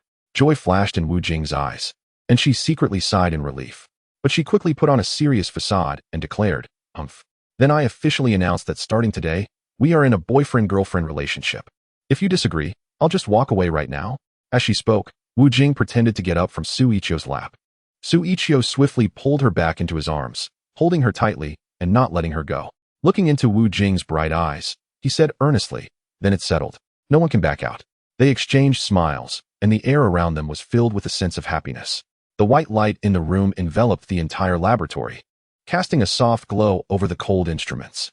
In that moment, they gazed deeply into each other's eyes, and Xu Yiqiu's heart raced. He felt that love was like a beautiful experiment that required patience, care, and perseverance to ultimately succeed. And Wu Jing would be the most important result of his life's research. Afterward, Xu Yiqiu held Wu Jing close and turned his attention to a bottle of pale purple liquid. He knew this was just the first step, and there was still a long way to go before they could mass-produce optical-grade neodymium. But at least he had proven that the path was viable. "You should go to sleep if you're tired. I want to document some things. Is that okay?" Xu Yiqiu said as he sat in a chair, cradling Wu Jing's face with a smile. "I don't want to. I just want to keep you company. I want to disturb you." Wu Jing insisted while still sitting on Xu Yiqiu's lap, wrapping her arms around his neck like a koala clinging to a tree, unwilling to let go. "All right then, just don't talk. I'll write some stuff, and then I'll take you back to your dorm to sleep," Xu Yiqiu replied with a slight smile. He then held on to Wu Jing while sketching the design of the experimental equipment in a notebook on the lab table. His expression was serious as he meticulously refined the production process step by step. The light cast dappled patterns on the paper, and Xu Yiqiu's heartbeat quickened with the surge of design inspiration. He understood that this project was not just about the development of lithography machines. It was also tied to the advancement of the nation's technological prowess and future. He was determined to lead his team through all difficulties and ultimately achieve success. When the time came, they would establish themselves in the global landscape of technology with this original innovation, allowing their fellow countrymen to enjoy the fruits of scientific research. With this thought, Xu Yiqiu couldn't help but smile with conviction. The road of science is long and winding, but as long as one holds on to faith and perseverance, dreams will eventually become reality. Wu Jing tightly wrapped her arms around Xu Yiqiu's neck, gazing tenderly at his serious profile. She couldn't even remember when she had fallen for him, but it was likely his meticulous attitude towards scientific research that had deeply attracted her, making her unable to help but admire and cling to him. Blushing, she nestled back into his embrace, wishing to freeze time in that moment and hold on to that happiness forever. "All right, it's done. Let's go back and get some sleep." After finishing the records, Xu Yiqiu took out his phone to check the time and realized it was already past midnight. He immediately stood up, holding Wu Jing. "Yay, we can finally go back." Wu Jing was overjoyed. She hugged Xu Yiqiu and couldn't help but plant a kiss on his cheek. "Are you a dog? Can't get enough?" Xu Yiqiu was momentarily taken aback and touched his face, smiling as he asked. "You're the dog." Wu Jing pouted and huffed, suddenly twisting her hips and playfully bumping him with her waist. "Ah!" Xu Yiqiu yelped as he felt the hard bump against his thigh, covering it in mock agony. "Whoa, are you ambushing me?" Once he processed what happened, he reached out with a big hand, ready to spank Wu Jing. "Just wait until I make your backside bloom." Wu Jing giggled. "No, don't. I was wrong. While pretending to apologize, she cheekily wiggled her hips and playfully dashed out of the lab. Xu Yiqiu didn't care about anything else. Once he caught her, he gave her a thorough tickling. Outside the lab, Wu Jing's playful squeals and pleas for mercy echoed. The next morning, Xu Yiqiu was still fast asleep in his dorm. Suddenly, his phone buzzed and vibrated. Hello? Who is it? Xu Yiqiu answered the call, still groggy, and without even looking at the caller ID. Lazy pig Yiqiu, wake up. Wu Jing's sweet voice came through the line. Huh. Xu Yiqiu half opened his eyes, becoming a little more alert. He was exhausted from the experiments yesterday, and by the time he got to the dorm, it was already the wee hours of the morning. Now, being woken by the phone, he clearly felt he hadn't gotten enough sleep. At that moment, Wu Jing was lying in bed, talking to Xu Yiqiu on the phone. Compared to him, she seemed much more energetic. While calling him, she was also watching a food show from Thailand on her tablet. What's up, Jingjing? Xu Yiqiu asked, squinting and holding the phone to his ear. With a drowsy look, it seemed like he could fall asleep again at any moment. Chiu, I'm really craving durian right now. Can you help me buy one? Wu Jing said, eyeing the screen where a streamer was surrounded by piles of Muzang King durians. Her mouth watering with desire. Durian, huh? Sure, I'll grab one for you in a bit. Xu Yiqiu replied without hesitation before hanging up the phone. He lingered in bed for a little longer. After about 10 minutes, he finally got up. After a quick wash and getting dressed in casual clothes, he left the dormitory. Chapter 68. Buying durian things are different now that I have a girlfriend. I feel like my whole demeanor has changed significantly. Walking down the street, Xu Yiqiu couldn't help but marvel at his own transformation. After being single for so long, he never expected he would find love one day. It truly feels like a blessing. Just as he stepped out of the dormitory and hadn't walked far, a familiar figure approached him. Xu Yiqiu squinted to see that it was Wu Fugua. Uncle Wu. Xu Yiqiu smiled slightly and waved, greeting him. Now that he had confirmed his relationship with Wu Jing, he found himself feeling particularly warm towards Wu Fugua. After all, if all goes well, this old gentleman could very well become his father-in-law in the future.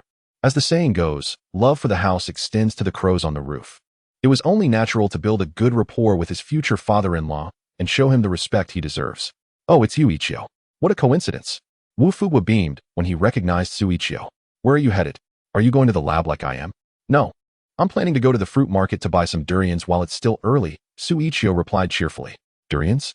I didn't expect you to like that kind of fruit. Wu Fugua chuckled lightly, suddenly recalling that his daughter also had a fondness for durians when she was home. Even though he himself wasn't a fan. It's not for me. It's for my girlfriend, Xu Yiqiu blurted out before he could think. Immediately, he felt a shift in his expression and regretted his words. What if Wu Fugua became curious and asked about who his girlfriend was? How should he respond? He couldn't just say, sorry, Professor Wu, I've won your daughter's heart, and I'm buying durians for her. That would be social suicide. He was also worried that if Wu Fugua found out his daughter was dating, he might oppose the relationship, and Xu Yiqiu would be left in a tough spot. Thinking this, he instinctively glanced at Wu Fugua's reaction. Sure enough, upon hearing that Xu Yiqiu had a girlfriend, Wu Fugua's expression turned to one of surprise. You have a girlfriend? When did this happen? He was clearly taken aback. After all, to him, Xu Yiqiu seemed to spend most of his time in the lab. When would he have time to date? Moreover, aside from his project team colleagues, he had never seen any females around Xu Yiqiu. Now that it suddenly came to light that Xu Yiqiu was in a relationship, Wu Fugua's emotions were understandably shocked. Well, it's something that just happened recently, Xu Yiqiu replied somewhat nervously. He didn't dare to reveal the whole truth for fear of facing Wu Fugua's disapproval. It seemed that in this uncertain situation, the best approach was to observe and test the waters quietly for now. Oh, I see. It seemed that Xu Yiqiu was reluctant to reveal too much, and Wu Fugua, being perceptive, did not press further. At that moment, he couldn't help but feel a sense of disappointment. After all, he had originally intended to introduce his daughter, Wu Jing, to Xu Yiqiu. Now it seemed that this wish might not come to fruition. Nevertheless, Wu Fugua smiled and said, that's fine too. When you have the time, bring her over to my house for a visit. I'd like to see what kind of girl has caught your eye. He chuckled. As an elder, he wanted to ensure that Xu Yiqiu was not getting involved with someone of questionable character, which could potentially hinder his scientific career. After all, Xu Yiqiu's current research capabilities represented a new hope for the nation's technological strength. Sure, Uncle Wu. If the opportunity arises, I'll definitely introduce you to her. Xu Yiqiu replied with a faint smile. Now, I need to go buy some durians. You guys head to the lab. I have a new experiment there that you can check out. I promise it won't disappoint. Xu Yiqiu said confidently. Oh, that's great to hear. Upon hearing Xu Yiqiu's words, Wu Fugua's face lit up with surprise. He was eager to see the results of Xu Yiqiu's experiment. After Xu Yiqiu left, Wu Fugua quickly returned to the underground laboratory. At that moment, the project team members had not yet arrived. They were all in their respective work areas, working on other research and development tasks. When Wu Fugua reached Xu Yiqiu's workstation, He immediately noticed a small bottle of light purple liquid on the desk. Next to it were several pages filled with dense experimental notes and design diagrams. Curiously, he picked up the notes and glanced at them, and his pupils instantly trembled. This is the extraction data for neodymium? He then began to examine the diagrams closely. Moments later, overwhelmed with excitement, Wu Fuguo's hands began to tremble slightly. Based on the experimental parameters, the purity of the neodymium in the sample had reached over 99, fully meeting optical grade requirements. Unbelievable, this is really neodymium. He actually succeeded in extracting ultra-high purity neodymium. Genius. Absolute genius. Wu Fuguo murmured to himself, his eyes reflecting intense shock. His astonishment stemmed from the fact that Xu Yiqiu had managed to develop this key material for the projection system of photolithography under foreign pressure. As a seasoned scientist, he understood the rarity and difficulty of extracting neodymium. Being able to independently develop neodymium material meant that the entire project would achieve a significant breakthrough. They would no longer have to humbly seek experimental materials from abroad. Wu Fuguo paced excitedly around the laboratory. He believed that this young man would undoubtedly accomplish feats that even he dared not dream of. The technological strength of the entire country would therefore experience a qualitative leap. Half an hour later, Xu Yiqiu arrived at Wu Jing's dormitory building, carrying a bag of sweet durians. At that moment, Wu Jing was already waiting at the door. She wore a pink ruffled dress, cute little leather boots, and had a pink ribbon in her hair, making her look charming and adorable. Finally here. I've been waiting for so long, Wu Jing said as she jogged over and playfully linked her arm with Xu Yiqiu's. Let us go take a stroll around campus. Wu Jing affectionately leaned her shoulder against Xu Yiqiu, her whole demeanor brimming with excitement. How does this thing manage to be both stinky and fragrant? Xu Yiqiu asked curiously, holding the durian. You just don't understand. It's because durians contain compounds like sulfides, which give off a strong smell. But everyone experiences it differently. Some find it really stinky, while others think it's delicious, Wu Jing said with a smile, the corners of her mouth curling up in a playful grin. Chapter 69. Suppression from America, huh? I think it's both stinky and fragrant. What does that mean? Am I different from others? Xu Yiqiu asked. Yes. You're not an ordinary person. Let us just say you're not human, Wu Jing teased, sticking out her tongue, wiggling her hips, and playfully nudging Xu Yiqiu with her hip.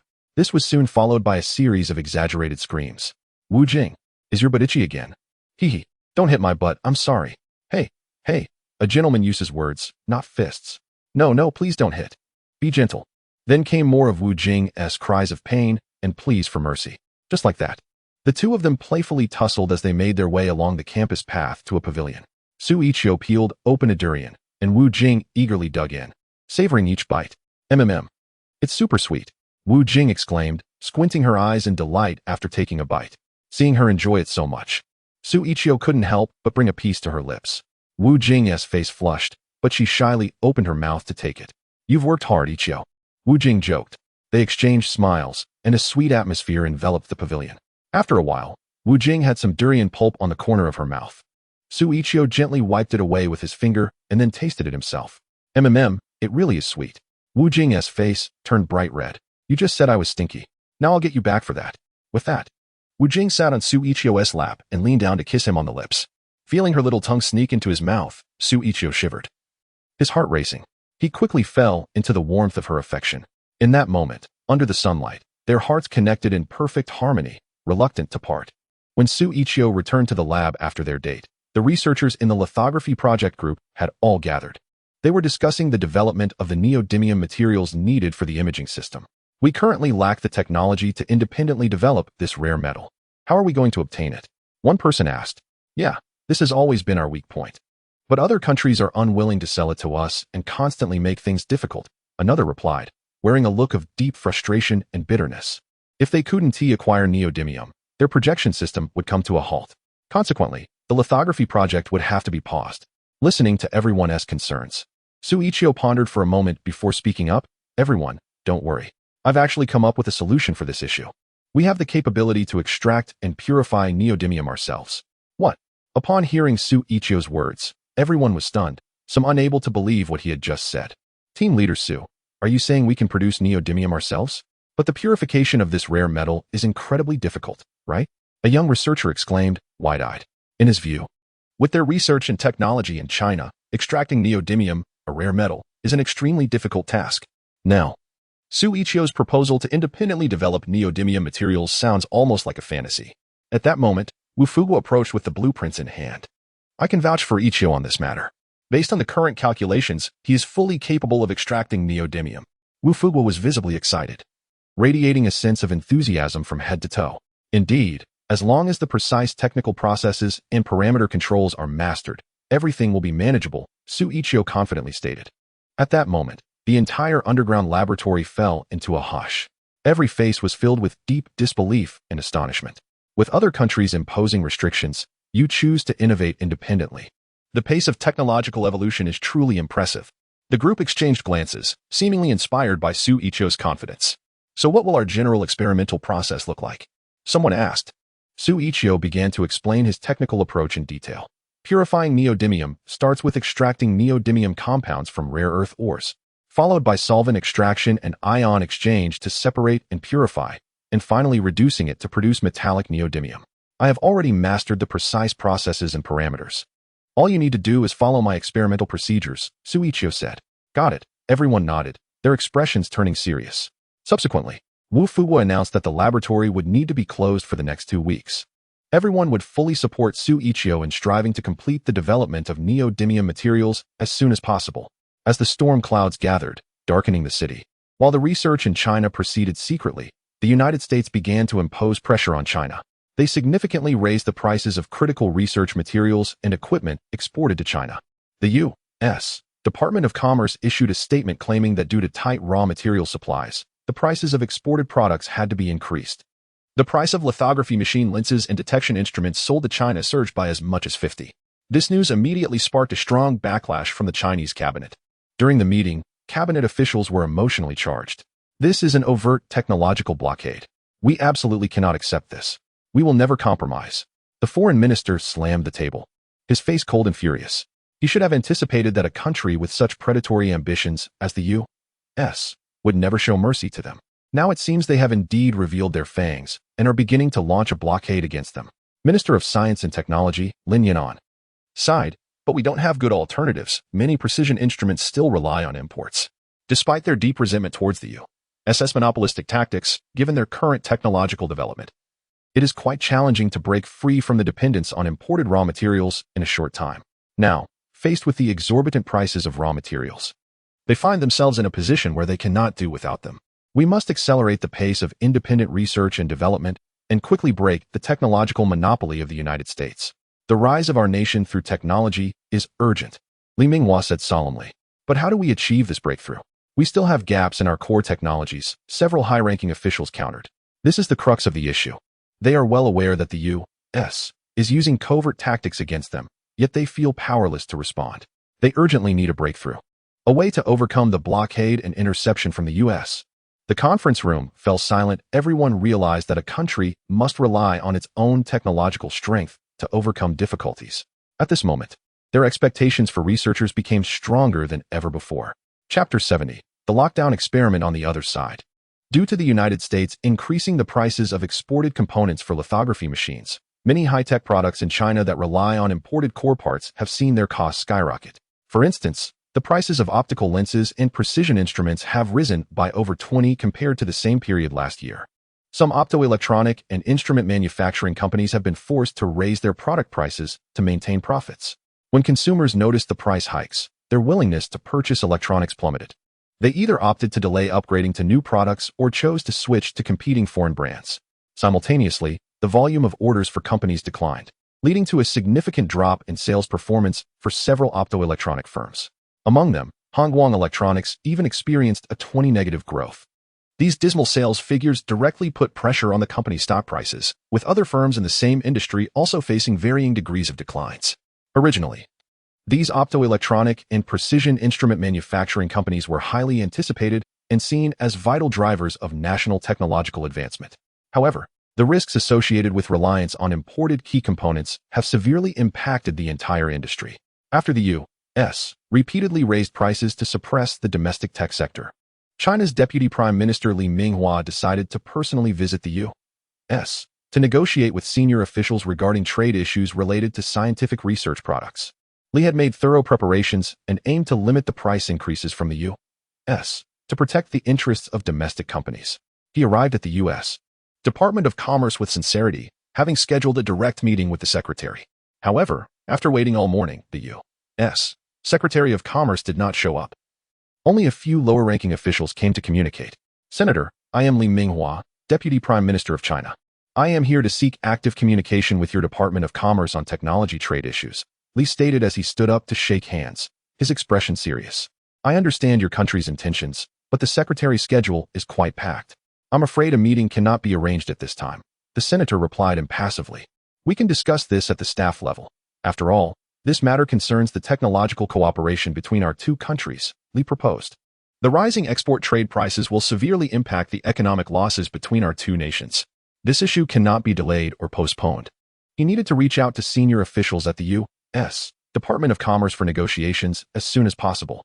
Yes, I will relay this opinion to the secretary. But due to scheduling constraints, it is indeed difficult to arrange a meeting at present. The senator maintained a dismissive attitude, showing signs of impatience. It was clear that they had no intention of negotiating with China. Their desire to monopolize China's high-end manufacturing sector and inflict economic damage was evident. Ultimately, after multiple communications, Li Minghua could only leave behind the topics that needed negotiation. However, the Department of Commerce still did not provide any positive response. This was undoubtedly a public insult and disregard for China. To complete the research and development of neodymium materials within 10 days, Xu Yiqiu led his team to begin a series of intensive closed experiments. During the extraction and purification process, the researchers meticulously controlled the parameters. However, on the 7th day, an unexpected failure occurred, leading to a failed purification. This batch of reagents has actually deteriorated. One researcher said in disappointment. The underground laboratory fell into silence. The reagents, which had taken so much effort to produce, had begun to spoil before they could even be officially used. All the sweat and hard work over the past days seemed to have gone to waste. For a team already lacking confidence, this was undoubtedly a heavy blow. Let us reformulate. It's not too late, suggested another. The chances of success are slim. The reasons for failure may not be just one. Zhang Bowen shook his head. Frustration and irritation were evident on everyone's faces. The destruction of days of hard work had severely impacted their morale. Neodymium isn't easy to extract. Everyone, let's maintain the utmost rigor. We will succeed, Professor Li encouraged. And so, the experiment was extended to the 13th day. In the underground laboratory, a pungent chemical odor permeated the air. The white walls were covered with exhaust pipes, and various instruments lay piled in the corners, many of which were thick with dust. The researchers wore wrinkled white lab coats, their hair disheveled and faces haggard. They had been conducting experiments in this confined basement for over 10 days. Pressure and fatigue were causing tempers to flare. Another problem? When will this dreadful experiment end? Shouted an irritable researcher. I haven't tea-showered in 2 weeks. I feel awful. I smell terrible. Li Yiqiu complained. The color of the reagent solution has lightened, and the reaction rate has significantly decreased. Something must be wrong, Wang Yu frowned. I'll try reformulating once more. Zhang Bowen's tone was tinged with clear irritation. As everyone vented their frustrations, only Xu Yiqiu quietly observed the instruments, lost in thought. Time ticked by, and the atmosphere in the lab grew increasingly somber and oppressive. The once tidy workbench was now a chaotic mess, with various instruments and reagents haphazardly strewn about. Xu, is this all worth it? We're making no progress. A female researcher finally voiced the collective sentiment. Yes, although your experimental records show no issues, we always face failures when trying to produce neodymium metal blocks in bulk. What could be going wrong? Someone asked anxiously. Everyone, don't panic. It's normal for experiments to fail. Let us remain patient and keep adjusting. We will succeed, Xu Yiqiu reassured, checking the data and calibrating the instruments. He understood that the team was losing confidence, but he had no reason to give up. Let us do this. After the experiment is successful, I will distribute bonuses to everyone. Stay calm and keep your spirits up. We can definitely do this, Xu Yiqiu encouraged everyone as he raised his head. Really? Hearing that there would be bonuses after the experiment's success, everyone got excited. The news felt like a shot of adrenaline, and everyone threw themselves back into the experiment with renewed vigor. Absolutely. As long as it's within a reasonable range, I will apply for the bonuses to fulfill your wishes. Xu Yiqiu promised with a smile. At critical moments, offering bonuses is key to stabilizing morale. Chapter 71. Accelerating the R&D process. Great. I'm going to buy the latest model of laptop. An image of the desired computer appeared before one of the researchers. I want to buy some furniture for my parents to make their retirement more comfortable, said another researcher. With the bonus as motivation, everyone regained their fighting spirit. We must complete the experimental research in the last few days. 2 days later, in front of the quenching device, Professor Li Wen and the team repeatedly discussed the optimal cooling curve. I suggest a rapid cooling from 1500 degrees Celsius to 600 degrees, then slowing down the cooling rate. Li Wen said, "That sounds reasonable. I'll try this cooling curve." Dr. Wang began to adjust the device's parameters. Next to the centrifuge, 2 researchers carefully took out a test tube filled with a purplish-red liquid. "The color of this liquid is much better. We are not far from success," one researcher exclaimed, his face filled with excitement. Finally, through everyone's efforts, the experiment achieved success on the 15th day. "We did it. We successfully developed the neodymium material." In the laboratory, a group of researchers in white lab coats cheered and celebrated. Every face was lit up with excitement and joy. "Well done. You did it." Xu Yiqiu looked at the neodymium material in the bottle and revealed a knowing smile. He was not surprised by the success of the experiment. Under his precise control, the success of any experiment was merely a matter of time.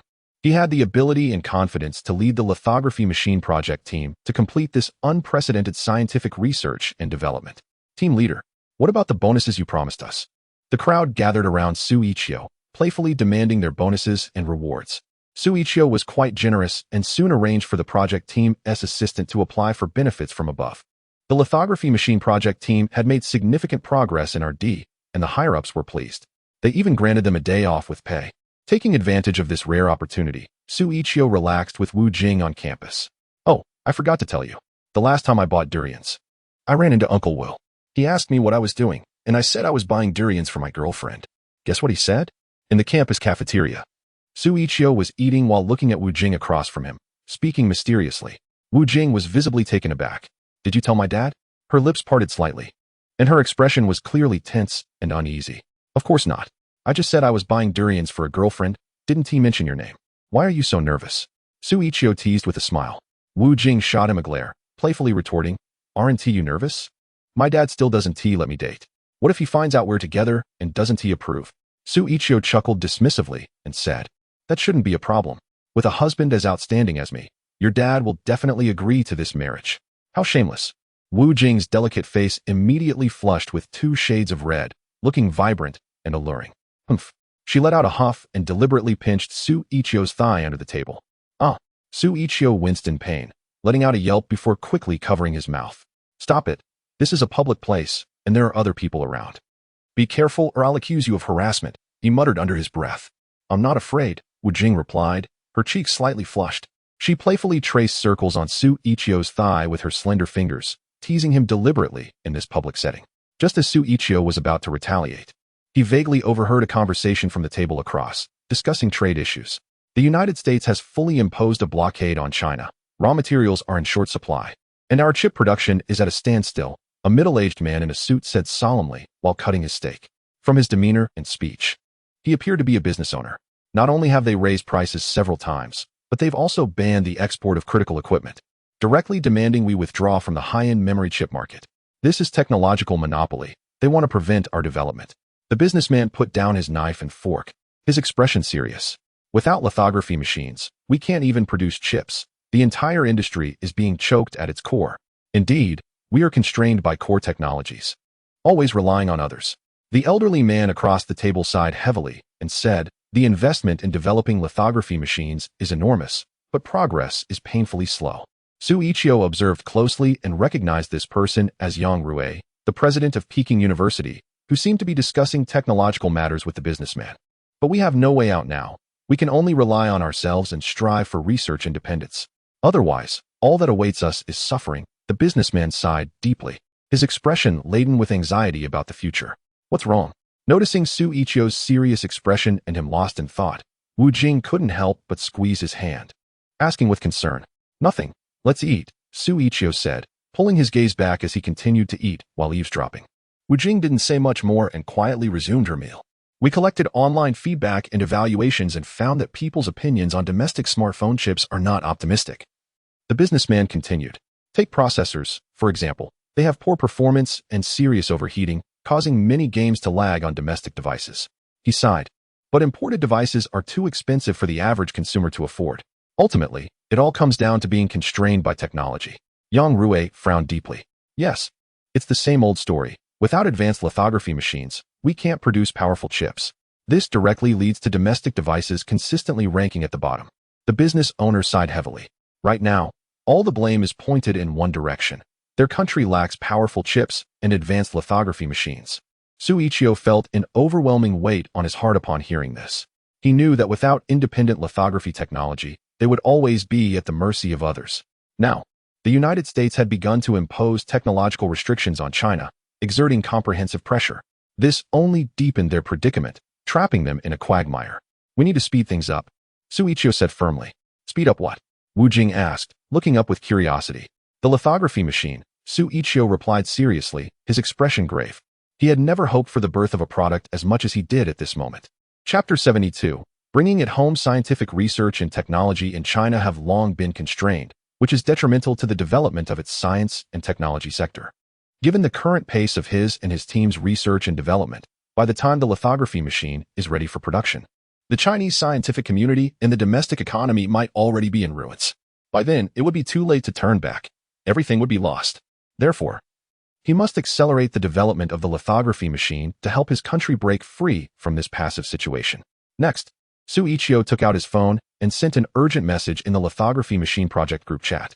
Everyone, the situation is urgent.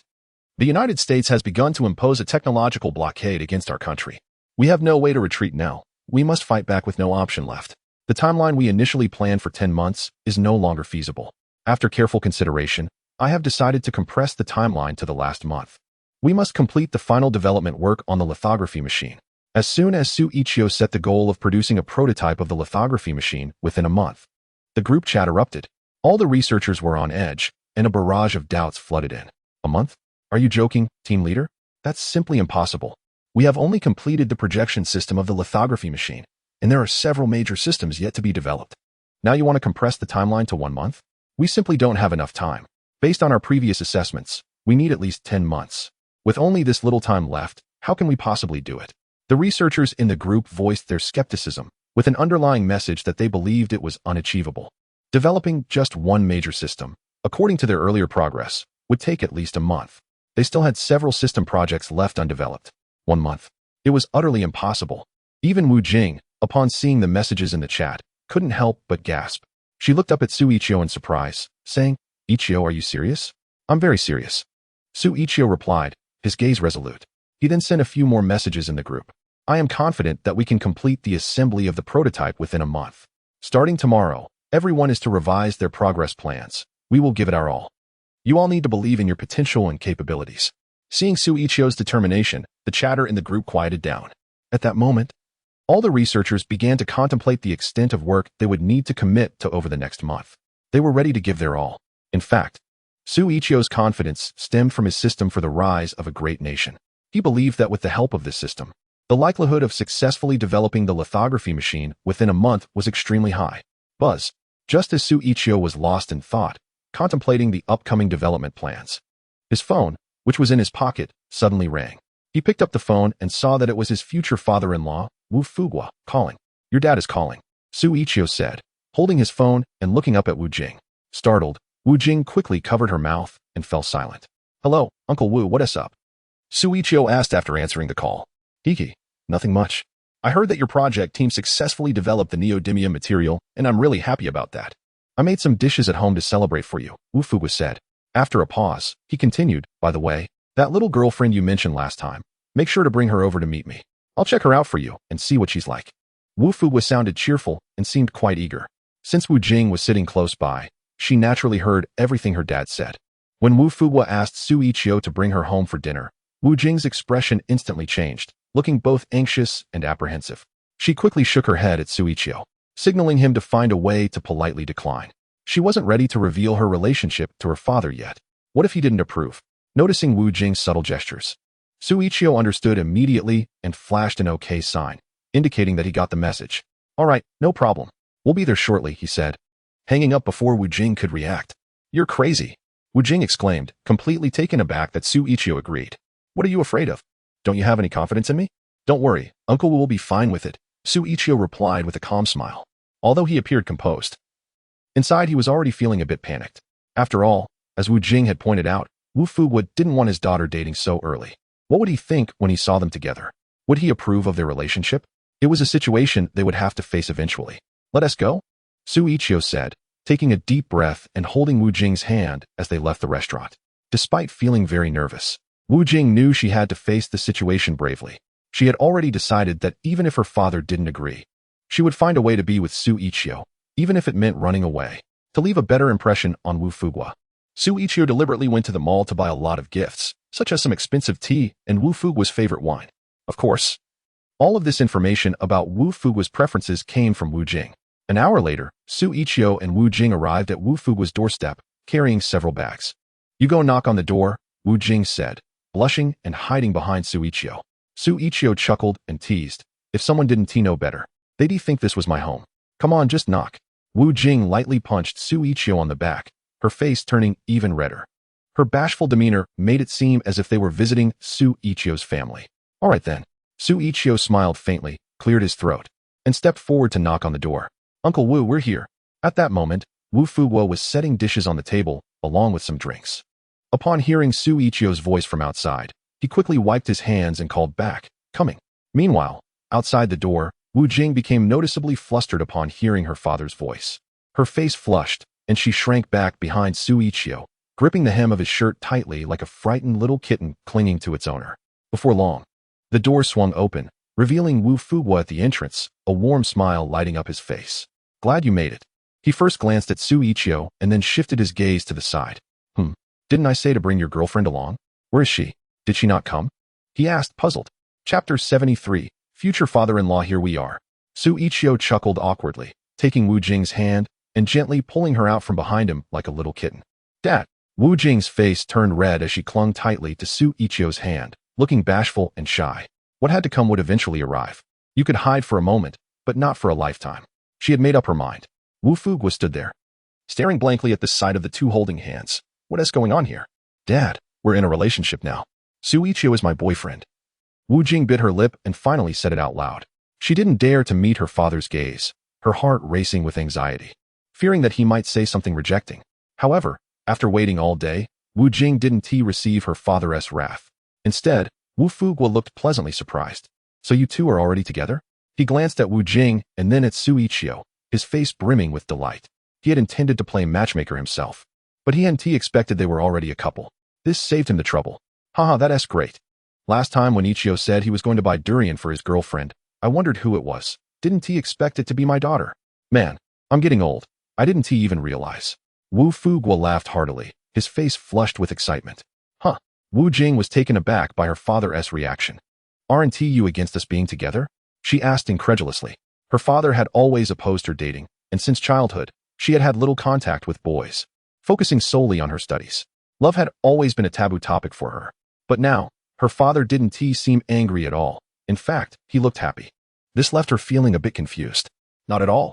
I'm thrilled that you're with someone as outstanding as Yiqiu. It's exactly what I wanted. Wu Fugua said, his smile wide and his eyes sparkling with joy. Come on, let us not stand out here. Let us go inside and chat properly. Wu Fugua took the gifts from Xu Yiqiu and Wu Jing's hands, bustling around to carry the bags into the house, clearly enjoying himself. Wu Jing stood there for a moment, stunned. Once she snapped back to reality, she immediately linked her arm with Xu Yiqiu's, casting him an excited glance. As if to say, this is amazing. My dad agrees with us being together. Xu Yiqiu smiled, playfully pinching her nose. You're making a big deal out of nothing. I told you Uncle Wu would agree with us. It's just you who's so nervous. Wu Jing giggled, then released Xu Yiqiu's hand and hurried over to help her father. Dad, how is my choice in a boyfriend? Is he good enough? She pulled a few chairs over to the dining table, smiling as she asked.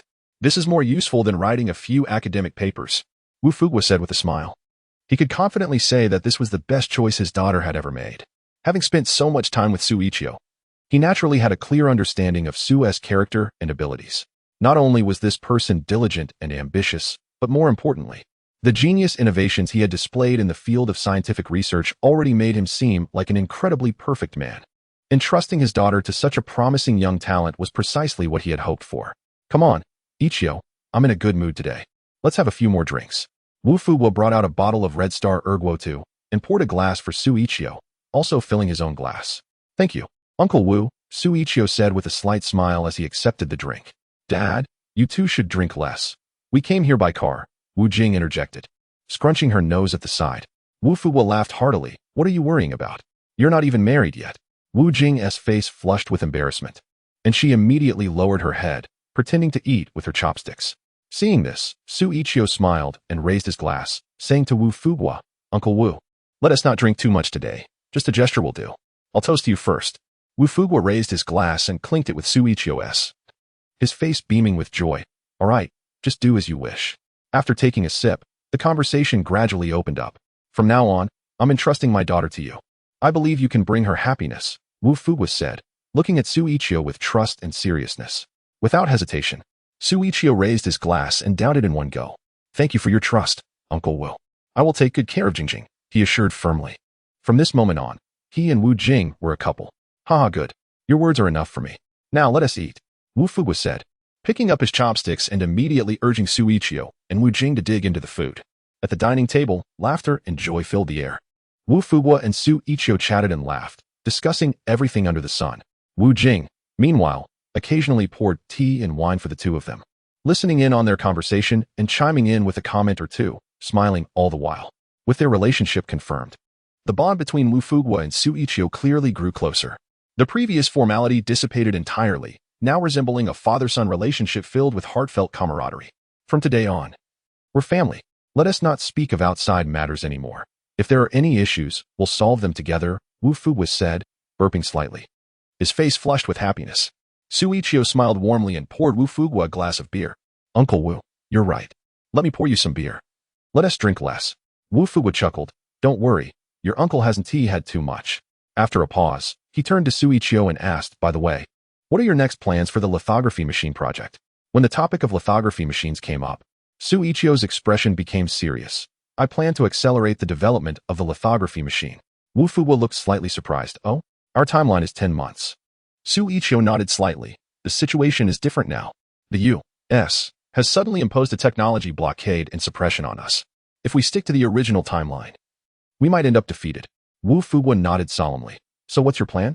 Xu Yiqiu replied earnestly. I aim to complete the development of the lithography machine within the next month. We need to produce the world's most advanced lithography machine before the U.S. completely stifles us. A month? Wu Fuguo was taken aback. Chapter 74. Domestic Crisis. Yes, we only have a month left. Before that, we must complete the R&D work. Xu Yiqiu nodded firmly. Wu Fuguo's expression changed repeatedly, his eyes filled with shock and disbelief. To think that the development of a lithography machine could be completed in just 1 month is something that would be considered explosive and unbelievable in the international scientific community. If he hadn't truly witnessed Xu Yiqiu's abilities and genius, he would never have believed such a thing, no matter how many times it was said. But this was indeed something that came from Xu Yiqiu's lips. Despite being deeply shaken inside, Wu Fuguo chose to believe unconditionally. I support you without reservation. As I said, in this remaining month, no matter what problems arise, we will do everything we can to help you, Wu Fuguo said, gazing meaningfully into Xu Yiqiu's eyes with unwavering determination. He was filled with trust. At this critical moment, he was willing to be the strongest backing for Xu Yiqiu and the entire lithography machine project team. Thank you, Uncle Wu. I won't let you down, Xu Yiqiu said, moved, and raised his glass to Wu Fuguo again to express his gratitude. In the conference room at the headquarters of Huawei, senior executives sat around the long, black wooden table with serious expressions. The lighting in the room was dim, and a heavy atmosphere filled the air. Worry was written all over their faces. This was an emergency meeting. I must inform everyone that the current market situation is extremely grim.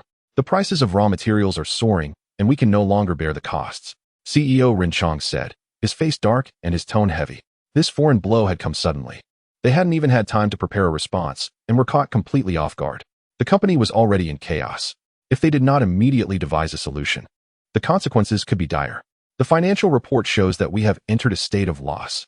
Insufficient cash flow will soon lead the company into a crisis, the CFO said, looking exhausted. In fact, he had been quite restrained in his words. Due to the rising prices of raw materials, their mobile phone products were no longer appealing to buyers. If this continued, the company would not only face an economic crisis, but it could also risk bankruptcy. We have contacted all raw material suppliers, and not one can offer us a lower quote, the purchasing manager said, shaking his head with a pained expression. If this situation persisted, it was likely that the company would announce bankruptcy within 3 months. Silence fell over the conference room. and everyone felt as if their hearts had sunk to the bottom. They were all racking their brains for countermeasures. For them, this was undoubtedly the darkest hour. Is surrendering to the Americans and giving up the high-end chip market the only option? Asked VP Du Siming, unwilling to accept such a fate. The conference room was enveloped in silence once again. No one was willing to give up the high-end market for the low-end industry. It was akin to relinquishing a hard-won territory to others, only to end up choosing to chop wood in the mountains. Who would be willing to swallow such humiliation? After a long pause, Ren Chang finally broke the silence. Domestic lithography machines are the only way to change the situation. However, his words only stirred a slight ripple in the conference room before sinking back into silence. Everyone knew that possessing advanced technology was the only correct answer. Yet, the reality was that they in Huaxia simply lacked the capability and craftsmanship. Currently, the most advanced lithography machines in the country still relied on DUV technology, which had been abandoned by other countries years ago. The most advanced lithography machines in the world were based on EUV technology. In the past, Huaxia could still outsource chip manufacturing to some semiconductor companies. But now, the United States had not only completely banned chip outsourcing, but had also imposed exorbitant sanctions on some rare manufacturing materials. If their country remained stuck with traditional DUV lithography technology, it wouldn't be long before the domestic economy would face a chain collapse. In the underground laboratory, the white walls and the cold light from the overhead lamps made it look like an operating room. Members of the research and development team entered this serious space one after another, their faces reflecting exhaustion and confusion. Xu Yiqiu stood in the middle of the room, looking at the team crowded around the workbench, his expression solemn. He knew that his decision would undoubtedly place immense pressure on everyone, but he had to bring it up. I know everyone has just put down their heavy workloads and hasn't had a chance to adjust, Xu Yiqiu said, scanning the crowd before firmly stating. But I still want to propose this goal, to complete a prototype of the most advanced lithography machine in the world within a month. A month? Zhang Bowen straightened up, his brows furrowing tightly. You must be out of your mind. There's no way we can achieve that in a month. We're barely halfway through our progress. It will take at least 5 more months to assemble a prototype. He wore a serious expression, deeply questioning and doubting Xu Yiqiu's demands and goals. Other researchers exchanged glances, also displaying expressions of disbelief. Even if we work without sleeping, it's still difficult to complete the entire assembly and debugging in such a short time, another person questioned. Finishing the remaining workload within a month is simply wishful thinking, a pipe dream. This timeline is a massive challenge for all of us, and I understand everyone has concerns. Xu Yiqiu noticed that many people in the audience were frowning and continued, but we must also recognize the current international reality. The U.S. has imposed a comprehensive technological blockade and suppression on us in Huaxia. We have no way out but to face the challenge head-on. Certainly, in my view, this is an opportunity we must face, one that concerns the technological advancement of our nation. I believe that as long as we work together, no matter how great the challenges we encounter, we can overcome them. He looked deeply at the crowd and encouraged them sincerely. The current situation is urgent. They must achieve breakthroughs as soon as possible, as this is the mission of researchers. Xu Yiqiu is confident that with the collective effort and dedication of everyone, achieving the goal of completing the prototype within a month is very much attainable. As long as we stand united, I believe there is no difficulty we cannot overcome. For the sake of our nation's technological independence, we will surely succeed. Xu Yiqiu's tone was filled with inspiring power. Chapter 75. Going all out after hearing Xu Yiqiu's words. A determined spark ignited in the eyes of the research team members. All right, we believe in you. Finally, the researchers stood up. As long as you have confidence and can lead us, we will give it our all. The Huaxia lithography machine, we will definitely succeed in developing it. Everyone was inspired by Xu Yiqiu's determination, and at this moment, they felt a surge of passion, eager to make a significant impact. Let's go, let's go, let's go. In the spacious and bright underground laboratory, a loud cheer erupted. Every researcher was resolved to dedicate themselves to this final sprint phase. The development of the lithography machine entered an intensive breakthrough stage. Xu Yiqiu began to provide one-on-one guidance and assign tasks. Professor Li 1. You will continue to lead the team responsible for assembling the optical projection system. This is our key challenge, and we must ensure the clarity of the images and the reduction ratio. Xu Yiqiu looked at Li 1, entrusting him with an important responsibility. Li 1 nodded firmly. I will definitely complete the development tasks for the projection system. Zhang Bowen, you are responsible for the debugging of the mechanical platform system. Precise control of the high-speed movement and accurate positioning of the wafer stage is crucial. Xu Yiqiu continued to instruct. Leave this to me. Mechanical engineering is my specialty, and I will give it my all, Zhang Bowen replied confidently. Dr. Wang, You will be in charge of the control system project. And just like that, the development officially began. In every aspect of the lithography machine's development, Xu Yiqiu personally guided and supervised.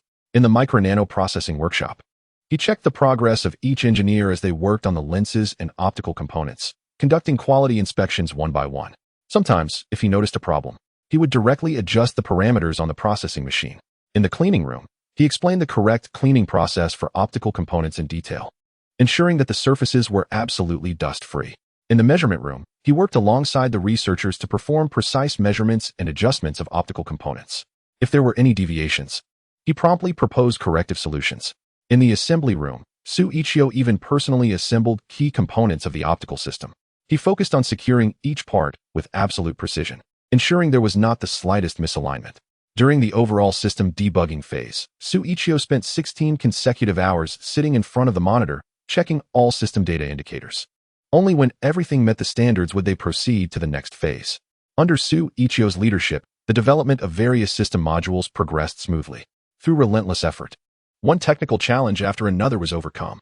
However, the high-intensity work left many researchers physically and mentally exhausted. Some engineers struggled to keep their eyes open while operating equipment, and some lab technicians even fell asleep while calculating parameters. To monitor progress at all times, the entire development process was recorded by cameras. The footage showed researchers with dark circles under their eyes, a testament to their tireless dedication. After a full week of relentless work without sleep, even Wu Fuguwei couldn't bear it any longer and firmly decided to temporarily halt the experiment, insisting that everyone go home and rest properly. After all, people are living beings. They cannot work endlessly like machines without feeling fatigue. If this intense pace continued, it was likely that the lithography machine would remain undeveloped. While the researchers might end up being the ones to leave first, that would be a significant blow to the entire project team. However, after returning home, Xu Yiqiu suddenly developed a high fever and collapsed at the dormitory entrance. Once discovered, he was urgently rushed to the hospital. When Wu Jing and Wu Fuguwei received this distressing news, they immediately hurried to the hospital to visit Xu Yiqiu. At that moment, Xu Yiqiu lay quietly on the hospital bed, and 4 drip connected to the veins in his hand, with his eyes closed in a deep sleep. The monitor's heart rate graph was erratic, indicating that his physical condition was extremely unstable. Seeing Xu Yiqiu's pale face and dark circles under his eyes, Wu Jing's heart ached, and tears streamed down her cheeks. She sat beside the bed, tightly gripping Xu Yiqiu's hand, covering her mouth as she choked back sobs. "You fool. Why did you push yourself so hard?" Her beautiful eyes shimmered with tears, and drops fell onto the blanket. "What will I do if something happens to you?" Wu Fuguwei walked over and gently patted Wu Jing's shoulder, trying to reassure her. "Don't worry, Yiqiu will be fine." His expression was serious, filled with concern and worry. At that moment, a nurse entered to change Xu Yiqiu's dressing. Wu Fuguwei immediately stepped forward, anxiously asking, "How is Xu Yiqiu's condition, nurse? Is it serious?" The nurse frowned.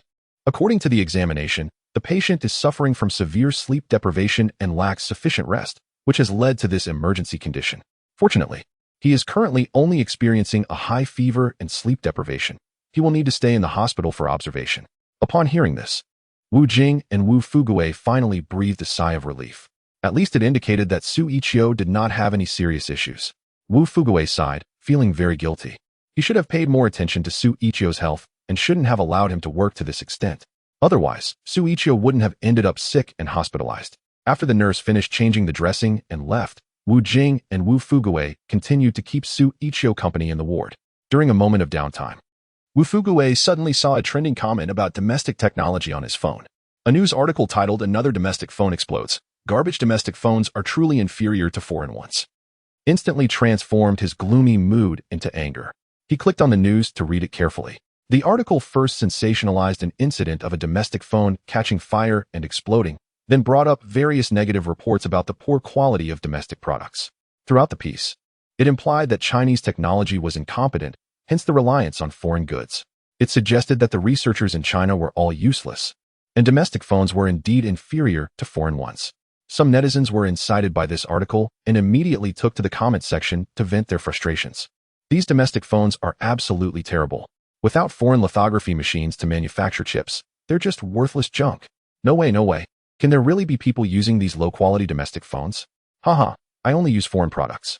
I can only say that our Chinese scientists are all useless. After more than a decade, they still can't develop a single lithography machine. Now they can only produce some garbage low-end chips, which make phones laggy and hot, totally unplayable. These domestic brands just fool the Chinese people. The key components are still relying on imports, right? There are hardly any domestic brands that are worth mentioning. Their research capabilities can't even compare. By the way, my dog doesn't even use domestic chips. Haha. Chapter 76. A tide of malicious words. Seeing these comments openly disparaging domestic technology, Wu Fuguo was infuriated. Such baseless slander stripped these Chinese individuals of their dignity and rational judgment, turning them into tools manipulated by foreign interests.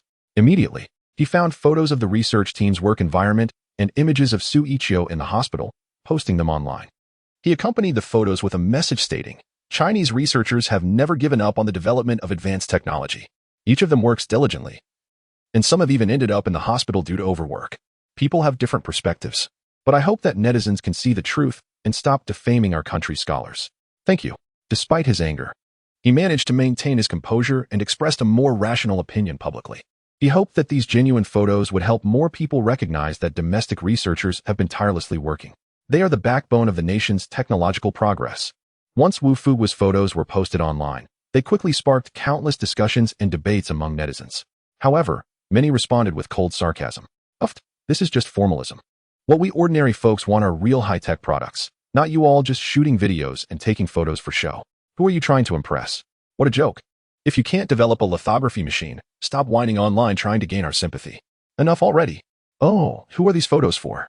Stop trying to fool us with superficial stuff. Anyone can stage a photo. If you're going to show something, make it real and substantial. Exactly. How many years behind is Chinese technology compared to the world? Don't you know? Instead of showing off, you should focus on research. Is anyone even alive? If not, get back to work. On the internet, the comments section was flooded with harsh words, with the vast majority of people expressing extreme skepticism about China's research capabilities. With a not my problem attitude, many chimed in, "I may not be involved in research, but I have to throw in my 2 cents online." Who told the Chinese research community to be so disappointing? As he read through the various mockeries and taunts in the comments, Wu Fuguo, an elderly academic from Peking University, finally experienced the so-called online bullying. He seemed to understand what his daughter Wu Jing meant when she referred to the online keyboard warriors.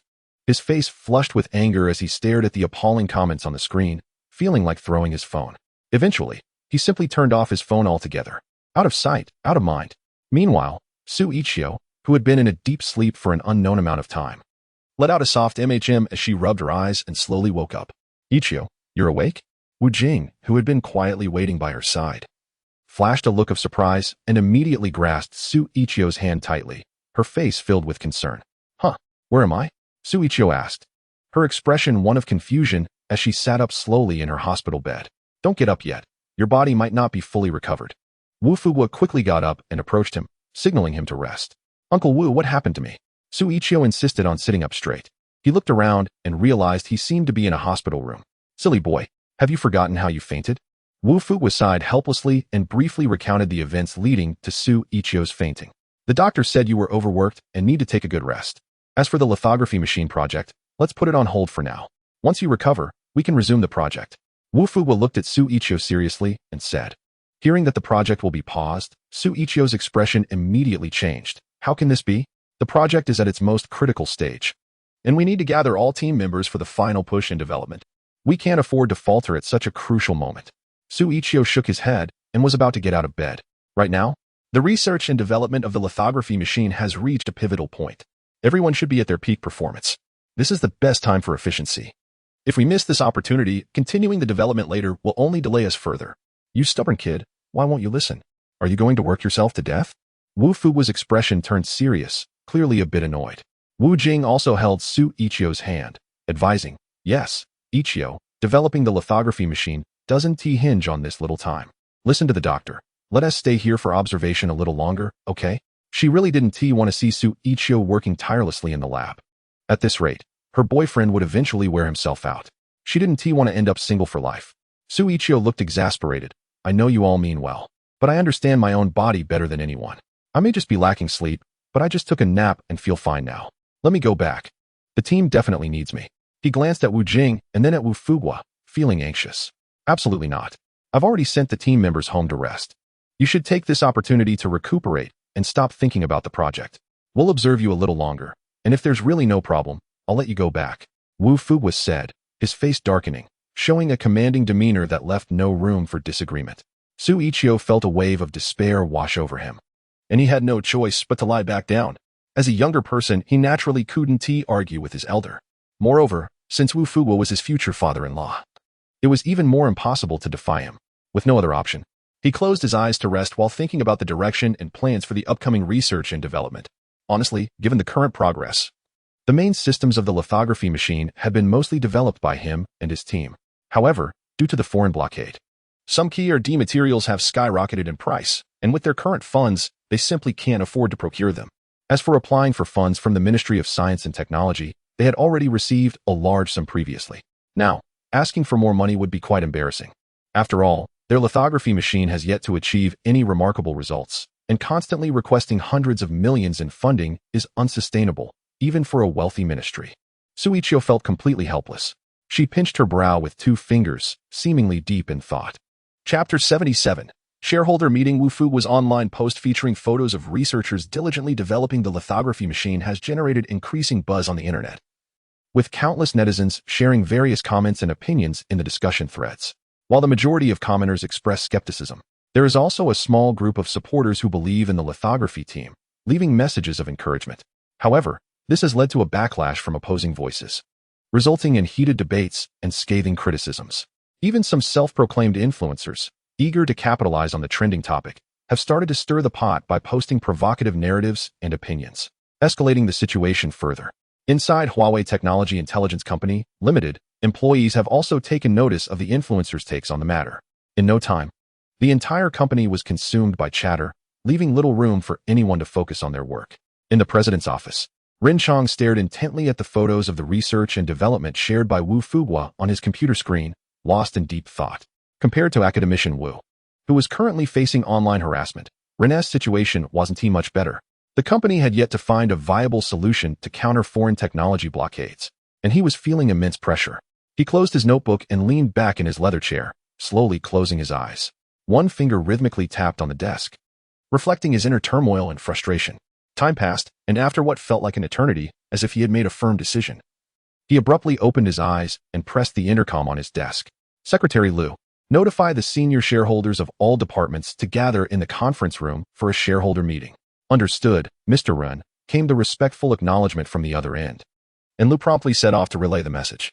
About 10 minutes later, in the conference room on the top floor of the company, a luxurious conference table was filled with all of Huawei's senior executives. These individuals were the company's core personnel, each holding a portion of the company's shares. They represented the most influential voices capable of making an impact in critical moments. Everyone sat silently in their seats, the atmosphere thick with tension. Since the onset of the crisis, they had held countless emergency meetings like this one, yet each time they failed to devise a solution and returned empty-handed. This time, they collectively remained silent, indicating that no answers had been found. "I wonder if anyone has seen this post online," Ren Chong began. Taking the lead from the head of the table, he pulled out his phone, unlocked the screen, revealing the very images of researchers working on the lithography machine that Wu Fuguo had shared. In the photos, various robotic arms were at work, and it appeared that the prototype of the lithography machine was already more than halfway completed. "Yes, I've seen it," nodded Du Siming, the market VP.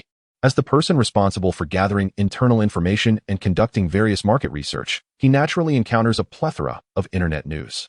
Events that have just recently gained traction are certainly hard for him to overlook, especially since everyone in the company is discussing it. It's nearly impossible not to pay attention. Ren Chong nodded and glanced around the room, saying, "I believe everyone has heard about this news that showcases the hard work of our domestic researchers."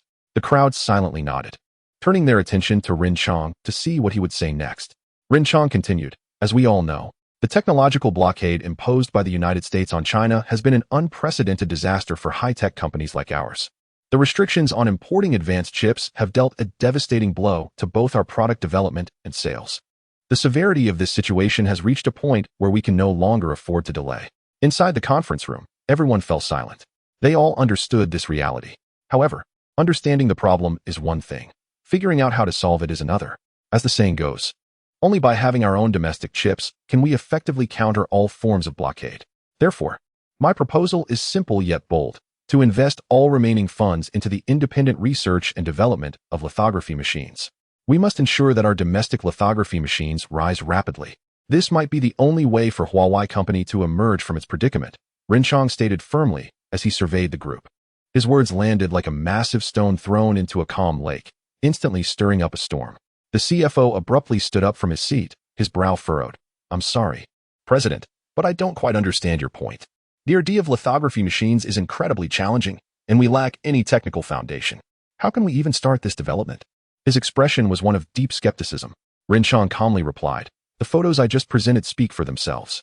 Based on the progress of domestic research teams, it is entirely possible to develop a domestic lithography machine. He was not swayed by the online discourse. On the contrary, people at his level are connected with influential figures who hold high value in society.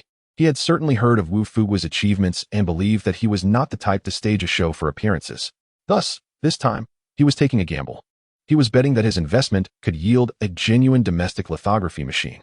With a loud bang, a shareholder suddenly slammed his hand on the table. His face contorted with anger. This is absurd. The company is already in a financial crisis, and in such difficult circumstances, you still want to invest in developing lithography machines? Are you out of your mind?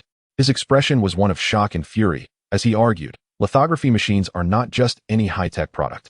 The success rate of such a high-difficulty R&D project is minuscule. Given our current situation, investing in lithography machines would be tantamount to self-destruction. Another shareholder had a serious expression and also held a dissenting opinion. I urge the board to reconsider this decision. This approach is too risky and does not align with our company's way of doing things. As a shareholder, I oppose using company funds for what amounts to gambling. A chorus of questioning and dissent echoed through the meeting room. In their view, Rinchong's intention to use company money to invest in photolithography machines was nothing short of gambling. They were not fools. How could they not understand the challenges involved in developing photolithography technology? How many big names in the investment world had poured money into photolithography, only to end up with nothing?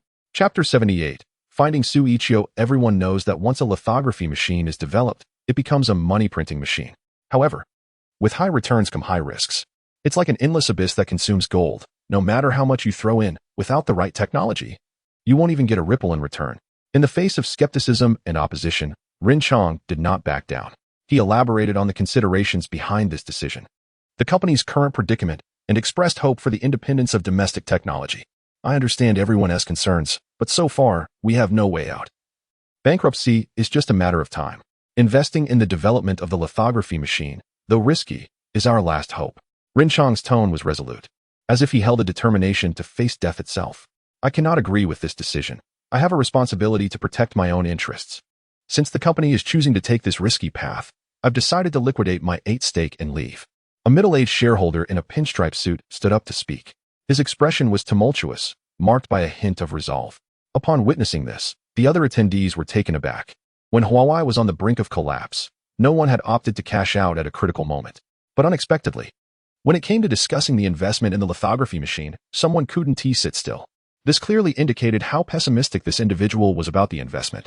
Rinchong remained silent for a moment, not attempting to persuade him to stay. He nodded and said, "My words have been spoken. Those willing to stay and invest in the lithography machine are whom I most want to see. Likewise, if you are unwilling to accept this risk, I welcome you to sell your shares and exit at any time." He spread his hands, his expression calm. Thus, those willing to stay remained silent in their seats, while those unwilling to accept the risk promptly left their seats and chose to exit. In their view, support is one thing, but knowing when to withdraw is another. They believed that pouring money into this venture would almost guarantee no return. And for the company, to say there were no feelings involved would be a lie. They were equally pained by the current situation, but it seemed that preserving existing value was the wisest course of action. In a short while, some shareholders chose to withdraw, successively cashing out their stocks and leaving. The remaining shareholders expressed their commitment to stay and support the company, willing to share in its fate. Early the next morning, Rinchong, the CEO of Huawei, along with some senior executives, went directly to the hospital where Xu Yiqiu was staying. They had gathered information about Xu Yiqiu from hospital photos posted online. The investigation yielded shocking results. They discovered that Xu Yiqiu was a super research genius. From initially live-streaming explanations of lithography machines to later being recruited by Peking University into a research team, Xu had now received various prestigious national research awards and was even recognized as the country's chief scientist. I heard that just recently, at the Global Technology Summit in Future Tech City, those foreign scientists were taken aback by the impressive display of Chinese technology. With this information in hand, Ren Chong and his colleagues were filled with confidence regarding Xu Yiqiu. As soon as they discovered the address of Xu Yiqiu's hospital room, they immediately rushed over with several high-ranking leaders. Academician Wu, I've long admired your work. I'm Ren Chong, the president of Huawei Intelligent Technology Company, Limited. Here is my business card. In the hospital room, Ren Chong greeted Academician Wu Fuguo with a smile, shaking his hand while handing him a business card. He was well aware of Wu Fuguo, a prominent figure frequently featured in the news. He had attempted to connect with him privately several times, but unfortunately, Wu was always too busy to find the time. Now that he finally had the chance to meet him in person, Ren Chong felt a deep sense of respect. Seeing that Xu Yiqiu was hospitalized and had the esteemed academician Wu personally attending to him, Ren Chong's perception of Xu Yiqiu changed entirely. A genius is indeed a genius. Impressive. What brings you here? Wu Fuguo asked, glancing at Ren Chong's business card and then at the well-dressed individuals accompanying him, a look of confusion crossing his face. Ren Chong and his team hadn't come empty-handed. They had brought various gifts for the patient, which they placed on the floor. We heard that Mr. Xu is ill, so we came to visit, Ren Chong said with a friendly smile, directing his gaze towards Xu Yiqiu in the hospital bed, trying to appear approachable. At that moment, Wu Jing was sitting beside Xu Yiqiu, and upon seeing a group of men in suits suddenly enter the room, she immediately became a bit wary. Do you know me? Xu Yiqiu asked, looking at Ren Chong and the others with a furrowed brow, somewhat puzzled.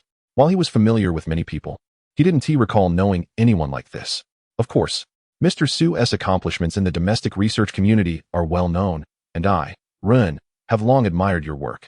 Seeing you in person is even more astonishing. I didn't expect someone as accomplished as you to be so young. Truly, you are a remarkable talent among today's youth, Ren Chong said as he approached Xu Yiqiu with courtesy. Hello, President Ren, Xu Yiqiu responded, sitting up straight and extending his hand for a handshake. As they shook hands, Ren Chong gently pressed on, Mr. Xu, you haven't fully recovered yet. There's no need to get up. Please, continue to rest. Xu Yiqiu waved his hand dismissively. It's really nothing serious. I'm almost fully recovered. He sat up straighter, looking at Ren Chong and the others. If you have something to discuss, please feel free to speak directly. He was straightforward. It was clear to him that they were not just here for a casual visit, especially since they were not acquaintances. Their intent was obvious. Noticing that Xu Yiqiu had seen through their purpose, Ren Chong felt a bit awkward, but decided to be upfront. The thing is, we came across a post by Academician Wu online, and after reading it, we were deeply moved. We never expected that there are so many scientists in our country secretly working on the development of photolithography machines. We have been closely observing your hard work. Therefore, we are also thinking that if there is an opportunity, we would like to do everything we can to support the development of domestic photolithography machines. What do you think about this? Ren Chong glanced at Xu Yiqiu, then looked up at Wu Fuguo, who was approaching, and expressed his inner thoughts. Though seemingly inspired, he was also considering the future of his company. This decision had been on his mind for a long time. He was already betting on his future. Chapter 79. Investment. Xu Yiqiu was no fool. He understood that there are no free lunches in this world. After a brief moment of contemplation, he began to grasp what was going on. He asked casually, is this related to foreign suppression of Chinese technology? Once again, Xu Yiqiu hit the nail on the head, causing Ren Chong to feel a bit uneasy. He couldn't help but admire this young genius. The thoughts in his mind were completely exposed to Xu Yiqiu. To be honest, it is indeed the case. Due to the foreign technology blockade, our company's previously used imported chips have faced sanctions, preventing us from utilizing the most advanced chip manufacturing processes, which makes it impossible to sell our products domestically. Currently, our company is facing a financial crisis and is at constant risk of bankruptcy. Therefore, I came here to seek your assistance. We can offer investment to help your research team accelerate the development of the lithography machine. Of course, in return, I hope that you can sell us the lithography machine at the lowest price for chip manufacturing. Ren Chong's expression turned serious as he spoke earnestly to Xu Yiqiu. This was his current plan. He had essentially bet everything on the field of lithography machines. Upon hearing this, Wu Fuguo instinctively turned his gaze to Xu Yiqiu, wanting to see his opinion.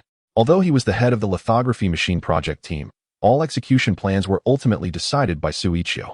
The specific research policies and plans were also firmly in Xu Yiqiu's hands. After hearing Ren Chong's investment proposal, Xu Yiqiu felt a stirring in his heart. At present, what they lacked most was indeed funding. After all, developing a lithography machine required essential raw materials. Some materials had skyrocketed in price, but given the current situation, they had no choice but to purchase them. It was a necessary measure. While money isn't everything, it can certainly resolve all their troubles at critical moments. With sufficient funding, The development of the lithography machine would be much easier than before. Is this for real? Xu Yiqiu asked Renchang. Absolutely. As long as you agree. We are willing to invest the remaining funds of our company to assist you, hoping you can develop the lithography machine as quickly as possible, Renchang replied seriously. His eyes filled with strong determination. Xu Yiqiu nodded at Wu Fuguo, then said to Renchang, on behalf of our Peking University lithography machine project team, I accept your company's investment. Thank you for your trust in us. He extended his hand to shake Renchang's. The only financial hurdle had finally been resolved. With the investment secured, he was confident he could complete the upcoming workload. Haha, with Mr. Xu on board, we are confident we will succeed, Renchang said, beaming with a full smile and abundant confidence.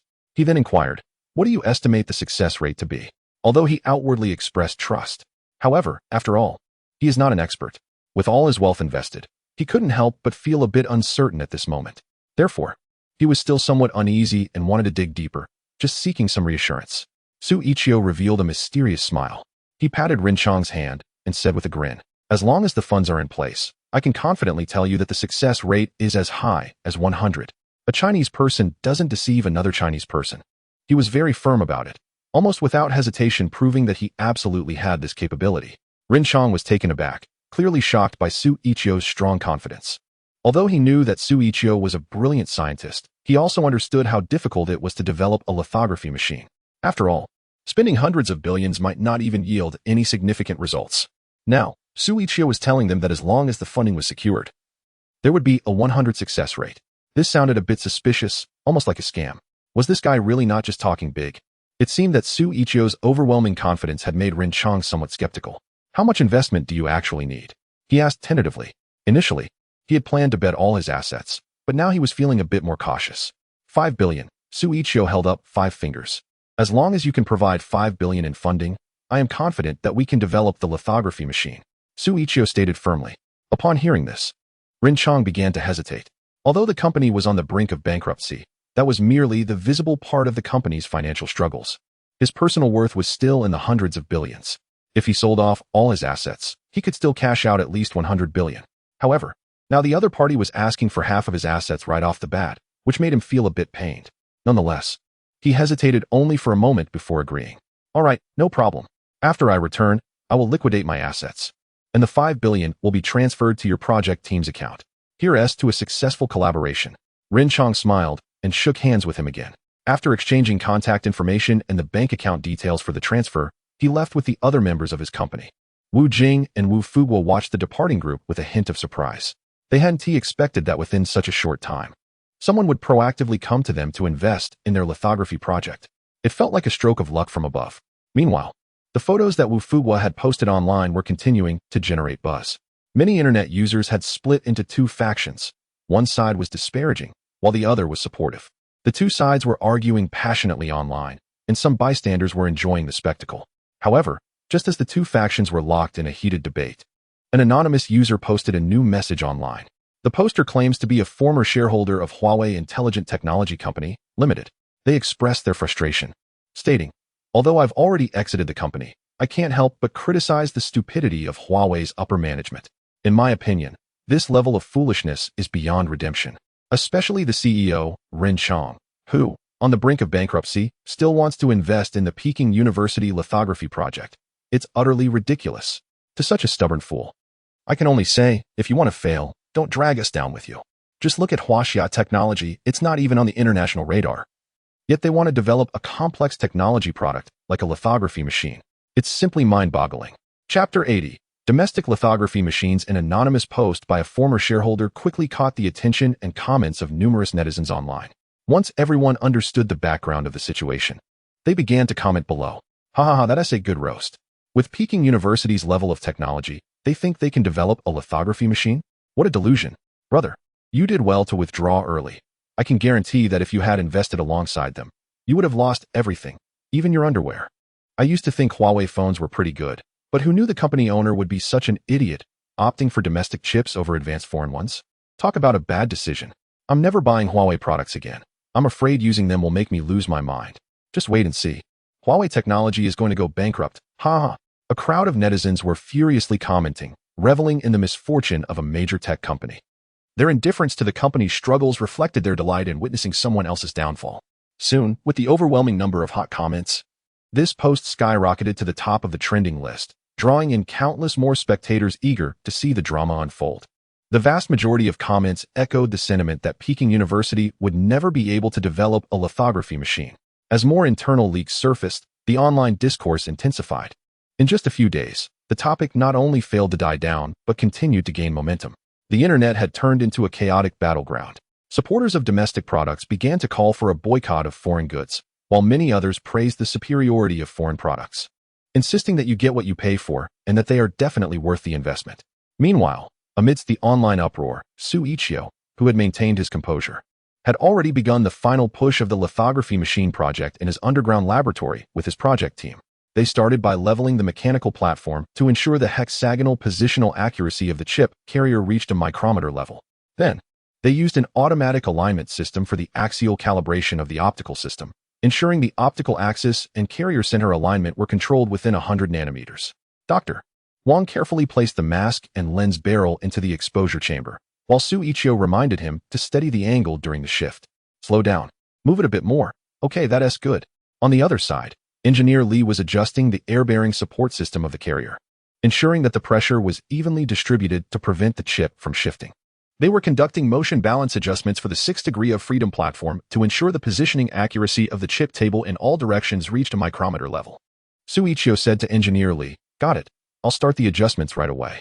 Engineer Li quickly checked the measuring instruments. Researcher Zhang had connected the power supply for the light source system and was testing its stability.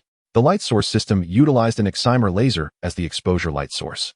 The researchers began precise adjustments of parameters such as laser pulse frequency, operating temperature, and pump power stability to ensure that both the output wavelength and light intensity met the design specifications. In the dual-plate, dual-channel exposure system, they installed high-precision stabilization lens groups to correct imaging aberrations and achieve isotropy. The control system employed a closed-loop feedback mechanism to dynamically adjust the exposure amount and focal distance. In the lab, the busy figures of the team flitted back and forth among the precision equipment.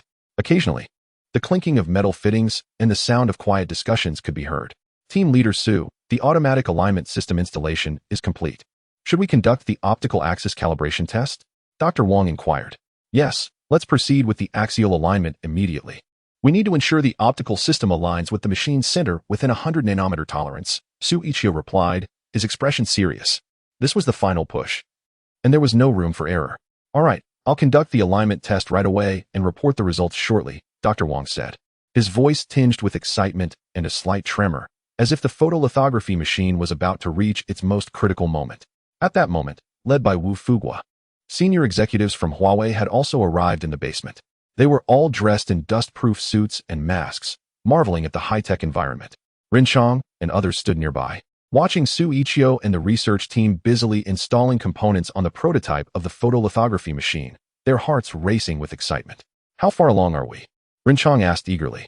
We're nearing the finish line, Wu Fuguo replied, observing the busy figures of numerous researchers in front of him, his own heart swelling with anticipation. We will succeed. When the time comes, as agreed, we will sell it to your company at the lowest price. The world's first release. The most advanced photolithography machine in the world. Wu Fuguo declared, pride evident in his voice. Great. That's fantastic. Rinchang exclaimed, filled with excitement. Thus, accompanied by Wu Fuguo, they quietly stood behind the researchers, watching as they made their final push in development. 3 days later, under the tense gaze of everyone present, Xu Yiqiu finally inputted the last segment of code on the main control computer and powered up the entire machine. Almost everyone, including Wu Fuguo, Wu Jing, and Rinchang, gathered anxiously around. This was undoubtedly a moment that would determine their fates. For Rinchang, it was a gamble with all his assets, and there was no turning back.